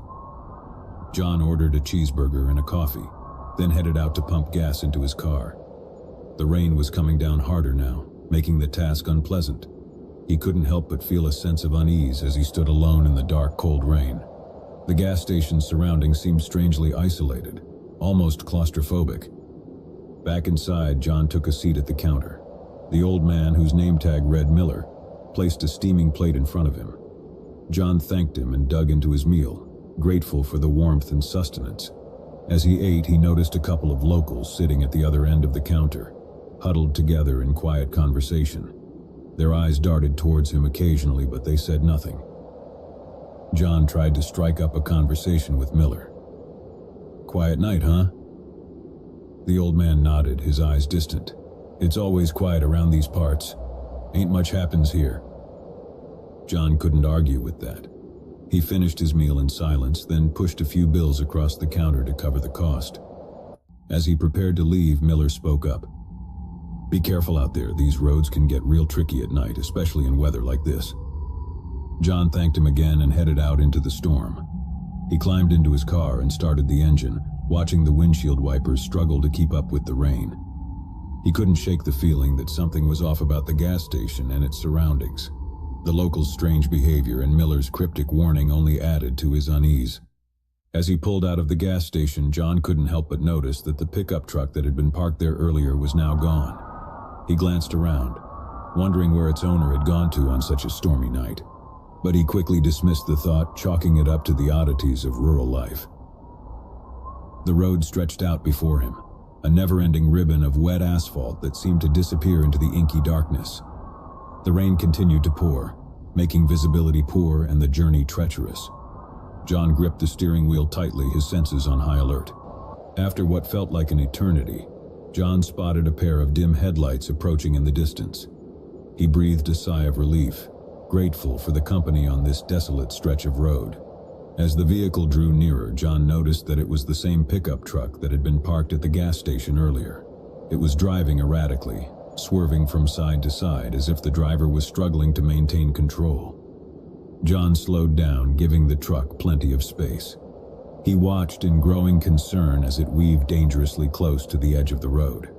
It was as if the driver was playing a dangerous game of chicken with the darkness that surrounded them.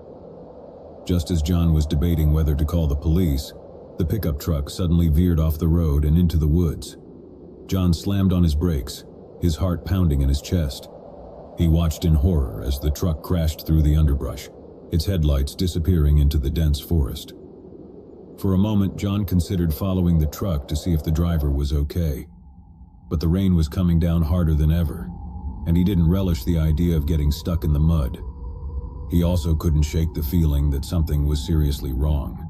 The way the truck had swerved and then veered off the road had been deliberate, almost intentional. After a few minutes of indecision, John decided to continue on his way. He reasoned that the driver of the pickup truck might have been drunk or reckless, and there was nothing he could do to help them in this weather. He put the incident out of his mind and focused on the road ahead. As the miles passed, John couldn't shake the feeling of unease that had settled in the pit of his stomach. The rain showed no sign of letting up, and the road seemed to stretch on endlessly. He tried to distract himself by turning up the radio, but the crackling static and eerie, echoing voices only added to his sense of isolation. Suddenly, the headlights of his car illuminated a figure standing in the middle of the road ahead. John slammed on his brakes, his heart leaping into his throat. The figure was a man, soaked to the bone and shivering in the rain. He was waving his arms frantically as if trying to flag down passing cars. Reluctantly, John rolled down his window a crack and called out to the man. "Hey, are you okay?" The man's voice was frantic and desperate.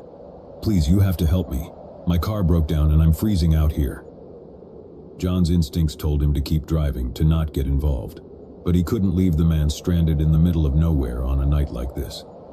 He unlocked the passenger door and motioned for the man to get in. As soon as the man climbed into the car, John regretted his decision. The man's clothes were soaked through and he reeked of alcohol. His eyes were bloodshot and his speech was slurred. "Thanks, man," the stranger mumbled, his words barely coherent. "I don't know what I would have done out there." John forced a smile and tried to make small talk, but the man's responses were erratic and disjointed. He seemed agitated, constantly glancing out the window as if he were expecting something to jump out at them from the darkness. After what felt like an eternity, they finally reached a more populated area. John pulled into a well-lit parking lot and turned to the stranger. "This is where I'm headed. You can get out here." The man hesitated for a moment, then nodded and stumbled out of the car. John watched as he walked away, disappearing into the night. Shaken by the encounter, John continued his journey. He couldn't help but wonder what had happened to the pickup truck he had seen earlier, and if the man he had picked up had anything to do with it. The rain had finally begun to let up, but the unease that had settled over him refused to dissipate. Hours passed, and John finally reached his destination, a small town with a motel on the outskirts. He pulled into the parking lot and checked into a room, grateful for the chance to get out of the rain and rest for the night. As he lay in bed, John couldn't stop thinking about the strange events of the evening. The gas station, the pickup truck, the erratic driver, and the mysterious hitchhiker. All of it left him with an overwhelming sense of unease. He couldn't shake the feeling that he had stumbled onto something he wasn't meant to see, something that was best left hidden in the darkness. Just as he was about to drift off to sleep, John heard the sound of rain tapping against the window. But this time it was accompanied by a low, distant rumble of thunder. As he listened to the storm outside, a chilling thought crossed his mind. What if the rain had been a cover, a way to hide something far more sinister that lurked in the darkness of the night? With that unsettling thought in mind, John pulled the covers tighter around him and closed his eyes, hoping that the morning would bring answers and the chance to leave this mysterious and ominous place far behind.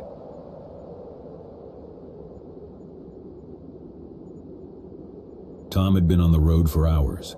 The desolate stretch of highway seemed to go on forever, with nothing but the endless expanse of the desert on either side. He had passed only a handful of cars, and the sun had long since set, casting a blanket of darkness over the landscape. The only source of light was his car's headlights slicing through the inky blackness. His gas gauge was edging dangerously close to empty, and panic began to creep into his mind.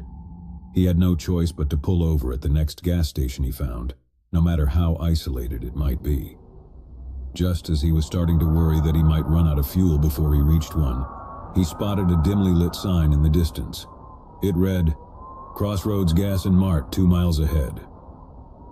Tom's heart skipped a beat. It was a lifeline in the middle of the desert. The Crossroads Gas and Mart looked like it had seen better days.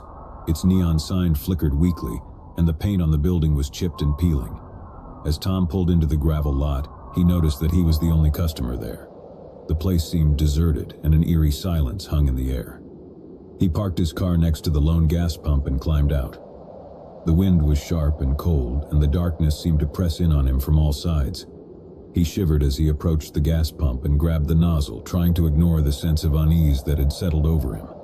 As Tom began to pump gas into his car, he noticed a figure in the dimly lit window of the convenience store. It was the gas station attendant, an old man with a weathered face and a stooped posture. He was staring at Tom with a vacant expression, as if he had been waiting for him to arrive. "Evening," Tom called out as he finished pumping gas. The old man didn't respond. He simply continued to stare. Tom decided to pay no mind to the strange behavior and headed into the convenience store. The interior was dimly lit, and the shelves were sparsely stocked with dusty, outdated products. It felt like a relic from a bygone era, a time when gas stations were more than just places to refuel. The old man behind the counter had a name tag that read Sam. His eyes were fixed on Tom as he approached.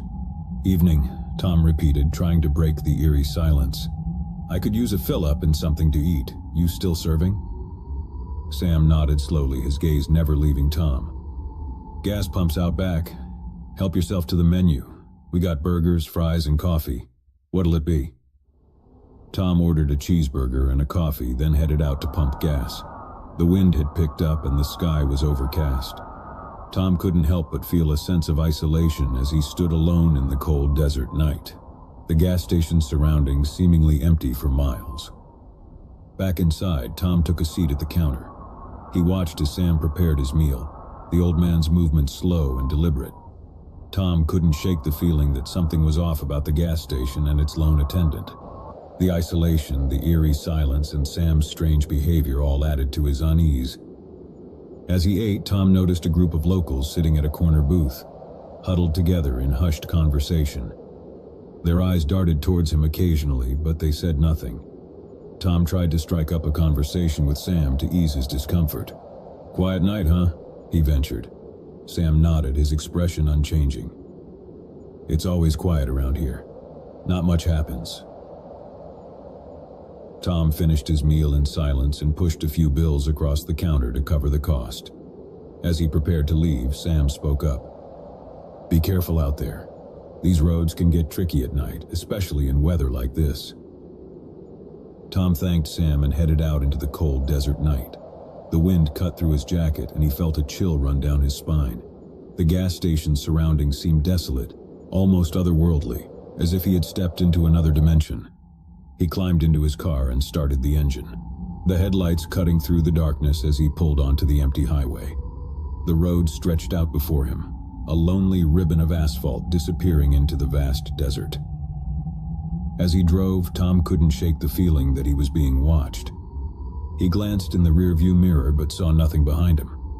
The sense of unease grew stronger, and he couldn't help but think of the locals at the gas station and their secretive conversation. Just as he was starting to feel paranoid, Tom spotted a pair of headlights approaching in the distance. He breathed a sigh of relief, grateful for the company on this isolated stretch of road.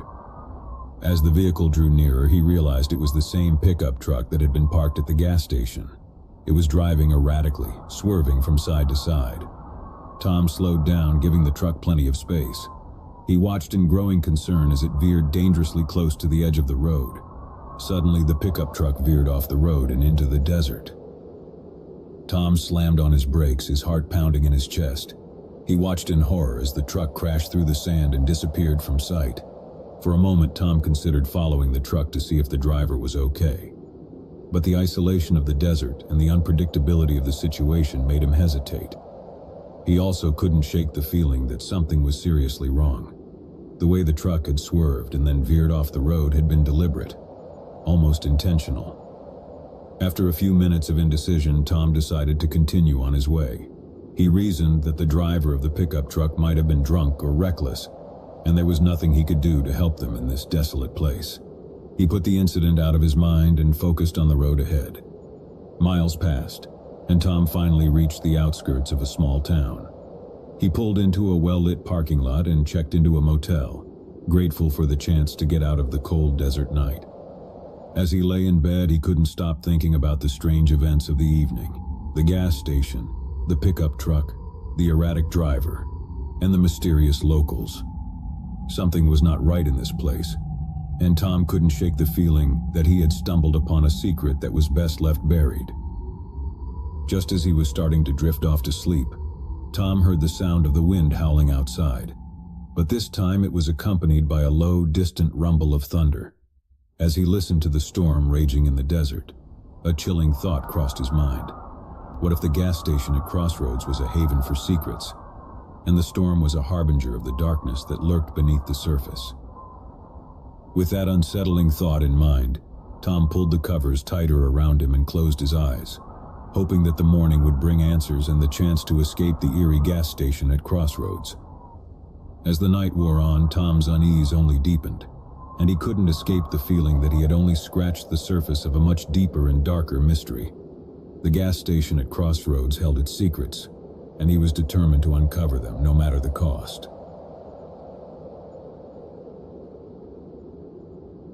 The desert stretched out endlessly around Jack as he sped down the lonely highway.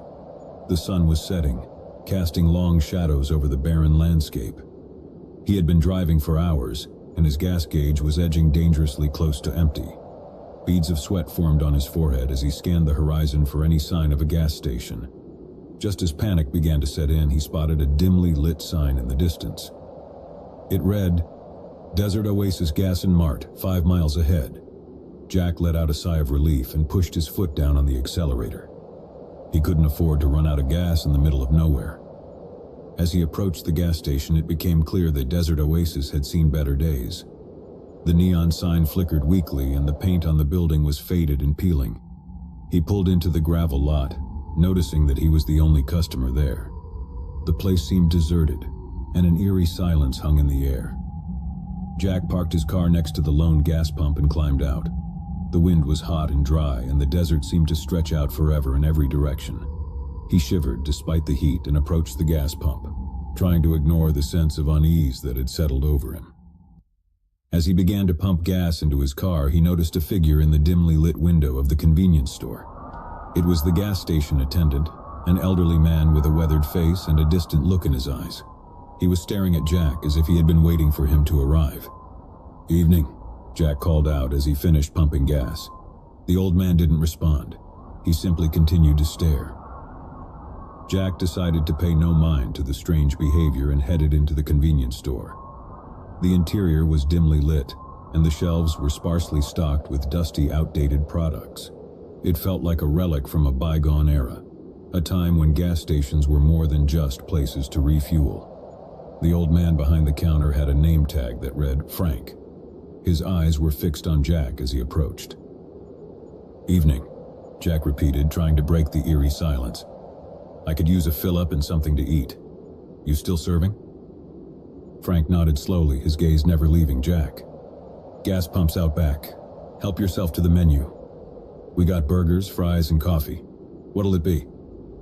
Jack ordered a cheeseburger and a coffee, then headed out to pump gas. The wind had picked up, and the sky was clear and filled with stars. He couldn't help but feel a sense of isolation as he stood alone in the desert night, the gas station's surroundings seemingly empty for miles. Back inside, Jack took a seat at the counter. He watched as Frank prepared his meal, the old man's movements slow and deliberate. Jack couldn't shake the feeling that something was off about the gas station and its lone attendant. The isolation, the eerie silence, and Frank's strange behavior all added to his unease. As he ate, Jack noticed a group of locals sitting at a corner booth, huddled together in hushed conversation. Their eyes darted towards him occasionally, but they said nothing. Jack tried to strike up a conversation with Frank to ease his discomfort. "Quiet night, huh?" he ventured. Frank nodded, his expression unchanging. "It's always quiet around here, not much happens."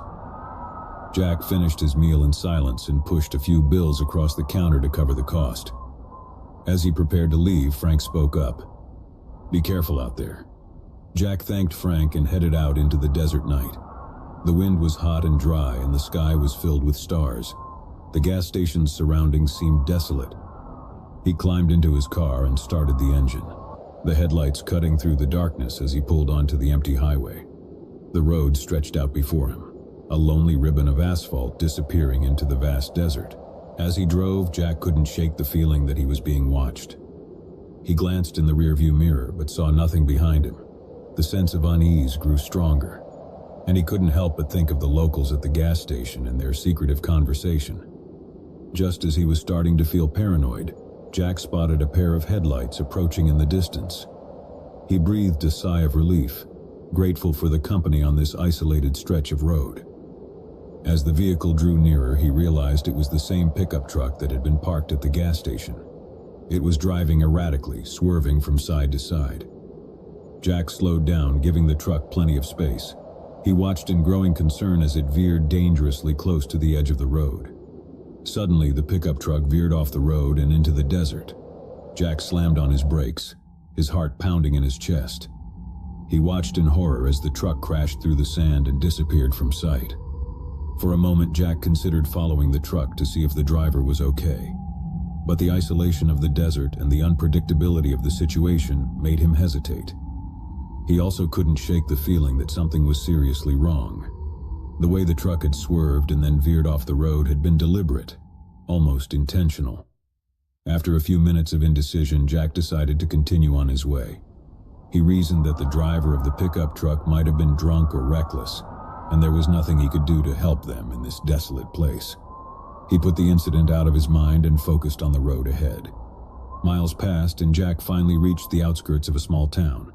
He pulled into a well-lit parking lot and checked into a motel, grateful for the chance to get out of the desert night. As he lay in bed, he couldn't stop thinking about the strange events of the evening. The gas station, the pickup truck, the erratic driver, and the mysterious locals. Something was not right in this place, and Jack couldn't shake the feeling that he had stumbled upon a secret that was best left buried. Just as he was starting to drift off to sleep, Jack heard the sound of the wind howling outside. But this time it was accompanied by a low, distant rumble of thunder. As he listened to the storm raging in the desert, a chilling thought crossed his mind. What if the gas station at Desert Oasis was a haven for secrets, and the storm was a harbinger of the darkness that lurked beneath the surface? With that unsettling thought in mind, Jack pulled the covers tighter around him and closed his eyes, hoping that the morning would bring answers and the chance to escape the eerie gas station at Desert Oasis. As the night wore on, Jack's unease only deepened, and he couldn't escape the feeling that he had only scratched the surface of a much deeper and darker mystery. The gas station at Desert Oasis held its secrets, and he was determined to uncover them no matter the cost. My family had just moved into a new home. It was a large, two-story house in a quiet suburban neighborhood. The sun had dipped below the horizon, casting long shadows across the street as we pulled into the driveway. We were all exhausted from the move, but we couldn't wait to settle into our new place. The house had a strange aura about it, even from the outside. It stood eerily still in the growing darkness, its windows reflecting the fading twilight. As we stepped out of the car, I couldn't shake the feeling that something was watching us, lurking in the shadows. My wife Sarah and I exchanged nervous glances, but we brushed off our unease as a product of the long day. We had 2 kids, Emily and Jack, who were equally eager to explore their new home. We grabbed our bags and headed inside. The interior of the house was grand, but it had an old-world charm that creeped me out. The wooden floors creaked with each step, and the walls were adorned with faded wallpaper that hinted at the house's long history. We started unpacking, hoping that making the house our own would ease our discomfort. That first night was restless. I lay in bed, staring at the ceiling, unable to shake the feeling that something was off. The house seemed to groan and sigh as if it held secrets within its walls. I finally drifted off to sleep, but my dreams were plagued by dark shadows and whispered voices. In the days that followed, strange occurrences became a regular part of our lives. Objects would move on their own, and we would hear faint, disembodied footsteps in the hallway at night.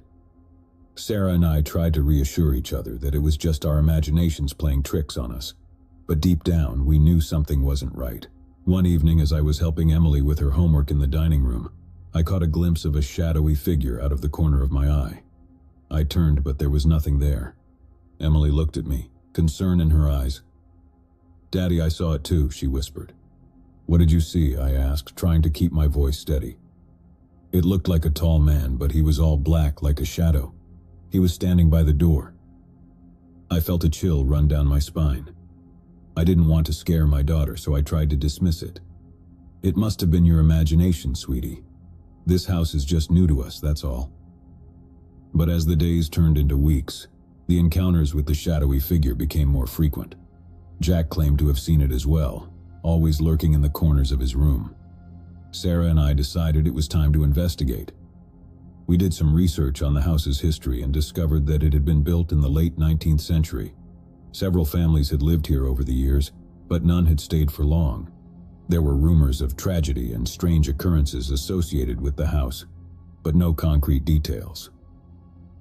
One night, after putting the kids to bed, Sarah and I decided to stay up and see if we could catch a glimpse of the shadowy figure ourselves. We sat in the living room, the only source of light coming from a single lamp. Hours passed in silence, but nothing happened.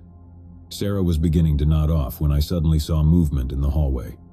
I motioned for her to be quiet and pointed toward the shadowy figure. There it was, just as the children had described.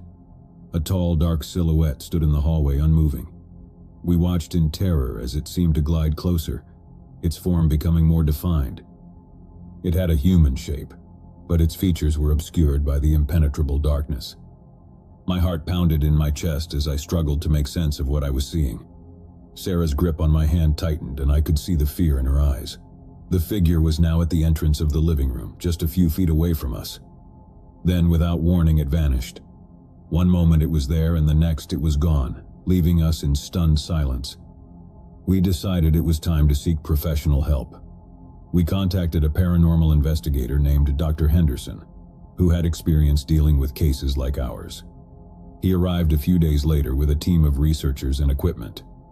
Dr. Henderson conducted a thorough investigation of the house, using various tools to measure electromagnetic fields and detect any unusual energy patterns. The team also set up cameras and audio recorders in different rooms. As we watched the monitors in the living room, we saw shadows darting across the hallway and heard faint whispers on the audio recordings. Dr. Henderson's team seemed both excited and unnerved by the evidence they were collecting.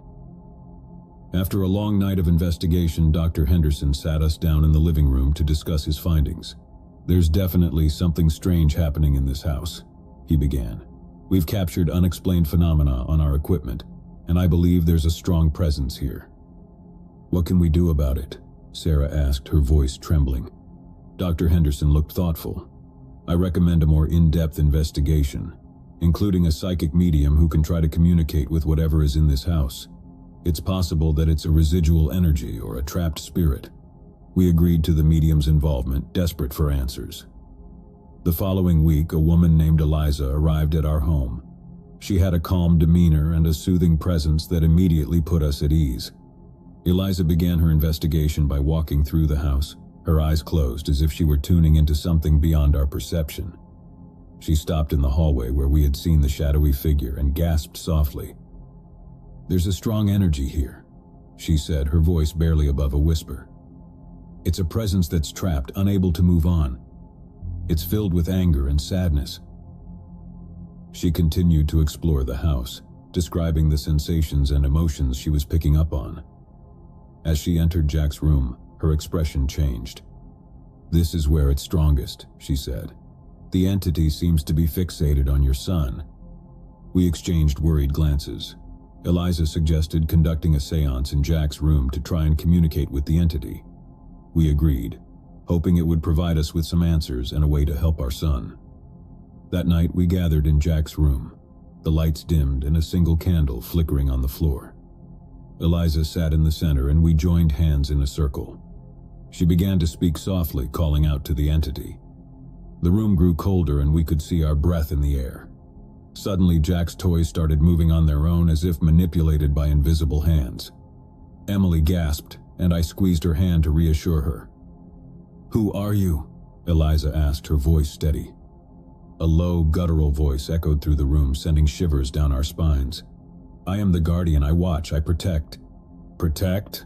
Eliza questioned. "Protect whom?" "Jack," the voice replied, sending a chill through the room. "He is mine to protect." We exchanged frightened glances.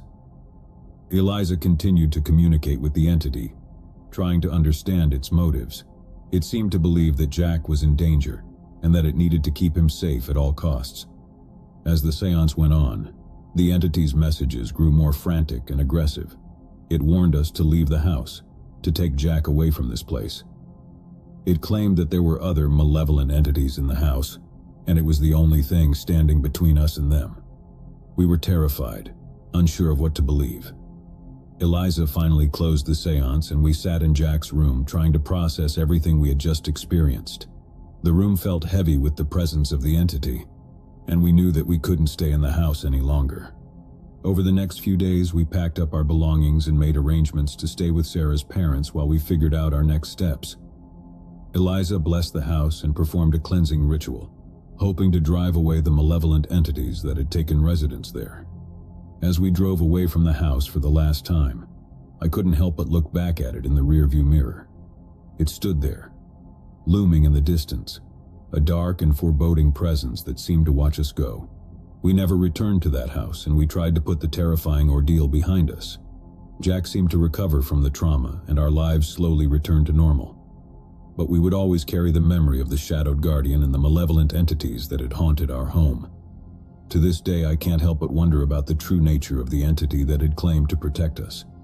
Was it a benevolent force, or was it something more sinister, using our fear and vulnerability to its advantage? One thing was certain. We would never forget the shadowed guardian and the nightmare that had unfolded in our new home.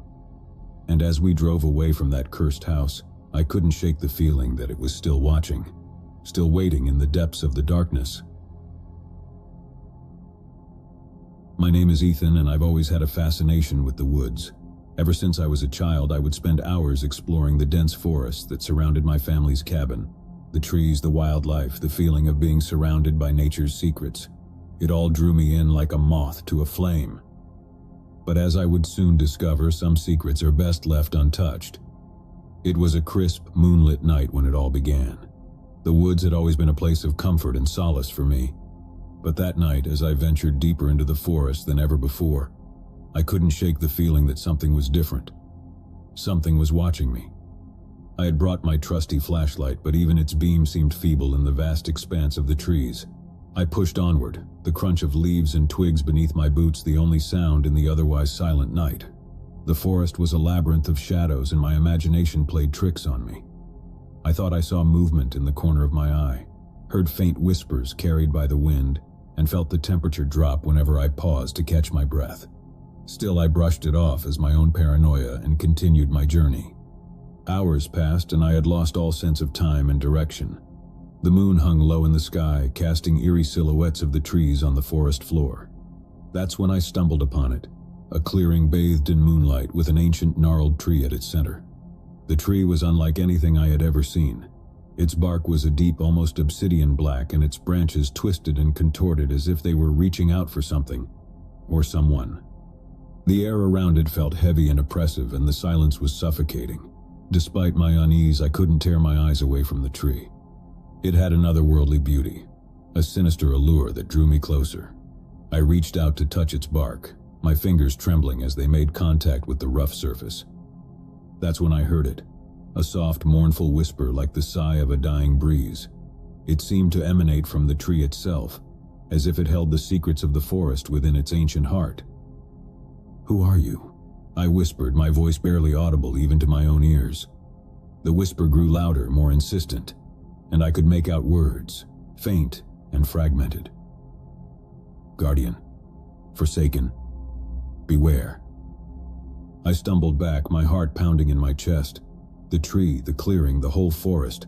It felt wrong, like a nightmare brought to life. Panic gripped me and I turned to run, but the path I had followed had vanished, replaced by an impenetrable wall of trees. I was trapped. The whispering grew louder, more frantic, and the shadows seemed to come alive, twisting and writhing as if they had a life of their own. I had to get out of there, had to escape the suffocating darkness closing in around me. Frantically, I retraced my steps, stumbling over roots and underbrush as I tried to find my way back to the safety of the cabin. But the forest had changed, as if it had rearranged itself to keep me captive. The trees loomed like ancient sentinels, their branches reaching out to ensnare me.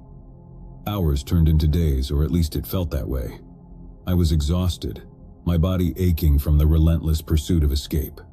The whispers had grown louder, more menacing, and I could feel a malevolent presence lurking just beyond the edge of my vision. I had lost all sense of time and reality. The forest had become a nightmarish labyrinth, and I was its unwilling prisoner. I knew then that I had trespassed into something beyond my comprehension, something ancient and vengeful. Just when I thought I couldn't go on any longer, I stumbled upon a small, dilapidated cabin hidden deep within the woods. It was a decrepit, rotting structure, but it offered shelter from the relentless darkness that had pursued me. Inside, I found a dusty, tattered journal on a wooden table. Its pages were filled with the frenzied writings of a previous occupant, someone who had also been ensnared by the forest's sinister grip. "Guardian of the woods," the journal read. "Beware its whispers, its seductive call. It promises secrets, power, but it's a trap, a malevolent force that feeds on the lost and the forsaken. I have seen things in these woods, things that should never have existed." The journal spoke of a ritual, a way to appease the guardian and escape its clutches. Desperate and terrified, I followed the instructions, reciting the incantation as the whispers grew louder and the shadows closed in around me. Suddenly, the cabin shook as if caught in a violent storm. The walls groaned and the roof threatened to collapse. I could hear the guardian's furious howls, its rage echoing through the trees. But then, as suddenly as it had begun, the chaos stopped. The cabin was still, and the forest outside seemed to have lost interest in me. I cautiously stepped outside, and to my astonishment I found myself standing at the edge of the woods, just a stone's throw from the cabin. The guardian had released me. I stumbled back to my family's cabin, disheveled and traumatized. I didn't speak of my ordeal, not wanting to burden my loved ones with the horrors I had witnessed. But the memory of that night, of the guardian and the whispers, haunted my dreams. Years passed, and I tried to put the forest and its malevolent guardian behind me. I got married, had children of my own, and moved far away from those cursed woods. But the memory of that night was always there, lurking in the shadows of my mind. Then, one fateful night as I lay in bed, I heard it.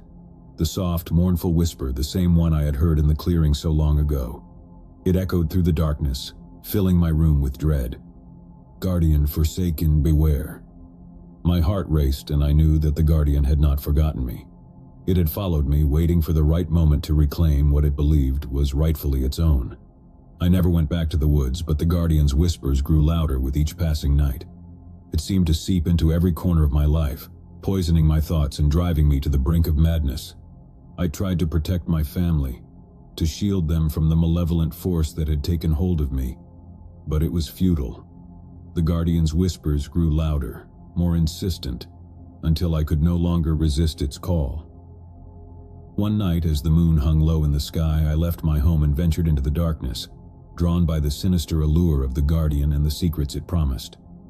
The woods had claimed me once again, and this time I knew there was no escape.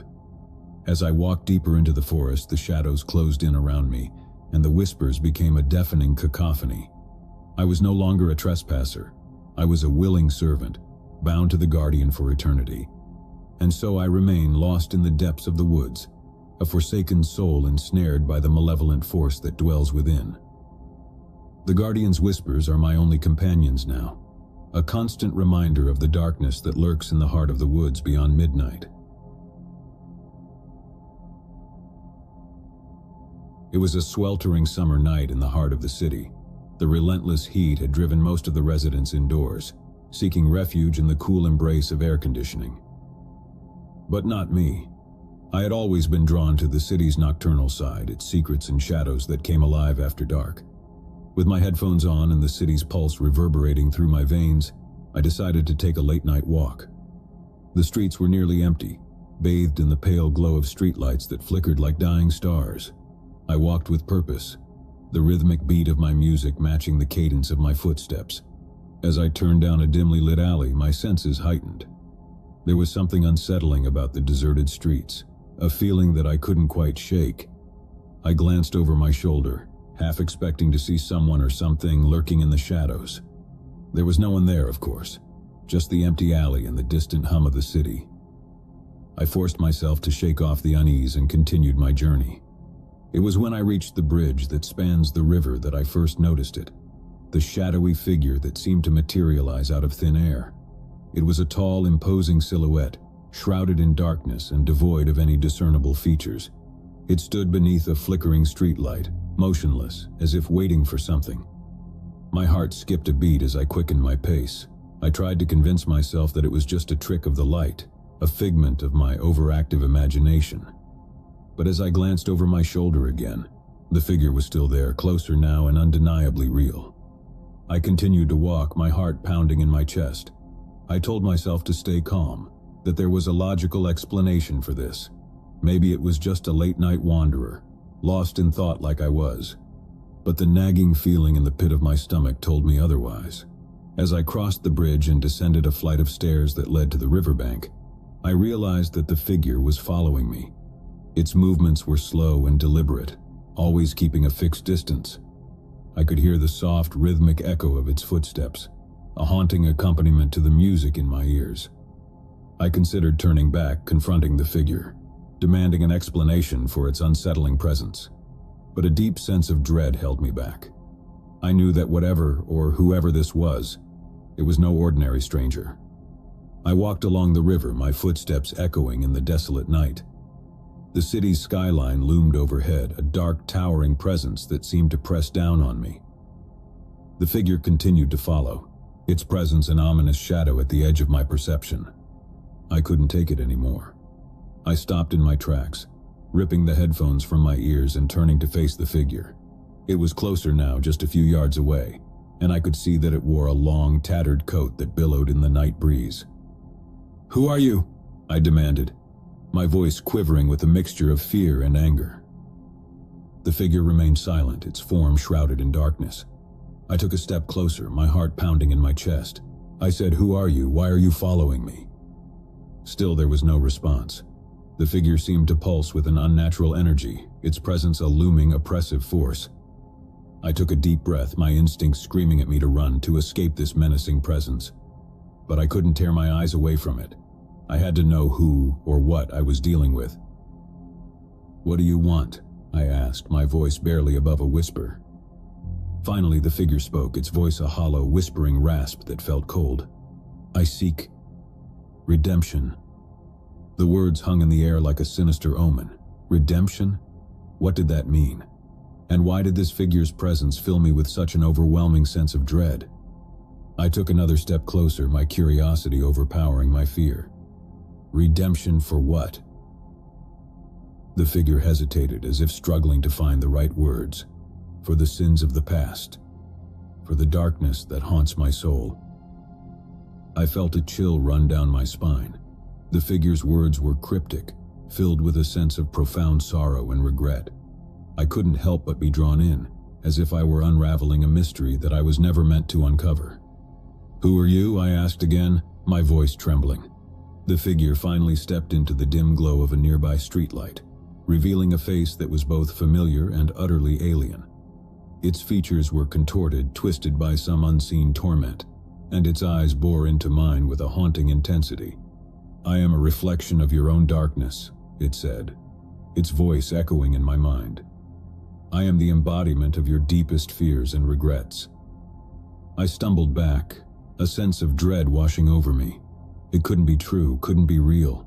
This figure, this shadowy presence, it was a manifestation of my own inner demons. "Get away from me," I whispered, my heart pounding in my chest. But the figure remained, its eyes never leaving mine. "I cannot be banished so easily, for I am a part of you." I turned and ran, my footsteps echoing in the empty streets. The figure followed, always at a fixed distance, as if it were tethered to me by an invisible thread. Panic coursed through my veins as I sprinted through the city, desperate to escape the relentless pursuit of my own darkness. I didn't know how long I ran or where I was headed. All I knew was that I had to get away from the figure, from the haunting presence that threatened to consume me. My lungs burned, my legs ached, but I couldn't stop. Eventually, I found myself in a deserted park surrounded by trees and darkness. I collapsed onto a park bench, gasping for breath, my heart pounding in my chest. I looked around, expecting to see the figure closing in on me. But it was gone. I sat there in the darkness, my mind reeling from the encounter. The figure had vanished as suddenly as it had appeared, leaving me alone with my thoughts and my fear. I couldn't deny the truth any longer. The figure, the darkness, it was a part of me, a manifestation of my own inner demons. It had followed me, haunted me, and forced me to confront the darkness that lurked within my own soul. As I sat in the park, the first light of dawn began to break over the horizon, casting a faint glow over the city. I knew that I could never escape the shadowy figure, for it was a part of me, a reflection of my own fears and regrets. And as I watched the city awaken, I couldn't help but wonder if redemption was truly possible, if I could ever find a way to confront and conquer the darkness that dwelled within me. My name is Alex, and I never thought I'd be telling a story like this. It all began when my girlfriend Emily started acting strange, stranger than I could have ever imagined. Emily and I had been together for over 2 years, and for the most part, our relationship was perfect. We shared the same interests, had the same sense of humor, and couldn't get enough of each other's company. But something changed one fateful summer evening, and it was the beginning of a descent into madness I could never have predicted. It was a warm, balmy night when Emily and I decided to take a walk in the park near our apartment. The sun had dipped below the horizon, casting long shadows across the grass, and the air was filled with the gentle hum of crickets. It was the kind of night that made you feel alive, and Emily and I relished the opportunity to spend it together. As we strolled hand in hand, I couldn't help but admire how the moonlight played on her features, casting a soft glow over her face. She had always been beautiful, but that night, she looked positively ethereal. But then, as we reached the center of the park, Emily suddenly stopped in her tracks. Her grip on my hand tightened, and her eyes, once bright and full of life, took on a distant, vacant look. "Emily, what's wrong?" I asked, my concern growing. She didn't respond, didn't even acknowledge my presence. Instead, she began to mutter under her breath, her words unintelligible. It was as if she had been transported to another world, one that I couldn't see or understand. I tried to snap her out of it, gently shaking her shoulder and calling her name, but it was as if she were in a trance. Her muttering grew louder, more frantic, and I could see the fear in her eyes. "Emily, snap out of it," I pleaded, my heart racing. And then, as suddenly as it had begun, the episode ended. Emily blinked as if waking from a dream and looked at me with a bewildered expression. "What just happened?" she asked, her voice trembling. I couldn't answer, couldn't comprehend what had just occurred. I was relieved that she was back to herself, but a nagging unease settled in the pit of my stomach. We decided to cut our walk short and headed back to our apartment. Emily seemed shaken, but she couldn't provide any explanation for her strange behavior. She blamed it on stress and fatigue, and I wanted to believe her. But as the days went by, Emily's odd episodes became more frequent. She would zone out at random moments, her eyes losing focus as she muttered incomprehensible words. Sometimes, she would wake up in the middle of the night screaming in terror, unable to remember her nightmares. I was worried sick about her, but she insisted that she was fine, that it was just a phase. She brushed off my concerns, even though I could see the toll it was taking on her. Her once vibrant personality had become muted and withdrawn. Then one evening, as we were having dinner, Emily did something that sent chills down my spine. She suddenly stopped eating, her fork hovering halfway to her mouth, and her eyes locked onto mine with a malevolent intensity I had never seen before. "Emily, what's wrong?" I asked, my voice trembling. She didn't respond, didn't blink. Instead, she began to speak, but it wasn't her voice that came out of her mouth. It was a low, guttural growl, filled with an otherworldly malevolence that made the hair on the back of my neck stand on end. "Leave, now," the voice hissed. "Leave, before it's too late." I recoiled in horror, pushing my chair back from the table. Emily's eyes cleared, and she looked at me with confusion and fear.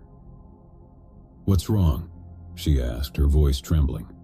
I couldn't find the words to explain what had just happened.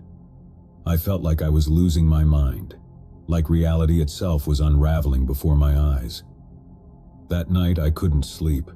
I lay awake in bed, listening to Emily's soft breathing beside me. I didn't know what to do, who to turn to for help. It felt like I was trapped in a waking nightmare, and I couldn't escape. The days that followed were a blur of fear and uncertainty. Emily's episodes grew worse, and I could see the toll it was taking on her physically and emotionally. She had dark circles under her eyes, and her once lustrous hair had lost its shine. I tried to research her symptoms online, but I couldn't find any answers. It was as if whatever was afflicting her defied explanation. I begged her to see a doctor, but she refused, insisting that it was just a phase and that it would pass. Then one evening, as I was sitting in the living room, I heard Emily talking to herself in the bedroom. It wasn't the muttering I had grown accustomed to. It was a full-blown conversation, as if she were speaking to someone else. I tiptoed to the bedroom door and listened, my heart pounding in my chest. Emily's voice was filled with anger and desperation, and she was pleading with someone, or something. "No, please, I can't do it," she sobbed. "You promised you would leave him alone." I pushed the bedroom door open and what I saw sent shockwaves through my body. Emily was sitting on the edge of the bed, her eyes wide with terror as she spoke to an empty corner of the room. "Who are you talking to?" I demanded, my voice trembling. Emily turned to me, her eyes filled with a mixture of fear and despair. "It won't leave me alone, Alex. It's always there, watching, waiting. It wants something from me, something I can't give." I didn't know what to say, how to help her. I felt utterly powerless in the face of whatever was tormenting her. That night, I decided to set up a camera in the bedroom, hoping to capture evidence of Emily's strange behavior. I couldn't shake the feeling that there was something more to her episodes, something sinister and inexplicable. As I reviewed the footage the next morning, my blood ran cold. In the darkness of the bedroom, I could see Emily sitting on the bed, her eyes vacant as she spoke to the empty corner of the room. But there was something else, something I couldn't explain. A shadowy figure, barely visible in the dim light, seemed to materialize in the corner of the room. It was tall and hunched, its form shifting and contorting as if it were made of smoke and darkness. I couldn't believe my eyes. It was as if I had captured evidence of the malevolent presence that had taken hold of Emily. But what was it? And what did it want from her? I decided to seek help from a paranormal investigator, hoping that they could provide answers and a way to help Emily. The investigator, a man named Dr. Mitchell, arrived at our apartment with a team of researchers and equipment. They conducted a thorough investigation, using electromagnetic field detectors and audio recording devices. As they worked, I couldn't shake the feeling that the apartment was filled with an oppressive energy, as if something was watching us. Hours passed and the investigators finally sat down with me to discuss their findings. Dr. Mitchell had a grave expression on his face, and I could tell that he had seen something that disturbed him. "We've detected unusual energy patterns in your apartment," he began. "And we've captured some disturbing audio recordings." He played a recording for me and I felt a chill run down my spine. It was Emily's voice, but it was distorted, filled with anguish and despair. She was pleading with someone, or something. "I can't do it," she sobbed. "I can't give you what you want." The recording made my blood freeze. I had heard those words before, in the bedroom that night when Emily had spoken to the empty corner. Dr. Mitchell continued, "We believe that your girlfriend is being tormented by a malevolent entity, one that feeds on her fear and despair. It's a parasitic entity that has attached itself to her, and it won't let go without a fight." I was horrified by the revelation. I couldn't believe that something so sinister could have taken hold of Emily. I asked Dr. Mitchell if there was a way to remove the entity, to free her from its torment. He nodded solemnly. "There is a ritual that can banish the entity, but it won't be easy. We'll need to perform it tonight during the peak of its activity, and we'll need your help." I agreed without hesitation, desperate to free Emily from the entity's grip. Dr. Mitchell and his team spent the day preparing for the ritual, gathering candles, incense, and other tools. As night fell, we gathered in the living room, ready to confront the malevolent entity. The atmosphere in the apartment was heavy with tension, and I could feel the entity's presence lurking in the shadows. Dr. Mitchell began the ritual, reciting incantations and performing sacred gestures. The room seemed to come alive with energy, as if the very air were charged with power. As the ritual reached its climax, I heard a low, guttural growl emanate from the darkness. The entity was fighting back, resisting its banishment. The room grew colder and the candles flickered as if they were about to be extinguished. But Dr. Mitchell pressed on, his voice unwavering. He called upon higher powers to aid us in our battle against the malevolent entity. I could feel the weight of its presence lifting, as if it were being torn away from Emily. And then, with a final triumphant incantation, Dr. Mitchell banished the entity from our apartment. The room seemed to brighten, and I could feel a sense of peace wash over me. It was finally over. Emily sat on the floor, her eyes wide with bewilderment. She looked at me as if she had just woken from a nightmare. What happened?" she asked, her voice trembling. I helped her to her feet and held her tightly. "It's over, Emily. The entity is gone. You're safe now." She nodded, tears streaming down her face. It was as if she had been freed from a prison of fear and despair. In the days that followed, Emily seemed like her old self again. Her strange episodes had ceased, and her vibrant personality had returned. We couldn't explain what had happened, but we were grateful that it was finally over. As I sat with Emily one evening holding her hand, she looked at me with gratitude and love in her eyes. "Thank you, Alex, you saved me." I smiled and kissed her forehead. "I would do anything for you, Emily. I'm just glad you're okay." But even as we embraced, I couldn't help but wonder what had really happened. What had caused Emily to be tormented by the malevolent entity in the first place? And I couldn't shake the feeling that there were secrets lurking in the shadows, waiting to be uncovered. As the days turned into weeks, I continued to research the paranormal, desperate to find answers. I discovered stories of entities that attached themselves to vulnerable individuals, feeding on their fear and despair. They were ancient and malevolent, and they would stop at nothing to claim their victims. I couldn't help but wonder if there were others out there, like Emily, who were being tormented by these sinister entities. And I knew that I had to find a way to protect them, to banish the darkness that lurked in the shadows.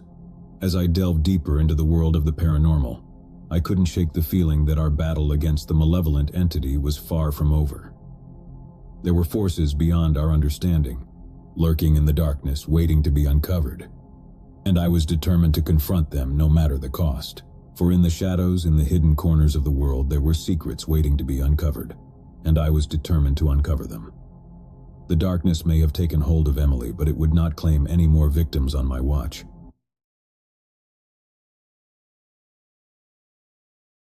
As I sit here alone in this forgotten room, the memories of that fateful summer flood back, like a relentless tide of darkness. I never thought I'd be entangled in something so sinister, so surreal. But here I am, recounting my story, hoping that it serves as a cautionary tale.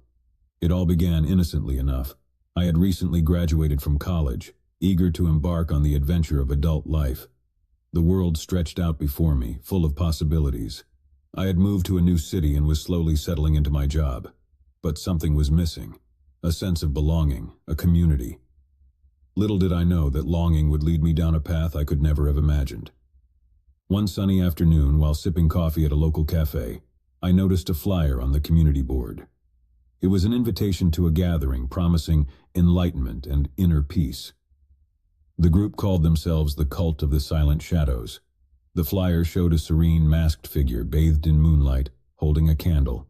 It piqued my curiosity, and with nothing to lose, I decided to attend their meeting. The address led me to an unassuming building on the outskirts of town. I entered a room filled with people of all ages, races, and backgrounds. The atmosphere was warm and inviting, and I felt an immediate sense of camaraderie. It seemed like the community I had been searching for. Their leader, a charismatic man named Gabriel, took the stage. He was a tall figure with piercing blue eyes and an air of magnetism that was impossible to ignore. He spoke eloquently about the struggles of modern life, the chaos of the world, and the need for inner tranquility. "We are the Silent Shadows," he proclaimed, "and we offer you a path to serenity, away from the noise and distractions of the outside world." His words resonated with me as they did with everyone else in the room. Gabriel spoke of meditation, mindfulness, and the power of silence in a world filled with constant chatter. It all sounded so appealing, so simple. Over the next few weeks, I attended the Silent Shadows gatherings regularly. The teachings became the anchor of my life. Gabriel's charisma and the sense of belonging I found within the group were addictive. I was not alone in my devotion, many others were equally captivated. As the days turned into months, the group's activities grew more intense. We were encouraged to immerse ourselves fully in their teachings. I began spending more time with my fellow members, often at the cult's secluded retreat deep in the woods. It was during one of these retreats that I began to notice something strange. The teachings, once focused on meditation and mindfulness, had taken a darker turn. Gabriel spoke of the need to shed our former selves, to become shadows of our former lives. He preached the power of silence, not just as a form of meditation, but as a way of life. The group started practicing silence for days at a time, communicating only through gestures and writing. We were discouraged from contacting our families and friends outside the cult, as they were seen as distractions from our true purpose. I began to feel a growing unease, but my attachment to Gabriel and the community kept me from questioning too deeply. I was not alone in my hesitation, but no one dared to speak out against the charismatic leader. One evening, as the sun set behind the trees, Gabriel gathered us around a roaring bonfire. The atmosphere was charged with anticipation. Gabriel announced that to become true silent shadows, we must undergo a ritual of purification. The ritual involved fasting for 3 days, spending all our waking hours in complete silence and meditating by the fire. It was meant to cleanse our minds and souls, to make us more receptive to the cult's teachings. I felt a knot of dread in my stomach but couldn't bring myself to refuse. As the days of fasting passed, I became increasingly weak. My body ached, and my mind felt like a stormy sea. The silence, once soothing, now pressed down on me like a heavy weight. It was as if we were all sinking into a darkness, a collective silence that threatened to swallow us whole. On the third night of the ritual, something changed. As we meditated around the fire, the flames seemed to dance with an eerie, unnatural intensity. Gabriel stood at the center, his eyes closed in deep concentration. Then, with a sudden and unsettling calmness, he began to chant in a language I didn't recognize. The chant grew louder and more fervent, and the flames leaped higher, casting bizarre, flickering shadows on the faces of the cult members. I watched in growing horror as the atmosphere shifted from one of serenity to something altogether different. It was at that moment that I realized the true nature of the silent shadows. We were not a community seeking enlightenment and inner peace. We were pawns in Gabriel's grand delusion. He had manipulated us into a cult of silence, using our vulnerability and desire for belonging against us. I knew I had to escape. With trembling hands, I rose from my meditation spot and slowly backed away from the fire. The cult members were so engrossed in the ritual that they didn't notice my departure. I slipped into the darkness of the woods, my heart pounding like a drum. As I made my way back to civilization, I couldn't help but wonder about the fate of my fellow cult members. Had they truly become the silent shadows Gabriel had envisioned? Or had they fallen victim to a madness born of silence and isolation? I reported the cult to the authorities, but by the time they arrived at the retreat, it was empty. Gabriel and his followers had vanished, leaving behind only the lingering echoes of their chilling silence. In the years that followed, I rebuilt my life, forever haunted by the memory of the silent shadows. I learned the hard way that the quest for belonging and purpose can sometimes lead us down the darkest of paths, and I vowed to never let the shadows of silence consume me again. But even now, as I sit here alone, I can't shake the feeling that Gabriel and his cult are still out there, lurking in the shadows, waiting for their next unsuspecting victim. The darkness of that summer still clings to me, a constant reminder of the horrors that can hide behind a mask of serenity. Months had passed since my escape from the cult of the silent shadows. I had rebuilt my life, but the memories of that nightmarish experience continued to haunt my every waking moment. I couldn't help but wonder what had become of my fellow cult members, and whether Gabriel and his twisted teachings still held them in their grip. I kept a low profile, fearing that the cult might somehow track me down.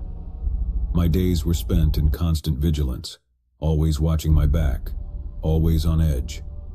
But I couldn't shake the feeling that Gabriel and his followers were out there, lurking in the shadows, waiting for the right moment to strike. One day, as I was going through my mail, I came across a letter.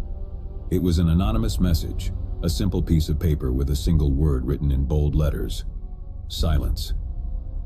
My heart raced as I realized that the cult had found me, or at least someone who knew about my past involvement with them. I had to find out who sent the letter, and more importantly, whether the cult was still active. I began to dig deeper, retracing my steps and reaching out to former cult members who had managed to break free like me. It wasn't easy. Many were still too frightened to talk, but gradually I pieced together a picture of what had transpired after my escape. It seemed that in the wake of my departure, the cult had become even more secretive and reclusive. They had changed their meeting locations frequently, always staying one step ahead of anyone who might be looking for them. Gabriel's hold on his followers had grown stronger, and his teachings had taken a more extreme turn. Rumors circulated that the cult had become involved in criminal activities, using their collective silence as a cover for illegal operations. But these were only whispers, and concrete information was hard to come by. Determined to expose the cult and bring an end to their reign of silence, I reached out to a journalist friend who had a reputation for investigating secretive organizations. With the evidence I had gathered, we began to dig deeper into the activities of the Cult of the Silent Shadows. Our investigation led us down a twisted and treacherous path. We followed leads, interviewed former cult members, and even managed to infiltrate some of their gatherings undercover. What we discovered was chilling. The cult had evolved into a tightly knit, secretive society with Gabriel as its unquestioned leader. His charisma and manipulative tactics had only grown more potent over time. The members had become fanatical in their devotion, believing that silence was the key to ultimate enlightenment. But behind the facade of serenity and inner peace lay a darker truth. The cult had indeed become involved in criminal activities, ranging from money laundering to extortion. Their network stretched far and wide, with members in positions of power and influence across various industries. As we delved deeper into our investigation, we realized that exposing the cult would not be easy. They had eyes and ears everywhere, and anyone who tried to speak out against them faced threats, intimidation, and even violence. But we were determined to unmask the shadows and bring an end to their reign of terror. We compiled our findings, collected evidence, and prepared to blow the lid off the Cult of the Silent Shadows. Our investigative report was set to be published in a major newspaper, promising to expose the cult's criminal activities and the dangers they posed to society. But as the publication date drew nearer, I couldn't shake the feeling that we were walking into a trap. My fears were realized on the night before the report was scheduled to be released. I received another anonymous message, this time more ominous than the first. It was a simple warning: silence is golden. I immediately contacted my journalist friend, and we decided to go public with the threats we had received. We believed that the cult would think twice about taking any drastic action if their actions were brought to light. The next day, as the report hit the headlines, the cult's reaction was swift and brutal. They released a statement denying all allegations and accusing us of spreading lies and slander. Gabriel, in a chilling video message, warned that those who sought to expose the cult's secrets would face dire consequences. Despite our fears, we pressed on, believing that the power of truth and justice would prevail. But the cult was not to be underestimated. They launched a campaign of harassment and intimidation against us, trying to discredit our investigation and silence us through any means necessary.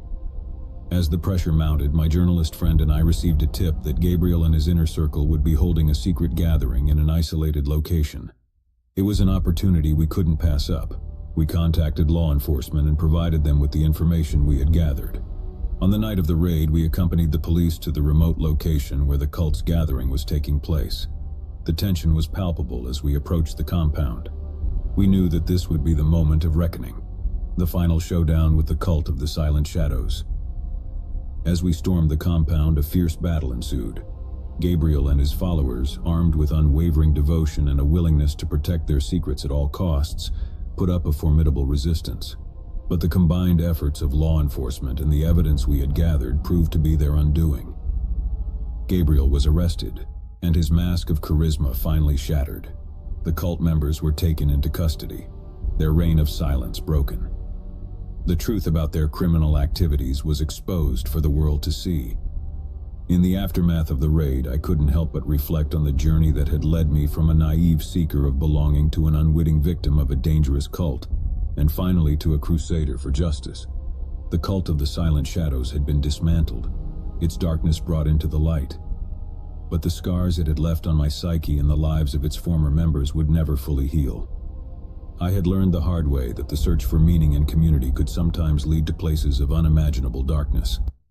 The experience left me with a profound sense of caution and a determination to be vigilant against the allure of charismatic leaders and their promises of enlightenment. As I looked back on the long and harrowing journey, I couldn't help but wonder if the shadows of the cult would ever truly fade away, or if they would continue to haunt me, like a lingering echo of silence in the darkest corners of my mind. My name is Sarah, and I grew up in a quiet suburban neighborhood with my loving parents David and Linda and my younger brother Michael. We were an ordinary family, leading an ordinary life. Our days were filled with school, work, and the occasional family outing. But that all changed one fateful day. It was a crisp autumn afternoon when we first encountered the cult. David had taken us to the local farmers market, a place we often visited on weekends. As we strolled among the stalls, sampling fresh produce and enjoying the vibrant atmosphere, a woman approached us. She was dressed in simple robes, her demeanor calm and serene. "Hello," she said with a warm smile. "I couldn't help but notice your family. You seem like kindred spirits." We exchanged pleasantries, and the woman introduced herself as Emily. She spoke of a community called the Tranquil Souls, a group of like-minded individuals seeking inner peace and enlightenment. Emily's words were captivating, and we found ourselves drawn to her presence. Over the following weeks, Emily became a frequent visitor to our home. She brought with her the teachings of the Tranquil Souls, a philosophy centered around mindfulness, meditation, and a simpler way of life. She spoke of finding tranquility in a chaotic world, and her words resonated deeply with my family. One evening, as we sat around the dinner table, Emily proposed that we attend one of the Tranquil Souls gatherings. "It's an opportunity to experience our community firsthand," she said, "to see if it aligns with your desires for inner peace." We were hesitant at first, but the allure of tranquility and the sense of belonging that Emily offered were too enticing to resist. With her guidance, we made the decision to visit the Tranquil Souls. Our first gathering with the Tranquil Souls was held in an idyllic rural setting. A small group of people dressed in robes similar to Emily's welcomed us with open arms. They exuded an air of serenity that was both captivating and unnerving. The teachings of the Tranquil Souls revolved around meditation, minimalism, and the renunciation of worldly possessions. At first, it seemed like a path to inner peace, a way to simplify our lives and find a sense of purpose. But as time went on, the teachings became increasingly extreme. We were encouraged to sever ties with our old lives, to let go of our possessions, and to embrace a life of austerity. The cult members spoke in hushed tones about the need to transcend the material world and reach a higher state of consciousness. My family and I became increasingly isolated from our friends and extended family as the Tranquil Souls became the center of our lives. Emily, once a mere acquaintance, had become our de facto leader. Her charisma and unwavering devotion to the cult were impossible to resist.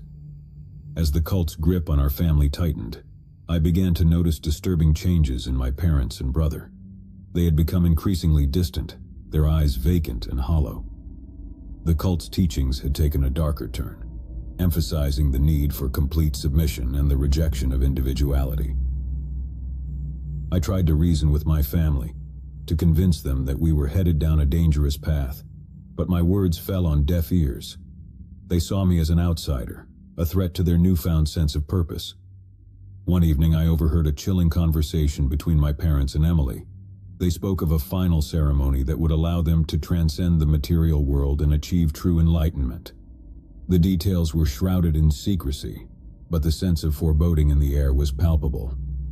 Terrified for my family's safety, I reached out to a childhood friend, Rebecca, who had been concerned about our sudden withdrawal from society. I confided in her about the Tranquil Souls and their increasingly sinister teachings. Rebecca, now a journalist, took it upon herself to investigate the cult. She uncovered a trail of disappearances, financial irregularities, and allegations of mind control associated with the Tranquil Souls. It became clear that the cult was not what it appeared to be. Together, we devised a plan to rescue my family from the clutches of the Tranquil Souls. We contacted law enforcement, providing them with the evidence Rebecca had gathered. It was a race against time to stop the impending final ceremony. As the authorities prepared to raid the cult's compound, Rebecca and I infiltrated the Tranquil Souls in disguise. We attended one of their gatherings, where the atmosphere was tense with anticipation.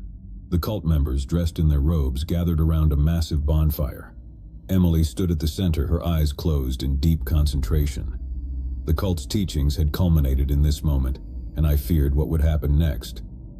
As the authorities closed in on the compound, Rebecca and I sprang into action.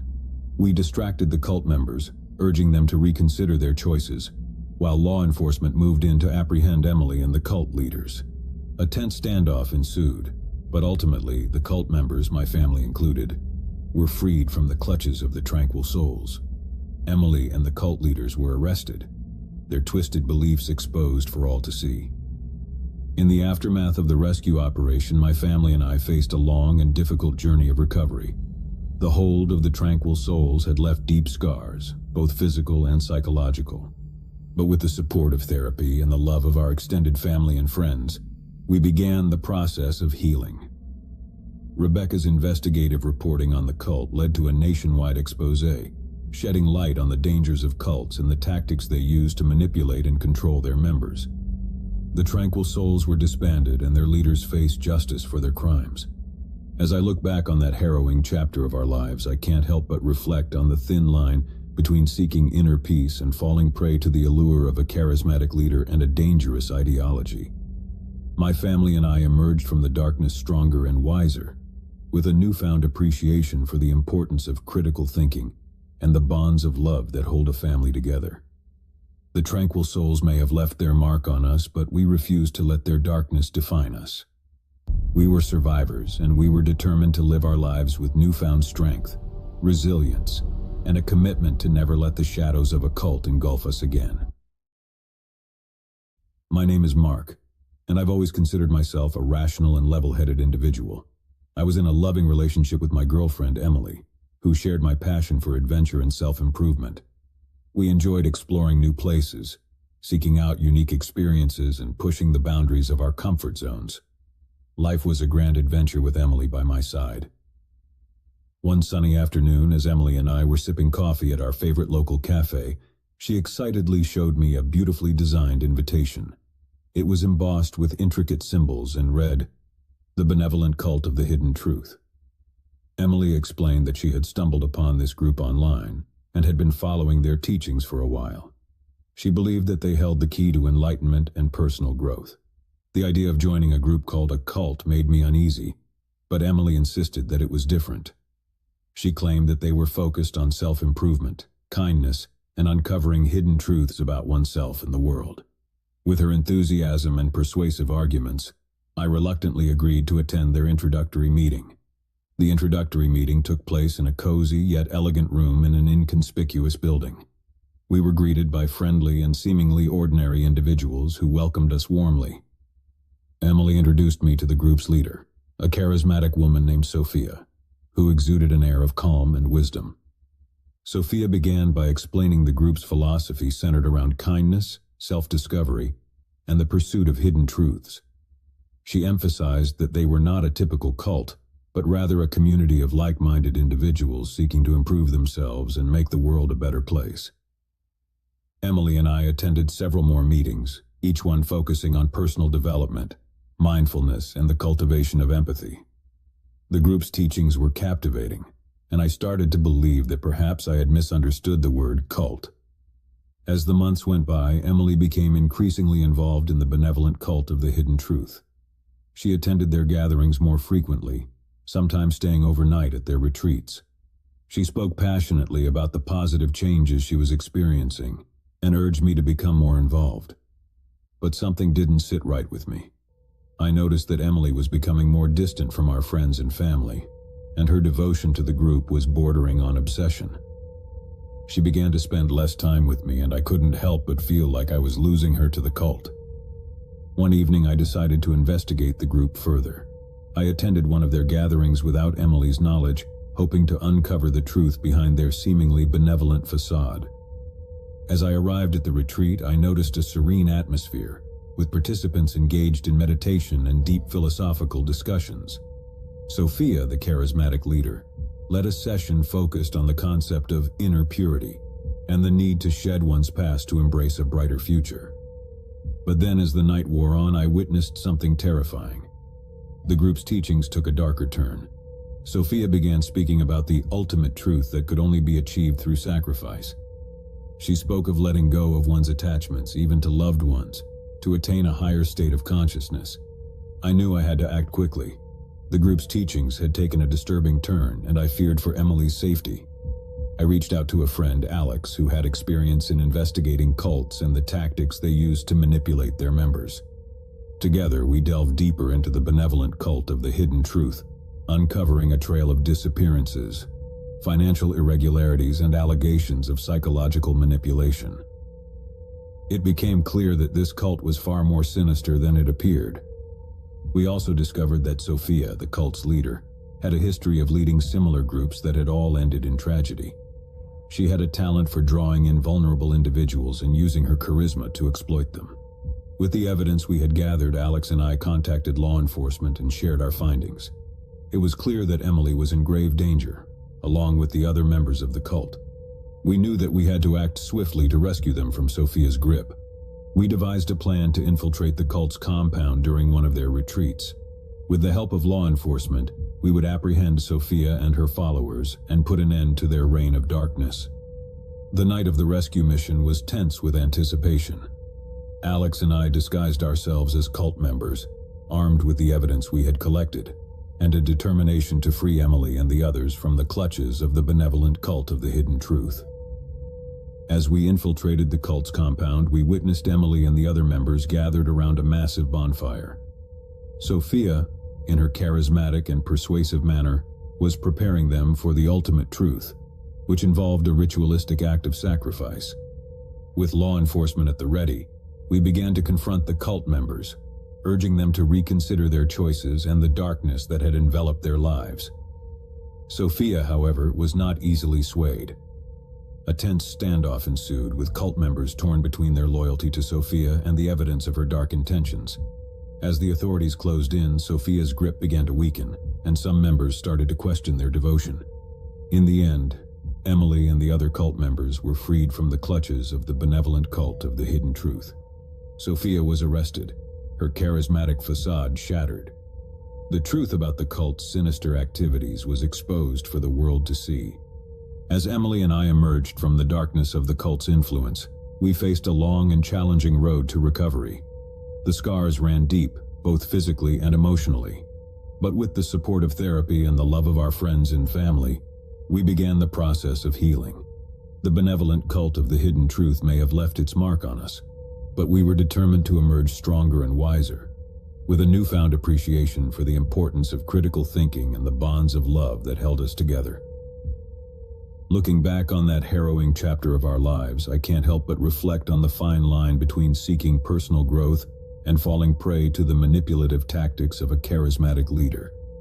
Emily and I emerged from the darkness stronger and more resilient, committed to living our lives with newfound wisdom and a determination to never let the shadows of a cult engulf us again.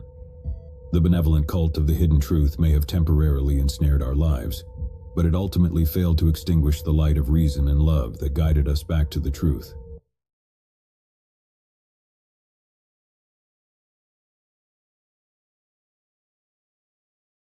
The chill of autumn had settled into our small college town, and with it came the promise of new beginnings. I was excited to start my freshman year at Crestwood University, eager to make friends and explore the world beyond my hometown. Little did I know that the darkest, most unsettling chapter of my life was about to unfold within the walls of my dormitory. My roommate Mark seemed like an ordinary guy at first. He was friendly, always willing to help with my heavy bags during move-in day, and he even offered to share his stash of snacks. We hit it off quickly, bonding over our shared love of horror movies and late-night gaming sessions. Everything was perfect, or so I thought. As the weeks passed, I began to notice odd things about Mark. He was a night owl, staying up until the early hours of the morning. I'd often wake to find him hunched over his desk, staring at his computer screen with an intensity that creeped me out.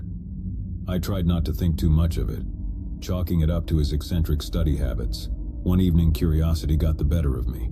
Mark had left his laptop open, and I couldn't resist taking a peek. What I saw made my blood run cold. His screen was filled with newspaper articles and photographs of missing persons, each one carefully cataloged with notes. My heart raced as I realized the extent of his obsession. "Mark, what is all of this?" I asked, my voice trembling as I confronted him about the disturbing discovery. He turned to face me, his eyes devoid of emotion. "Just a hobby," he replied casually, as if discussing the weather.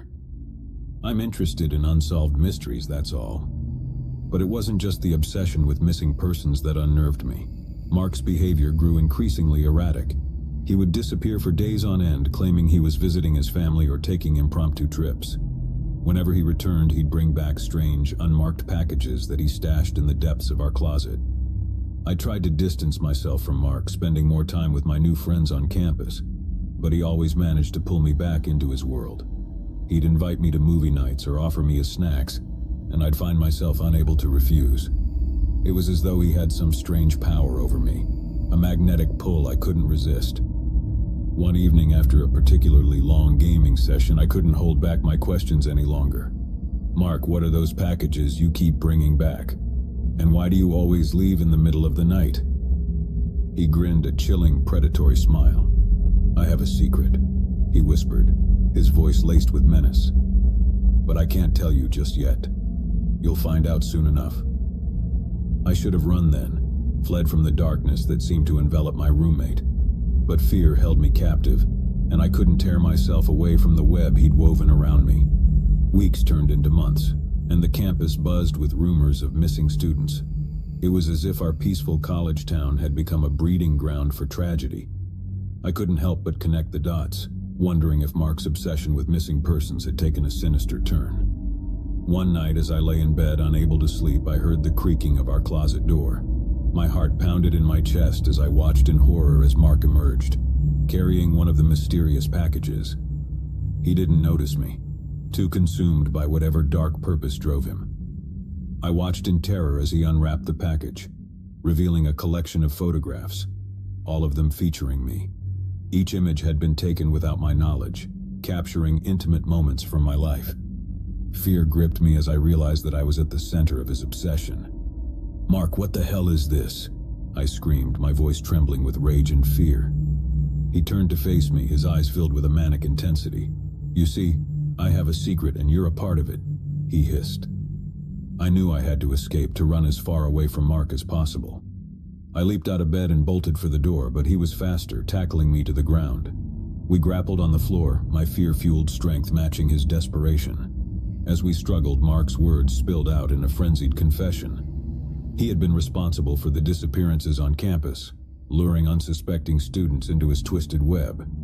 He had been studying me, preparing for the day when I would become his next victim. With every ounce of strength, I managed to break free from his grip and make a run for it. I dashed out of the room, the chilling echo of his maniacal laughter following me down the dormitory hallway. My mind raced as I fled, knowing that I had narrowly escaped a fate worse than death. I reached the campus security office, breathless and covered in bruises. They took my statement and launched an immediate search for Mark. As they combed through his room, they discovered a chilling array of evidence, including photographs and personal items belonging to his victims. Mark was apprehended, and the truth of his dark secret was laid bare for all to see. He had been living a double life, posing as an ordinary college student while hiding a sinister obsession with abducting and tormenting his fellow classmates. In the aftermath, I couldn't shake the feeling of dread that had taken hold of me. The scars, both physical and emotional, ran deep, a constant reminder of the horrors I had narrowly escaped. Crestwood University would never be the same, and neither would I. As the seasons changed and the years passed, I found solace in therapy and the support of my friends and family. Mark was locked away, never to harm another soul, but the nightmares of that fateful year would haunt me forever. The darkness that had once resided within my own dormitory had been exposed, but the true nature of Mark's secret would forever remain a chilling mystery, one that I hoped would fade into obscurity, never to be unearthed again. But the story didn't end with Mark's capture. As the investigation deepened, the authorities discovered a network of hidden chambers beneath our dormitory, each one containing evidence of Mark's depraved activities. The underground lair was a chilling maze of photographs, journals, and mementos, each one linked to a different victim. It became clear that Mark had been operating in secret for years, selecting his victims with disturbing precision. He had meticulously documented their lives, collecting information and mementos that allowed him to assume their identities. It was a nightmare beyond comprehension, a secret so dark and twisted that it defied explanation. The campus was in shock, and the media descended upon Crestwood University, hungry for every detail of the horrifying discovery. Students and their families demanded answers, and the university was forced to confront the unthinkable truth that had festered beneath their very noses. As the investigation continued, More victims were identified, and the full scope of Mark's crimes became clear. Families were reunited with their missing loved ones, but the scars of their ordeals ran deep. Crestwood University would never fully recover from the stain of Mark's actions, and the dormitory where the nightmare had unfolded was forever tainted. In the years that followed, I tried to move on with my life, but the memories of that fateful year continued to haunt me. I couldn't escape the feeling of being watched, of a darkness that lingered in the corners of my mind. The nightmares persisted, a relentless reminder of the horror I had endured. As I walked the halls of Crestwood University, I couldn't help but wonder how many other secrets lay hidden beneath the surface, how many other nightmares were waiting to be uncovered. The campus had been forever changed by the darkness that had taken root within its walls, a darkness that had nearly claimed me as its victim. The legacy of Mark's dark secret would cast a long shadow over Crestwood University, a chilling reminder that even in the most ordinary of places, the most sinister of secrets could be lurking, waiting to be revealed. And so, as I looked out at the campus that had once been a place of promise and hope, I couldn't help but wonder if the darkness that had consumed Mark might one day resurface, casting its sinister shadow once again. I had always thought of myself as someone who could handle life's twists and turns with ease. After all, I had weathered my fair share of ups and downs over the years. But nothing could have prepared me for the peculiar turn my life would take when I moved in with my new roommate, Alex. It was a sweltering summer day when I first met Alex. I'd been searching for a roommate to share the rent of my small 2-bedroom apartment, and he had responded to my online ad. We met at a nearby cafe, and our initial conversation was pleasant enough. Alex was a tall, wiry man in his early 30s, with a mop of unruly brown hair and an awkward but endearing smile. We quickly agreed to become roommates. His rent payment would be a lifesaver for me, and Alex assured me that he was quiet and kept to himself, which sounded like a dream come true for a roommate. Little did I know that his reserved demeanor would soon unravel into a series of bizarre and unsettling behaviors. The first sign that something was amiss came in the form of late-night noises. At first, I chalked it up to the usual settling sounds of an old apartment building. But as the weeks went by, the noises became more distinct and scary. I would hear faint whispers and soft thumps in the middle of the night, as if Alex were engaged in some mysterious nocturnal activity. One night, unable to ignore it any longer, I ventured out of my room to investigate. I found Alex sitting cross-legged in the living room, surrounded by an array of candles. He was hunched over a worn, leather-bound book, muttering incantations in a language I couldn't recognize. His eyes were wide, unblinking, and filled with an intensity that made my blood freeze. "Alex, what are you doing?" I stammered, my voice trembling with a mix of fear and confusion. He looked up at me, his eyes momentarily vacant, before a twisted smile crept across his face. "Just some late-night reading," he replied cryptically before closing the book and extinguishing the candles. I returned to my room, my heart pounding in my chest. The encounter had left me deeply unsettled, but I convinced myself that it was nothing more than an eccentric habit, a quirk that I could tolerate in a roommate. As the weeks turned into months, Alex's behavior grew increasingly erratic. He would spend hours locked in his room, and when he emerged, he would be carrying strange items, a taxidermy crow, an antique dagger, and even a collection of unmarked vials filled with murky liquids. I had no idea what he was doing with these items, but it was clear that he was immersed in some bizarre and unsettling hobby. One evening, I returned home from work to find our living room transformed into a makeshift altar. Candles, incense, and strange symbols were scattered across the floor. Alex was kneeling at the center, his eyes closed in what appeared to be deep meditation. "Alex, what is all of this?" I demanded, my frustration and anxiety boiling over.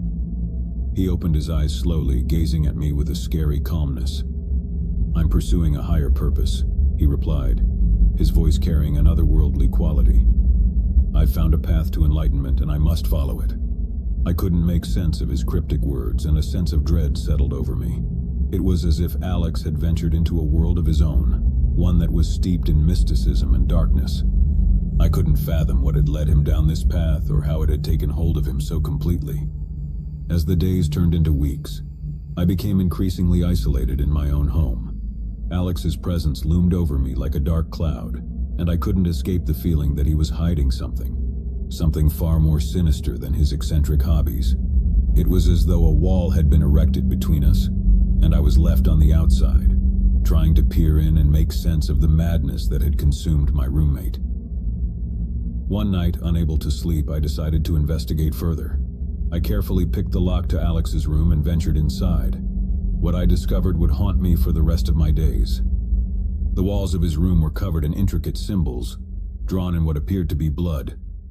Shelves were lined with ancient-looking books, each one filled with cryptic texts and illustrations of grotesque creatures. The air was heavy with the scent of incense, and in the center of the room I found a circle etched into the floor, surrounded by candles and adorned with disturbing symbols. As I inspected the room, I stumbled upon a hidden compartment beneath the floorboards. Inside, I found a collection of journals, each one filled with Alex's ramblings and accounts of his bizarre experiences. He wrote of visions of encounters with entities from other realms, and of a growing obsession with the occult. My heart raced as I realized the depth of Alex's descent into madness. It was clear that he had become entangled in a world of dark magic and forbidden knowledge, and there was no telling where it would lead him, or what it might mean for me. Terrified and unsure of what to do, I confronted Alex about what I had discovered. His reaction was unlike anything I could have anticipated. He laughed, a chilling, mirthless laugh. "You've stumbled upon the truth, my friend," he said, his eyes gleaming with a manic intensity. "I've unlocked the secrets of the universe, and there's no turning back." I knew then that I had to escape, to flee from the madness that had consumed my roommate. I packed my belongings hastily and made plans to move out. But as I prepared to leave, I couldn't shake the feeling that Alex's dark obsession would follow me, that I had become entangled in a web of darkness that would never let me go. As I settled into my new apartment, far away from the nightmare of my old life, I couldn't help but wonder what had become of Alex. Had his obsession with the occult consumed him completely, or had he found some semblance of peace? I would never know the answers, but the memory of those eerie nights in our shared apartment would haunt me forever. I had learned a valuable lesson about the darkness that can lurk within the hearts and minds of those we think we know.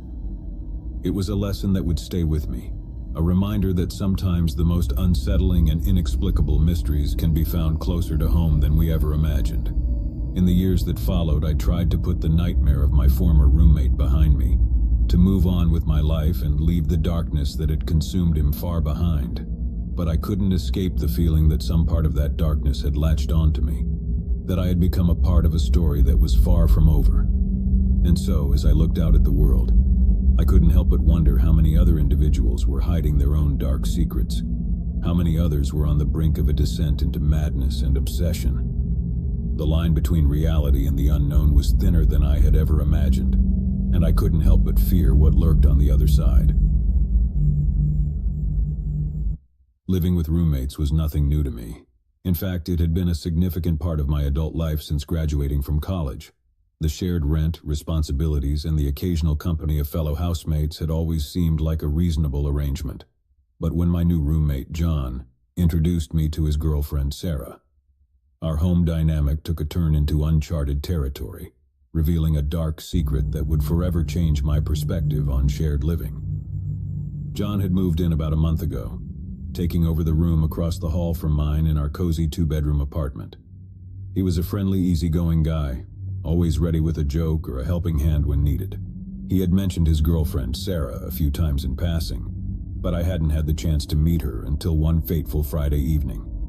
I was relaxing in the living room, engrossed in a book, when I heard the front door swing open, followed by the muffled sound of conversation. I looked up as John and a woman entered the apartment. She was petite, with a cascade of jet black hair and an air of mystery that seemed to envelop her. "Hey, this is Sarah," John said with a warm smile. "Sarah, meet my roommate, Alex." Sarah extended her hand and I shook it, offering a polite greeting. There was something about her that piqued my curiosity, a sense that there was more to her than met the eye. But I dismissed it as mere intrigue, thinking that perhaps it was just my overactive imagination. As the weeks went by, Sarah became a regular presence in our apartment. She and John spent most evenings together, cooking dinner, watching movies, and sharing stories of their day. On the surface, they appeared to be the picture-perfect couple, deeply in love and genuinely happy. However, I couldn't help but notice that Sarah had a certain aloofness about her. She would often retreat into herself, lost in thought as if carrying a weighty secret. I tried to respect their privacy and dismissed it as a personal quirk, but a growing unease began to gnaw at me. One evening, I found myself alone in the kitchen with Sarah. John had gone out to run some errands, leaving us in an awkward silence. I decided to break the ice. "So Sarah, how did you and John meet?" I asked, trying to keep the conversation light. Her eyes flickered with a shadow of something I couldn't quite place, a mixture of sadness and fear. "We met at a support group," she replied, her voice barely above a whisper. "A support group?" I asked, intrigued and concerned by her answer. Sarah hesitated for a moment before continuing. "Yes, it's a group for people who have experienced trauma," she said, choosing her words carefully. I could sense that Sarah was holding something back, something dark and painful. I didn't want to pry, but my curiosity got the better of me. "Trauma?" I asked gently, hoping she would open up a little more. She took a deep breath, her eyes welling with tears. "I can't go into details, but let's just say that we've both been through some really difficult times," she replied, her voice trembling. I didn't press her for more information, but her words left a lingering sense of unease. I couldn't help but wonder what kind of trauma had brought Sarah and John together, and what dark secret she was hiding beneath her quiet demeanor. Over the following weeks, I began to notice subtle changes in Sarah's behavior. She would often startle easily, her eyes darting around the room as if expecting danger to strike at any moment. Her cheerful moments with John grew fewer, replaced by long periods of brooding silence. One evening, as I was in my room working on a project, I overheard a heated argument between Sarah and John in the living room. Their voices were raised and I couldn't make out the words, but the tension in the air was palpable. It was the first time I had witnessed such a dispute between them, and it left me with a growing sense of concern. The following morning, I ran into John in the kitchen. He looked exhausted, his eyes bloodshot from what appeared to be a sleepless night. "Is everything okay with you and Sarah?" I asked cautiously. John sighed, running a hand through his disheveled hair. "We've been going through a rough patch lately," he admitted. "Sarah's been dealing with some personal demons, and it's been taking a toll on both of us." I wanted to offer my support, to reach out to Sarah and let her know that she wasn't alone, but I didn't know how to breach the subject without intruding on their privacy. Instead, I decided to keep a watchful eye on the situation, hoping that things would eventually improve. As the days turned into weeks, I couldn't shake the feeling that something was seriously wrong with Sarah. She had become increasingly withdrawn, rarely leaving the apartment except for her support group meetings. I had tried to strike up casual conversations with her, but she would respond with one-word answers, her eyes haunted by a deep sadness. One evening, as I was returning from work, I found Sarah sitting alone her eyes fixed on the flickering television screen. Her gaze was distant, and she appeared lost in a world of her own. "Sarah, are you okay?" I asked, genuinely concerned. She turned to look at me, her eyes welling with tears. "I can't do this anymore, Alex," she whispered, her voice filled with anguish. I sat down next to her, offering a comforting presence. "Do what, Sarah? You can talk to me." She hesitated for a moment, as if wrestling with her thoughts. Then, in a trembling voice, she began to reveal her dark secret. "I've been living in fear for years," she confessed, her words heavy with pain. "There's someone from my past, a dangerous person who's been haunting me. I thought I could escape, start a new life with John, but he's found me. And now he's threatening to destroy everything I hold dear." I listened in shock as Sarah recounted a harrowing tale of abuse, manipulation, and a relentless pursuit by a figure from her past. She had been forced to change her identity, move to a different city, and join the support group to escape the tormentor who had haunted her for so long. Tears streamed down her face as she spoke, and I could see the terror in her eyes. It was a story of unimaginable suffering, and I couldn't help but feel a deep sympathy for her. "Why haven't you gone to the police?" I asked, my concern growing. Sarah's expression turned to one of sheer terror. "I can't," she whispered, her voice barely audible. "He's always been one step ahead of me. If he finds out that I've gone to the police, he'll stop at nothing to find me. I can't put John or anyone else in danger." I realized that Sarah was trapped in a living nightmare, unable to escape the dark shadow of her past. It was a chilling revelation, and I knew that I had to do everything in my power to help her. Over the next few days, I worked with Sarah to develop a plan to ensure her safety. We installed security measures in our apartment, changed her routines, and she began attending therapy sessions to address the trauma she had endured. It was a small glimmer of hope in an otherwise bleak situation. But as we delved deeper into the intricacies of Sarah's past, it became clear that her tormentor was growing increasingly relentless. Strange and threatening messages would appear on our doorstep, and we would occasionally spot a shadowy figure lurking in the shadows near our building. The situation reached a breaking point one fateful night. John had gone out to run an errand, leaving Sarah and me alone in the apartment. As we sat in the living room, the light suddenly went out, plunging us into darkness. Fear clenched at my chest as I fumbled for my phone to use as a flashlight. I could hear Sarah's rapid breathing, and I knew that we were not alone in the apartment. The sound of shuffling footsteps echoed through the darkness, drawing nearer with each passing moment. Suddenly, a figure emerged from the shadows, bathed in the dim glow of my phone's flashlight. It was a man, tall and menacing, with a look of malevolence in his eyes. He advanced toward us, a chilling smile on his lips. "Sarah, you can't hide from me," he hissed, his voice dripping with malice. I sprang into action, doing my best to shield Sarah from the intruder. With a surge of adrenaline, I managed to push him back and slam the door shut, locking it securely. "Call the police," I told Sarah urgently, as I braced the door with all my strength. Sarah dialed 911, and I could hear her shaky voice as she relayed our terrifying situation to the dispatcher. Meanwhile, the intruder pounded on the door, his threats growing more unhinged by the second. Minutes felt like hours as we waited for the police to arrive. The intruder continued his relentless assault on the door, and I could feel my strength waning. Just when it seemed like he might break through, the sound of sirens filled the air and the intruder fled into the night. The police arrived, taking our statements and promising to investigate the incident. It was a small victory, but it came at a great cost. Sarah was traumatized by the encounter, and the fear that had consumed her for so long had now become a horrifying reality.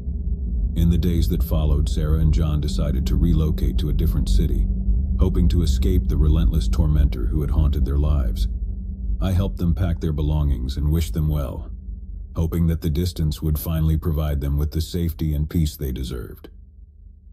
As I watched them drive away, I couldn't help but reflect on the darkness that can lurk beneath the surface of seemingly ordinary lives. Sarah's ordeal had been a stark reminder that the past can cast a long shadow, one that can engulf even the most promising futures. I returned to my apartment, grateful that Sarah and John were safe, but haunted by the knowledge that their tormentor was still out there, lurking in the shadows. It was a chilling reminder that sometimes, the darkest secrets are the ones that threaten to consume us whole, and that even in the face of unimaginable fear, there is always a glimmer of hope. And so as I settled back into my quiet, unassuming life, I couldn't help but wonder how many other individuals were living with their own dark secrets, how many others were grappling with the shadows of their pasts. It was a sobering thought, a reminder that we never truly know the demons that may be lurking just beneath the surface.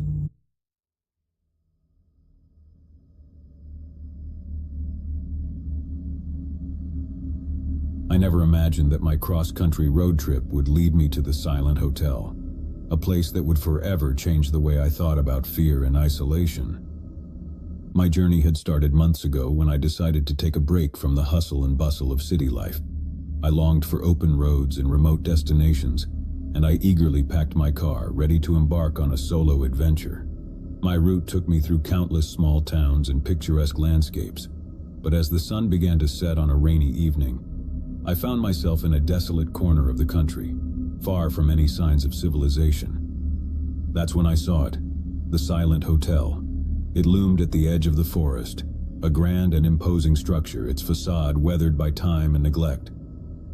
The neon sign that once proclaimed its name had long since faded, leaving only a few flickering letters that spelled the Sill Hotel. The rain battered against the windows, making it impossible to see inside. My car's gas gauge was perilously close to empty, and with no other options in sight, I decided to seek shelter there for the night. I pulled into the parking lot, the engine sputtering as I cut the ignition. The rain drummed on the car roof, and I grabbed my duffel bag, making a dash for the hotel's entrance. The worn wooden door creaked open, and I stepped into the lobby. The first thing that struck me was the silence. It was an eerie stillness, as if the very air had been stifled by years of abandonment. The reception desk stood before me, its surface cluttered with dusty papers and a tarnished brass bell that had seen better days. Behind the desk sat a middle-aged woman, her eyes hidden behind a pair of wire-framed glasses. "Welcome to the Silent Hotel," she said, her voice barely audible over the rain. "How may I assist you?" "I need a room for the night," I replied, my voice echoing in the empty lobby. She nodded, her movements slow and deliberate. "Certainly, sign in here, please." I scribbled my name and contact information on the faded ledger, the ink smudging slightly on the yellowed pages. The woman handed me an old-fashioned key with a metal tag that read, "Room 207. "Take the stairs to the second floor," she said, her voice monotone. "Your room is at the end of the hall." With key in hand, I made my way up the narrow staircase. The dimly lit hallway stretched before me, its threadbare carpet muffling my footsteps. The walls were adorned with faded paintings of idyllic landscapes, their frames crooked and tarnished. A sense of unease settled over me as I approached room 207. Inside the room was a stark contrast to the grandeur of the lobby. The furnishings were outdated and the wallpaper peeled in places. A single lamp cast a feeble glow, revealing the cracks in the ceiling and the stains on the faded carpet. The air was stale and a musty odor hung in the room. I tossed my duffel bag onto the bed and let out a sigh. It wasn't the most inviting place, but it would have to do for the night. I stripped out of my wet clothes and took a quick shower, the lukewarm water providing little comfort. As I settled into bed, the sense of isolation began to creep in. The rain continued its relentless assault on the windows, and I couldn't shake the feeling that I was the only guest in the entire hotel. The silence outside was oppressive, and I found myself straining to hear any sign of life. Hours passed, and I lay in the darkness, unable to sleep. The walls seemed to close in on me, and the stillness was suffocating. It was then that I heard it, a faint, muffled sound coming from the room next door. It was like a whisper, too soft to make out any words. I froze, my heart pounding in my chest. I strained to listen, and the whispering grew slightly louder, but it was still unintelligible. It was as if someone was speaking just loud enough to be heard, but not enough to be understood. With a sense of unease, I climbed out of bed and pressed my ear against the wall that separated my room from the mysterious neighbor. The whispering continued, and I realized it was a conversation that was happening in hushed tones. I couldn't make out who was speaking or what they were saying, but the tension in the voices was palpable. It was as if they were arguing about something, their words filled with anger and desperation. As I listened, a feeling of unease washed over me. I considered knocking on the wall and asking them to keep it down, but something held me back. It was the feeling that I was intruding on something I shouldn't be a part of, something that was none of my business. I returned to my bed, but sleep was elusive. The whispered conversation next door continued, and my mind raced with thoughts of who could be staying in the room next to mine. Were they in trouble? Should I call the front desk or the police? The hours dragged on, and as dawn broke, the whispering finally ceased. Exhausted and restless, I drifted into a fitful sleep. When I awoke, the rain had stopped, and the room was bathed in soft morning light. I decided to check out and put the strange events of the night behind me. I quickly dressed and headed downstairs to the lobby. To my surprise, the reception desk was empty, and there was no sign of the woman who had checked me in. The lobby was still eerily quiet, and I felt a growing sense of unease. I approached the front desk and saw the ledger from last night still open, as if it had been abandoned mid-entry. Curiosity got the better of me, and I scanned the recent entries.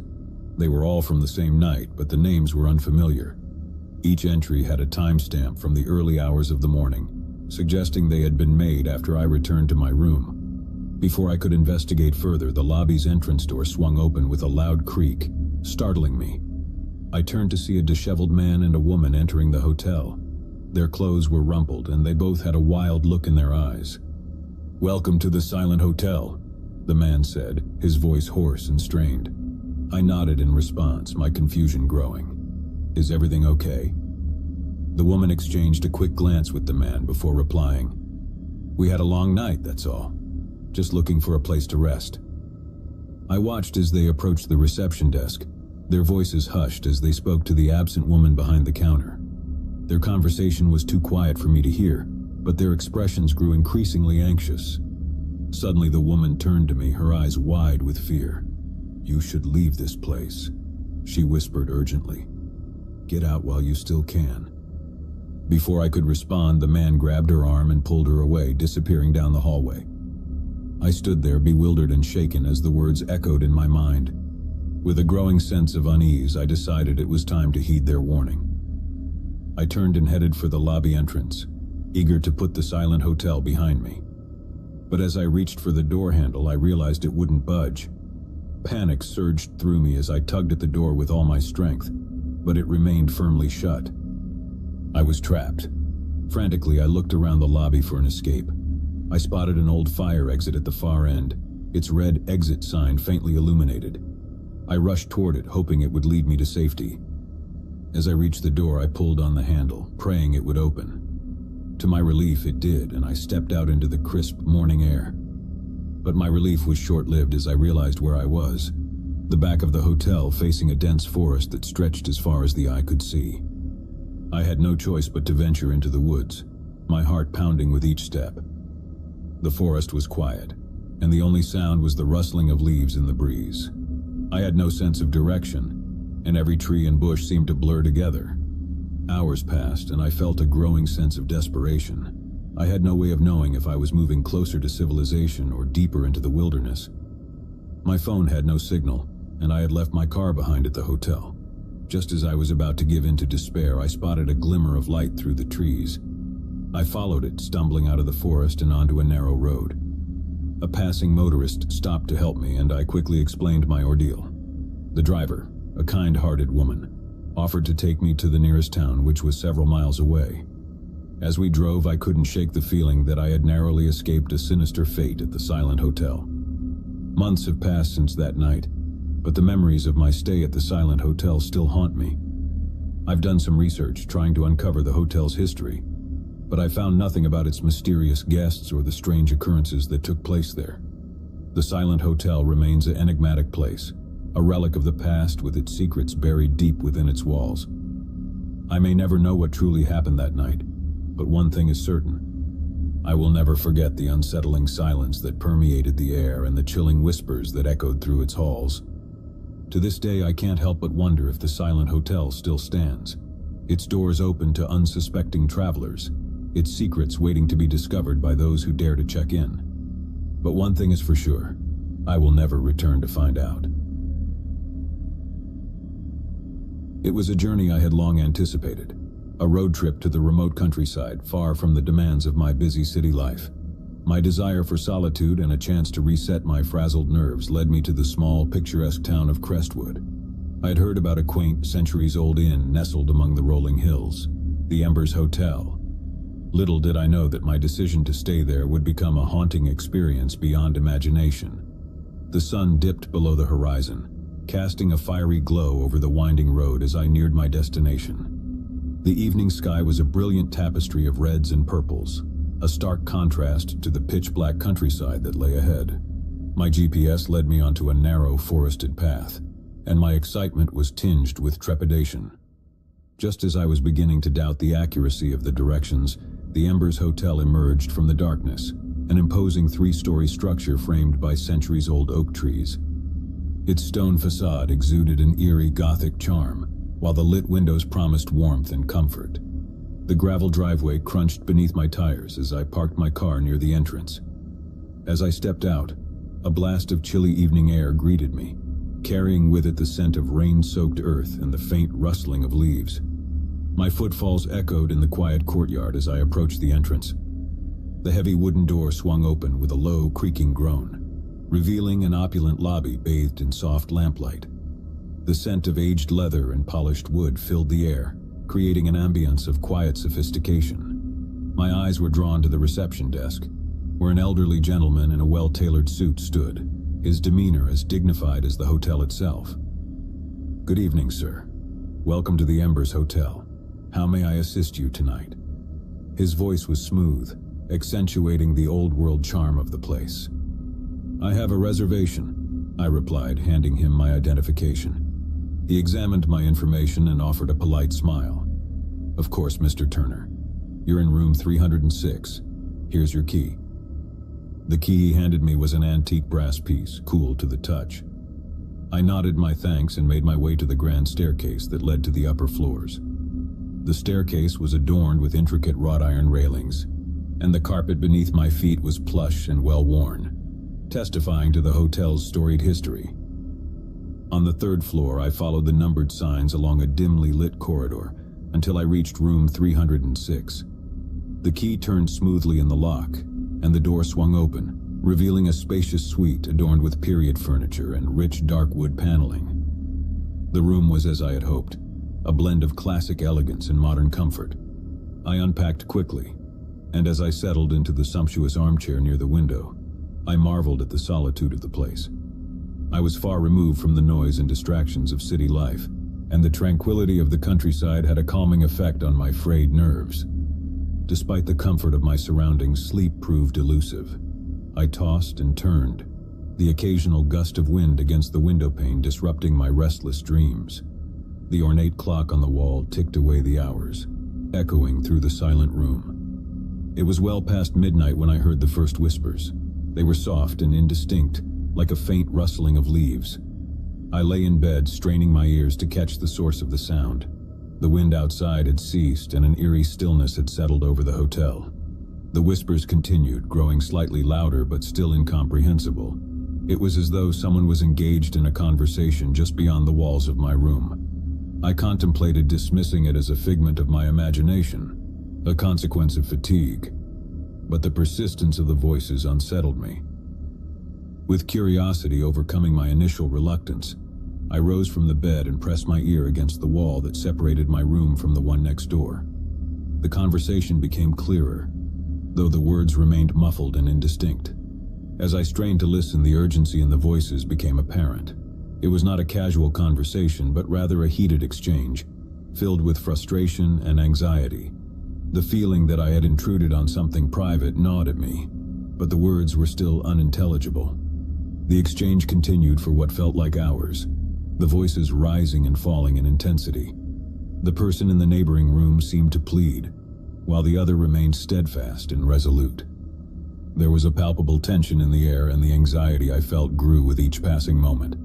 The feeling of intrusion weighed heavily on me, and I considered knocking on the wall and asking them to keep it down. But fear, or perhaps a strange sense of respect for their privacy, held me back. Instead, I lay back in bed, my heart pounding, trying to drown out the whispers with a pillow over my head. Morning arrived, and with it, the cessation of the mysterious whispers. As the first light of day filtered through the curtains, I realized that I had spent a sleepless night in the Embers Hotel. Despite the lack of rest, a strange excitement coursed through me. There was a mystery to be unraveled, a puzzle hidden within the walls of this grand old establishment. I decided to start my exploration with breakfast in the hotel's dining room. The room was bathed in soft golden light, and the polished mahogany tables were set with pristine white tablecloths and gleaming silverware. The elderly waiter who served me was impeccably dressed and carried himself with the grace of a seasoned professional. "Good morning, sir. How did you find your first night at the Embers Hotel?" he inquired with a knowing smile. "Peaceful yet intriguing," I replied, my curiosity getting the better of me. "Tell me, who are the other guests staying here?" The waiter's expression remained composed, but a flicker of unease passed through his eyes. "We have a few guests, sir, but the Embers Hotel values its guests' privacy above all else. We do not disclose personal information about our patrons." I accepted his response, though I couldn't help but feel a growing sense of mystery surrounding the hotel and its guests. Over breakfast, I observed the other diners, an elderly couple engrossed in their newspapers, a solitary writer scribbling away in a journal, and a pair of hikers planning their day's excursion. After breakfast, I ventured into the sprawling library, a treasure trove of ancient books and vintage magazines. The atmosphere was hushed, with the occasional crackling of a log in the grand fireplace providing a comforting background noise. As I perused the dusty tomes, I couldn't shake the feeling that the library held secrets of its own. The hotel's history intrigued me, and I approached the reception desk later that morning to inquire about its past. The elderly gentleman from the previous night was now replaced by a middle-aged woman with warm yet cautious eyes. "I'm fascinated by the history of this place," I began. "Could you tell me more about the Embers Hotel and its past guests?" She regarded me for a moment as if considering her response carefully. The Embers Hotel has a storied history that spans several centuries. Many notable individuals have graced its halls over the years, seeking solace, inspiration, or escape from the world. However, our policy has always been to respect the privacy of our guests, both past and present. We do not divulge personal details or anecdotes. I couldn't hide my disappointment, though her words only fueled my curiosity further. With little information to go on, I resolved to explore the hotel on my own, to uncover the enigma of the Embers Hotel. Days turned into weeks, and my fascination with the Embers Hotel deepened. I spent my time wandering its labyrinthine corridors, admiring its antique furnishings, and absorbing the atmosphere that seemed to seep from every crevice. The whispers from the neighboring room had become a constant presence, a reminder of the mystery that hung in the air. It was during one of my explorations that I stumbled upon an unassuming door on the 4th floor. The door was slightly ajar and a soft light spilled from within. A plaque on the door read, "The Embers Room, Private." Intrigued, I pushed the door open gently, revealing a room that was unlike any other in the hotel. The walls were adorned with photographs, newspaper clippings, and handwritten notes. There were mementos, too, a collection of vintage items, each with its own story to tell. As I examined the photographs, I realized that they were all of the same person, a striking woman with dark, enigmatic eyes. She appeared in various settings, from glamorous parties to solitary walks in the countryside. Newspaper articles hinted at her wealth, her mysterious disappearance, and the enduring fascination that her story had held for the public. The room was a shrine to this unknown woman, and I couldn't help but wonder about her connection to the Embers Hotel. What had drawn her here, and why had she left behind such a detailed record of her life? My curiosity had reached its peak, and I was determined to uncover the truth. I began researching the woman's identity, scouring the internet for any information that might shed light on her story. The more I discovered, the more I became convinced that her connection to the Embers Hotel was a key to unraveling the mystery that had captivated me. Weeks turned into months as I delved deeper into the mystery of the Embers Hotel. My research led me down a rabbit hole of historical records, newspaper archives, and interviews with locals. It was during one of these interviews that I met an elderly gentleman named Mr. Simmons, a lifelong resident of Crestwood.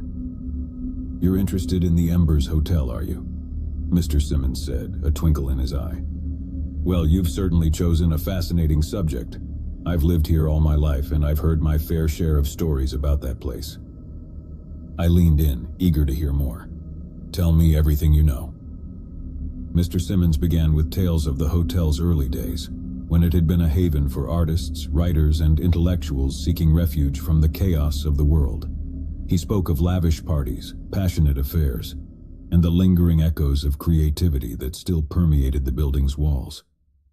But it was in the 1940s that things took a darker turn, Mr. Simmons continued, his voice dropping to a hushed tone.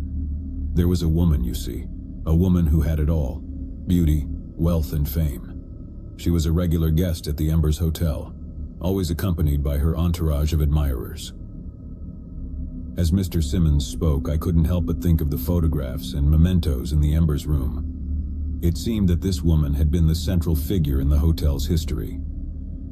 Rumors began to circulate about the woman, Mr. Simmons went on. Whispers of a tragic past, of a secret that haunted her every step. It was said that she came to the Embers Hotel seeking solace, but that solace remained elusive. I leaned closer, my heart pounding. What happened to her? Mr. Simmons hesitated, as if deciding whether to reveal the darkest part of the story. "One night she disappeared," he said finally, his voice barely above a whisper. "No one knew where she went or why. The hotel staff claimed she checked out, but her entourage was left behind, bewildered and distraught. I couldn't hide my shock. What could have driven her to leave so abruptly? That's the question that's haunted Crestwood for decades, Mr. Simmons replied. Some say she discovered a terrible secret, something that shook her to her core. Others believe she was pursued by a relentless force, a force that sought to claim her. The pieces of the puzzle were falling into place. The whispers in the neighboring room, the photographs, the Embers room itself, all were connected to the mysterious woman who had vanished from the hotel. Determined to uncover the truth, I returned to the Embers Hotel that evening. The whispers had grown louder, more urgent, and I knew that the time had come to confront the enigma that had drawn me in. As I stood before the door to the Embers room, a sense of trepidation washed over me. The photographs on the walls seemed to watch, their silent presence a testament to the mystery that had brought me here. With a deep breath, I pushed the door open and stepped inside. The soft lamplight cast a warm glow over the room, illuminating the photographs and mementos that adorned the walls. I approached the photographs, studying each one as if it held the key to the woman's story. It was then that I noticed something unusual, a photograph that I hadn't seen before. It depicted the woman standing in front of a grand, ornate mirror, her reflection distorted by the aged glass. The mirror itself was a work of art, its intricate frame adorned with symbols and carvings. Curiosity piqued. I examined the mirror more closely. It was unlike any I had ever seen, and the symbols etched into its surface seemed to tell a story of their own. My fingers traced the lines, and as I did, a sense of unease washed over me. The mirror was more than a mere decorative piece. It was a portal to another world, a gateway to a place that defied logic and reason. With trembling hands, I reached out and touched the glass, feeling a surge of energy course through me. In an instant, I was transported to a realm of darkness and uncertainty. The room around me vanished, replaced by a shadowy landscape of shifting shapes and ethereal whispers. The air was thick with anticipation, and the woman from the photograph stood before me, her eyes filled with sorrow. "You shouldn't have come here," she whispered, her voice a haunting echo. "This place is not what it seems." I tried to speak, to ask her about the secrets of the Embers Hotel, but my words were lost in the void. The woman reached out, her fingers brushing against my hand, and in that moment I understood. The Embers Hotel was a place of secrets, a place where the past and present converged, where the whispers of history lingered in the air. The woman had discovered the truth, a truth that defied explanation, a truth that had driven her to vanish from the world. With a sense of urgency, I stepped back from the mirror, the room around me returning to its former state. The photographs, the mementos, the enigma of the Embers Hotel, they were all pieces of a puzzle that I could never hope to solve. I left the Embers Hotel that night, my mind in turmoil. The whispers had faded, and the mysteries of the hotel remained unsolved. As I drove away, I couldn't help but wonder if the truth would ever be revealed. Months have passed since that fateful night, and I've returned to my busy city life. The memories of the Embers Hotel continue to haunt me, a reminder of the enigma that remains unsolved. The woman from the photographs, the whispers in the neighboring room, the mysterious mirror, all are part of a story that defies explanation. The Embers Hotel stands as a testament to the unending mysteries of the world, a place where history and secrets converge, a place where the past is never truly forgotten. It is a place that will forever remain in my memory, a place where the enigma lingers like a whisper in the night.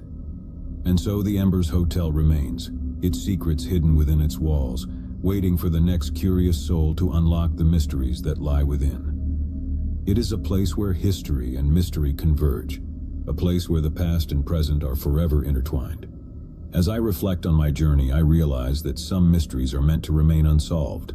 Some secrets are meant to remain hidden. The Embers Hotel is one such place, a place where the enigma of the past continues to beckon, a place where the whispers of history will forever echo in the corridors of time.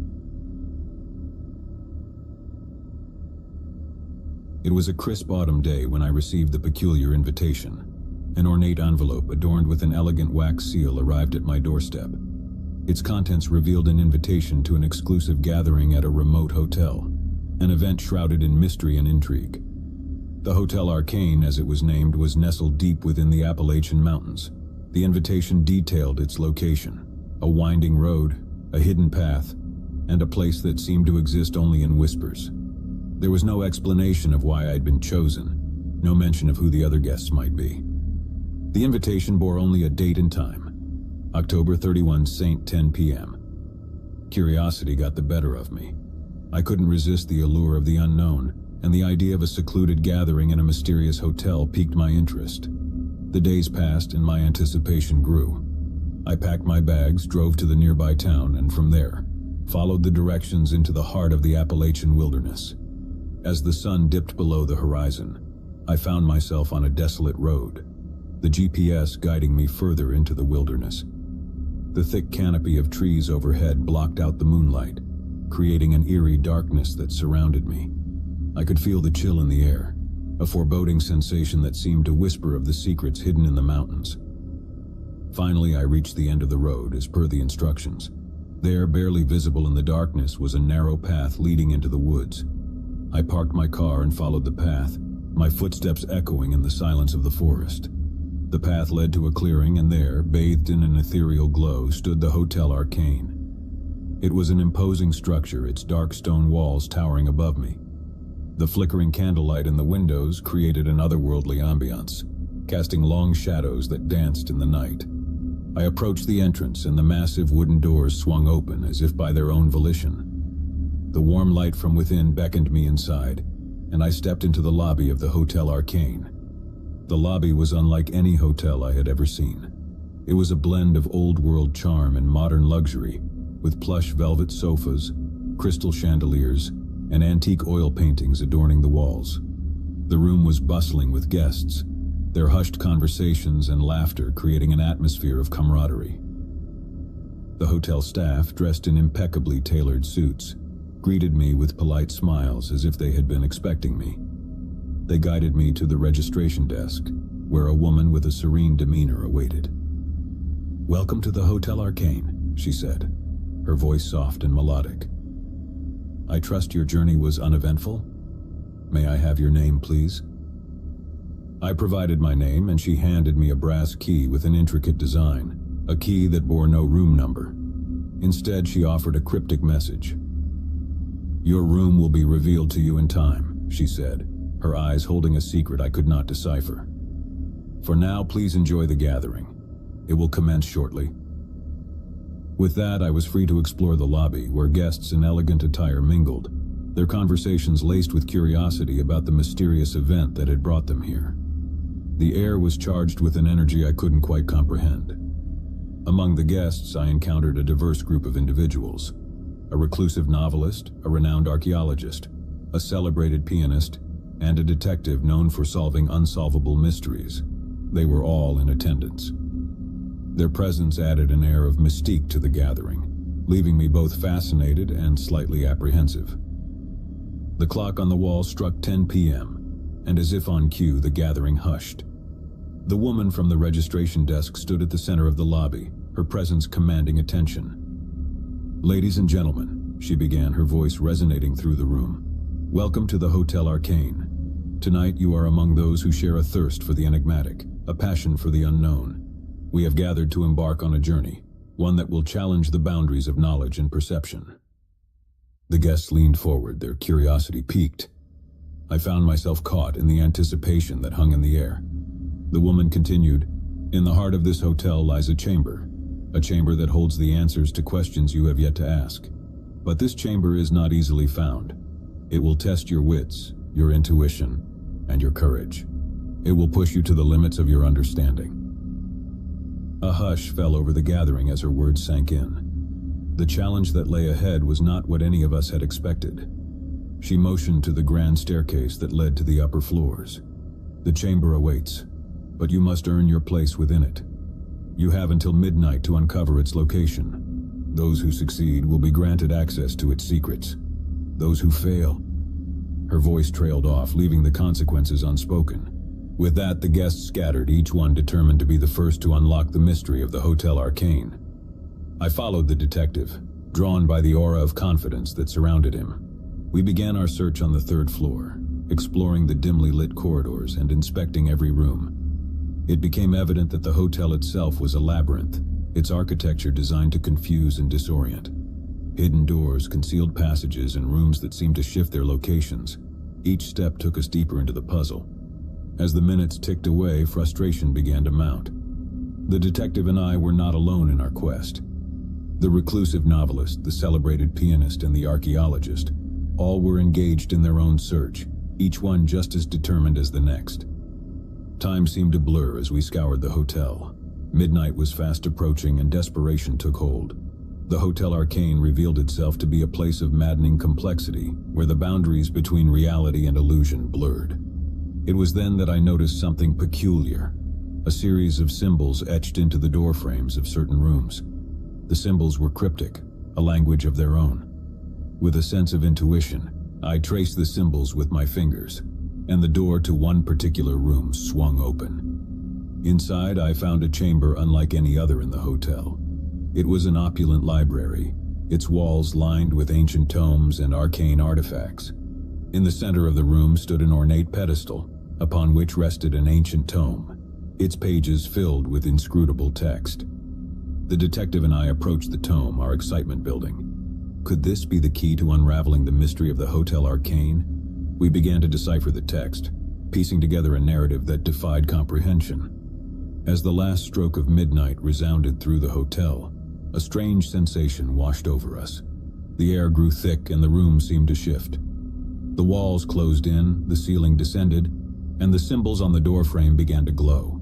Panic set in as we realized we were trapped. The room had transformed into a nightmarish puzzle, a challenge that defied logic.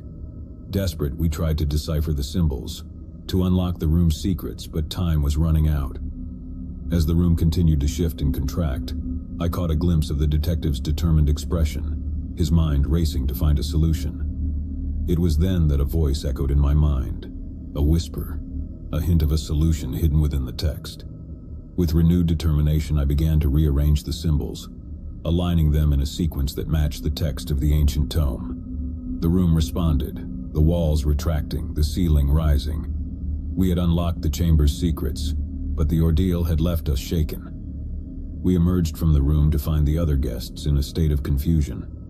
Some had succeeded in their quests, while others had failed.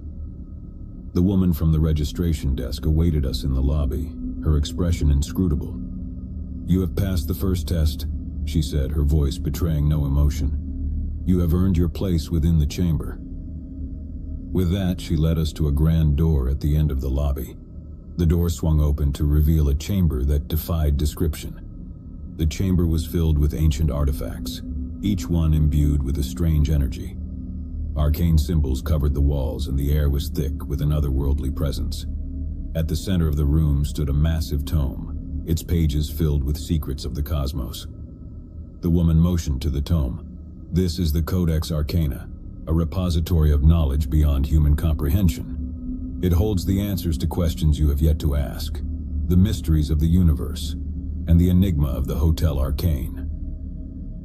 We were given the opportunity to peruse the tome, to delve into its secrets. The knowledge it contained was vast and profound, a testament to the complexity of the universe. It was a revelation, a glimpse into the mysteries that had drawn us here. As we pored over the pages, a sense of awe washed over us. The Hotel Arcane had not been a mere gathering place. It was a repository of knowledge, a gateway to the unknown. The woman's words echoed in my mind. The hotel challenged our understanding, pushed us to the limits of our perception, and rewarded us with enlightenment. Days turned into weeks as I immersed myself in the knowledge of the Codex Arcana. The revelations it offered were both profound and unsettling, expanding my understanding of the cosmos and the mysteries that lay beyond. As the time came for my departure from the Hotel Arcane, I couldn't help but wonder about the other guests. What had drawn them to this place, and what had they discovered in their quests? The enigma of the hotel remained, a puzzle that defied explanation. As I left the hotel and returned to the world beyond, I knew that the Hotel Arcane would forever remain in my memory. It was a place of mystery and revelation, a place where the boundaries of reality and illusion blurred, a place where the unknown beckoned. The enigma of the Hotel Arcane would continue to haunt me, a reminder of the limitless possibilities that lay beyond our understanding. It was a place that defied explanation, a place where the secrets of the universe were revealed to those willing to embark on a journey into the unknown. And so I left the Hotel Arcane behind, knowing that its mysteries would remain with me. A testament to the allure of the enigmatic, a reminder that there are truths beyond our comprehension, waiting to be discovered by those who dare to seek them.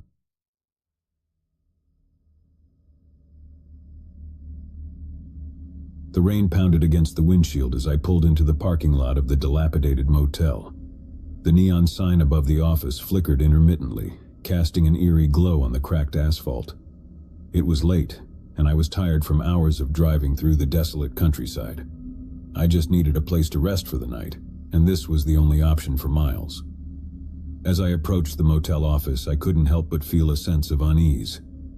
The building looked as though it had seen better days, its paint peeling and its windows covered in a thick layer of grime. A flickering vacancy sign hung in the window, its letters missing here and there, making it hard to read at first glare. I stepped inside, a bell above the door jingling softly. The interior was dimly lit, and the air was heavy with the musty scent of old carpet and cigarette smoke. A bored-looking clerk sat behind the counter, her eyes glued to a small television that played a rerun of some late-night talk show. "Can I help you?" she mumbled without looking up. "I need a room for the night," I replied, trying to sound more confident than I felt. She finally looked up, her eyes cold and distant. "We got rooms," she said, her voice devoid of enthusiasm. "How many nights?" "Just one," I said quickly, eager to be out of there. She handed me a tarnished key attached to a plastic fob with a faded room number, 13. "That'll be $50, she said, her tone as dull as ever. I handed her the cash and she counted it slowly, her long, nicotine-stained fingers moving methodically. Finally satisfied, she handed me a worn-out receipt and a rusty key. "Room 13 is at the end of the building," she said, her gaze returning to the television. I grabbed the key and made my way down a dimly lit corridor, the carpet underfoot squishing with each step. The corridor seemed to stretch on forever, and I couldn't help but feel a growing sense of unease. The motel was eerily quiet, save for the distant hum of the rain outside and the low drone of the television from the office. When I reached room 13, I hesitated for a moment before inserting the key into the lock. The door creaked open, revealing a small, dimly lit room. The air inside was stifling, and I quickly opened a window to let in some fresh air. The room was sparsely furnished with a sagging double bed, a rickety nightstand, and a flickering overhead light that cast eerie shadows on the walls. As I settled in for the night, I couldn't shake the feeling of being watched. I tried to dismiss it as my imagination playing tricks on me, but the sensation persisted. I glanced out the window and saw nothing but darkness and rain. It was just my tired mind, I told myself, playing tricks on me after a long day on the road. I decided to take a shower to relax and wash away the grime of the day. The bathroom was equally dismal, with cracked tiles and a shower head that sputtered water sporadically.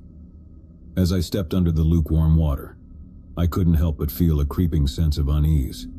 It was as though the shadows in the corners of the bathroom were moving, shifting ever so slightly. I quickly finished my shower and stepped out, wrapping a towel around myself. I tried to push the eerie feeling from my mind as I got dressed and climbed into bed.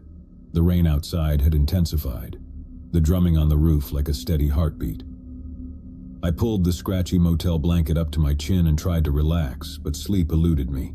Every creak of the floorboards in the corridor, every distant sound from the office, seemed amplified in the silence of the night. I tossed and turned, my mind racing with thoughts of the strange motel and its even stranger inhabitants. Suddenly I heard a soft, rhythmic tapping on the window. My heart raced as I sat up in bed, my eyes fixed on the glass. The tapping continued, growing louder and more insistent with each passing moment. I hesitated for a moment, my hand trembling as I reached for the curtain. When I finally pulled the curtain aside, I gasped in horror. A figure stood outside, obscured by the rain-smeared glass. It was a man, his face hidden beneath a hooded raincoat, but I could see the glint of something metallic in his hand. A knife. I stumbled back in terror, my heart pounding in my chest. The figure continued to tap on the window, his eyes locked on mine. I fumbled for my phone, my hands shaking as I dialed 911, but as I brought the phone to my ear, I realized there was no dial tone, only static. The figure outside the window began to speak, his voice muffled by the glass but filled with an unsettling calmness. "You shouldn't have come here," he said, his words sending a chill down my spine. "This place, it's not what it seems." I backed away from the window, my mind racing with fear and confusion. Who was this man, and what did he mean? I glanced around the room, searching for anything that could help me defend myself. The room was bare, with no weapons in sight. As I turned back to the window, the figure had disappeared. I hesitated for a moment, my breath coming in ragged gasps, before I mustered the courage to approach the window once more. I cautiously peered outside, but the man was gone, leaving no trace of his presence. I locked the window and pulled the curtains closed, my heart still pounding in my chest. I knew I had to get out of there, but the rain outside showed no signs of letting up. I had no choice but to wait until morning. I spent the rest of the night in a state of heightened anxiety, my senses on high alert. Every sound, every creak of the floorboards seemed like a potential threat. I couldn't shake the feeling that I was being watched, that something sinister lurked in the shadows of the motel. When morning finally came, I wasted no time packing my things and checking out of the motel. The clerk at the front desk seemed as disinterested as ever, and I couldn't bring myself to tell her about the terrifying encounter I had endured. As I drove away from the motel, I couldn't help but wonder about the strange events of the night. Who was the mysterious figure outside my window, and what did he mean by, "This place is not what it seems"? I knew I would never have answers to those questions, but I also knew that I never wanted to set foot in that motel again. The rain had finally stopped, and the sun had broken through the clouds, casting a warm glow on the countryside. I took a deep breath, relieved to be leaving that nightmarish place behind. But as I glanced in my rearview mirror, I could have sworn I saw a faint figure standing in the doorway of room 13, watching me leave with hollow, empty eyes. I sped away, putting as much distance between myself and that motel as possible. The memory of that night would haunt me for the rest of my days, a chilling reminder that sometimes the scariest things are not the ones that go bump in the night, but the ones that lurk in the darkest corners of our own minds. I had been driving for hours, the monotonous hum of the engine and the endless stretch of highway threatening to lull me to sleep. It was well past midnight when I spotted the neon sign on the side of the road. The Lone Star Motel, vacancy. Relief washed over me as I pulled into the gravel lot, the crunching sound beneath my tires signaling the end of my long journey. The motel was a single-story building with a row of doors facing the parking lot, each illuminated by a flickering overhead light. It wasn't much to look at, but it was exactly what I needed, a place to rest for the night. I parked my car and stepped out, stretching my tired limbs. The night air was cool and a gentle breeze rustled through the trees that surrounded the motel. I made my way to the office, the crunch of gravel underfoot echoing in the stillness of the night. The office was small and dimly lit, the counter separating me from a middle-aged man with tired eyes and a worn-out expression. He glanced up from his newspaper as I entered, offering me a half-hearted smile. "Can I help you?" he asked, his voice lacking any enthusiasm. "I need a room for the night," I replied, equally unenthusiastic after hours of driving. He nodded as if expecting nothing more. "How many nights?" "Just one," I said, relieved to be spending only a single night at this dreary place. He pushed a weathered guest book toward me, and I scribbled my name and contact information. He handed me a key with a plastic fob that read room 7 inches and pointed to a small map of the motel. "Your room is at the end of the building, on the left," he said, his tone never wavering. I handed him some cash and he counted it meticulously before handing me a receipt. "That'll be $50, he said, as if the amount was etched in stone. I took the key and thanked him, then made my way to room 7. The motel was eerily quiet, the only sound the soft hooting of an owl in the distance. The door to my room was worn and faded, the paint peeling in places. I inserted the key and turned the handle, the door creaking open to reveal a dimly lit interior. The room was simple, with a double bed covered in faded floral sheets, a nightstand, and a rickety old chair in the corner.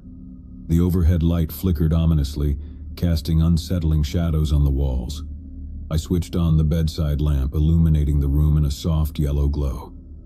As I settled into bed, I couldn't help but feel a sense of unease. The room had an odd, almost oppressive atmosphere, as if it held secrets of its own. The air was heavy, as though it hadn't been refreshed in years.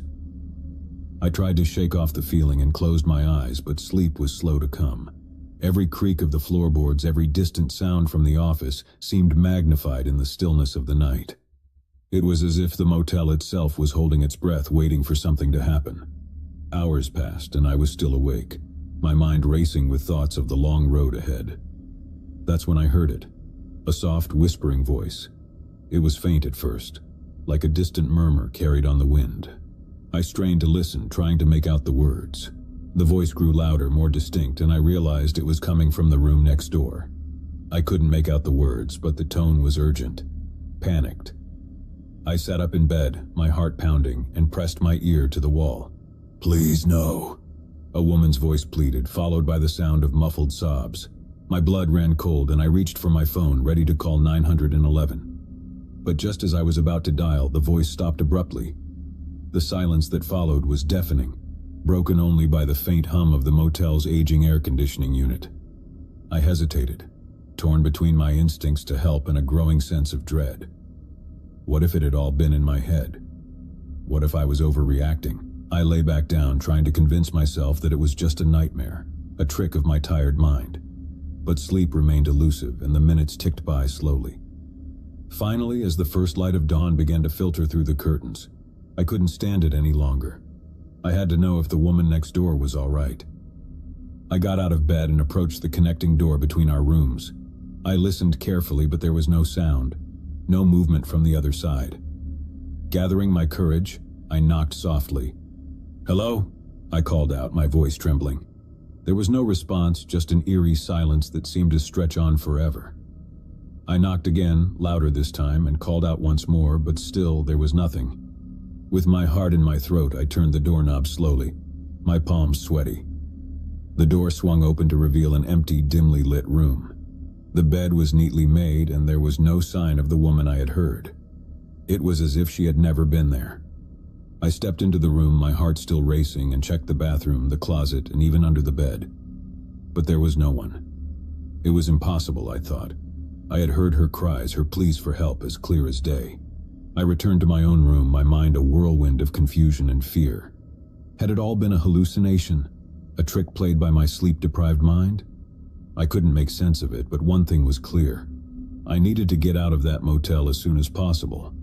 I hastily packed my things and went to the office to check out. The same clerk was there, his expression unchanged. I tried to explain what I had heard, but he only shrugged. "People come and go all the time," he said, as if dismissing my concerns. Maybe she checked out early. I left the motel in a hurry, my heart heavy with unease. As I drove away, I couldn't shake the feeling that something was deeply wrong with that place, something hidden beneath its nondescript exterior. I continued my journey, putting miles between myself and the Lone Star Motel. The day passed in a blur, and as night fell once again, I found myself in another town, another motel. This one was newer, cleaner, and more welcoming. I checked in without hesitation, determined to put the strange events of the previous night behind me. But as I settled into bed, I couldn't escape the feeling that I was being watched. The room was pristine, the air fresh, yet I couldn't shake the eerie sensation that I was not alone. I glanced out the window, half expecting to see a face in the darkness, but there was nothing. I tried to dismiss my unease and closed my eyes, willing myself to sleep. But just as I was on the brink of slumber, I heard it again. The soft, whispering voice, the same urgent, panic tone. I sat up in bed, my heart pounding in my chest. It was coming from the room next door, just like before. This time, I wasted no time. I grabbed my phone and called 911, my voice trembling as I explained the situation. The police arrived quickly, and I led them to the room next door. The door was locked, and they had to force it open. Inside, they found a woman, disheveled and terrified. She had been held against her will, the victim of a deranged man who had been stalking her for months. As they arrested the man and led him away in handcuffs, The woman thanked me, tears in her eyes. She had been sure that no one would hear her cries, that no one would come to her aid. She had almost given up hope. I couldn't help but think back to the Lone Star Motel, to the woman I had heard but had never seen. Had she been a victim too? Had I missed my chance to help her? I never found out the answer, but one thing was certain. The events of that night had changed me forever. I couldn't erase the memory of those whispered pleas for help, the feeling of unease that had followed me from that motel. As I continued my journey, I couldn't help but wonder about the darkness that could hide behind the most ordinary facades, the secrets that could be buried beneath the surface. The world was a vast and unpredictable place, and I had learned that even in the most unlikely of places, heroes could emerge, and villains could be unmasked. I drove on, my headlights cutting through the darkness, my mind forever haunted by the night I'd spent at the Lone Star Motel, a place where the line between reality and the unknown had blurred, and where the true nature of fear had been revealed. It was a bleak and stormy night when I found myself driving down a desolate stretch of highway, the windshield wipers struggling to keep pace with the relentless rain. The gloomy landscape outside offered no solace, and I knew I had to find shelter soon. That's when I saw the neon sign, flickering weakly in the downpour, like a lighthouse beckoning a lost sailor. The Midnight Haven Motel, it read. The sign was old and worn, but it promised warmth and a respite from the raging storm. With a sense of relief, I pulled into the gravel lot and parked my car under the dimly lit canopy. As I stepped out of my vehicle, I was immediately greeted by the harsh wind and rain, which seemed to intensify in this desolate part of the country.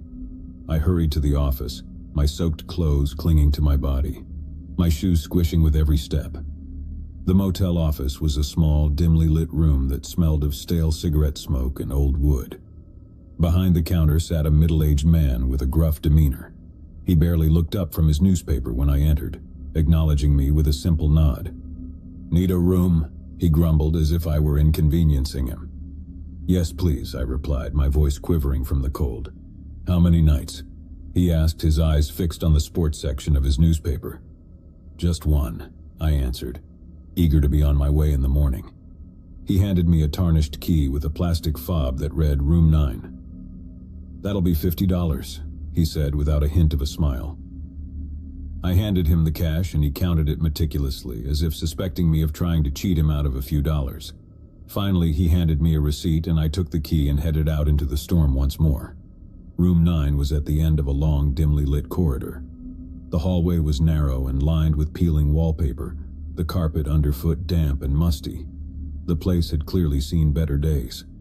I fumbled with the key in the lock, and when I finally entered the room, I was greeted by a stark and dimly lit space. The room was small, containing only the essentials: a lumpy double bed with faded sheets, a rickety nightstand with a flickering lamp, and a small dusty television mounted on the wall. The air was thick with the scent of mildew, and the walls seemed to close in around me. I quickly stripped off my wet clothes and turned on the lukewarm shower.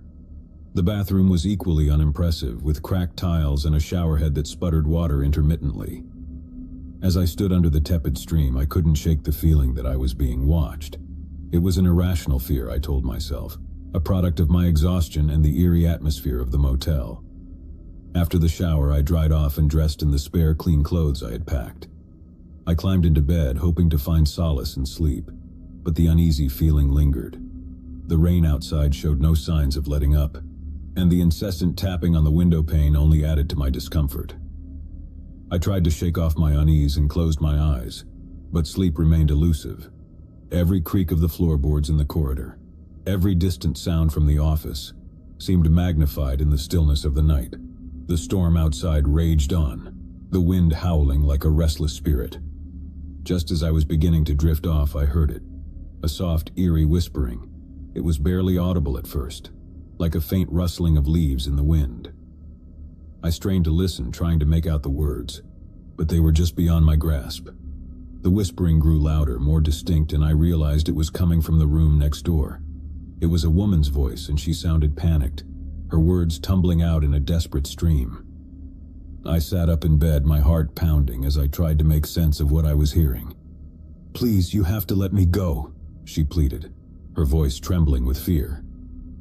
I strained to hear more, but the words became unintelligible, as if she were speaking in a language I couldn't understand. It was as though she were caught in the grip of some terrible nightmare. Fear gripped me, and I considered calling the police, but I had no way of knowing if the woman next door was in real danger or if she was suffering from some kind of delusion. I sat in my room, paralyzed by uncertainty as the woman's pleas grew louder and more frantic. The minutes stretched on, and I couldn't take it any longer. I had to do something. I grabbed my phone and dialed 911, explaining the situation to the operator. She assured me that help was on the way and urged me to stay in my room. I waited anxiously, the minutes feeling like hours, until I heard the sound of sirens approaching. The police arrived quickly, and I led them to the room next door, my heart pounding with dread. The officers knocked on the door, identifying themselves, but there was no response from inside. With a sense of urgency, they forced the door open, and I watched as they entered the room, their flashlights cutting through the darkness. I could see nothing from my vantage point in the hallway, but I strained to listen, hoping to hear some sign that the woman was safe. Then there was a scream, a bone-chilling, blood-curdling scream that sent shivers down my spine. It was followed by the sound of a struggle, of furniture being overturned, of desperate cries for help. I wanted to rush into the room to assist the officers, but fear kept me rooted to the spot. The struggle seemed to go on forever, the woman's screams echoing through the corridor until finally there was silence. A silence that was even more unsettling than the chaos that had preceded it. The officers emerged from the room, their faces pale and grim. They told me that the woman had been alone in the room, her frantic screams and pleas for help seemingly directed at an invisible assailant. There was no sign of forced entry, no evidence of an intruder. I was left in a state of shock and confusion. Had I imagined the woman's cries for help, or had she been the victim of some unseen supernatural force?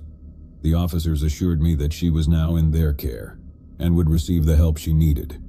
But the mystery of what had transpired in that room haunted me. I couldn't stay at the Midnight Haven Motel any longer. The sense of unease and dread that hung in the air was suffocating, and I longed to put the unsettling events of the night behind me. I checked out of the motel early the next morning, and as I drove away, I couldn't help but glance back at the flickering neon sign. The storm had passed, and the motel looked almost peaceful in the pale light of dawn. But I knew that appearances could be deceiving, that darkness could lurk beneath even the most ordinary of facades. As I continued my journey, I couldn't shake the feeling that I had witnessed something beyond explanation, something that defied reason and logic. The memory of that night would stay with me, a chilling reminder that the line between reality and the unknown is thinner than we dare to imagine, and that the scariest things can often be found in the most unexpected places.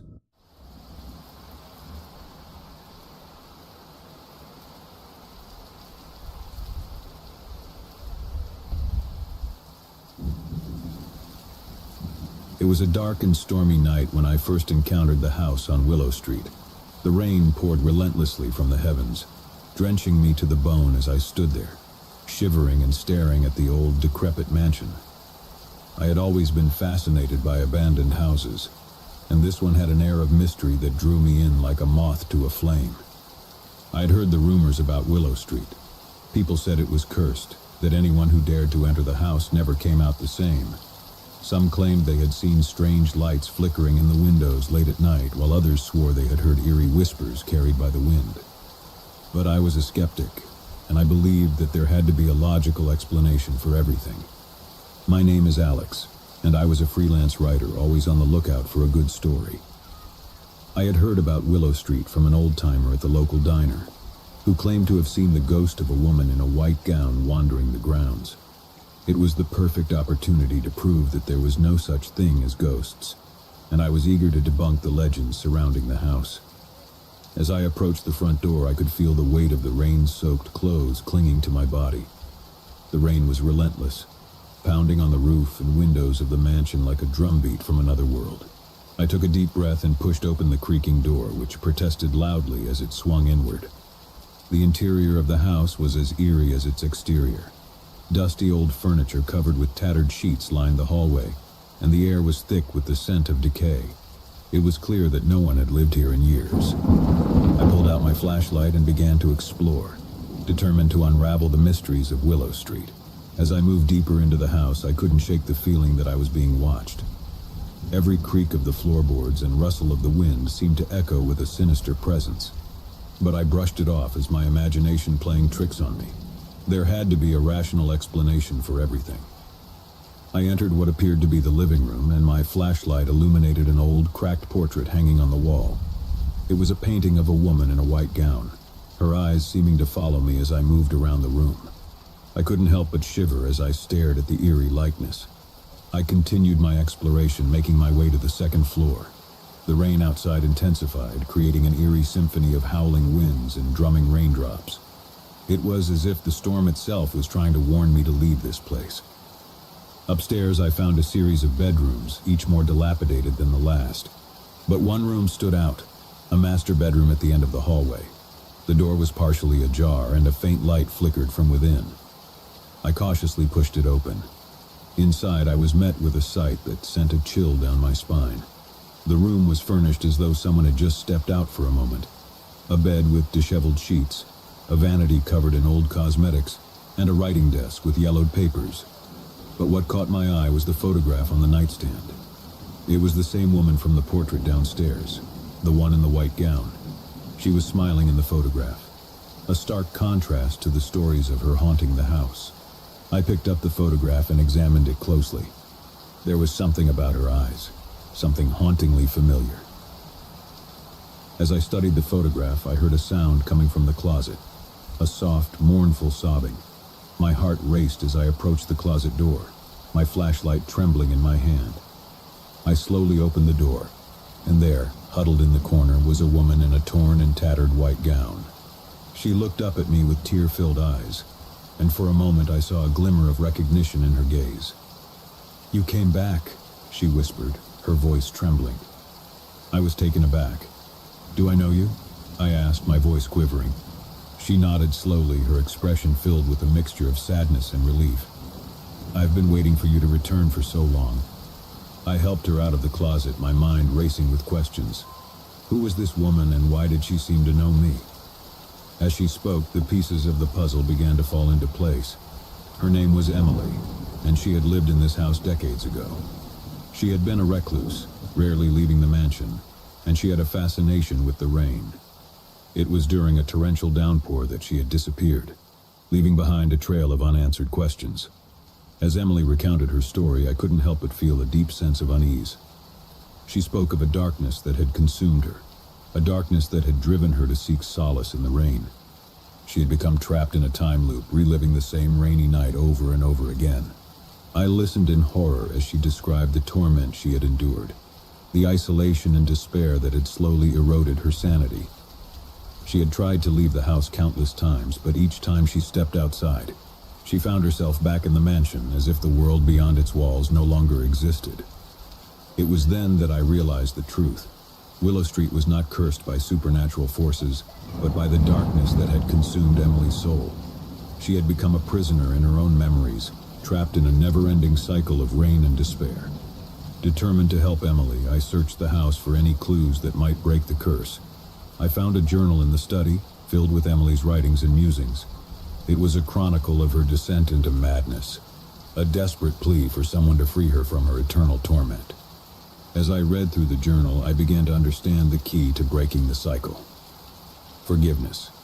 Emily had been consumed by guilt and regret, and it was only by forgiving herself for her past actions that she could find peace. I returned to Emily, who had been sitting by the window watching the rain. I gently told her what I had discovered and encouraged her to forgive herself for whatever had led her to this point. Tears welled up in her eyes as she slowly began to let go of the pain and guilt that had bound her for so long. As the rain continued to pour outside, something remarkable happened. The room seemed to brighten, and the storm outside began to subside. Emily's smile grew brighter, and for the first time in years, she felt a sense of peace. With each passing moment, the house on Willow Street transformed. The decay and darkness that had shrouded it began to fade away, replaced by a sense of warmth and hope. It was as if the very soul of the house was healing. As the rain finally ceased, Emily and I stepped outside, hand in hand. The world beyond Willow Street had changed, and Emily was finally free to explore it. We walked away from the house, leaving behind the memories of its haunting past.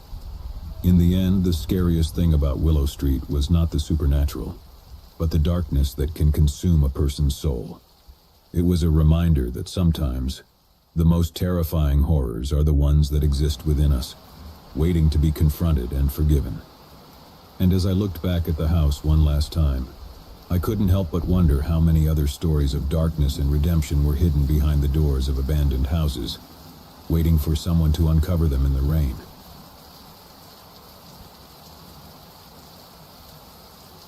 The rain was relentless that night, falling in torrents from a sky shrouded in darkness.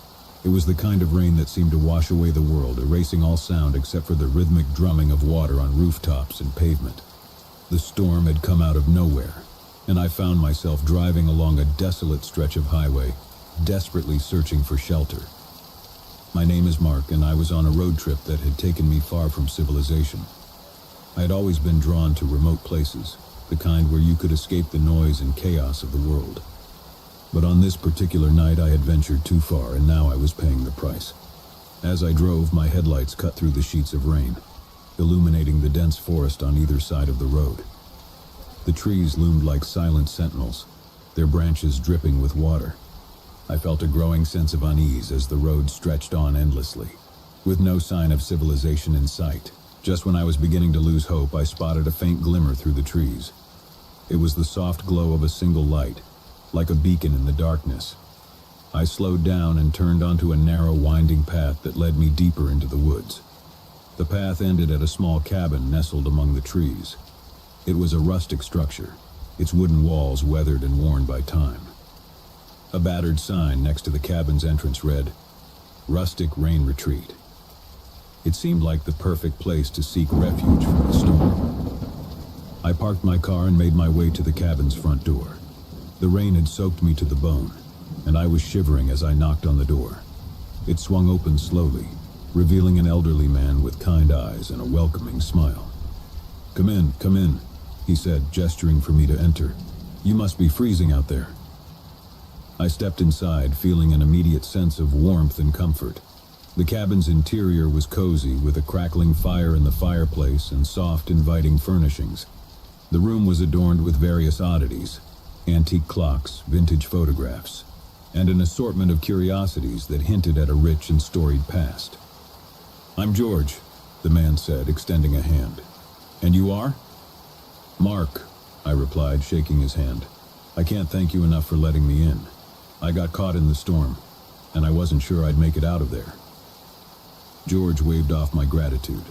"No need to thank me. We don't get many visitors out here, especially not on a night like this. You're welcome to stay as long as you like." As the rain continued to pour outside, George and I sat by the fire, sipping on hot tea and sharing stories. He told me about the cabin, how it had been in his family for generations, and how he had turned it into a retreat for weary travelers like myself. There was something captivating about his tales, and I found myself hanging on his every word. As the night wore on, George offered me a spare bedroom to spend the night. I gladly accepted, grateful for the warmth and shelter. The rain showed no signs of letting up, and the thought of venturing back out into the storm was unappealing. I settled into the cozy bedroom, and as I lay in bed, the sound of rain against the cabin's roof became a soothing lullaby.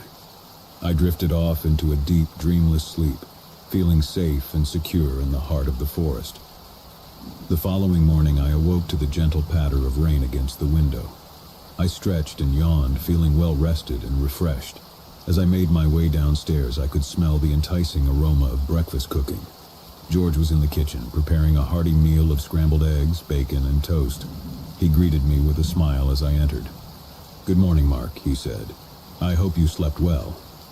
"I did, thank you," I replied, taking a seat at the kitchen table. "This place is like a hidden oasis." George chuckled. "It can feel that way sometimes. Away from the noise and distractions of the world, it's easy to find peace and solitude here." Over breakfast, we talked some more. George shared more stories about the cabin's history and the generations of his family who had called it home. He told me about his late wife, Sarah, who had loved the rain more than anything. Her memory was woven into every corner of the cabin, from the vintage raincoats hanging by the door to the old records of rainy day songs on the shelf. As we chatted, I couldn't help but notice that there was something peculiar about the rain. It seemed to fall with a rhythm, almost like a pattern. I mentioned it to George, and he gave me a knowing smile. "Ah, you've noticed it too," he said. "The rain here has a way of speaking to you if you listen closely enough." I raised an eyebrow. "Speaking to me? How so?" George's eyes twinkled with a hint of mischief. "Well, you see, every drop of rain has a story to tell. It carries with it the memories of those who have passed through here. It's like a chorus of whispers in the rain." I laughed, thinking he was simply indulging in a bit of poetic license. But as I continued to listen to the rain, I began to notice something strange. It was as though I could hear faint voices in the distance, like the murmur of a crowd gathered far away.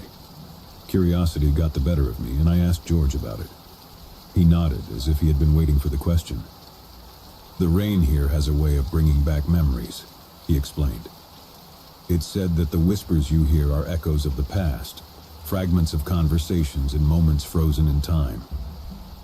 I leaned in, intrigued by the idea. "So you're saying that the rain carries the memories of everyone who's been here?" George nodded. "That's one way to look at it. Some say that when you listen to the rain, you can hear the stories of those who came before us. It's a reminder that we're all connected in some way by the places we've been and the people we've met." As the day wore on, I found myself captivated by the rain's symphony of whispers.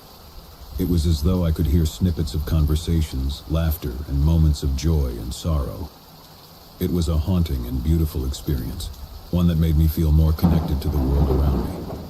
Days turned into weeks, and I found myself settling into a routine at the rustic rain retreat. George and I became fast friends, and I spent my time exploring the surrounding forest and listening to the rain's whispers. Each drop of rain seemed to carry a story, and I couldn't get enough of it. One rainy afternoon, George handed me an old leather-bound journal. "I thought you might find this interesting," he said. "It belonged to Sarah, my late wife. She was quite the writer." I opened the journal and began to read. It was filled with Sarah's musings, observations, and reflections on life in the cabin. Her words painted a vivid picture of her love for the rain, her deep connection to nature, and her enduring love for George. As I read through the journal, I couldn't help but feel a pang of sadness. Sarah's words were filled with a sense of longing, as though she had left something unfinished. I mentioned this to George, and his expression grew somber. "Yes," he said softly. "Sarah loved this place more than anything, but she always felt like there was something missing. She used to say that the rain held the key to the cabin's true purpose, but she never quite figured out what that meant." I couldn't help but wonder if Sarah's words were somehow connected to the whispers in the rain. It seemed like there was a deeper mystery to unravel, one that had been hidden in plain sight all along. As the weeks turned into months, my bond with George deepened, and the cabin truly began to feel like a second home. But there was a growing sense of restlessness in me, a nagging feeling that I had a role to play in unraveling the mystery of the rain. One stormy night, as I lay in bed listening to the rain's whispers, I had a revelation. It was as though a puzzle piece had fallen into place in my mind. I realized that the rain was trying to tell me something, to reveal a truth that had remained hidden for far too long. The following morning, I approached George with my newfound insight. "I think Sarah's right," I said. "I think the rain does hold the key to the cabin's true purpose." George's eyes lit up with excitement.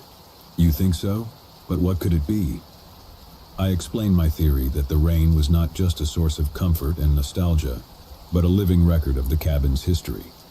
If we could decipher the whispers in the rain, we might uncover the cabin's hidden purpose and fulfill Sarah's unspoken wish. George was eager to try, and together we embarked on a journey to unravel the mystery.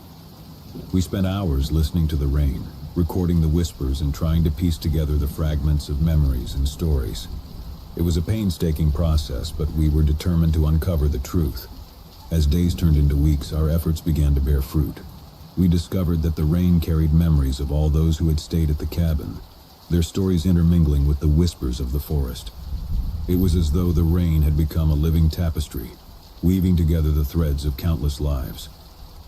One rainy afternoon, as we listened to the whispers, we heard a voice that was unmistakably Sarah's.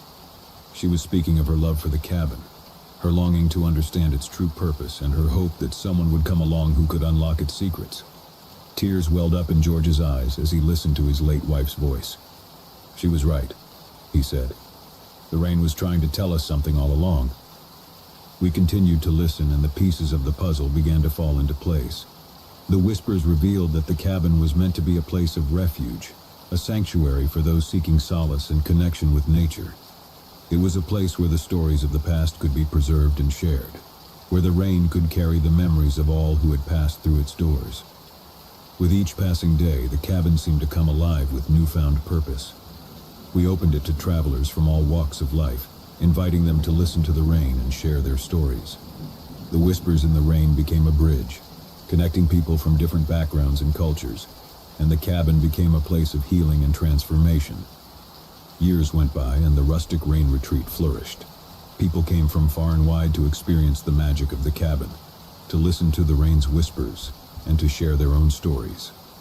The cabin had become a place of connection, where strangers became friends and where the world outside seemed to fade away. George and I grew old together, watching as the cabin fulfilled its true purpose. We knew that we had unlocked a mystery that had been hidden in plain sight, and we were grateful for the chance to be a part of something greater than ourselves. On a quiet evening, as George and I sat by the fire, listening to the rain, he turned to me with a smile. "I couldn't have asked for a better friend or a better companion on this journey, Mark." I nodded, feeling a deep sense of gratitude. "And I couldn't have asked for a more remarkable mentor and friend, George. This place has changed my life in ways I can't even begin to describe." As the rain continued to fall outside, I couldn't help but think that sometimes the most extraordinary mysteries are hidden in the ordinary moments of life. The rustic rain retreat had taught me that even in the quietest whispers of the rain, there could be a world of stories waiting to be discovered. And as I listened to the rain's gentle whispers, I knew that I was exactly where I was meant to be.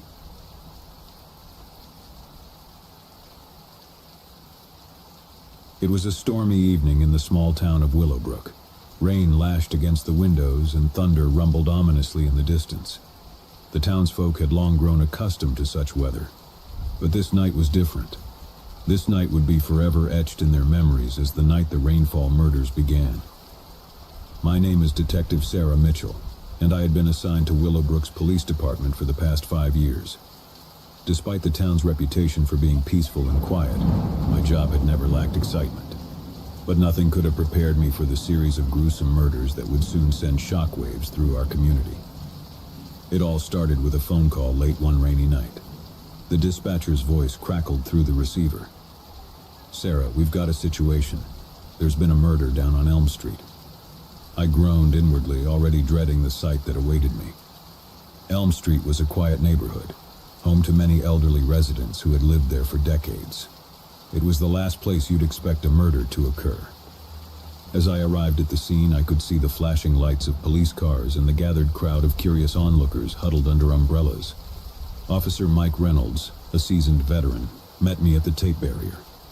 "Sarah, you won't believe this," he said, his voice filled with disbelief. "It's unlike anything I've ever seen." We ducked under the yellow crime scene tape and approached the quaint white picket fenced house. Inside, we found the lifeless body of Mrs. Edith Sullivan, an elderly widow who had lived alone for years. Her frail figure lay sprawled on the living room floor, her eyes wide open in a frozen scream. I couldn't help but shiver as I examined the gruesome scene. Mrs. Sullivan's throat had been slashed, and her small home was in disarray, as if a tornado had swept through it. But what struck me the most was the eerie message written in red across the walls. "The rainfall begins." My mind raced as I tried to make sense of the cryptic message. What did it mean? Who would do such a thing, and why? The rain outside continued to pour relentlessly, creating a disconcerting backdrop to the gruesome discovery. I knew this case was unlike any I had ever encountered, and it was only the beginning. In the days that followed, the rainfall murders continued to terrorize Willowbrook. Each murder was as gruesome as the last, with the victims chosen seemingly at random. The only common thread was the cryptic message scrawled across the crime scenes. "The rainfall begins." The town was gripped by fear. and my team and I worked tirelessly to piece together any clues that might lead us to the killer.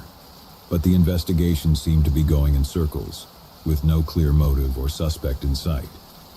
One rainy evening, as I sat in my dimly lit office, my thoughts turned to the victims. They ranged in age from young to old, and there was no apparent connection between them. It was as though the killer was selecting victims at random, leaving a trail of death and despair in their wake. I couldn't shake the feeling that there was a deeper meaning behind the cryptic message. The rainfall begins had to be a clue, a key to understanding the killer's motives. But what did it signify? As I pondered the message, a call came in from Officer Reynolds. "Sarah, we've got another one. This time it's the Johnsons, a couple in their 60s. My heart sank as I rushed to the scene, my mind racing with questions. What did the rainfall murders have to do with the rain itself? And why was this town being plagued by such a gruesome and relentless killer? The investigation into the rainfall murders stretched on for weeks, and our frustration grew with each passing day. The killer left no fingerprints, no witnesses, and no discernible pattern to their crimes. It was as though they were a phantom, striking with ruthless efficiency and disappearing into the rainy night. The town's fear and paranoia were palpable. Residents locked their doors and windows, and children were no longer allowed to play outside. Willowbrook had become a town under siege, and there seemed to be no end in sight. One rainy night, as I sat in my car outside the latest crime scene, I couldn't help but feel a growing sense of hopelessness. The rain was relentless, as it had been for weeks, and it felt like an omen of the darkness that had descended upon our town. I gazed out at the rainy streets, my mind a whirlwind of questions. What did the killer want? What was the significance of the rain in their twisted agenda? And how could we stop them before they struck again? My thoughts were interrupted by the sudden appearance of a figure in my rearview mirror. A hooded figure, cloaked in darkness, was approaching my car. I reached for my weapon, my heart pounding, as the figure drew nearer. But instead of attacking, the figure handed me a small envelope and disappeared into the rainy night. I watched in shock as they melted into the shadows, leaving me with the mysterious package. With trembling hands, I opened the envelope and found a single note inside. It read, "Meet me at the old Rainfall Bridge tonight at midnight. Come alone." I knew it was a risk, but I couldn't ignore the possibility that this message was from the killer. It was a chance to finally confront the darkness that had consumed our town. As midnight approached, I drove to the old Rainfall Bridge, a decrepit structure that had long been abandoned. The rain was still falling, a steady downpour that seemed to intensify as I reached my destination. I parked my car and stepped out into the darkness, clutching my weapon tightly. The bridge creaked and groaned beneath my feet as I made my way to the center, where a lone figure awaited me. The figure stepped into the dim light, and I gasped in shock. It was Emily, a woman I had known for years, who had recently moved to Willowbrook. She had always been quiet and reserved, but I had never suspected her of being involved in the rainfall murders. "Emily," I said, my voice trembling. "What is this? Are you involved in the murders?" She shook her head, her eyes filled with fear and desperation. "No, Detective Mitchell, I'm not the killer. I've been trying to stop them." I was taken aback by her words. "Stop them? What do you mean?" Emily explained that she had moved to Willowbrook to escape a troubled past, one that had haunted her for years. She had been plagued by nightmares and visions of the rainfall murders, and she believed that the rain itself held the key to stopping the killer. "It's like a curse," she said, her voice quivering. "The rain speaks to me, Detective Mitchell. It shows me things I can't explain. I've been trying to decipher its messages and stop the killer before they strike again." I listened in disbelief as Emily described her eerie connection to the rain. She claimed that the rain had revealed to her the identity of the killer and the location of their next victim. It was a bizarre and unbelievable story, but there was something in her eyes that made me believe she was telling the truth. As we spoke, the rain continued to fall, its relentless rhythm serving as a backdrop to our conversation. Emily begged me to help her stop the killer, to put an end to the rainfall murders once and for all. With no other leads or suspects, I had no choice but to follow Emily's guidance.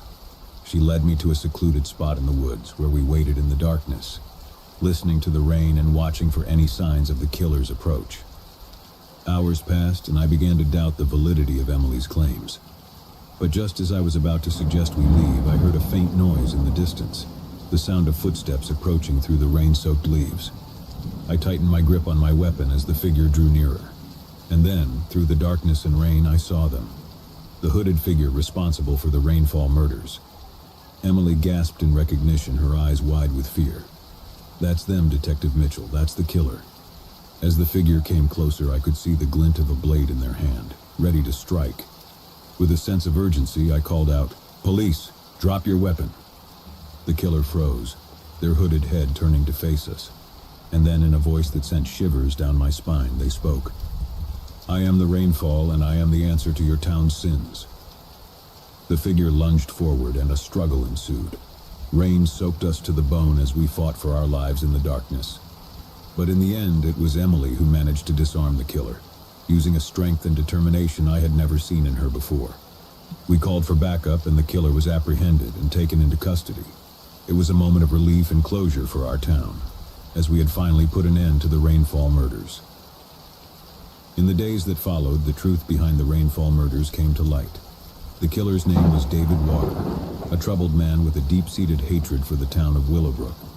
He had chosen his victims at random, leaving cryptic messages in a twisted attempt to instill fear and chaos. But it was Emily's connection to the rain that had ultimately led us to him. She had seen his face in her visions, and the rain had guided us to his location that fateful night on the old Rainfall Bridge. As I sat in my office, reflecting on the events that had transpired, I couldn't help but marvel at the strange and unsettling nature of the case. It was a reminder that sometimes the darkest mysteries can be found in the most unexpected places, and that even the rain itself can hold secrets waiting to be uncovered. The town of Willowbrook slowly began to heal from the trauma of the Rainfall murders. The rain continued to fall, as it always did, but now it was a symbol of resilience and strength, a reminder that even in the face of darkness we could find the light. And as I looked out at the rainy streets of Willowbrook, I couldn't help but wonder what other secrets the rain might hold, and what mysteries it might reveal in the future.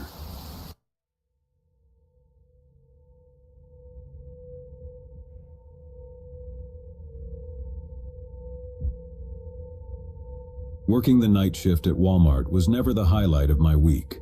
The sterile fluorescent lights seemed to drain the life out of everything, casting harsh shadows that danced eerily on the linoleum floor. But the pay was decent, and it was a job, so I couldn't complain too much.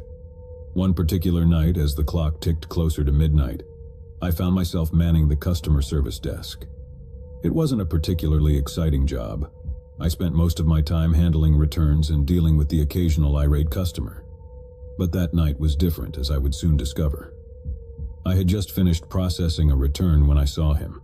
He stood at the entrance, lingering in the faint-lit vestibule.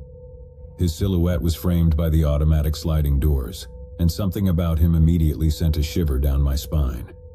The man was tall and gaunt, his features obscured by the hood of his tattered coat. He wore dark, worn-out jeans that seemed to sag under their own weight, and his shoes were scuffed and filthy. But what really caught my attention were his eyes, or rather the lack of them. His face was hidden in the shadows, and I couldn't make out any facial features, just two dark voids where his eyes should have been. I blinked, thinking it was a trick of the light, but when I looked again, his unsettling gaze remained.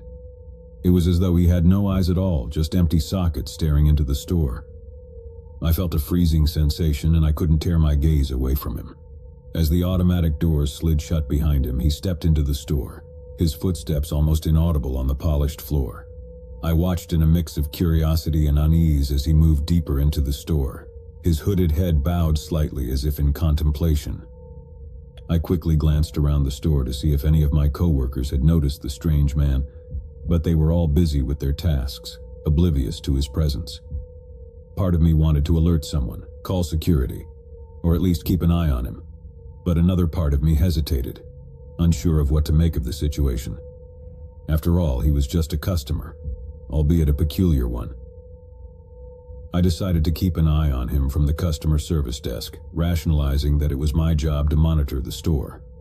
As I watched, he wandered aimlessly through the aisles, occasionally picking up an item, only to put it back haphazardly. His movements were jerky, almost mechanical, and there was an unsettling air of purposelessness about him. Time seemed to stretch as I observed him, and I couldn't shake the feeling that something was profoundly wrong. It was as though he didn't belong here, as if he were a glitch in the system, an anomaly in the orderly world of Walmart.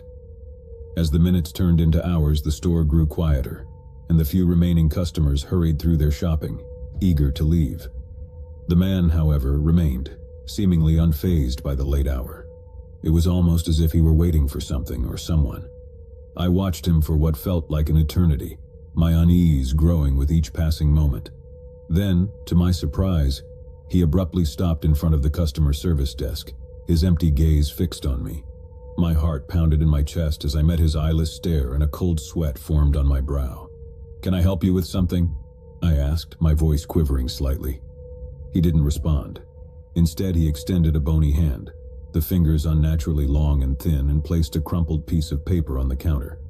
I cautiously picked it up and unfolded it, my eyes widening in shock as I read the scrawled message. "They're coming for you." My heart raced, and I looked up at the man, my mind racing with fear and confusion. "Who's coming for me?" I demanded, my voice trembling. The man remained silent, his hooded head still bowed. I felt a growing sense of dread, as though I had stumbled into a nightmare from which there was no escape. I decided to call for help. I picked up the store phone and dialed the security extension, but there was no answer, just static on the line. Panic welled up inside me as I realized I was on my own, with this mysterious man who seemed to defy reason. I glanced around, hoping to catch the attention of one of my coworkers, but they were all preoccupied with their tasks, oblivious to the tension that had gripped the store. It was as if I were trapped in a parallel reality, isolated with this enigmatic stranger. I turned my attention back to the man who had now stepped closer to the desk, his hood concealing his face even more. "Who are you?" I asked, my voice quivering. He finally spoke, his voice low and raspy, sending a shiver down my spine. "I am a harbinger of the inevitable," he said cryptically. I didn't know what to make of his words, but they filled me with a sense of foreboding. "What do you want from me?" I asked, my voice barely above a whisper. He reached into the pocket of his coat and pulled out a small, worn-out photograph. He slid it across the counter toward me, and my hands trembled as I picked it up. The photograph was old and faded, depicting a group of people standing in front of a dilapidated house. It looked like it had been taken decades ago. Among the people in the photo, one figure stood out, the man himself, his face whole, his eyes filled with life. I looked up at him, my confusion deepening. "Is this you?" He nodded slowly. It was once. I couldn't make sense of it. The man in the photograph bore no resemblance to the eyeless, hooded figure before me. "What happened to you?" I asked, my curiosity overcoming my fear. He didn't answer directly, instead choosing to speak in riddles. "I have seen the depths of the abyss, tasted the darkness that lies beyond the veil of reality. I have glimpsed the true nature of existence, and it has taken everything from me." I didn't know what to say. His words were both cryptic and unsettling, and I couldn't shake the feeling that I had stumbled upon something beyond my understanding. Suddenly, the store's intercom crackled to life, the sound echoing through the empty aisles. "Attention Walmart associates," a voice announced. "We have received a report of a suspicious individual in the store. Please be on the lookout and report any unusual activity to security." My heart sank as I realized the announcement was about the man standing before me. I had to act quickly. I grabbed the phone and dialed the security extension again, hoping someone would pick up this time. To my relief, a voice answered on the other end. "Security, what's your emergency?" I quickly explained the situation, the strange man, the cryptic message, and the unsettling photograph. The security officer assured me they would dispatch someone immediately. As I hung up the phone, I turned to the man who had remained strangely calm throughout the ordeal. "Security is on their way," I said, my voice trembling. "You need to stay here until they arrive." He nodded, seemingly unfazed by the impending arrival of security. "I will wait," he said softly. Minutes felt like hours as I stood behind the customer service desk, the man standing before me, his hooded head bowed in contemplation. The store remained eerily quiet, the harsh fluorescent lights casting long shadows that seemed to dance in rhythm with my racing heart. Finally, the sound of approaching footsteps broke the silence. Two security officers clad in blue uniforms entered the store, their flashlights cutting through the darkness. I rushed to meet them, explaining the situation and pointing to the mysterious man. The security officers approached the man cautiously, their flashlights illuminating his hooded face. They exchanged wary glances as they questioned him, but he remained cryptic and evasive, offering no concrete answers. As the officers handcuffed him and led him away, I couldn't help but feel a sense of relief. The ordeal was over, and I could finally breathe easy. But even as I watched him being escorted out of the store, I couldn't shake the feeling that there was more to the story, that the man's enigmatic words held a deeper meaning. Days turned into weeks, and the memory of that unsettling night at Walmart began to fade. Life returned to its usual routine, and I tried to put the bizarre encounter behind me. Then one evening, as I was leaving work, I found a small envelope waiting for me at the customer service desk. It was addressed to me in handwriting I didn't recognize. I cautiously opened it and found a single piece of paper inside, along with another faded photograph. The photograph depicted the same group of people standing in front of the dilapidated house. But there was something different about it. The man who had been eyeless in the previous photograph now had eyes, dark and piercing, staring into the camera with an intensity that sent a shiver down my spine. On the back of the photograph, a message was scrawled in the same handwriting as the envelope. "The abyss is patient. It waits for those who seek to understand its secrets. Beware the truths you seek, for they may consume you." I couldn't make sense of it. Who had sent me this message, and what did it mean? The enigmatic encounter at Walmart had left me with more questions than answers, and I couldn't escape the feeling that I had stumbled upon something beyond my comprehension. As I left the store that evening, the harsh fluorescent lights casting long shadows around me, I couldn't help but wonder what other mysteries lay hidden in the most ordinary of places, waiting to be discovered by those brave or foolish enough to seek them out. Working at Walmart was never glamorous, but it paid the bills. I was just an ordinary employee, one among the sea of blue vests, stacking shelves and dealing with the quirks of everyday customers. The store was a monotonous place, predictable and unchanging. That was until I started working under Manager Phillips. Manager Phillips was a tall, middle-aged man with graying hair and an unassuming demeanor. He wasn't particularly friendly, but he wasn't unkind either. He ran the store efficiently, and that's what mattered to most of us. However, there was something about him that made me uneasy from the very beginning. It started with the way he looked at us, his employees. His gaze was penetrating, as if he were trying to read our souls. It was a look that lingered too long, that made you want to squirm and look away. But I couldn't deny the effectiveness of his management style. Our store was running like a well-oiled machine, and our sales numbers were steadily climbing. One day, as I was restocking the canned goods aisle, I overheard a hushed conversation between two of my co-workers, Rachel and Mike. They were whispering about Manager Phillips and the strange things they had seen him do. My curiosity got the better of me, and I moved closer to eavesdrop. "He's always in the break room during his lunch break," Rachel said, her voice barely audible. "And he locks the door behind him." Mike nodded in agreement. "Yeah, and I've seen him go out to the parking lot late at night, sometimes after everyone else has left. It's weird, man." I had noticed some odd behaviors from Manager Phillips myself, but I had brushed them off as quirks. Now, hearing my co-workers' concerns, I couldn't help but wonder if there was more to the man than met the eye. That evening, after my shift, I decided to follow Manager Phillips. It was a foolish and impulsive decision, driven by a curiosity I couldn't ignore. I watched from my car as he left the store, his figure disappearing into the night. I trailed him at a distance, my heart pounding in my chest. He drove to a remote area outside of town, a place I had never been before. He parked his car near a secluded pond, and I watched as he got out and walked to the water's edge. In the dim moonlight, I saw him raise his hands, palms up, and begin to speak in a low, almost hypnotic voice. I couldn't make out the words, but the tone of his voice was dark and cold. It was as though he were engaged in some kind of ritual. I watched in stunned silence as Manager Phillips continued his strange behavior. He stayed by the pond for what felt like hours, his movements deliberate and purposeful. It was clear that whatever he was doing was deeply important to him. Finally, he returned to his car and drove back to the store, seemingly unaware that he had been observed. I waited a few minutes before I followed him back, my mind racing with questions and suspicions. Over the next few weeks, I couldn't shake the feeling that something was seriously wrong with Manager Phillips. I kept a close eye on his actions, documenting the strange occurrences I witnessed. It became an obsession, something I couldn't let go of.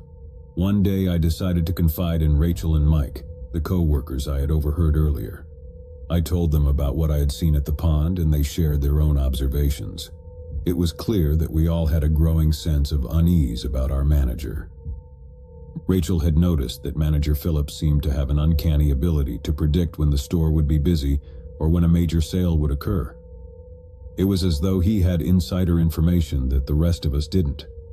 Mike, on the other hand, had discovered that Manager Phillips had access to a room in the back of the store that no one else did. It was a small, windowless space, and the door was always locked. Mike had tried to ask about it, but Manager Phillips had brushed off his inquiries, claiming it was simply a storage room. As our suspicions grew, we decided to do some digging.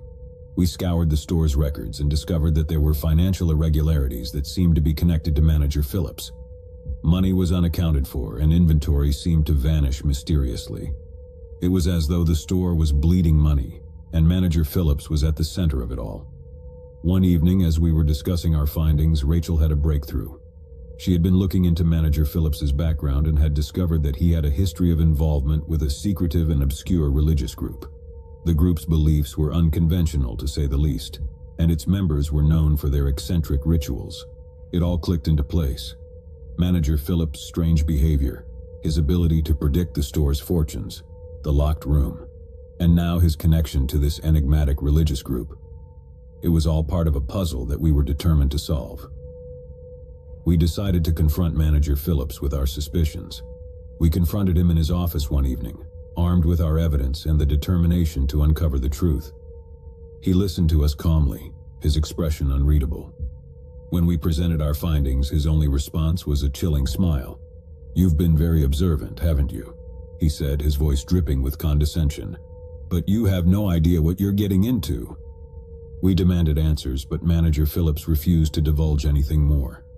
Instead, he warned us to drop our investigation and forget everything we had discovered. It was a veiled threat, and we knew we were treading on dangerous ground. Undeterred, we decided to take our concerns to higher-ups in the company. We believed that they needed to know about Manager Phillips's behavior and its impact on the store's finances. We gathered our evidence and prepared to make our case. But before we could take our concerns any further, things took a sinister turn. Rachel disappeared one night after her shift. She had been conducting her own investigation into Manager Phillips, and we feared that she had crossed a line that put her in danger. We reported her disappearance to the police, but there was no sign of her. It was as though she had vanished without a trace, leaving us with a growing sense of dread and helplessness. Mike and I were now the only ones left to unravel the mystery of Manager Phillips. We knew that we were risking our own safety, but we couldn't turn back. We had to uncover the truth, not only for Rachel's sake, but for our own as well. We continued to gather evidence, documenting every irregularity and suspicious behavior we could find. The financial discrepancies grew more alarming, and it became clear that Manager Phillips was siphoning money from the store for reasons known only to him. One night, as I was going through some old records in the break room, I discovered something creeped me out.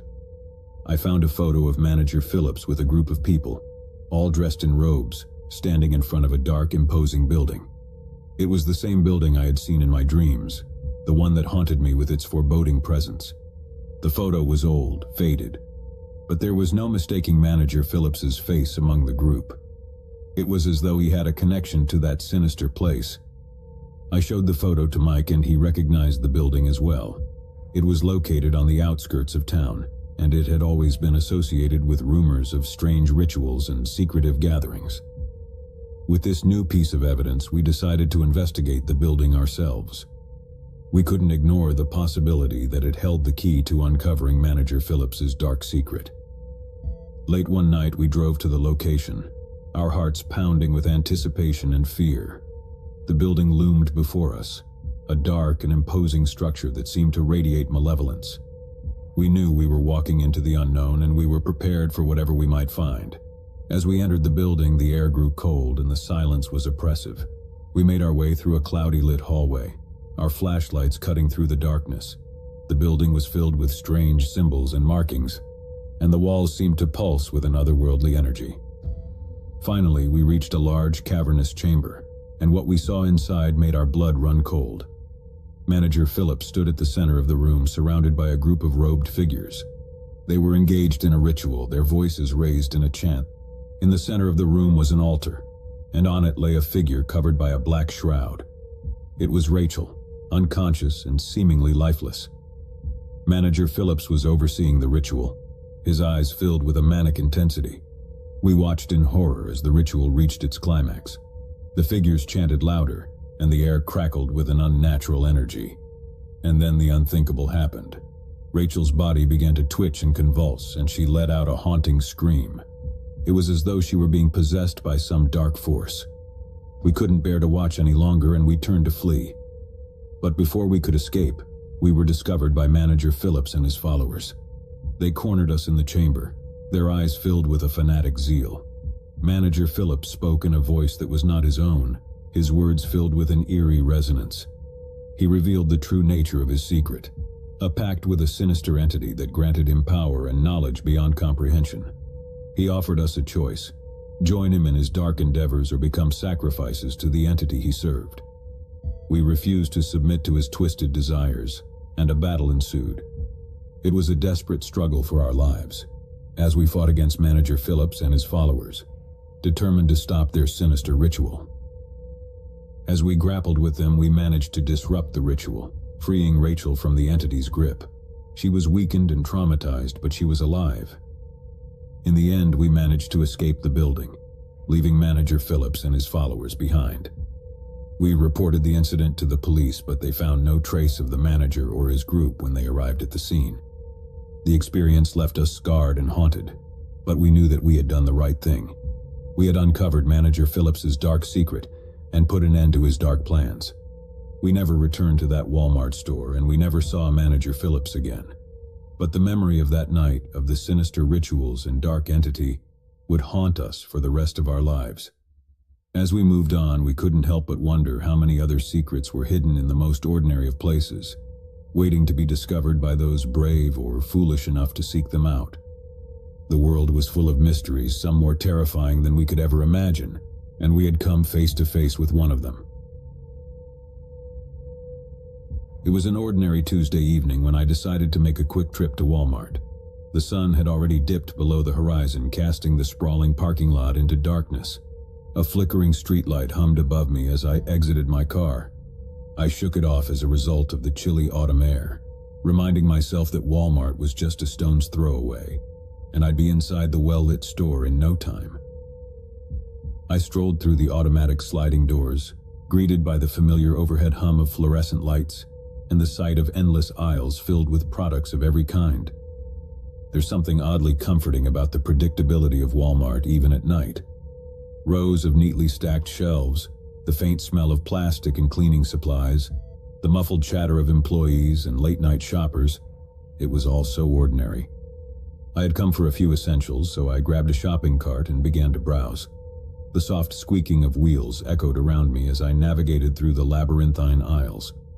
My footsteps seemed unusually loud against the linoleum floor, but I shrugged it off as my imagination playing tricks on me. I picked up a box of cereal, some milk, and a few other items, steadily making my way toward the checkout lanes. As I turned into the snack aisle, something caught my eye. A man in a faded green hoodie. He was standing near the potato chips, his head buried in a bag as if he were genuinely shopping. At first, there was nothing remarkable about him, just another shopper in a Walmart hoodie. But then, something about his posture struck me as odd. He seemed tense, like a predator sizing up its prey. He didn't glance my way, but I couldn't shake the feeling that he was watching me, studying me. It made my blood freeze, making me hesitate. I continued down the aisle, glancing over my shoulder to find him still there, pretending to examine bags of chips. I quickened my pace, now acutely aware of my surroundings. Every aisle I turned into, he was there, never too close but always within my line of sight. Panic started to creep in, and I told myself I was being paranoid. Maybe he was just doing his shopping and I was reading too much into it. But deep down, I knew something wasn't right. When I reached the personal care aisle, I decided to test my theory.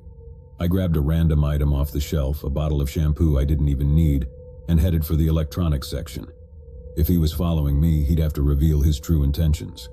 Sure enough, as I entered the electronics section, he followed. I tried to act nonchalant, glancing at the TVs and browsing the video games, but my heart raced. There was no doubt now he was following me. Fear constricted my chest as I considered my options.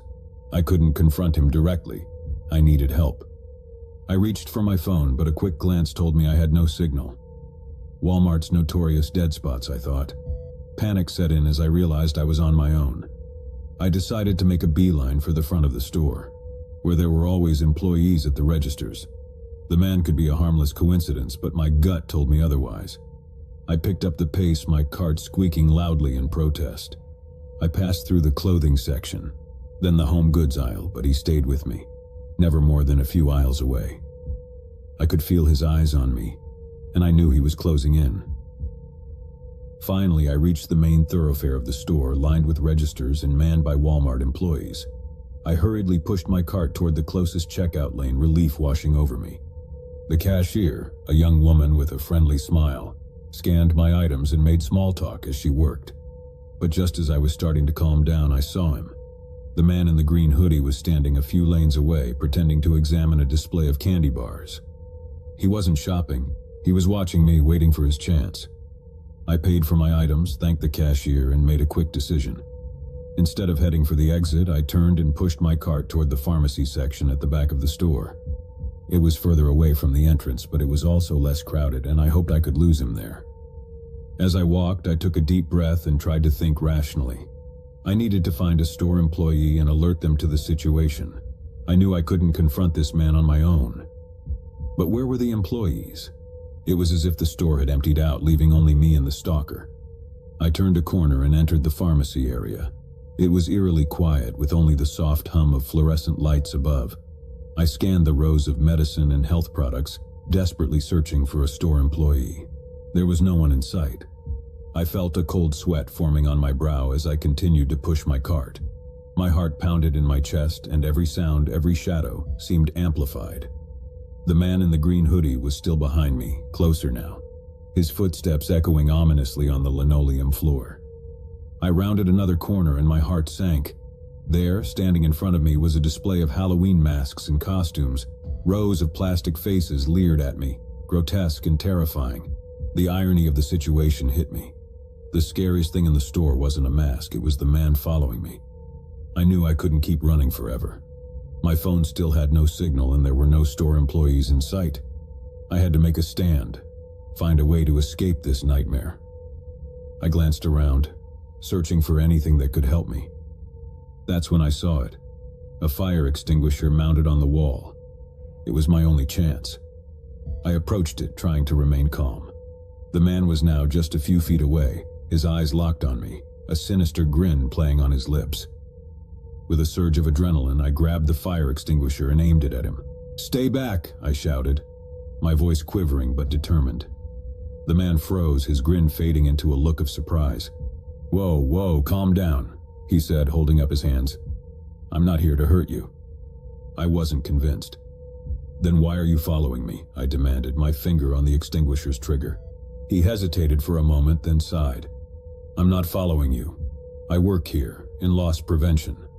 I thought you might be a shoplifter." My heart pounded in my chest as I considered his words. Could he be telling the truth? I lowered the fire extinguisher slightly, but I didn't put it down. "You're a Walmart employee?" I asked, still on edge. "Yes," he replied, his hands still raised. "I'm just doing my job, trying to prevent theft. I'm sorry if I scared you." I looked around, finally noticing the security cameras placed throughout the store. It made sense. He was an employee trying to protect the store's assets. I felt a wave of embarrassment wash over me as I realized my mistake. I thought you were stalking me," I admitted, feeling foolish. He nodded sympathetically. "I can see how it might have looked that way. I should have introduced myself and explained, but I didn't want to blow my cover. Relief flooded through me as I lowered the fire extinguisher completely and handed it back to him. "I'm sorry for overreacting," I said, my voice shaky. "It's just that, well, it's been a really strange night." He offered a friendly smile. "No worries. I'm Chris, by the way. I promise I won't be following you anymore." We both chuckled nervously, and I finally started to relax. Chris walked me to the front of the store where other employees were now visible at the registers. He explained the situation to a manager who assured me they would review the security footage to confirm everything was okay. As I left the store, I couldn't help but laugh at the absurdity of it all. What had started as a routine trip to Walmart had turned into a terrifying ordeal, all because of a misunderstanding. I realized that sometimes fear can distort our perceptions and lead us to make rash decisions. From that night on, I never looked at Walmart the same way. It was no longer just a place to shop. It was a reminder that even the most ordinary settings can become the backdrop for a terrifying encounter. And as I drove away, I couldn't shake the feeling that the man in the green hoodie had given me a glimpse into the darker side of the ordinary world. A world where shadows lurked in every aisle, and fear could turn even the most mundane moments into a nightmare.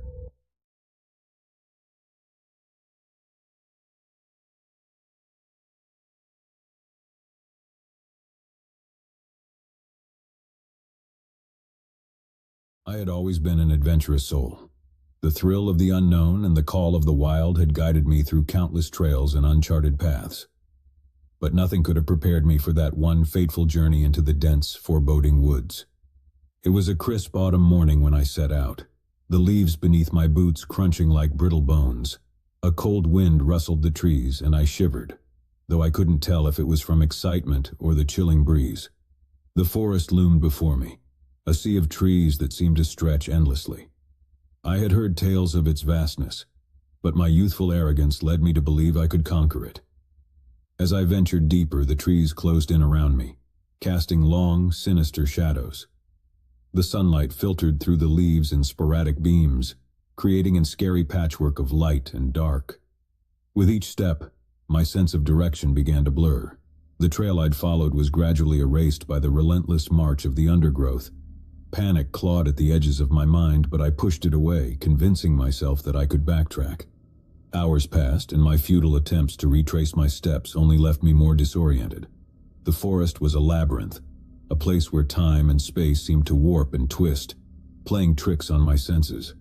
The more I struggled to find my way, the further I sank into the heart of the wilderness. My hunger gnawed at my insides, and the water in my canteen was running dangerously low. Panic had now fully engulfed me.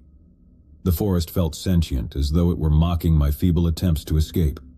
The distant calls of wildlife became whispers, and the rustling leaves carried unsettling secrets. I felt as if I was being watched, stalked by something unseen. Night fell like a shroud, and I huddled under a makeshift shelter of leaves and branches, feeling utterly exposed. The chilling symphony of the forest at night enveloped me, the howls of distant animals and the rustling of unseen creatures. Sleep was elusive, as every rustle or distant sound sent me into a state of high alert. Morning brought no solace. The woods seemed to have transformed overnight, the once familiar path now a maze of confusion. I decided to walk in a straight line, desperate to escape this haunting place. But the forest had other plans. It led me in circles, and my strength waned with each step. I was hungry, tired, and on the brink of despair. It was then that I saw him, or at least I thought I did. A shadowy figure darted between the trees just at the edge of my vision. My heart raced, and I chased after it, convinced it was my way out. But the figure remained elusive, a phantom in the woods. Days turned into weeks, and my desperation grew.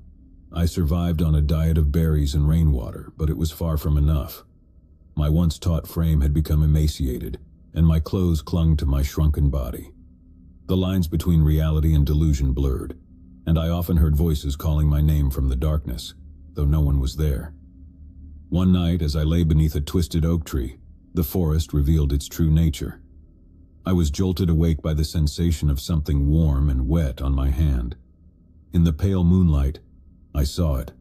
An animal carcass, torn and eviscerated, its entrails spread around my shelter like a gruesome offering.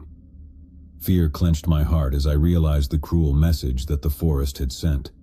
It was as if the wilderness had become a sentient, sinister entity, toying with me, luring me deeper into its clutches. I knew then that I was no longer alone in these woods, but I could never be sure who or what was watching me. The forest held secrets darker than the night, and I had become ensnared in its web of terror. Hunger and fear drove me to the brink of madness, and I began to question my own sanity. And then, one fateful day, I saw him again. The shadowy figure, this time closer, more distinct. It was a man, disheveled and wild, with eyes that held a hint of madness. He beckoned to me, his voice a mere whisper on the wind. In my fragile state, I followed him without question, convinced that he was my salvation. He led me to a small clearing in the heart of the forest, where a ramshackle cabin stood. It was a crude structure, cobbled together from rotting wood and tattered cloth. Inside, a fire crackled in a makeshift hearth, casting mystic shadows on the walls. The man, whose name was Elijah, explained that he had been lost in the woods for years, just like me. He had learned to survive in this unforgiving wilderness, and he offered me food and shelter. Desperation clouded my judgment, and I accepted his hospitality, though a nagging voice in my mind warned me that there was something deeply unsettling about him. Days turned into weeks as I lived in the cabin with Elijah, my only companion in this forsaken place. He spoke of the forest as if it were a living, breathing entity, a dark force that demanded sacrifices. He claimed that he had made a pact with the forest, offering it sustenance in return for his own survival. As the weeks passed, I began to notice the gruesome trophies that adorned the cabin's walls, skulls of animals and even a few human bones. It was then that the horrifying truth began to dawn on me. Elijah was not merely a survivor, he was a part of the very darkness that had consumed the forest. He was a cannibal. The realization struck me like a lightning bolt, and I knew I had to escape. But the forest, now even more sinister, seemed to tighten its grip on me. Every attempt to leave was thwarted, as if the trees themselves conspired to keep me there. Elijah's sanity unraveled further, and he spoke of the forest's insatiable hunger, of the countless lost souls who had met their end within its depths. I knew that my only chance lay in outwitting Elijah, and so I bided my time, pretending to embrace his twisted worldview. I learned his routines and waited for the right moment. One fateful night, as he lay in a feverish sleep, I made my move. The forest, it seemed, had grown tired of its plaything. I crept out of the cabin, my heart pounding like a drum, and plunged deeper into the woods, my every step a prayer to the forces of nature for salvation. The forest seemed to part before me, as if it had grown weary of the game, and I stumbled upon a trail. With a newfound burst of energy, I followed it, guided by the distant glow of moonlight. But I was free, and I would never forget the horrors I had witnessed within the heart of the unforgiving forest. The tale of my ordeal became a cautionary legend among those who dared to enter the woods, a reminder of the darkness that could consume even the most adventurous souls. I've always had a deep love for the outdoors, so it wasn't unusual for me to spend weekends exploring new hiking trails in the wilderness of upstate New York. This particular weekend, I decided to venture into the vast Catskill Mountains, an area renowned for its beauty and serenity. The crisp morning air greeted me as I embarked on my hike, following a well-marked trail into the dense forest. The path was clear, and the sun filtered through the leaves, casting a dappled light on the forest floor. The sounds of nature surrounded me, from the chirping of birds to the gentle rustling of leaves in the breeze. As I hiked deeper into the woods, I became increasingly aware of the sheer solitude that enveloped me. There was a tranquil and a dead silence that settled over the forest. Although I was alone, I couldn't help but feel as if unseen eyes were watching my every step. The feeling was unnerving, but I shrugged it off as a product of the profound quiet. Hours passed as I ventured further into the forest. The trail had become narrower, and the dense underbrush encroached on both sides. I felt a sense of vulnerability, a realization that I was in a remote area where help was far from reach. My goal for the day had been to reach a pristine mountain lake I had read about, nestled deep within the Catskills. It was rumored to be a hidden gem, a place of breathtaking beauty. But as the day wore on, I began to worry that I had veered off the path. I took out my map and compass to assess my location, but to my shock, I couldn't find them. Panic surged through me as I realized that I must have left them behind at my last rest stop. I cursed my carelessness, but told myself that I could rely on my intuition and make my way back. I turned to retrace my steps, but to my surprise, the trail I had been following seemed to have disappeared. The once clear path had become an overgrown tangle of branches and underbrush. I fought back the rising fear and decided to push forward, confident that I could eventually find my way back to the main trail. The hours passed and my sense of unease deepened as I continued to walk deeper into the woods. The forest around me had grown unfamiliar, and I couldn't shake the feeling that I was lost. The towering trees seemed to loom over me, their branches blocking out the sunlight. The stillness of the woods was broken only by the occasional call of a distant bird. As the day turned into evening, I made the difficult decision to set up camp. I gathered wood for a fire and constructed a makeshift shelter using branches and leaves. The night was quiet and dark, save for the soft rustling of leaves in the wind. The following morning, I was determined to find my way back to civilization. I scoured the area for any signs of the trail, but it was as if the path had vanished entirely. I couldn't understand how I had managed to get so disoriented in what should have been a straightforward hike. I continued to walk, driven by a growing sense of desperation.